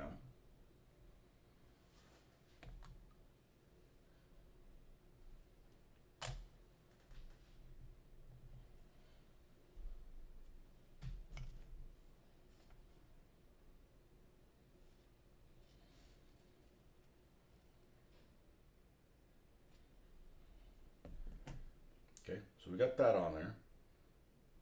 And then the other piece is this one.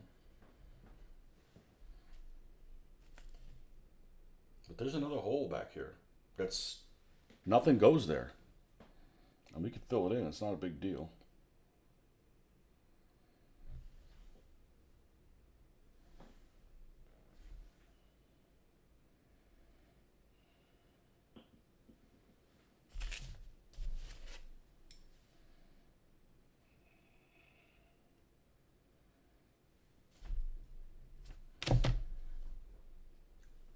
We'll do a deep dive on that later. We'll put it here. It'll be this little cargo that it's carrying. Okay. And let's get these lads disconnected from here. Chaps! Desert chaps! Okay. Well, that took forever. But it turned out well.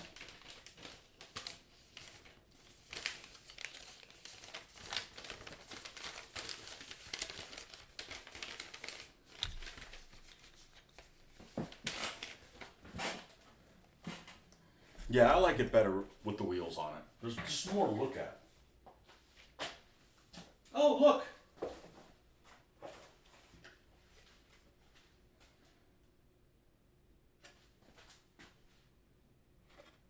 They have it on the wheels on it.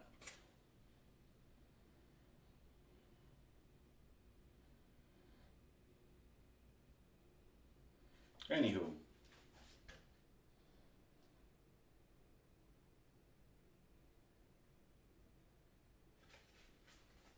I think it looks good.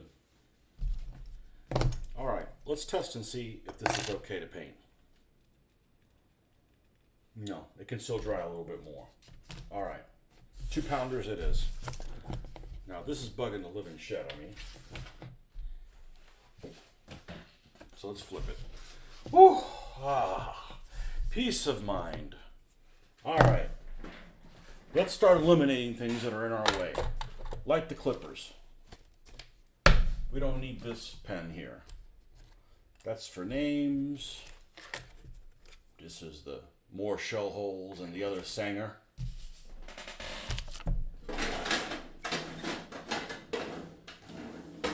That.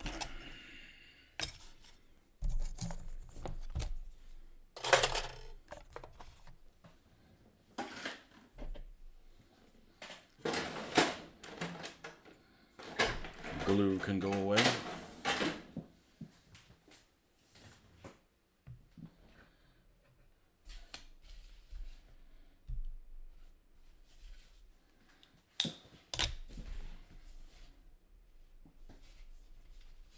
Okay, now we use the Portland stone for this. Okay, so what we're going to do is, in the weathering world,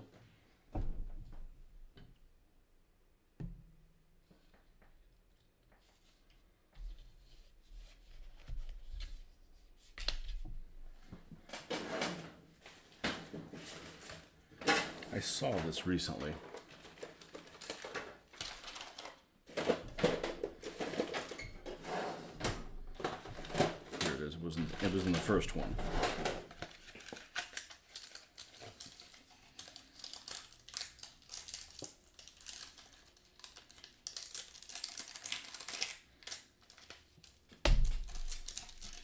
Stickum. Mounting putty. No, we're not going to mount anything.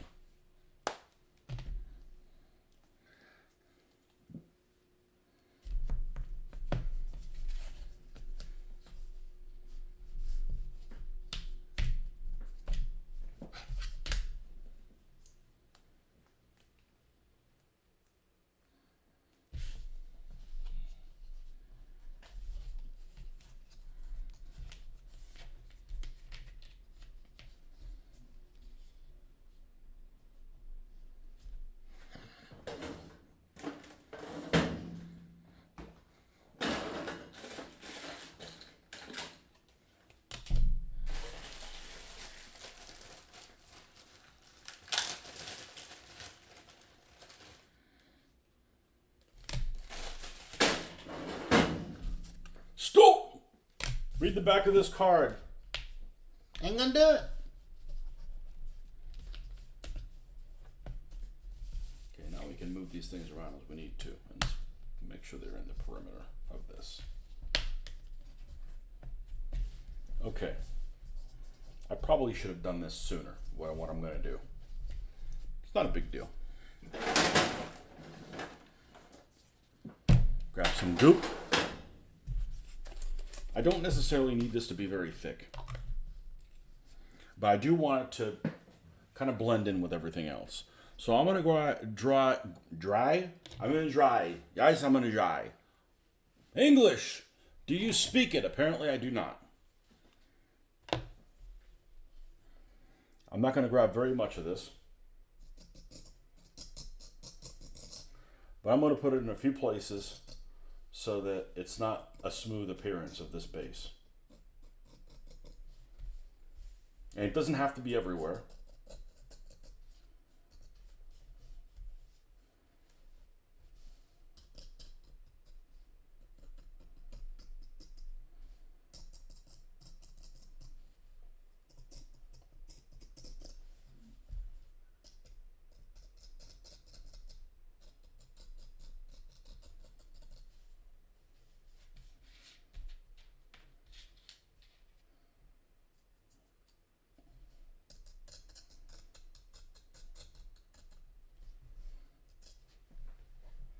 Now, the crew members, one's on there, the other guy.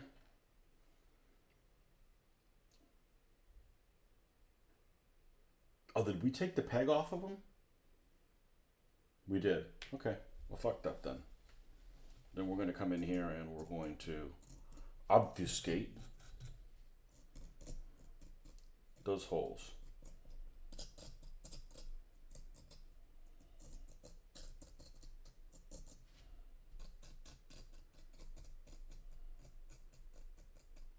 That's the hole for the flag.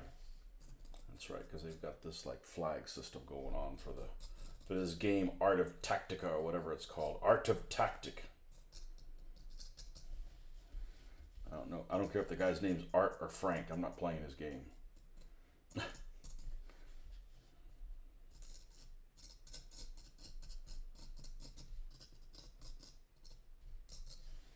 Okay, I'm going to do the same thing with the other one.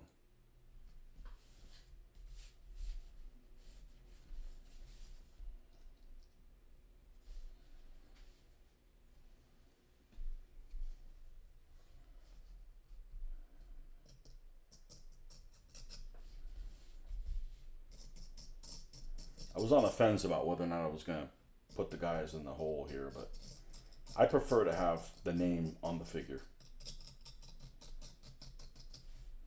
It's just part of the experience.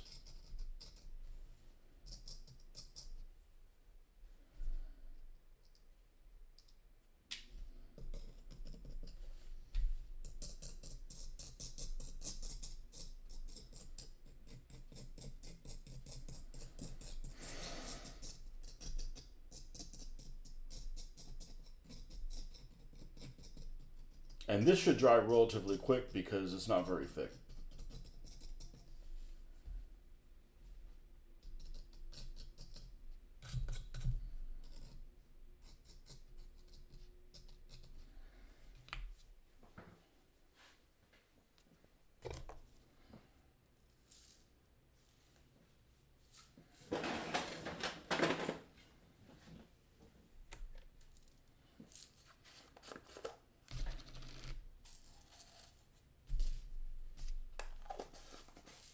Just the one I use for the bases.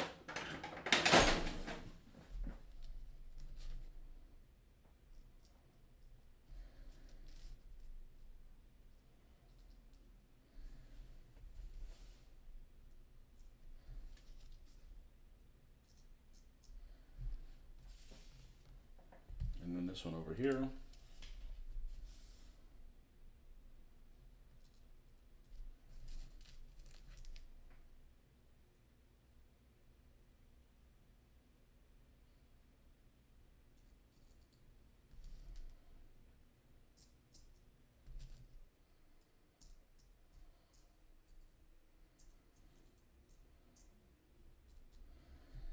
Okay, and now we're going to let this dry.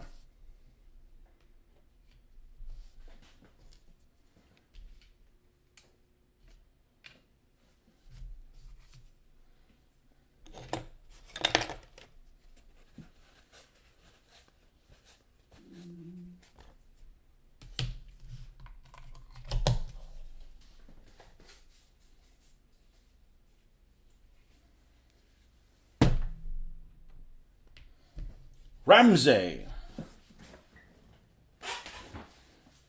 Oh, Ramsey's. All right, so Ramsey is going to get, let's get the little magnetic thing here.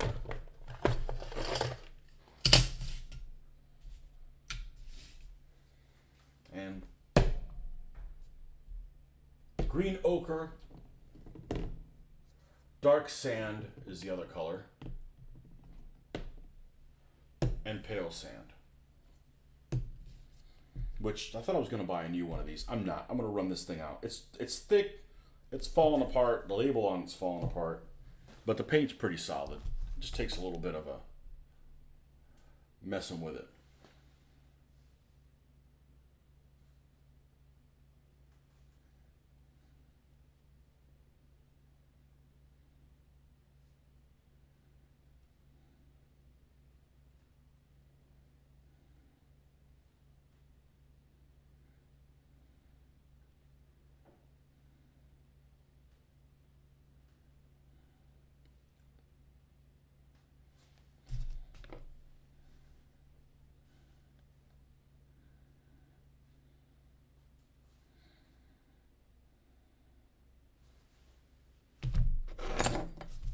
Okay, so we need to, this will work fine to wipe this stuff off with. And let's get a couple of, one of these I'm pretty sure is the one I've been using for the dry brushing. This one should work just fine. Green ochre. God, that truck is cute. Like really, really, really, really cute. Ah, the girls will love that. They like cute little things.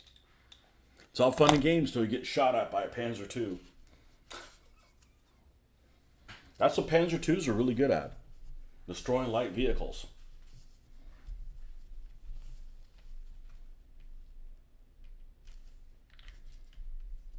All right, green ochre it is. Let's get almost all of this off. This is the 7th figure, I think, isn't it? Yeah. And we can do the base on this Bren gunner.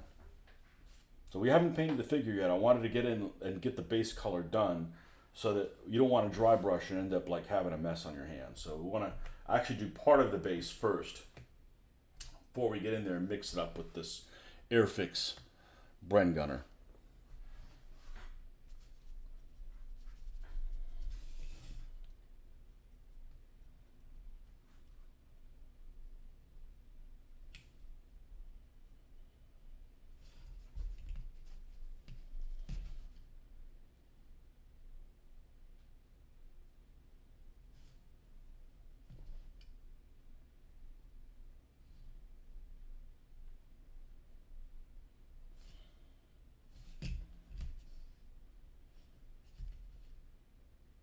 The skin tones on this guy turned out really well. And the sad thing is, I never gave these figures any credit. Like, a soft plastic figure. They're not well done. Bullshit, they're not well done. They're done really well.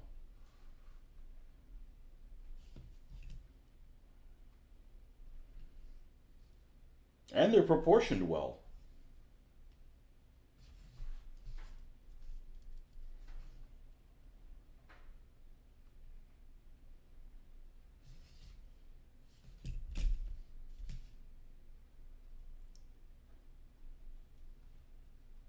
So we'll try to avoid those rocks. So I like keeping the rocks a little bit of the gray color in there. It just adds a little bit of something. All right, and then we will go in here with the Mr. Dark Sand.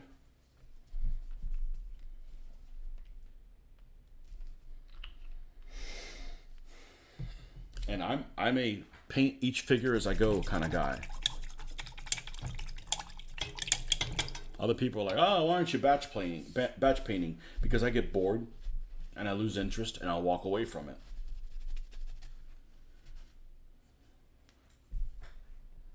You do you.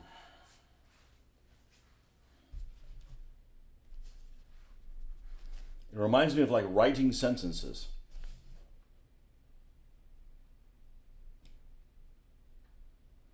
That's not a good way to encourage me to build more things when it becomes like writing sentences.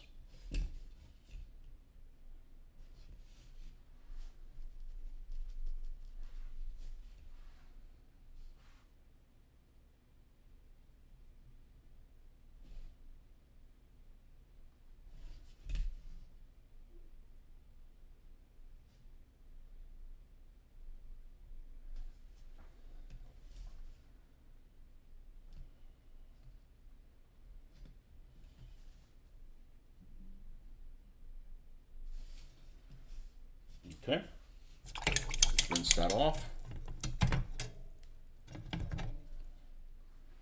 This will work because we're going to be really gentle with this thing. This is, I may have to pull the top off of this thing. This is very, very. You know what? I think the time has come to do something drastic to this.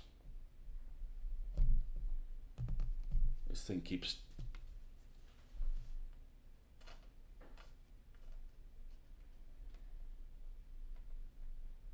becoming really tight on that. Yeah.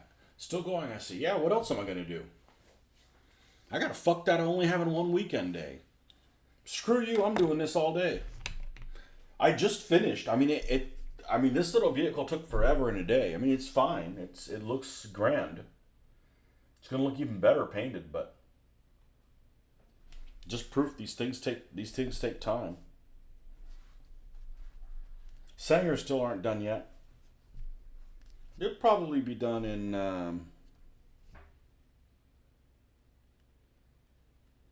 I may not be able to paint it today. Sorry about that.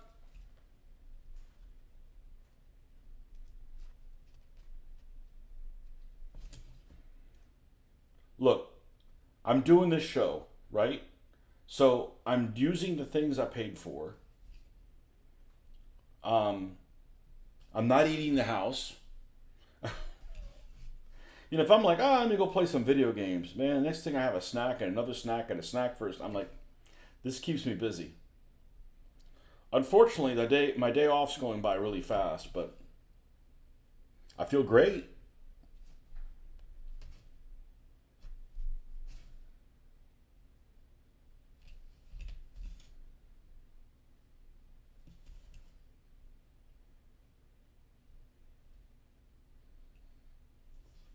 And then let's go over these rocks. Over the rocks.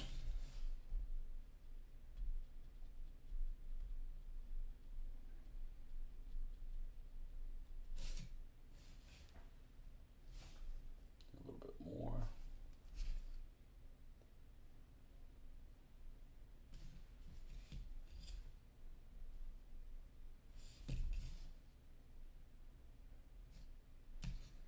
And now we're going to do the edge in black.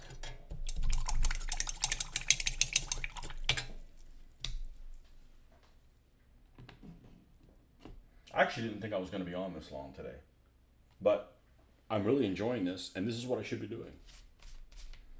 If I can't get this stuff knocked out while I'm doing this much time on it, spending less time on it's not going to get it done.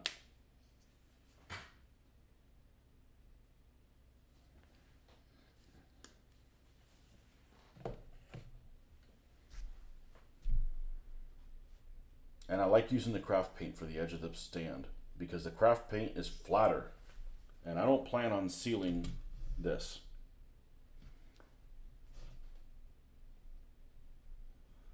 Don't plan on sealing the basing anyways.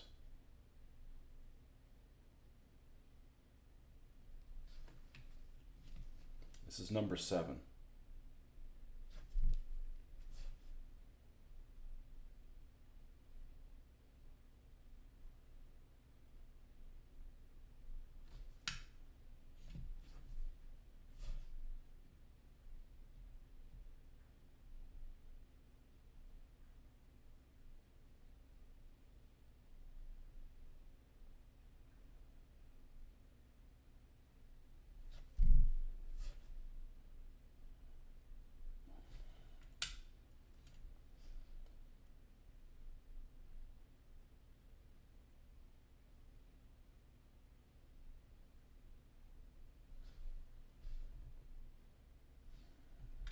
Okay, we gotta wait for Ramsey's stand to be dry. And then we can put the little tufts on there. Started streaming 9 hours ago. Holy cow. Dude, it's felt like I've been here 2 hours. I'm not lying to you. This is exactly what I need to be doing. Well, I got fucked out of not being able to do my show yesterday. So, when you get fucked, fuck back. I'm doing it all day. And the girls are gone, Yeah, the record's still 9.5 hours. I think we're going to beat it today. I feel great. Back's not tired. Enjoying the mortgage. That means staying at home. The feed's been okay, right? You guys have not gotten kicked off or anything? Excellent. All right, let's do this classic Airfix guy. We're gonna do the base color. We've already got a Magneto stuck on him. Yeah, it's felt like I've been here 2 hours. Yeah, I'm not going to be able to do these long tears over this week. So, we are going to have a Thanksgiving episode. So, that's probably the day I'm going to work on the A13.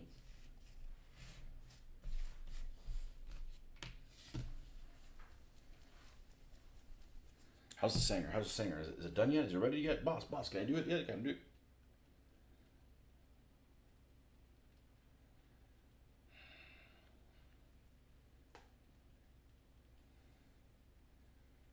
No, I best not mess with it. It's gonna look great. It's gonna look as good as the bases are. All right. I'd be disappointed if I'm not happy with it. It could happen. The good news is if I'm not happy with it, I got the skill set to fix it. So, all right. English uniform is a base color.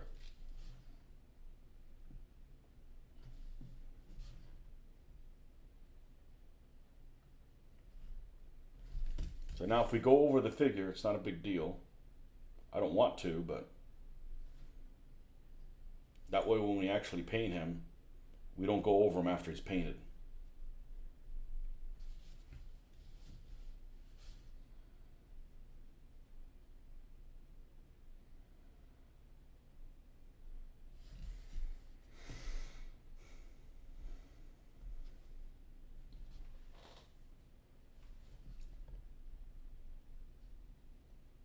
This is exactly what I should be doing.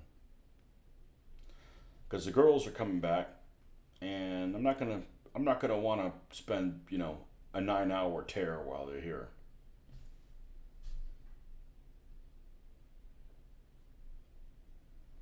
So let's just say there won't be an evening session today. But they're still not going to get back for like 2 hours or so. So, what I can't believe is how long it took to put that Airfix thing together. That was surprising. It's a good thing I decided to do that today, because that would have been disappointing. All right, I'll build this tank tonight. Oh, can't do it. Or this vehicle tonight. Nope, can't do it. Oh, can't do it again. Oh, didn't finish it. Didn't. Pick the right day to do that. And Tuesday is a 25-pounder tracking to get here Tuesday. 25-pounder in crew. Oh yeah, we're gonna have all these desert boys just start delivering some freaking lead. Jerry killing lead. Let's see, who's that coming from? That's coming from Amazonia, I think. No. Nope, it's coming from Canada.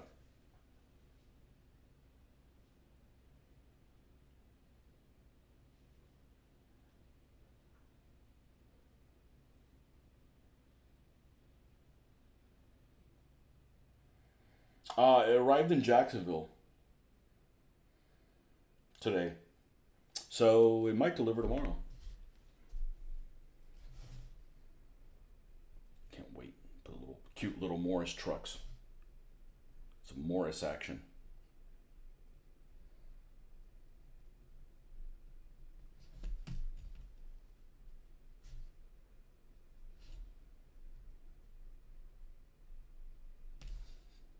I've never built a quad tractor. I've never painted a quad tractor, ever. So, looking forward to doing that. I've always liked the way that vehicle looked.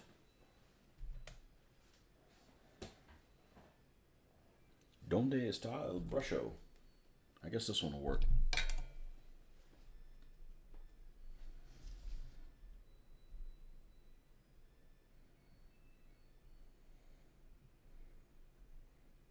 That's not true. I had a Morris tractor in GHQ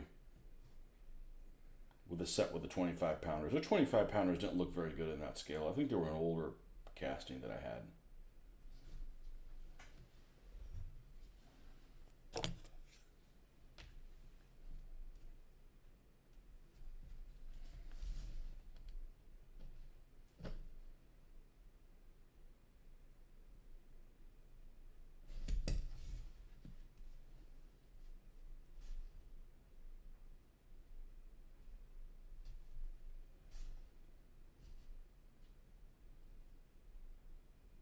Now, when I'm done with this color,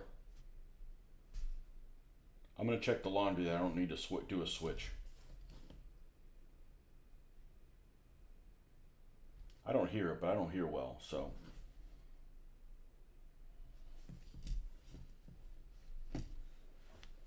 You built a Talieri Eschi kit, nice model, looking forward to seeing the PSC set. I've been thinking about it, but it's down the list. Yeah, I don't want to do any Italeri stuff that I don't want to. I'm fine with the new Italeri stuff. I don't want to do the any of the old Eschi ones. They just don't work well. sometimes. And I discovered that when I built the Hetzer, as the Hetzer had like the wheels when you attached them onto the pegs on the Hetzer, like it was melting the pegs. It's just the plastic was just like a weird consistency that Italeri used.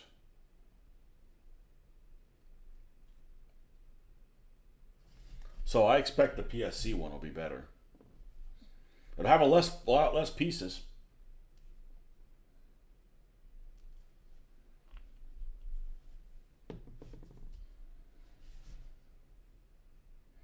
I think this thing had more pieces than the real vehicle.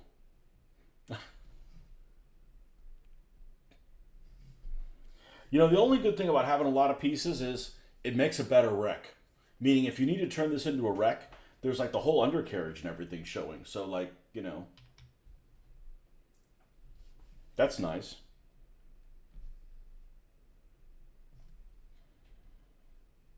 But you need a lot of new ones before you need a wrecked one, I think.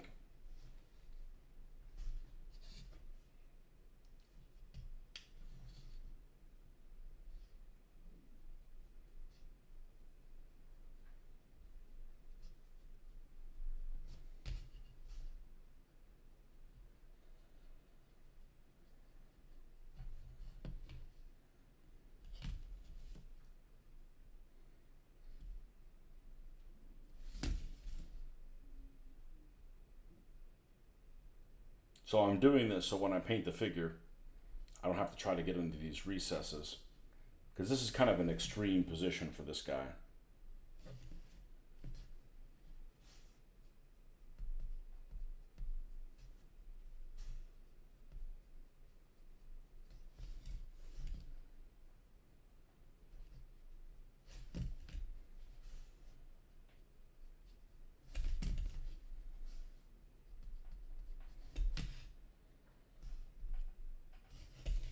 Whoop. All right, now we gotta let this guy dry. And do yourselves a favor, get a brush washer. This thing's incredible. Game changer.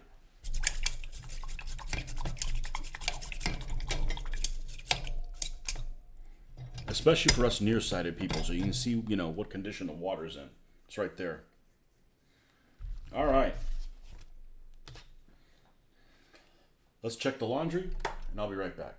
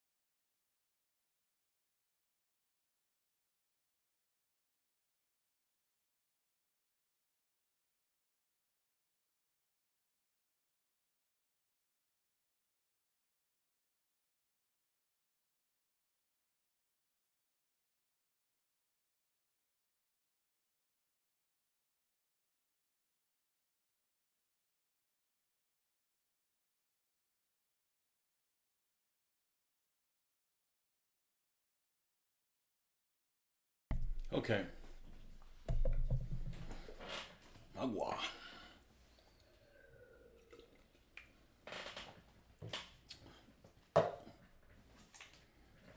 All right, so let's put the tufts on Ramsey.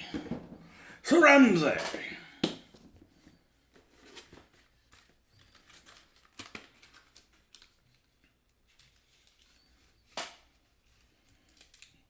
Let's give him a big one.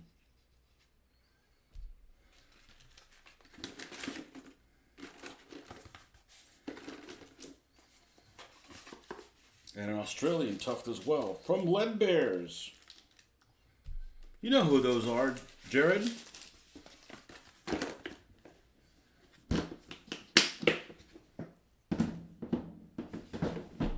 Tuft. Okay.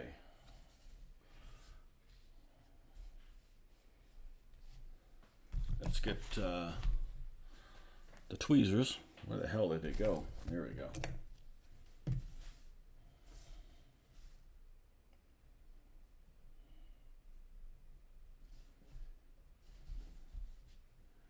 And the Lead Bears pretty much stick anywhere.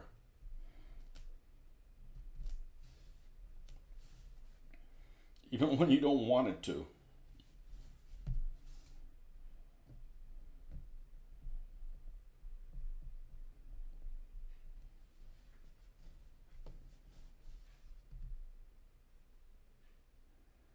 Now I'm going to take a picture of this. And maybe I can do it justice. Or maybe I can't.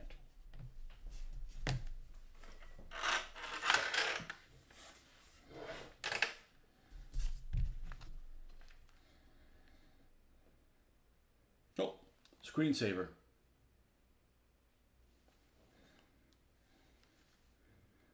Going after him with a Bren gun.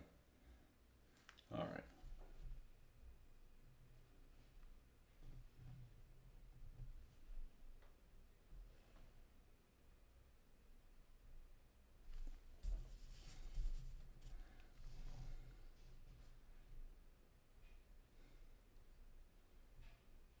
These figures we've seen a million times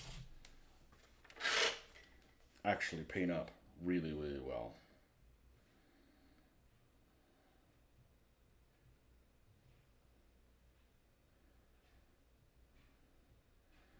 And what I really like is kind of changing their, especially their helmet colors.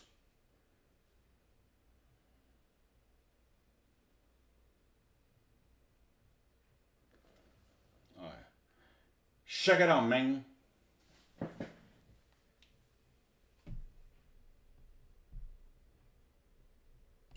This guy's flesh tones came out great. And it's just such a basic figure. He's just an Enfield gunner.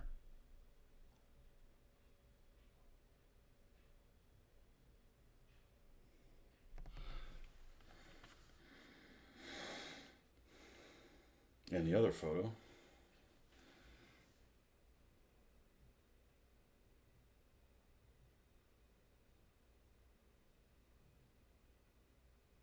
It's just, the sculptor is just incredible. He just doesn't get the credit he deserves. Just doesn't give him the credit. Just doesn't give the credit. Forgot to mention that Ed Battle Valor shipped my order on Saturday. This purchase will definitely be a detour for me. I got the whole lot of Soviet cavalry. Oh, back to the Eastern Front. Have them meet some Italians out there. Ta, ta, ta, ta. You know, I mean, Italians on the Eastern Front need somebody they can deal with. You know?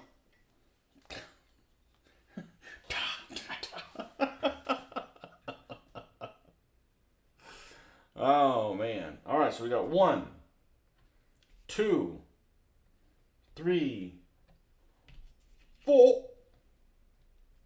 5, 6, Sabin complete, Aussie Rats fill in the blank. Well, the Aussies will be Aussies, and the other generic guys will fill in whether they're Aussies or what have you. Love these guys. My favorite army so far. Yeah, the light basing helps a lot too. Man, I'm looking at these guys and I'm getting thirsty.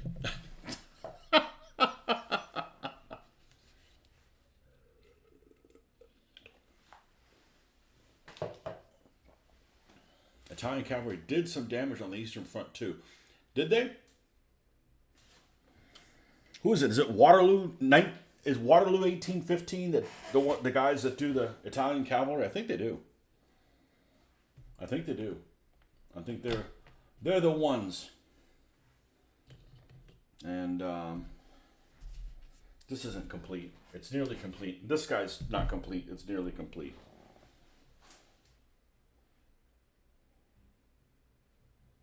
Man. All right.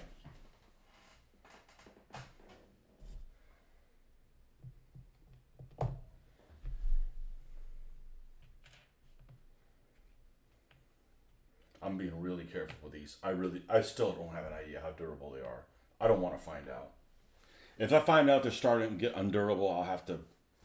I guess we'll build a diorama with them. You know, we just won't game with them. I don't know what to do. You know, I'd rather not find that out. Physically, they look great. I just don't know how durable they're going to be. Only time will tell. All right, you bloody Sanger done.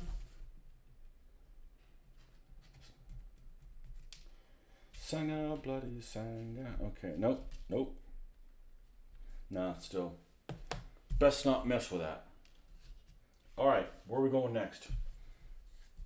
2-pounder bases aren't ready because we were stupid and forgot to do that step. How about the 2-pounder itself? A normal person would quit now. I'm not a normal person. I'm like, where are we right now? 9:30? Nah, we're beating the record. We're going to get in the 10s. That's the kind of stupid that I am.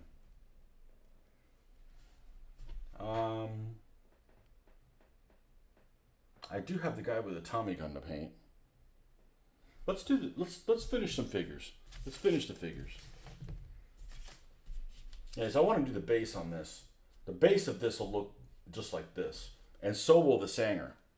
So you're going to have this with the 2-pounder in here. It's made specifically for that fits in here. Just want to see what this looks like to make sure I'm on the right track. I think it'll be great. Using a pool noodle. Go figure. And the hot glue gun, that worked really well. Yeah, I have to wait for Elmer's. I mean, shit. I'd have to wait. I have to weigh it down with something to make sure that it's, you know. No, I don't like PVA. I'm not a PVA fan. You know, when something involves, you know, try to, you know, hold it down. PVA. I'm not a PVA fan. Oh.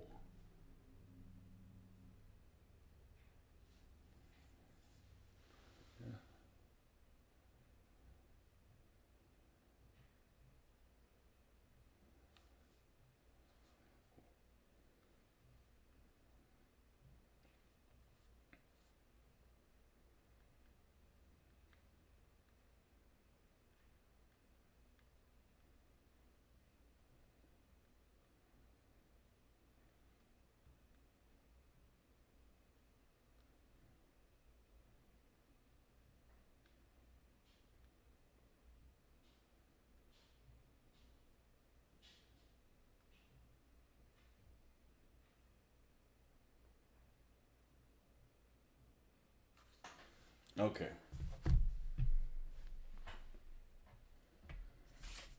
This lad. We were on his shirt, and then we ran out of time.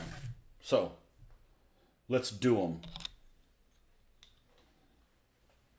We were using that color. I moved my brushes over here. So let's move them back.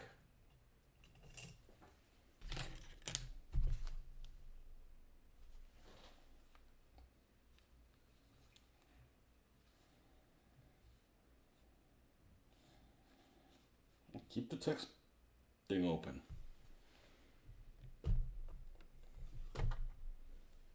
Okay. ETA is about 6:15. We're good.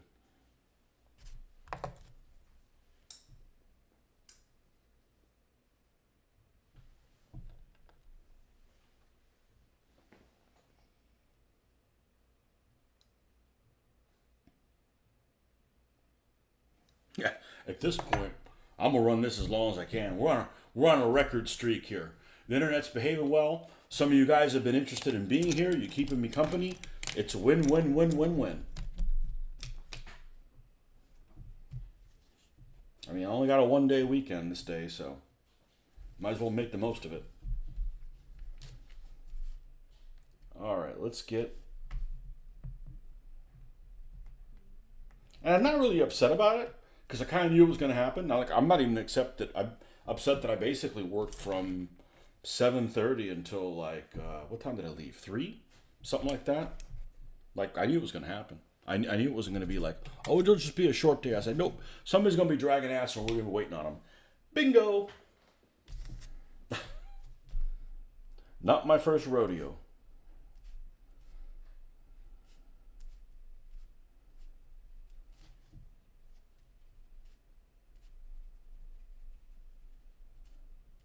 But at least we roll into a short week.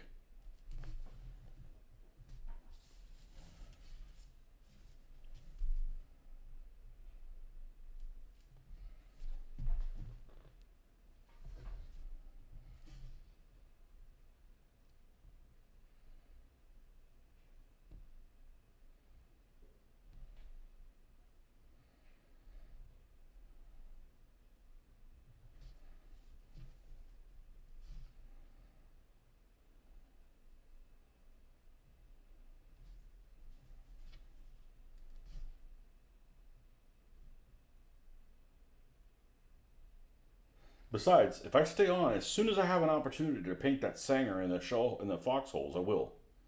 Because then it's got to dry again. So hopefully I can paint the base color on tonight on at least one of them. So tomorrow morning before I go to work, I can finish it up and go like, hey, this is what it looks like. You know?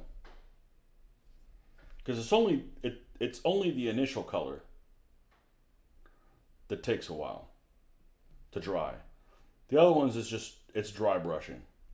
So by the time you're done painting, it's dry.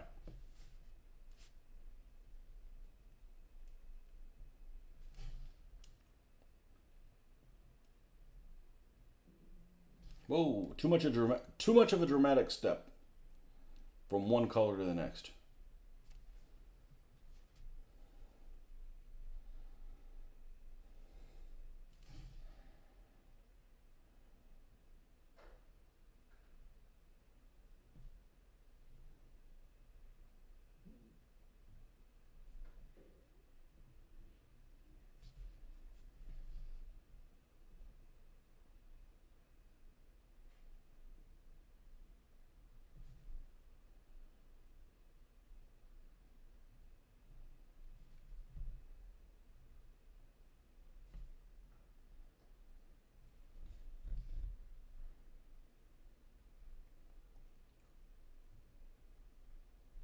Here's the squad leader with the Tommy gun.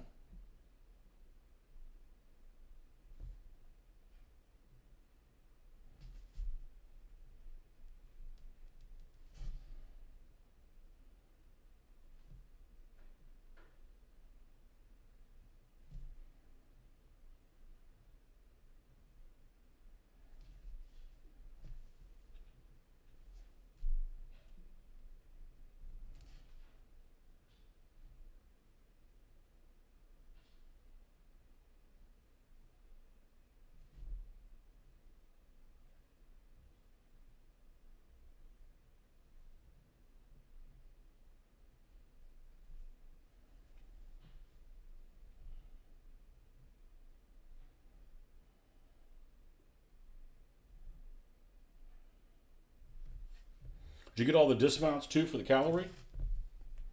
I assume that you did.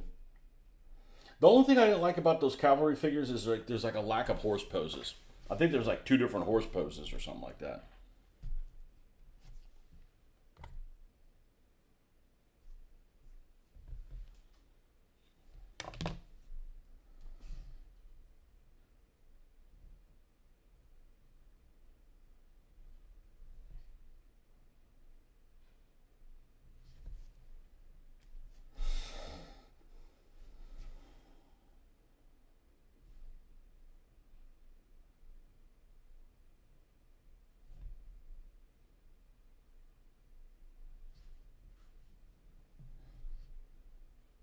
Yeah, and they've got those early helmets with the crest on them, which honestly look pretty good.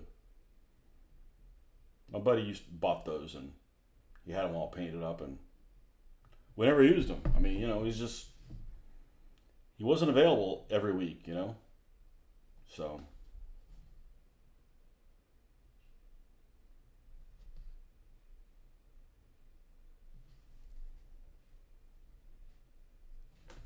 Snapdragon. Where's me white?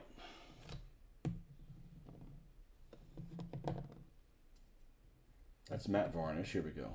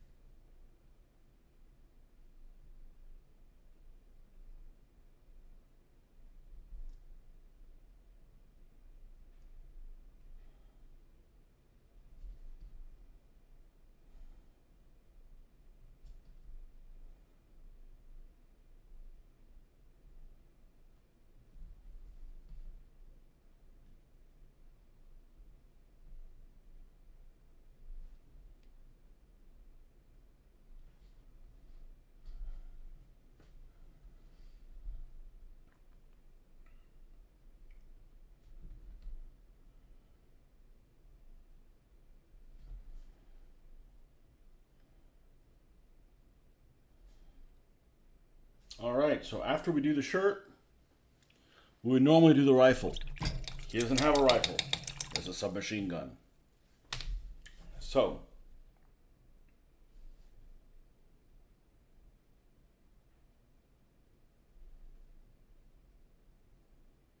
we need to do that. We need to paint that. Let's get that same rat fur snake bite, whatever it's called. Rat fur snake bite parasite. Which one is it? Parasite brown.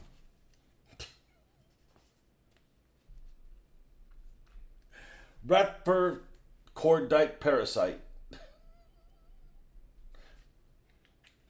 Cordite. That's one of them World War One words. It's like, oh, you got me in the cordite. Oh,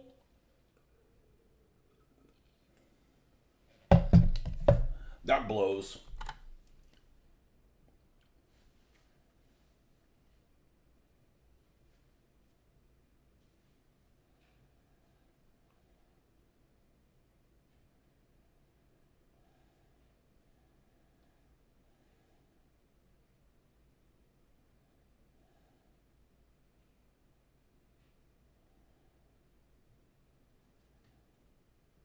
Okay.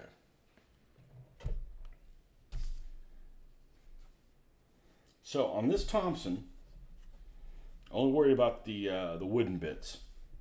So we have the stock. I don't know if this is the right Thompson that they would have used in the desert. I feel like the British one was a little bit different. Oh, we got this area up here in the front, under the muzzle.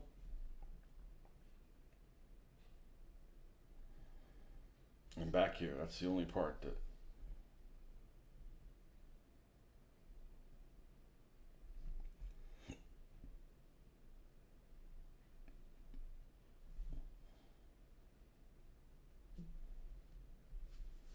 let's bring that up a little bit.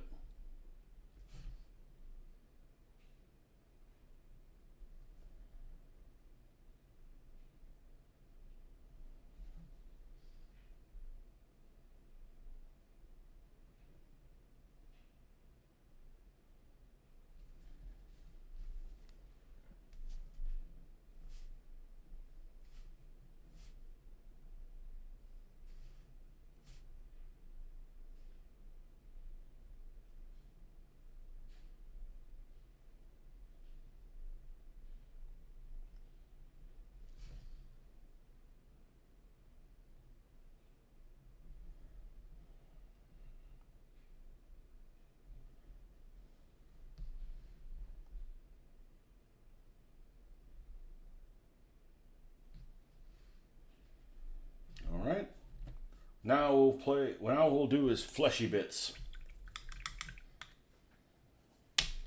And the fleshy bit colors are red leather.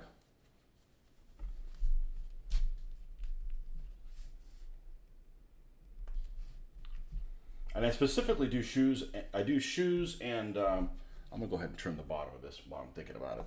I usually do shoes and socks and anything around the bottom last, only because I have a tendency sometimes, unintentionally, to scuff that up with my fingers. I'm going around, and I'd hate to put a ton of work into it at the beginning of the process, and then at the very end have to fix it again, instead of just like, you know what, we'll just leave this for the end anyways.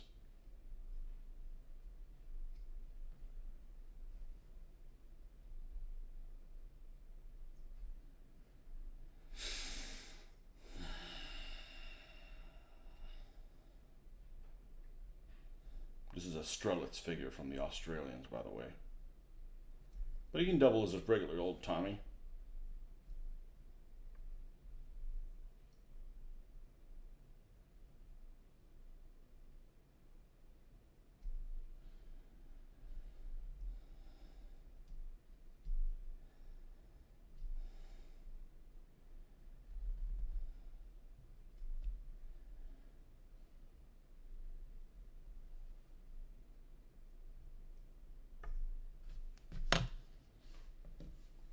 Okay.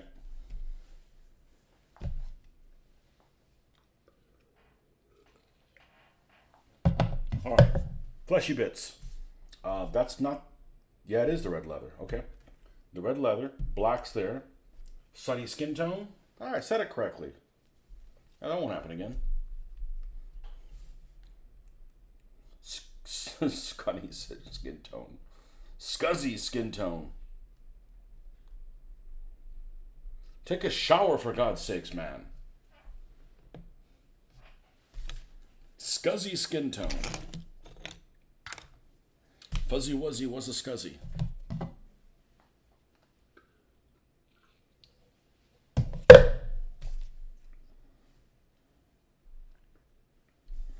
I don't know about you guys, I feel fucking great. One errand to run, but I'm sure you'll still be on, just across the street. Oh yeah, I'm disconnected just to show you, to see, tell you don't know what you're talking about. Actually, I'm gonna go get some water. For me, water for the brush. We're gonna rinse this out. That one's all right. Right back. I'm not even gonna mute the mic.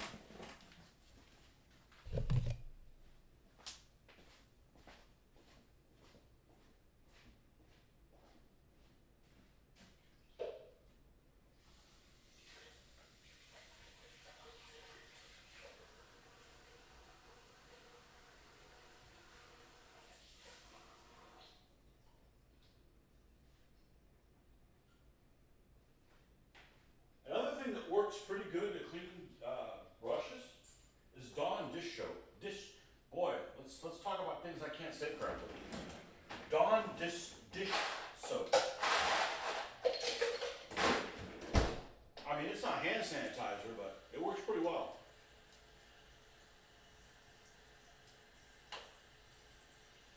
It breaks down all that stuff that's in there.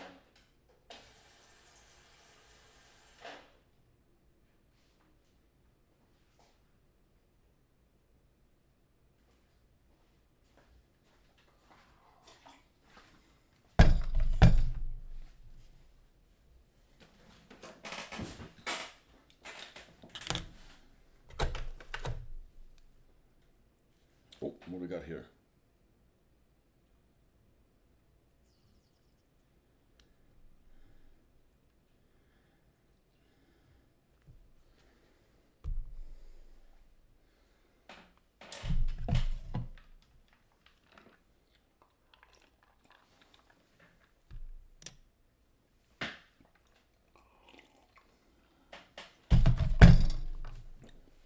What else is this?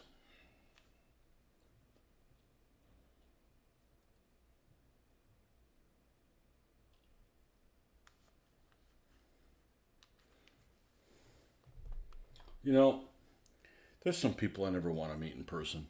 It's just, That's how you interact with other people. It's like weirdo.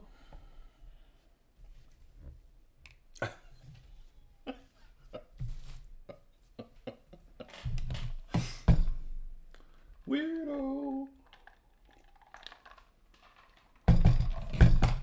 All right. Fleshy bits. I feel like there's another one in here that needs to do that. This is the Superface one. Superface! In your face with Superface. And here's another candidate for Superface.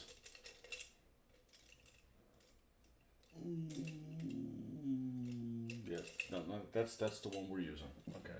Try to do all the heavy lifting we can with that brush, and when you can't get any further, use the super detailed one. Superface brushes. Coming to a store near you.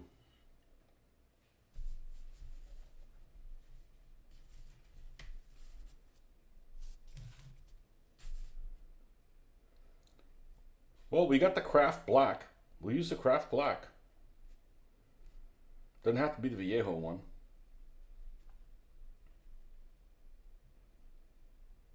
It mixes just fine with Vallejo.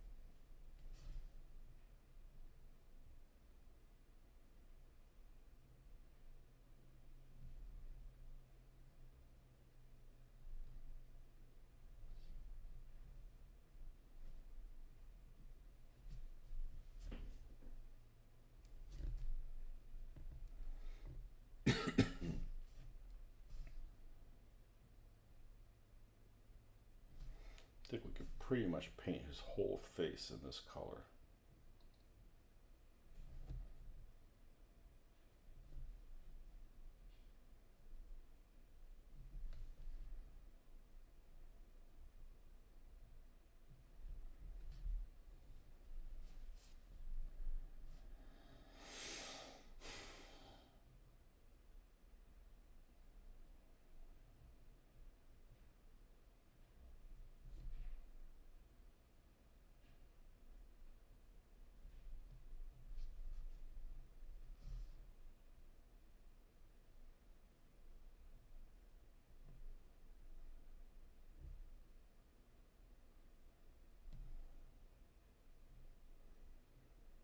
You know, the thing about those shell holes and stuff, because they're on two materials, both the plastic base and the pool noodle, both of them are completely non-absorbent. So that's taking air drying a little bit longer. But they also don't work. So there's that.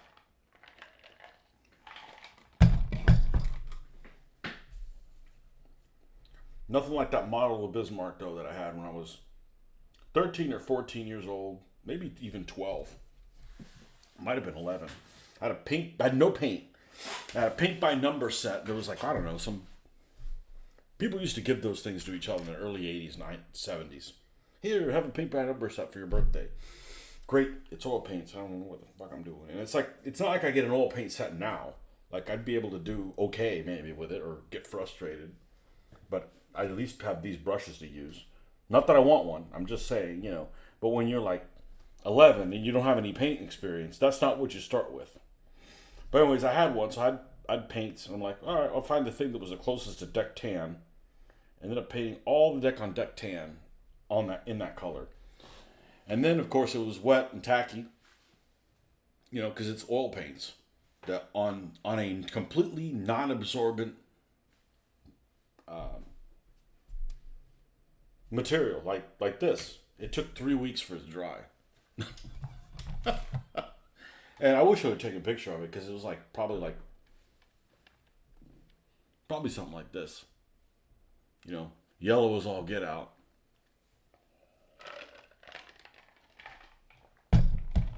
But there's some really ignorant people out there, and there's just I don't know everything, but man, there's some I've seen some doozies. I saw a comment within the last year where somebody was talking about modern battleships and the deck color and all that kind of stuff, and this one person like couldn't wrap their head around the fact that they didn't understand why a battleship that had steel plates and everything, had a wooden deck. Like it was like a weak point, like where shells could pierce it easily. They didn't realize, like, yeah, it's a wooden deck on top of fucking steel, right? Like it's a non-slip surface or a less slip surface. Like you legitimately thought, you're an adult, and you legitimately thought that a battleship is all made of steel except the deck part, and that's wood. Like, how do the turrets not fall into the fucking? I mean, it's like, come on, man.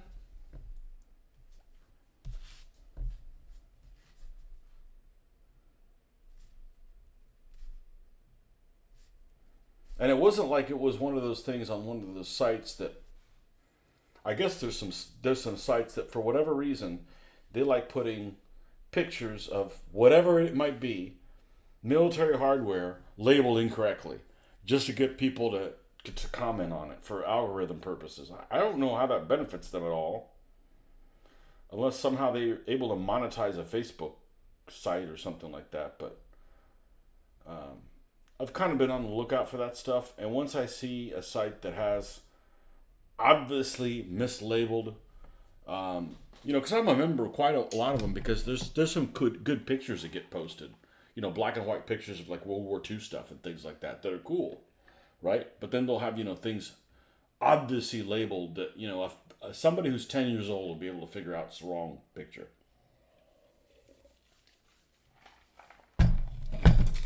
I'm specifically on the lookout for that stuff. If I see that post out, I'm leaving the group. Like, I don't need that nonsense in my life.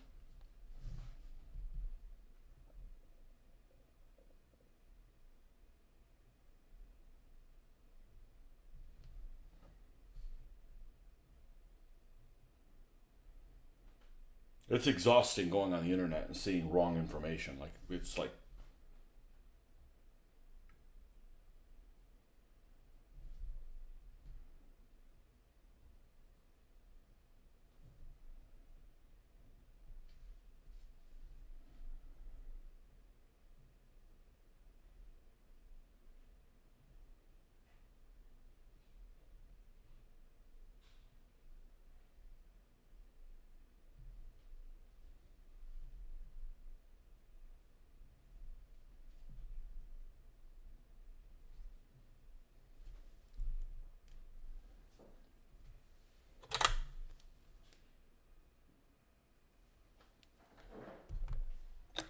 okay, Ice Maker, keep it down over there.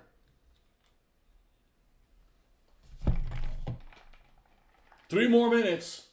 2 more minutes, and we got 10 hours.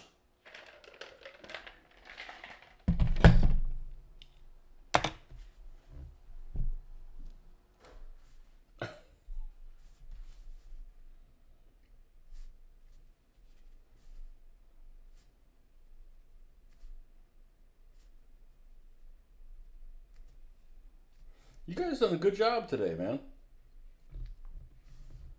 All y'all done a really good job.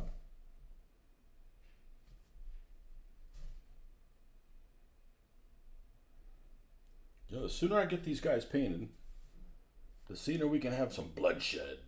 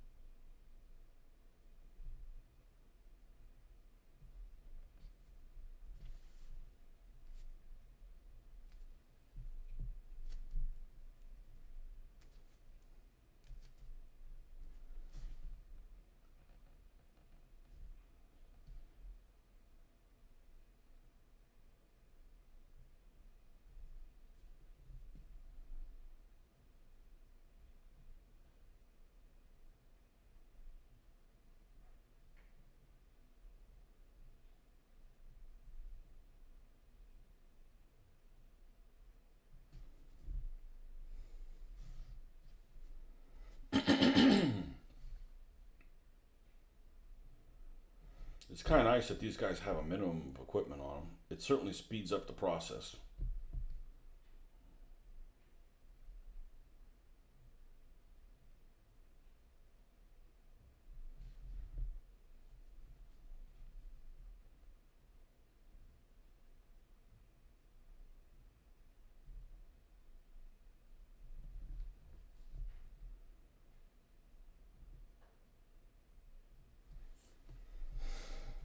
All right, I think we're almost ready to add white to this for the highlights. Nearly.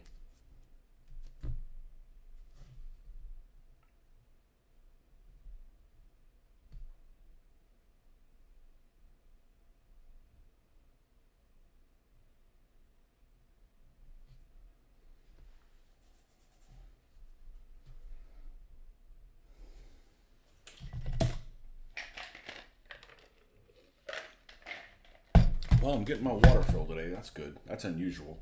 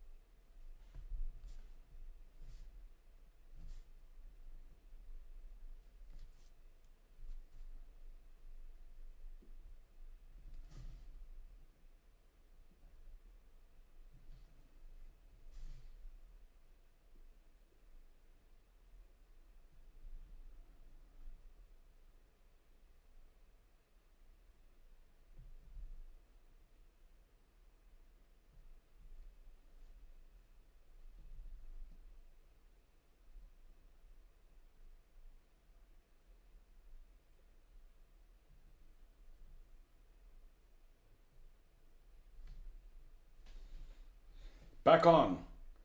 We missed you. Where'd you go?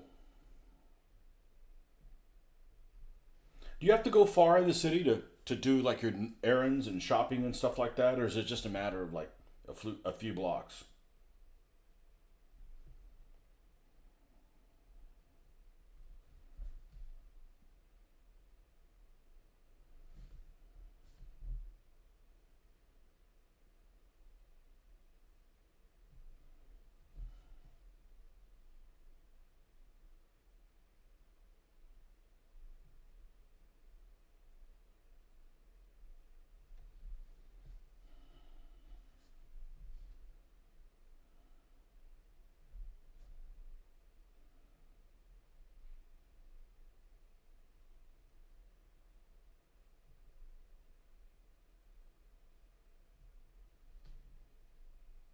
Maybe lighten this up a tiny little bit more.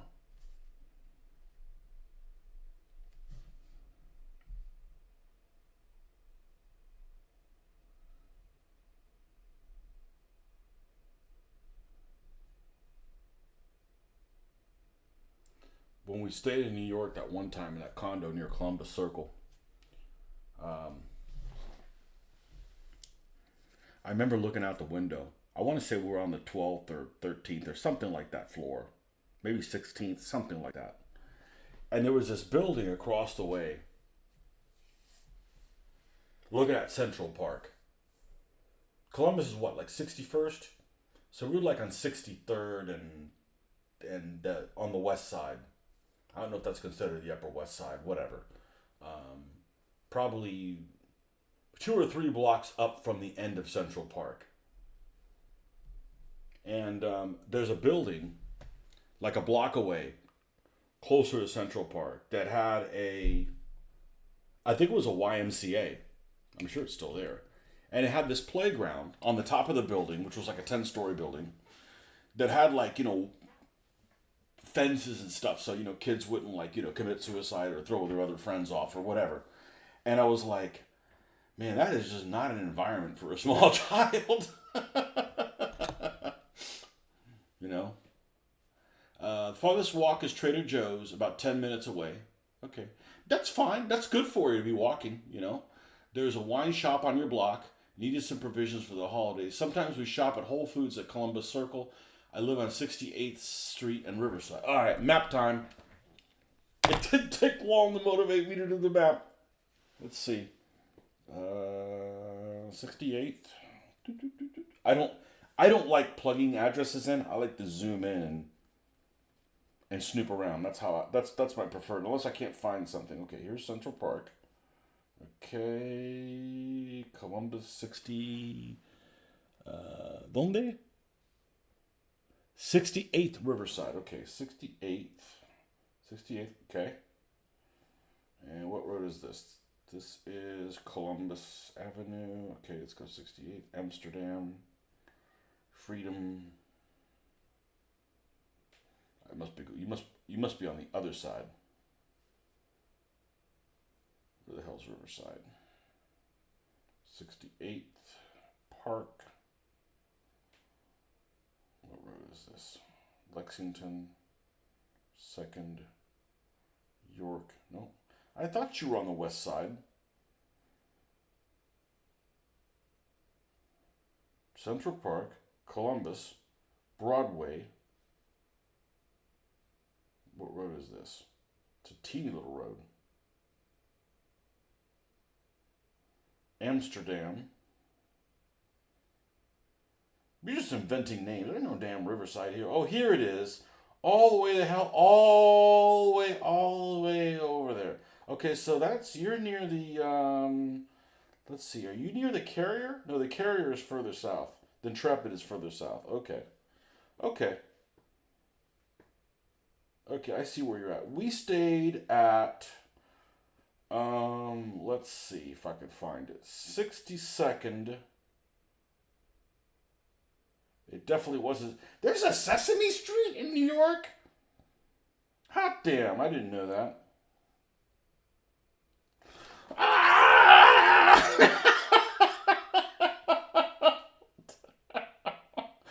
We stayed at 62nd. Oh man, where is it? Let's see, there's Columbus Circle.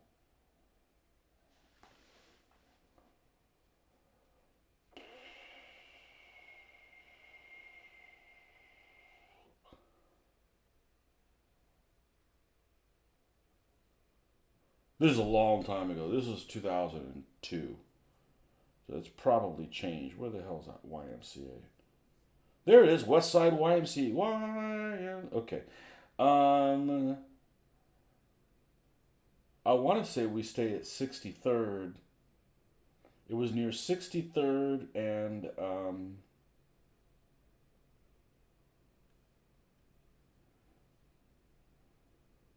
one or two blocks in, but before you got to Broadway. So between Broadway and Central Park West, near 63rd. Is either 63rd or 64th. Something like that. Anyways, we freaking walked everywhere. We walked all the way down to Battery Park. I mean, there's just, that killed me. That killed me because I'm like, I'm thirsty. I'm like, I'm not buying $5 waters. $5 waters in 2002. Like, yeah, I should have bought them.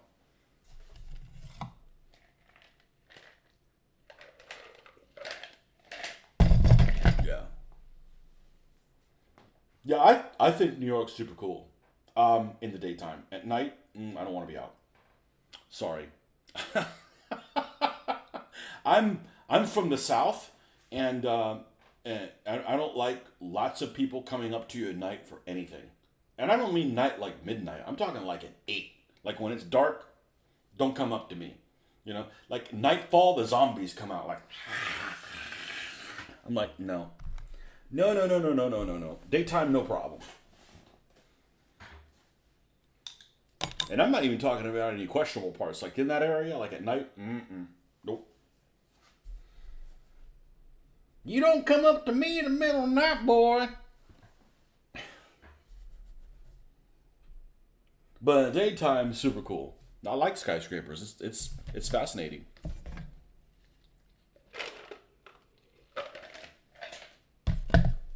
Okay. Gray green, baby.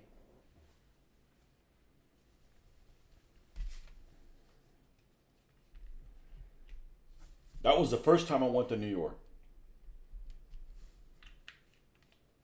Which, yeah.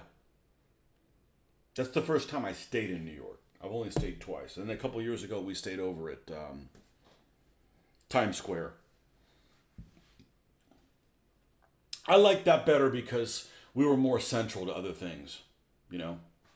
So it's not like you can't walk up to Lincoln Plaza. I mean, it's only 20, it's 20 blocks. Yeah, but there's stuff to look at like all the time. Like you don't feel 20 blocks.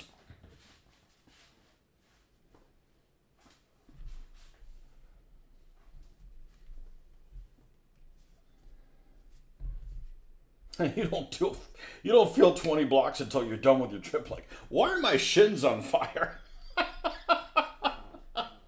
Yeah, because you're pounding pavement, but it's good for you. We don't do enough of that. You can tell how much walking I did today. What is the empty set?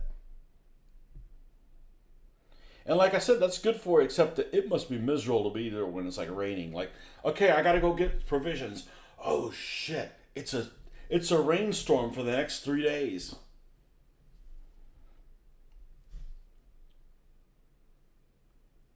Yeah, that's gotta be unfortunate.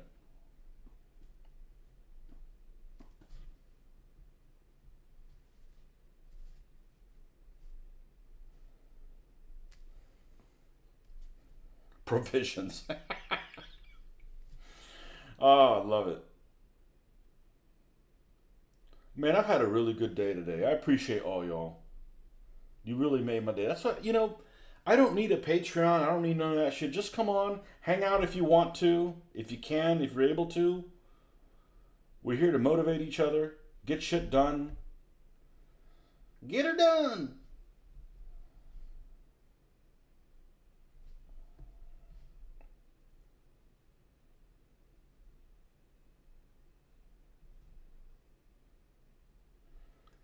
Stop by and say hi, you know?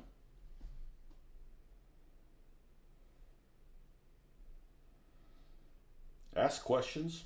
I don't mind. I don't mind answering questions. I don't mind if it means I got to put the paintbrush down. Keeps you engaged. Did we do it? We did it.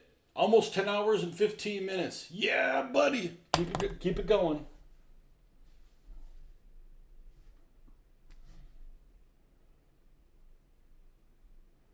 And it's funny, I'm not tired at all. I haven't even had that much caffeine. I'm not that tired at all. But some of those nights where I come home from work and I can't make it 20 minutes is like exhausting.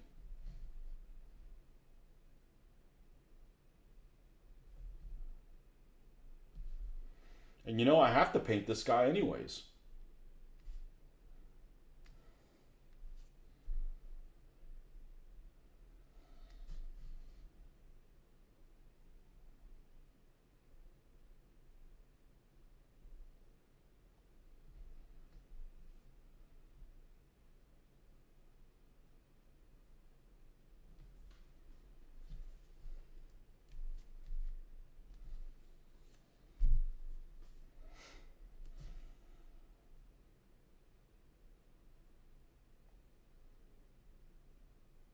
But I was really surprised how many new buildings, how many new tall ass buildings they've added in New York. But I did wait like almost 20 years to go back, so, you know,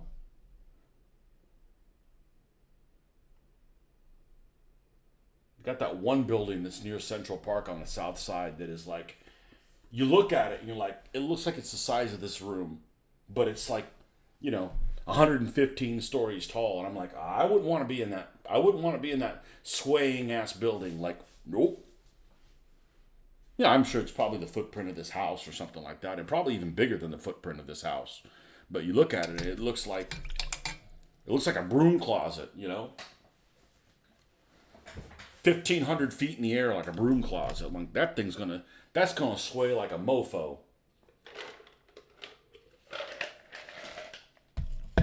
But we went to some cool places. Went to this bar called the Library. It was pretty cool. I like it. I just don't want to. I don't want to live there. That's why I got you for, man. You can live there for me. I can live vicariously there. And everything's so expensive. But we had a great time. We had a really, really good time the last time we went.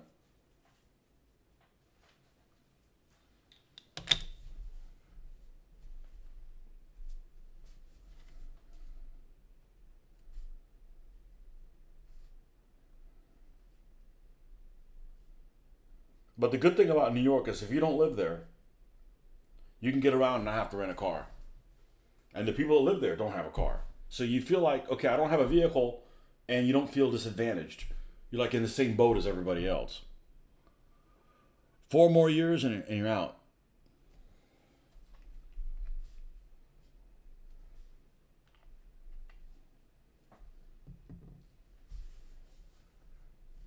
You're staying there until your daughter graduates, right?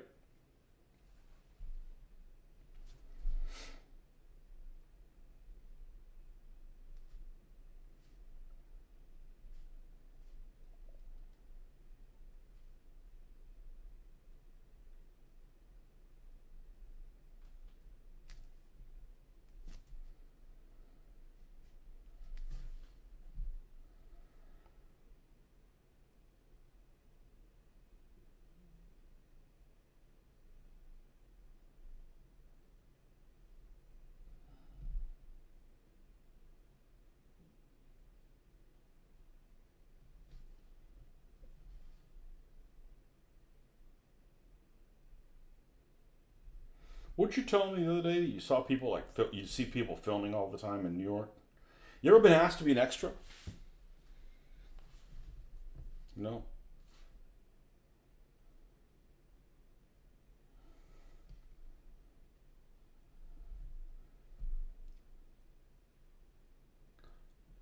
Just remember, when you leave New York, you gotta become like the rest of us and buy Rolex watches the normal way, not from some some guy in a trench coat. Rolex watch, Rolex watch, Rolex watch. No, no, I don't like Rolex watches. Sorry.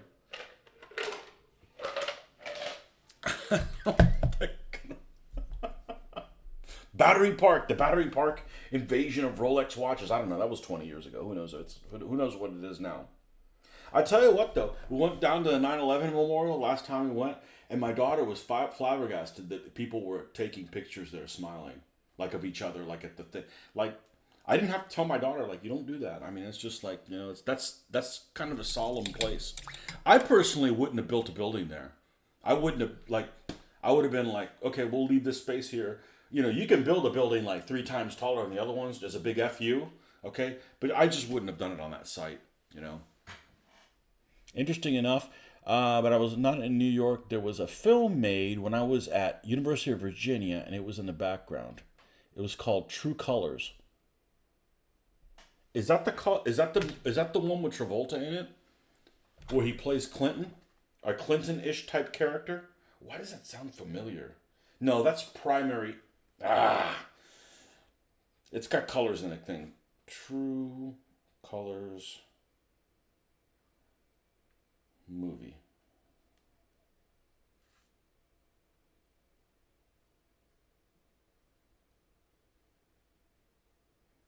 I'm not seeing this.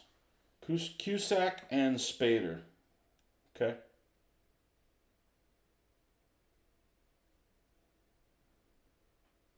Interesting. Primary Colors, I think, is the one I'm thinking of.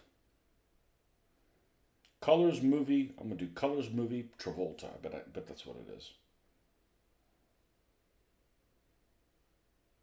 Primary Colors.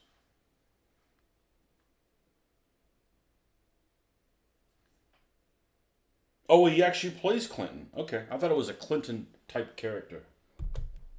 Okay, well, there you go. I did not star in that movie.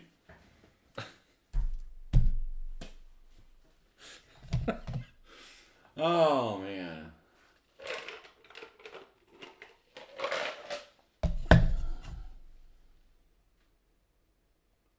UVA bit is the beginning of the movie. Okay. And you were in the crowd, huh?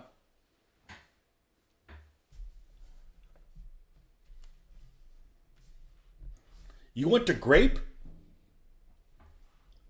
Because uva, UVA, is grape in Spanish. Ah, you didn't think it was going to be an educational show.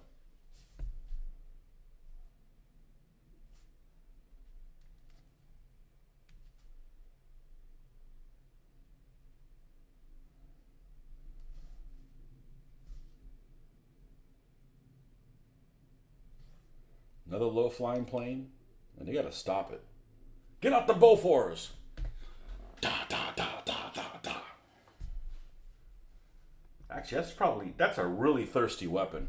I mean, it's got a, I don't know what the magazine in or the clip on it. That's technically a clip. It's probably double sided, and my guess is it probably has 10 on each. It's probably a 20 or something like that. I'm just guessing. You were one of them cavalier.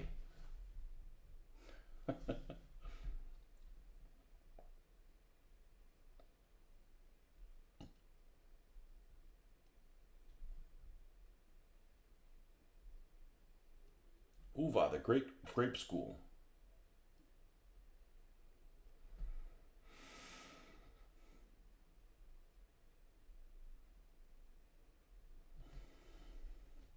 Yeah, and that's a local school for you, right? Because yeah, my daughter didn't go to school here because this place is extremely picky about who they take, and honestly, a lot of the dorms and stuff are pretty fucking old. So she went to St. Petersburg, but it's not like she's going out of state.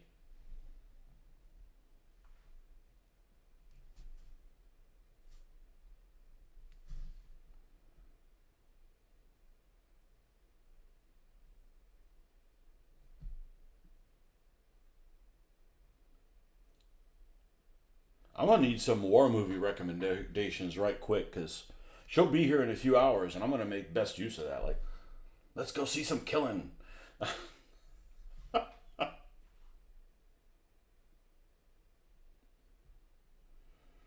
wife probably wants some alone time. She's been with somebody the whole weekend.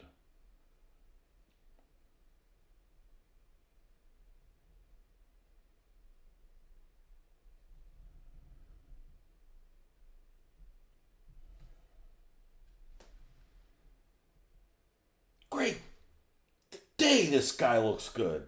I mean, I love these plastic figures. I really hope they're durable because otherwise, I'm basically been pissing up a rope. And I'm not man enough to go. Ah, You know, one hit the floor the other day and was golden. So that's a good sign. That's a good sign.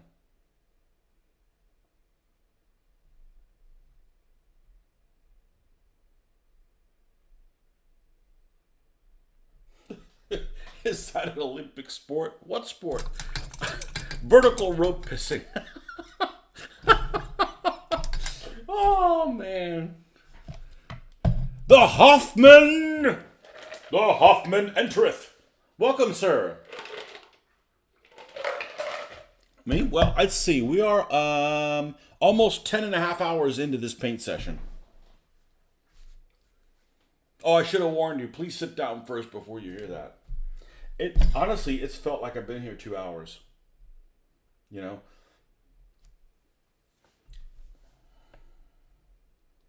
it's the best thing I could have done with my day today. I don't know anything I could have done better. Well, I mean, I could have spent it with my daughter, but she's not here yet. So, you know.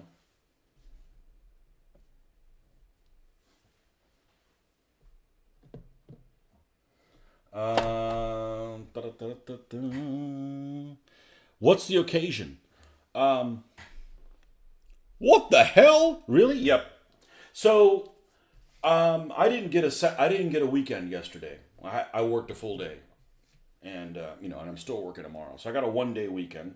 Which is why I did not go out of town because I was supposed to be in Miami, but you can't really go to Miami on a Saturday if the day you have to work is a Saturday. So I basically didn't have a work day. So I'm like, we're gonna make up for it, and we're gonna get some shit done. Plus, I got some things that are coming in like this Airfix model. This took forever to put together. Cute little bastard, but it still took forever to put together. What do you guys share time? It was probably like 6 hours, maybe even more than 6 hours to put those two things together. So I'm like, if I do this, I'm not eating the house, which is usually what happens when the wife is gone. I'll have a snack, and then I have a snack from another snack, and I'm like, this is like the best thing I could do. I've been drinking lots of water, did the laundry, and people have cooperated really well and hung out with me, Your hands start cramping after like 2 hours. Not me. So to be honest with you, the thing that's been hurting on me is my left foot. I got that plantar's bullshit, right? Which is like pain for no reason, no fucking reason. And it was really bad on Friday. It's really uncomfortable. It's not like it's a headache or something, but so I feel great. And actually what happens is it'll cramp up when I'm sitting down, and then I go to stand up and I'm hurting again. And I've tried a couple different things. It's just got to work its way out, But it just catches you off guard because like, whoa, I wasn't expecting pain when I feel so great.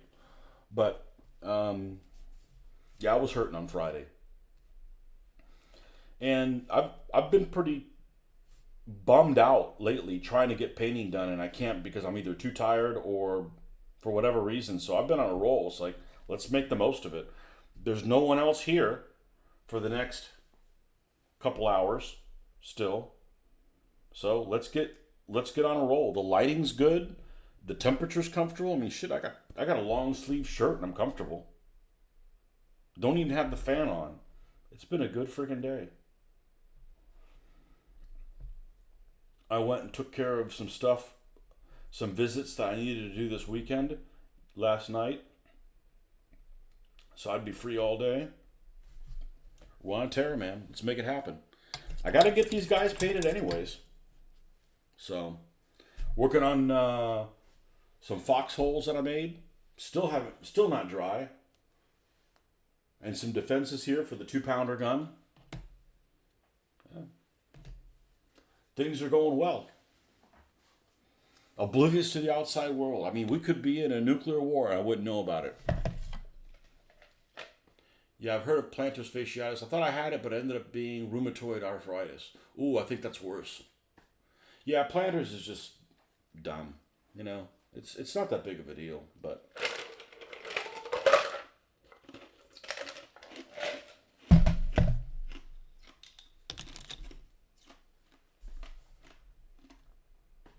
everybody's got something. I'd rather have that than, something else. My stomach finally shut up. I was like my own didgeridoo 3 hours ago. Like, okay, dude. Like, chillax. Helmeting time.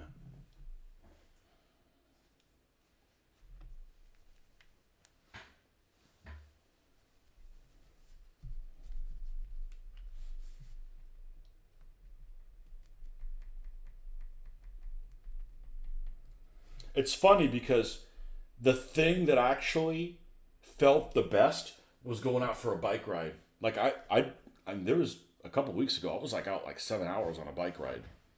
I was out for actually like 7 or 8 hours for multiple bike rides. Like I went to different parks and stuff. Nothing crazy. I wasn't, but it was like, let's do it. And my foot didn't hurt. Almost like I was working it, you know what I mean? It's almost like when you stop and it cramps up and then you go to stand up again and you tear it, it's like, did I change rooms or camera angles? No, just camera angles. You like it better? I think it's better. I have an easier time seeing the screen and you're not looking like,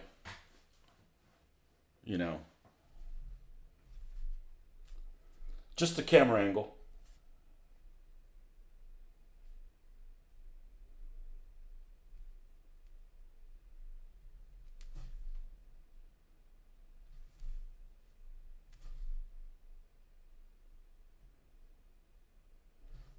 How are those Japanese ships coming along?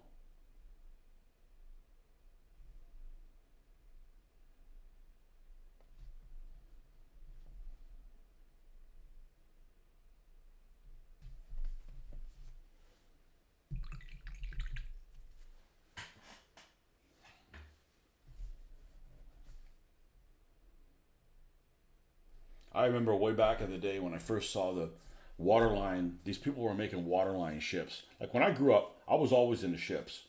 But they always had that stupid bottom hull part that I didn't care about. Like you see a picture of a ship at speed or whatever with the guns pointed, blasting stuff away. You don't see the bottom hull. Why do I gotta deal with this bottom hull now?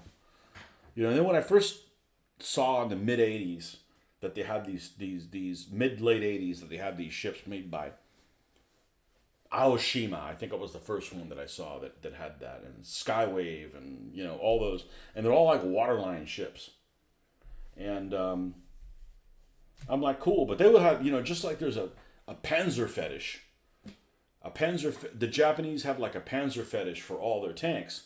When it comes to ships, they have a Japanese Navy fetish. It's like they make like every single cruiser, and not stuff for other people, so. You don't like the ships that much.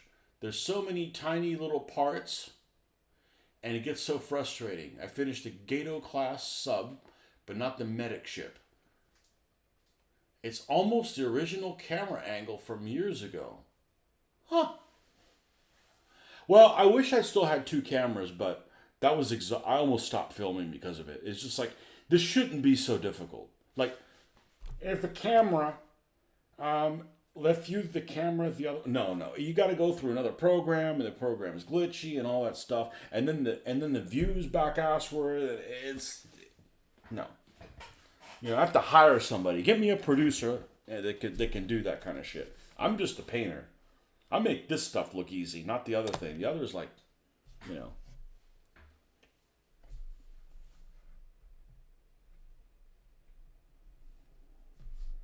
I'm just wondering how many people I've lost because I don't get to see Mitch's feet again.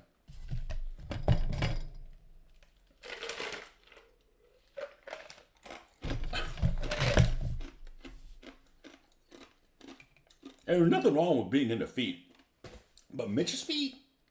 And why are you into feet without seeing the whole person? You know what I'm saying? Like, that's kind of weird. Like, like if you see somebody cute, and all of them is cute, but just like the feet, you don't know what the rest of the person's like. That's kind of weird, man. Like, I'm just saying, Hey, but whatever keeps you from being, on the 5 o'clock news, I guess. Whatever works for you.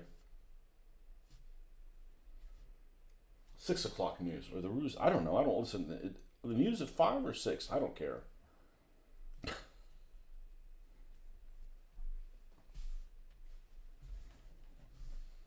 Who knows? For all I know, Mitch has an OnlyFans.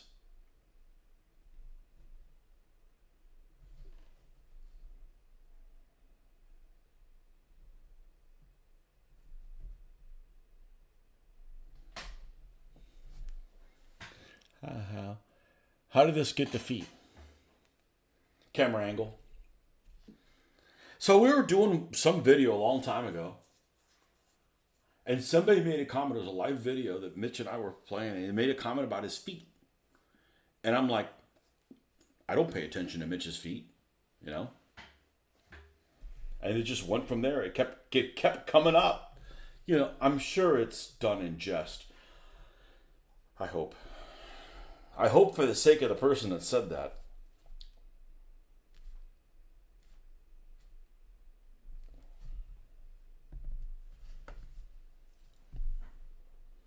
So I'm watching this video about an unboxing of something, and all of a sudden I start seeing these videos where people are wearing gloves.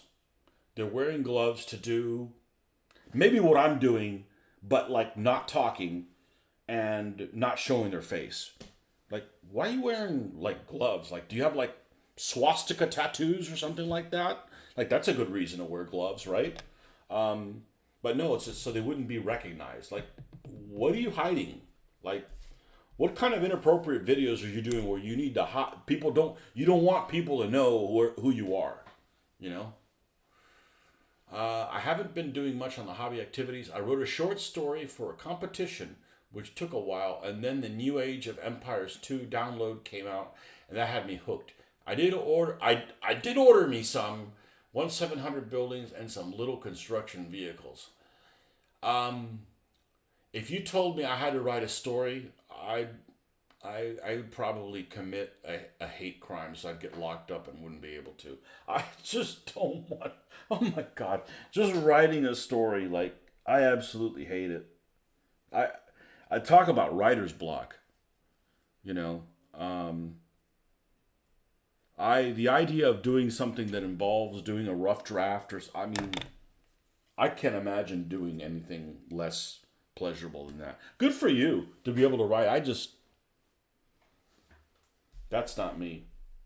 School was not good to me in that it did not motivate me to do activities like that. I was like, oh my, like, I love history. I could never be a history professor because you got to write too much shit.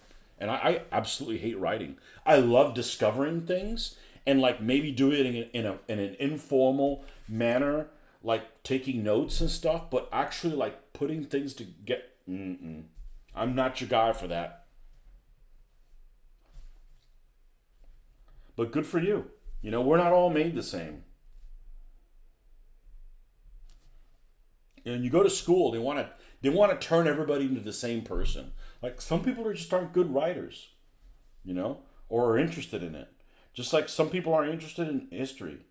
Some people can't freaking read a map or get lost. If Alexa took a crap, they wouldn't be able to, go to the grocery store.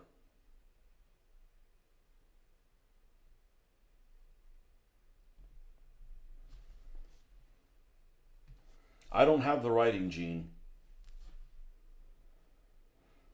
That doesn't mean I can't spell or anything. Usually those two things go hand in hand. You know, if you can write well, you know how to spell. Like, I'm a really good speller.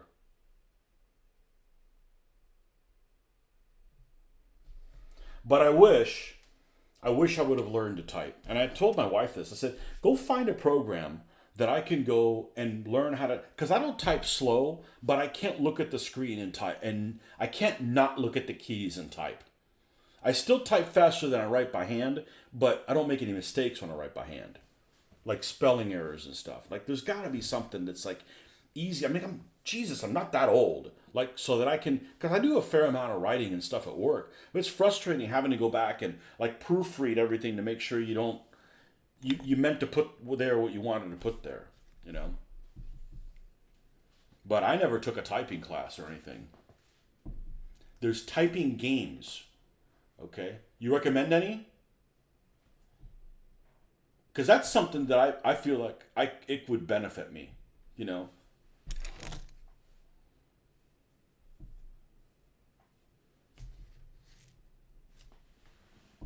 I don't like writing short stories, but I write good emails because you have to, or typing games.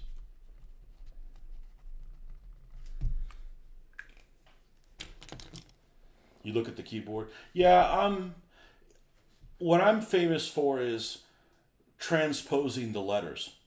So like all the time when I'm writing the name of the county that Orlando's in, I put Ornage. All the letters are there, just two of them are switched. Or I don't get up off the shift button quick enough and end up capitalizing the first two letters instead of just the first one. Just annoying shit where I have to go back and like resuffer it again.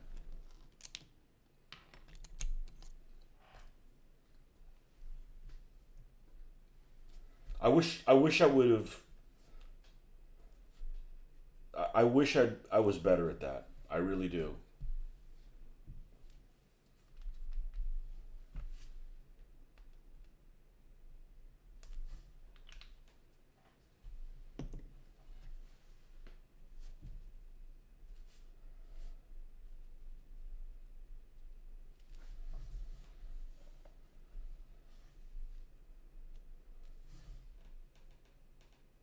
But there's a lot of things that you encounter as a kid in your formative years that can either make or break your desire to do certain activities when you're older. You can two-finger type. Oh, I use thumbs, indexes, middles, and the ring fingers, and even the pinkies. I don't look for the keys. I just have to look at them because I'm not, off. Check out the typing of the dead. Okay. I always love your suggestions, man. You got like a, typing of the dead. Okay. Of the dead. Well, today is Sunday of the Dead. Actually, it's yesterday. Well, it's yesterday's date on a Sunday. Which is funny because that's exactly the Crusader part that I've just finished watching. Toten Sonntag. Bless you.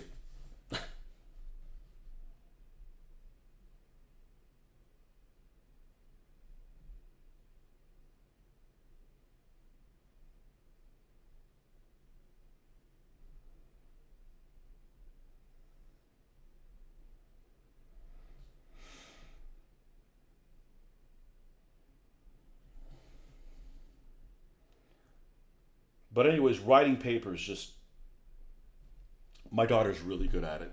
Really good at it. She must have had, they set her on the right course. But, I don't, do a rough draft. I don't, I just feel like it's just, busy work. Like, it's a waste of my time. And I just never learned how to do it.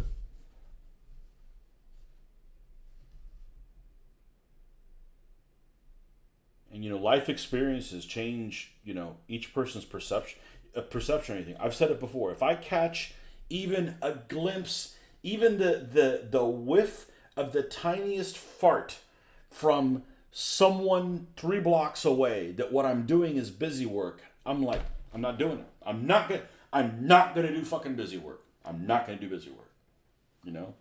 Just stuff to keep you from, just because. I'm not. That's why I couldn't go back to school. Give me real tasks, not do this just because. Dig a hole. All right, fill it back up. All right, now what? Dig a hole. Where? Same place. No, I'm not doing it. Nope. I'm leaving the fucking army. I'm not doing that shit. I just can't do it. And it was my youth was poisoned by my youth was poisoned. I had to write too many sentences, and it's like I'm fucking tortured by that. So as soon as I find out, it's like, you're doing something just because? I'm not doing this just because. This is therapy, and it's for a game, and in order to play with this dude, you need to be painted. Okay? That's not a waste of time. But just doing stuff and then, throwing it away, no. I'm not doing that. So I got a real bad attitude about doing something that I catch a whiff of in whatever environment it is, whether it's work or not. Whether it's in my, this is not the color that we want to use. This is not the color I'm looking for. It's khaki. As soon as I catch wind that something is a waste of my time, because there's other shit you could be doing that isn't a waste of your time, right? It's not that I want to be daydreaming, but let's do something productive that, we could kick ass together. Not well, just do this to keep yourself busy. I don't need stuff to keep me busy.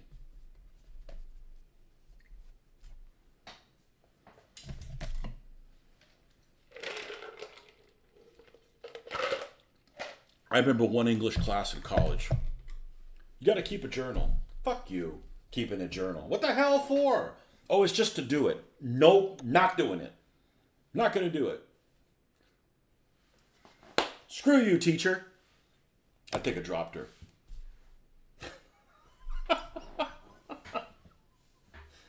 Drop that bitch on her ass. I don't need that.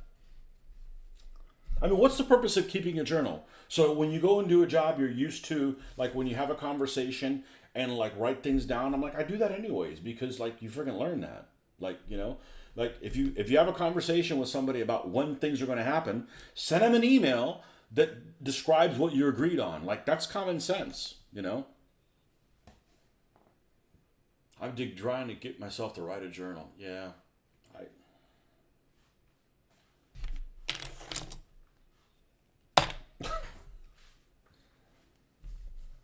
I don't mind taking notes at all, but didn't do a good job of selling it. And I just kind of thought about that one day, and I'm like, why am I so resistant to busy work? And I'm like, it's probably from freaking doing sentences when I was 10, 11, 13, 14 fucking years old, Like,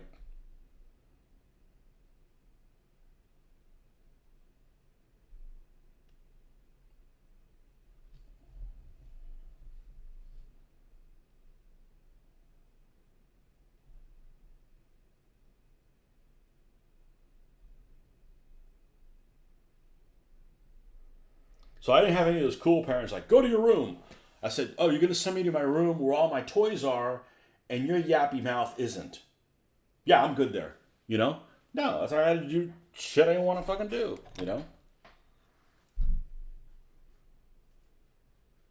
You hate taking notes. That's my busy work. Yeah, but if it's notes you like taking, like all of my inquisitive Panzer Division and British Army markings, I don't mind doing that. I hate it. Just give me the audio file or book, and I'll give it to AI for notes. I give it to AI for notes and have it done in seconds. How does that work?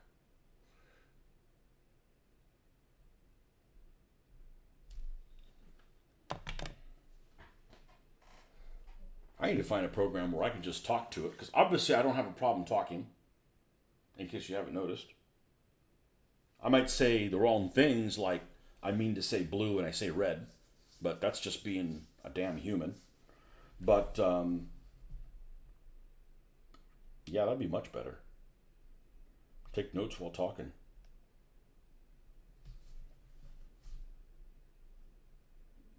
But I use, I don't take notes like Phil Barker writes rules. I take notes how I would write rules, with bullet points and one thought and another thought, and I just hate using Word. Word is really evil. I really do not like Word at all. I want this here, and it moves it over extra. Why? Okay, move the margins over, and then it moves something else down. Like, herding cats, stop. It's like, screw it, I'm writing everything in Excel. If you don't want to read an article, give it to AI and ask it to summarize the article in bullet points or whatever format. Okay, tell me more. This is fascinating. How do you give it to AI? What do you use? I've seen stuff online. I'm looking for specific stuff on there.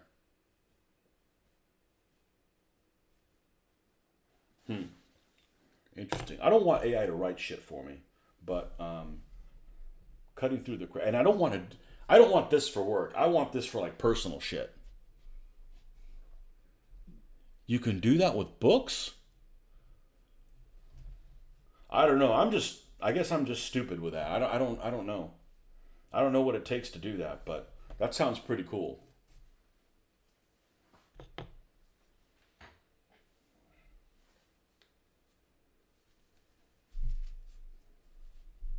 Bullet points, man. I am a bullet point fan.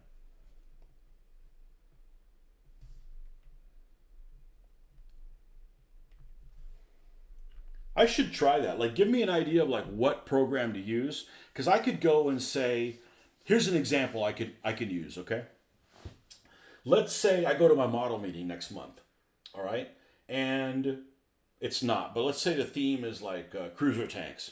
So I build a cruiser tank, and I'm like, okay, I want to talk, and usually everybody gives a presentation, and I don't mind giving the presentation part. I like that. Like, I don't mind talking to people about things that I know about, because it makes sense to me, right?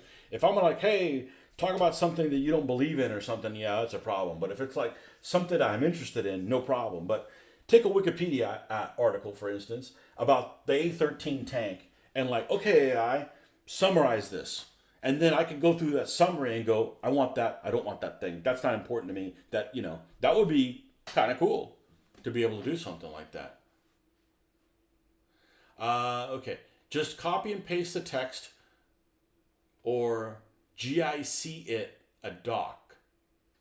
When I'm writing an article using a subject matter expert interviews, I don't look for quotes manually. I just give the whole interview to AI and ask for quotes about A, B, or C. Copy and paste the text. But what do I copy and paste it to? I'm sorry if I'm being ignorant, but I just don't friggin' know. When I'm writing, or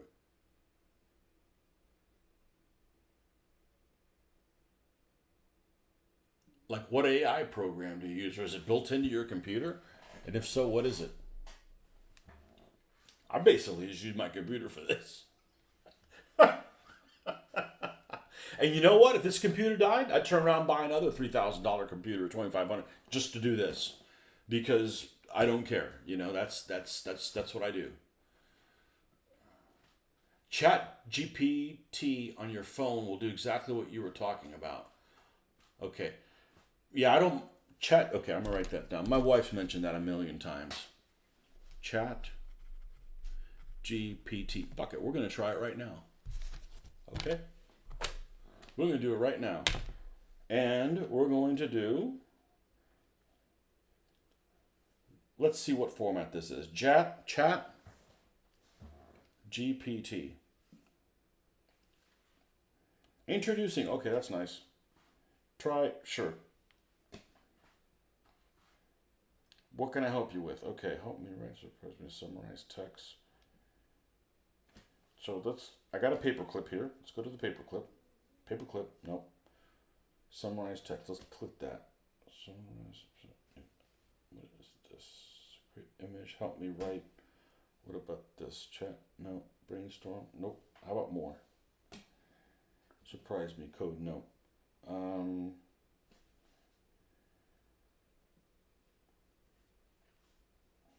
Okay. Try. Oh, I know you can do these created images. It does not like doing things with German tanks. Like, it's got a problem, you know? Like, and I don't want to see swastikas on them. I'm just like, you know, iron crosses are just fine. Create image.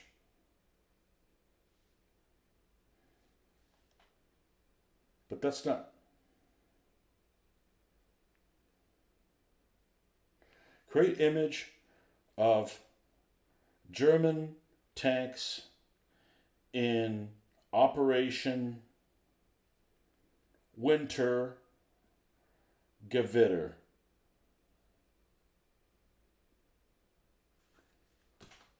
You're gonna freak the hell out, aren't you? It seems there was an issue generating the image. Yeah, because you won't do Nazi stuff. All right. How about this?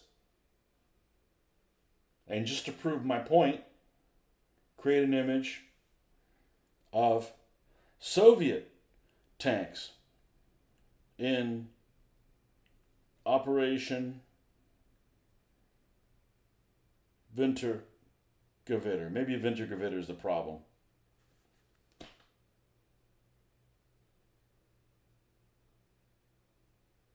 Yeah, that's the problem. Okay. So if I have an article, how do I dump it on here?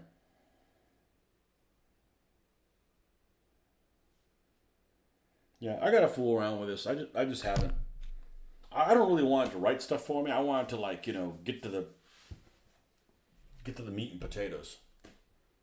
Image generation is garbage. Oh, okay. Do I have a PDF on your phone or a book or some kind of document? Probably.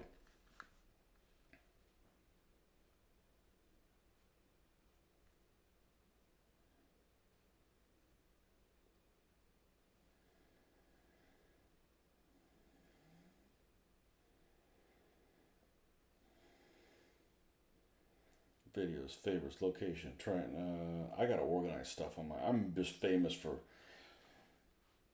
My phone organization is like a gamer's house. It's a shit show.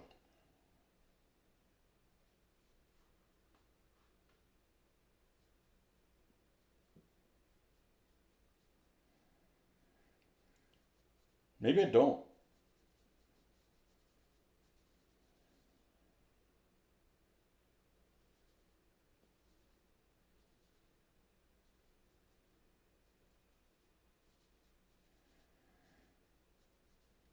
What's this? Nope.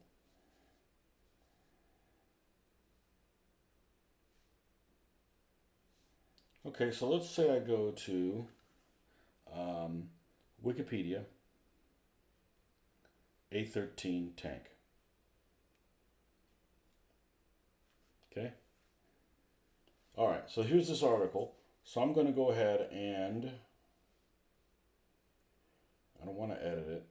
Share, talk, edit article, customize toolbar, search, edit history, new tab, explore. Nope. I don't want to. I don't want to change this. Let's say I want to share this, and I'm going to share it with myself and send it.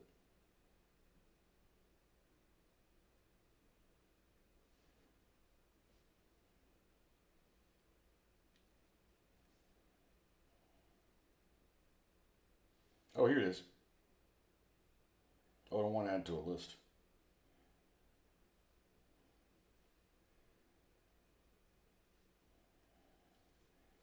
So let me go back to that chat thing.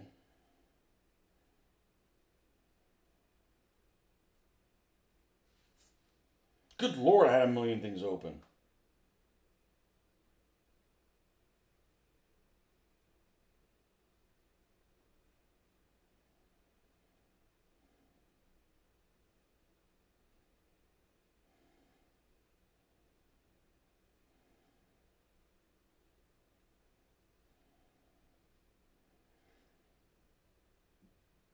Okay, well, I'll look into it another time.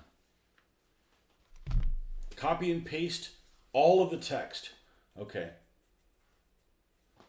I'm gonna write that. I'll have to fool around with that. Gotta go again. Love the long session today. See you during the holiday week. That's right.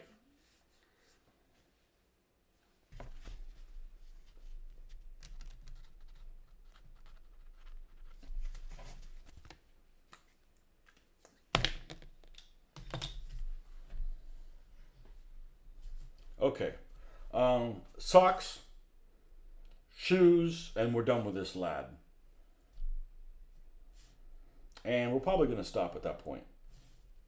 Because, it's been a while. Normally I'd be like, my ass! No. No, we're good.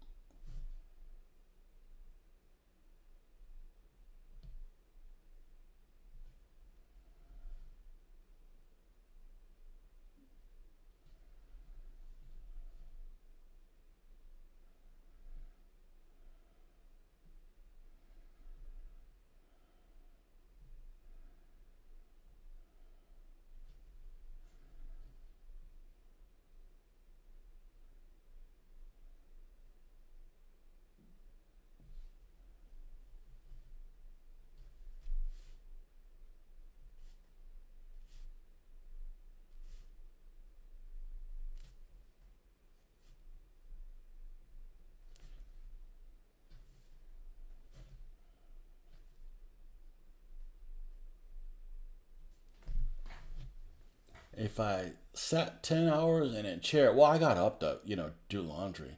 I would need to Febreze it afterwards. From later, I think your mind would work well with AI. You already have a good idea what I can use it for. Yeah, I mean, you know,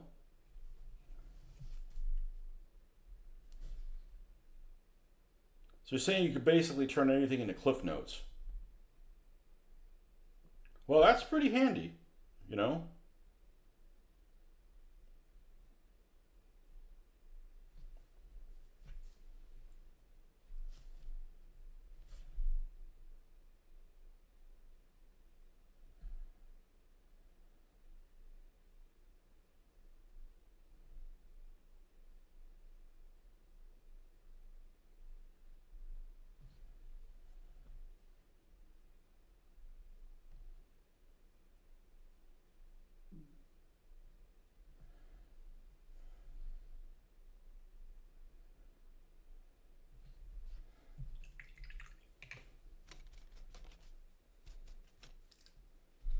My wife's used it a lot.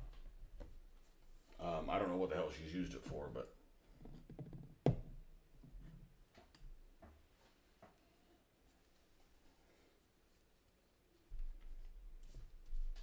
I wonder how many people have used it to like write cards to their loved ones. Probably a lot. Like I won't use it for that. Like they kind of know, like you don't write stuff like this, you know. Don't want to fall into that one.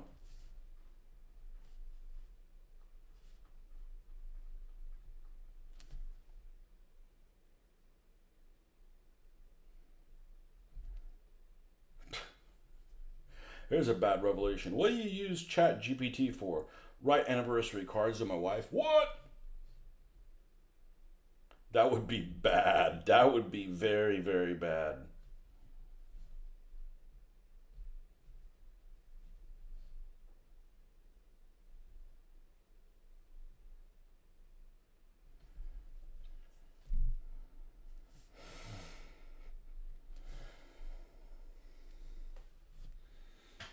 The writing is so bad I can usually catch when someone's using it. Yeah, well, you have to modify it, but just like for ideas and stuff. I did use it one time. I don't know which AI I used, but I'm like, hey, give me some ideas of a background story about, a French partisan or something like that. It was pretty fucking good. Like that, it did that one really well. Or like partisan missions or something like that. Like it was all legitimate stuff. All legit stuff. Plausible stuff.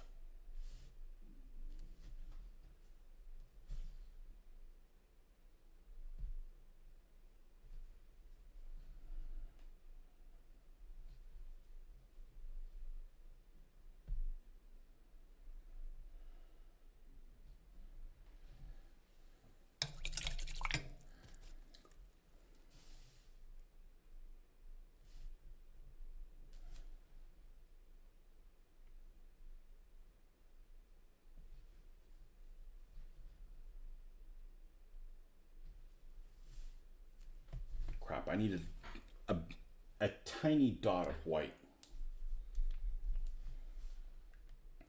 Yeah, you probably spot it like if you any of those things that are like Chinese instructions. If you want, have you, if they're like all the words are there but they're scrambled. Like it's like worse than Yoda speak.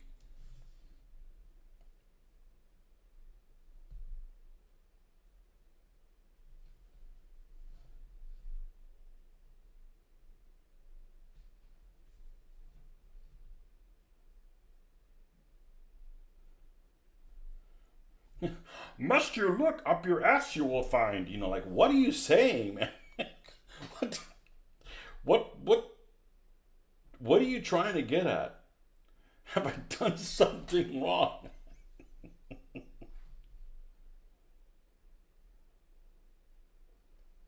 Are the instructions any instructions that tell you what to do with this wonderful whatever this is after you get it running, but no instructions on how to get it running?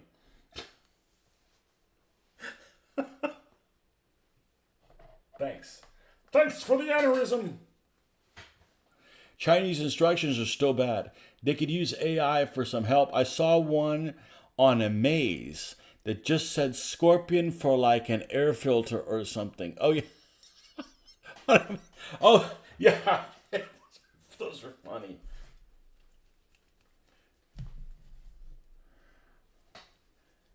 Yeah, I don't mind buying some of that stuff, but man,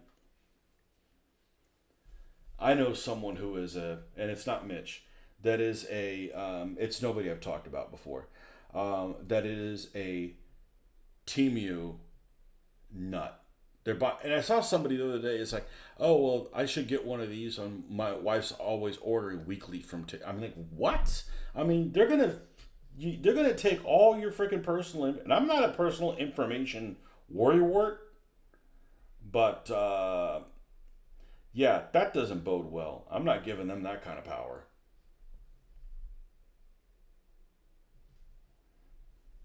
And it's just junk you can just get at a less rip-off price through other sources that aren't that I wouldn't be worried about my personal information as much.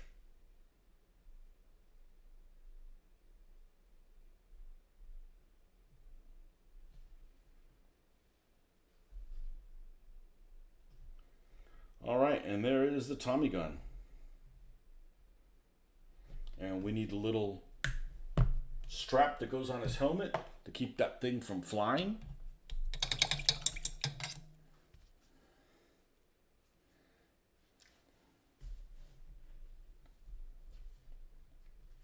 Yeah, I wish Amazon could control the knockoff stuff, because I've had some knockoff issues from Amazon stuff, and it's not Amazon's fault. It's not like they're the ones selling it. They're just allowing other people that are third parties to sell their wares, and and it's knockoff stuff.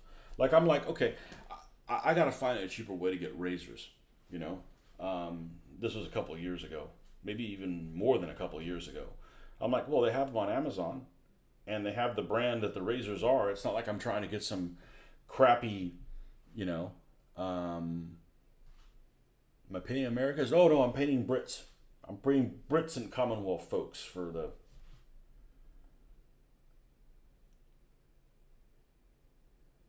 to fight the what do I call them? The crooked coconuts. The crooked coconuts, Africa Corps. You hate the Chinese stuff on Amazon or Temu. It's terrible quality, and it's from the CCP. Yeah, when are those people going to get their freedom, man? I don't have a problem with it being from China or from Vietnam or from anywhere else, but you just bad people are getting the money, not and there's people that are hurting in China, um, so no, these are plastic soldiers.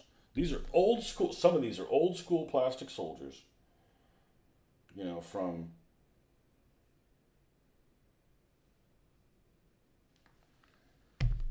I've had a long time. Well, we gotta wait for this guy to dry, and then we can clear coat him with some brush on. But we have hit over 11 hours, so we're going to cut this one off. So I appreciate all you guys coming online. I feel like we didn't get a lot done. It just took a long time to get nothing done. It wasn't because I wasn't working on things. It's just things take time. This will be ready to paint in the morning. I don't want to screw this up. I think this is going to be a win.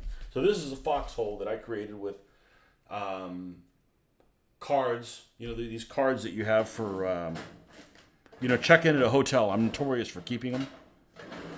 And I cut it up, and lightweight. Come on, you couldn't take any more. You've had to change your diaper like 3 freaking times, just to keep up with me. And put three lads in here, and it kind of looks like what did I call it? Spotted dick right now, but let's hope it doesn't look like spotted dick. Man, that guy's hanging out there inside of a big spotted dick. What? Whoa! Anyhow, and the Sanger. So we'll be doing those soon. I appreciate all you guys hanging out, and we will see you. We'll see you shortly. All right, folks.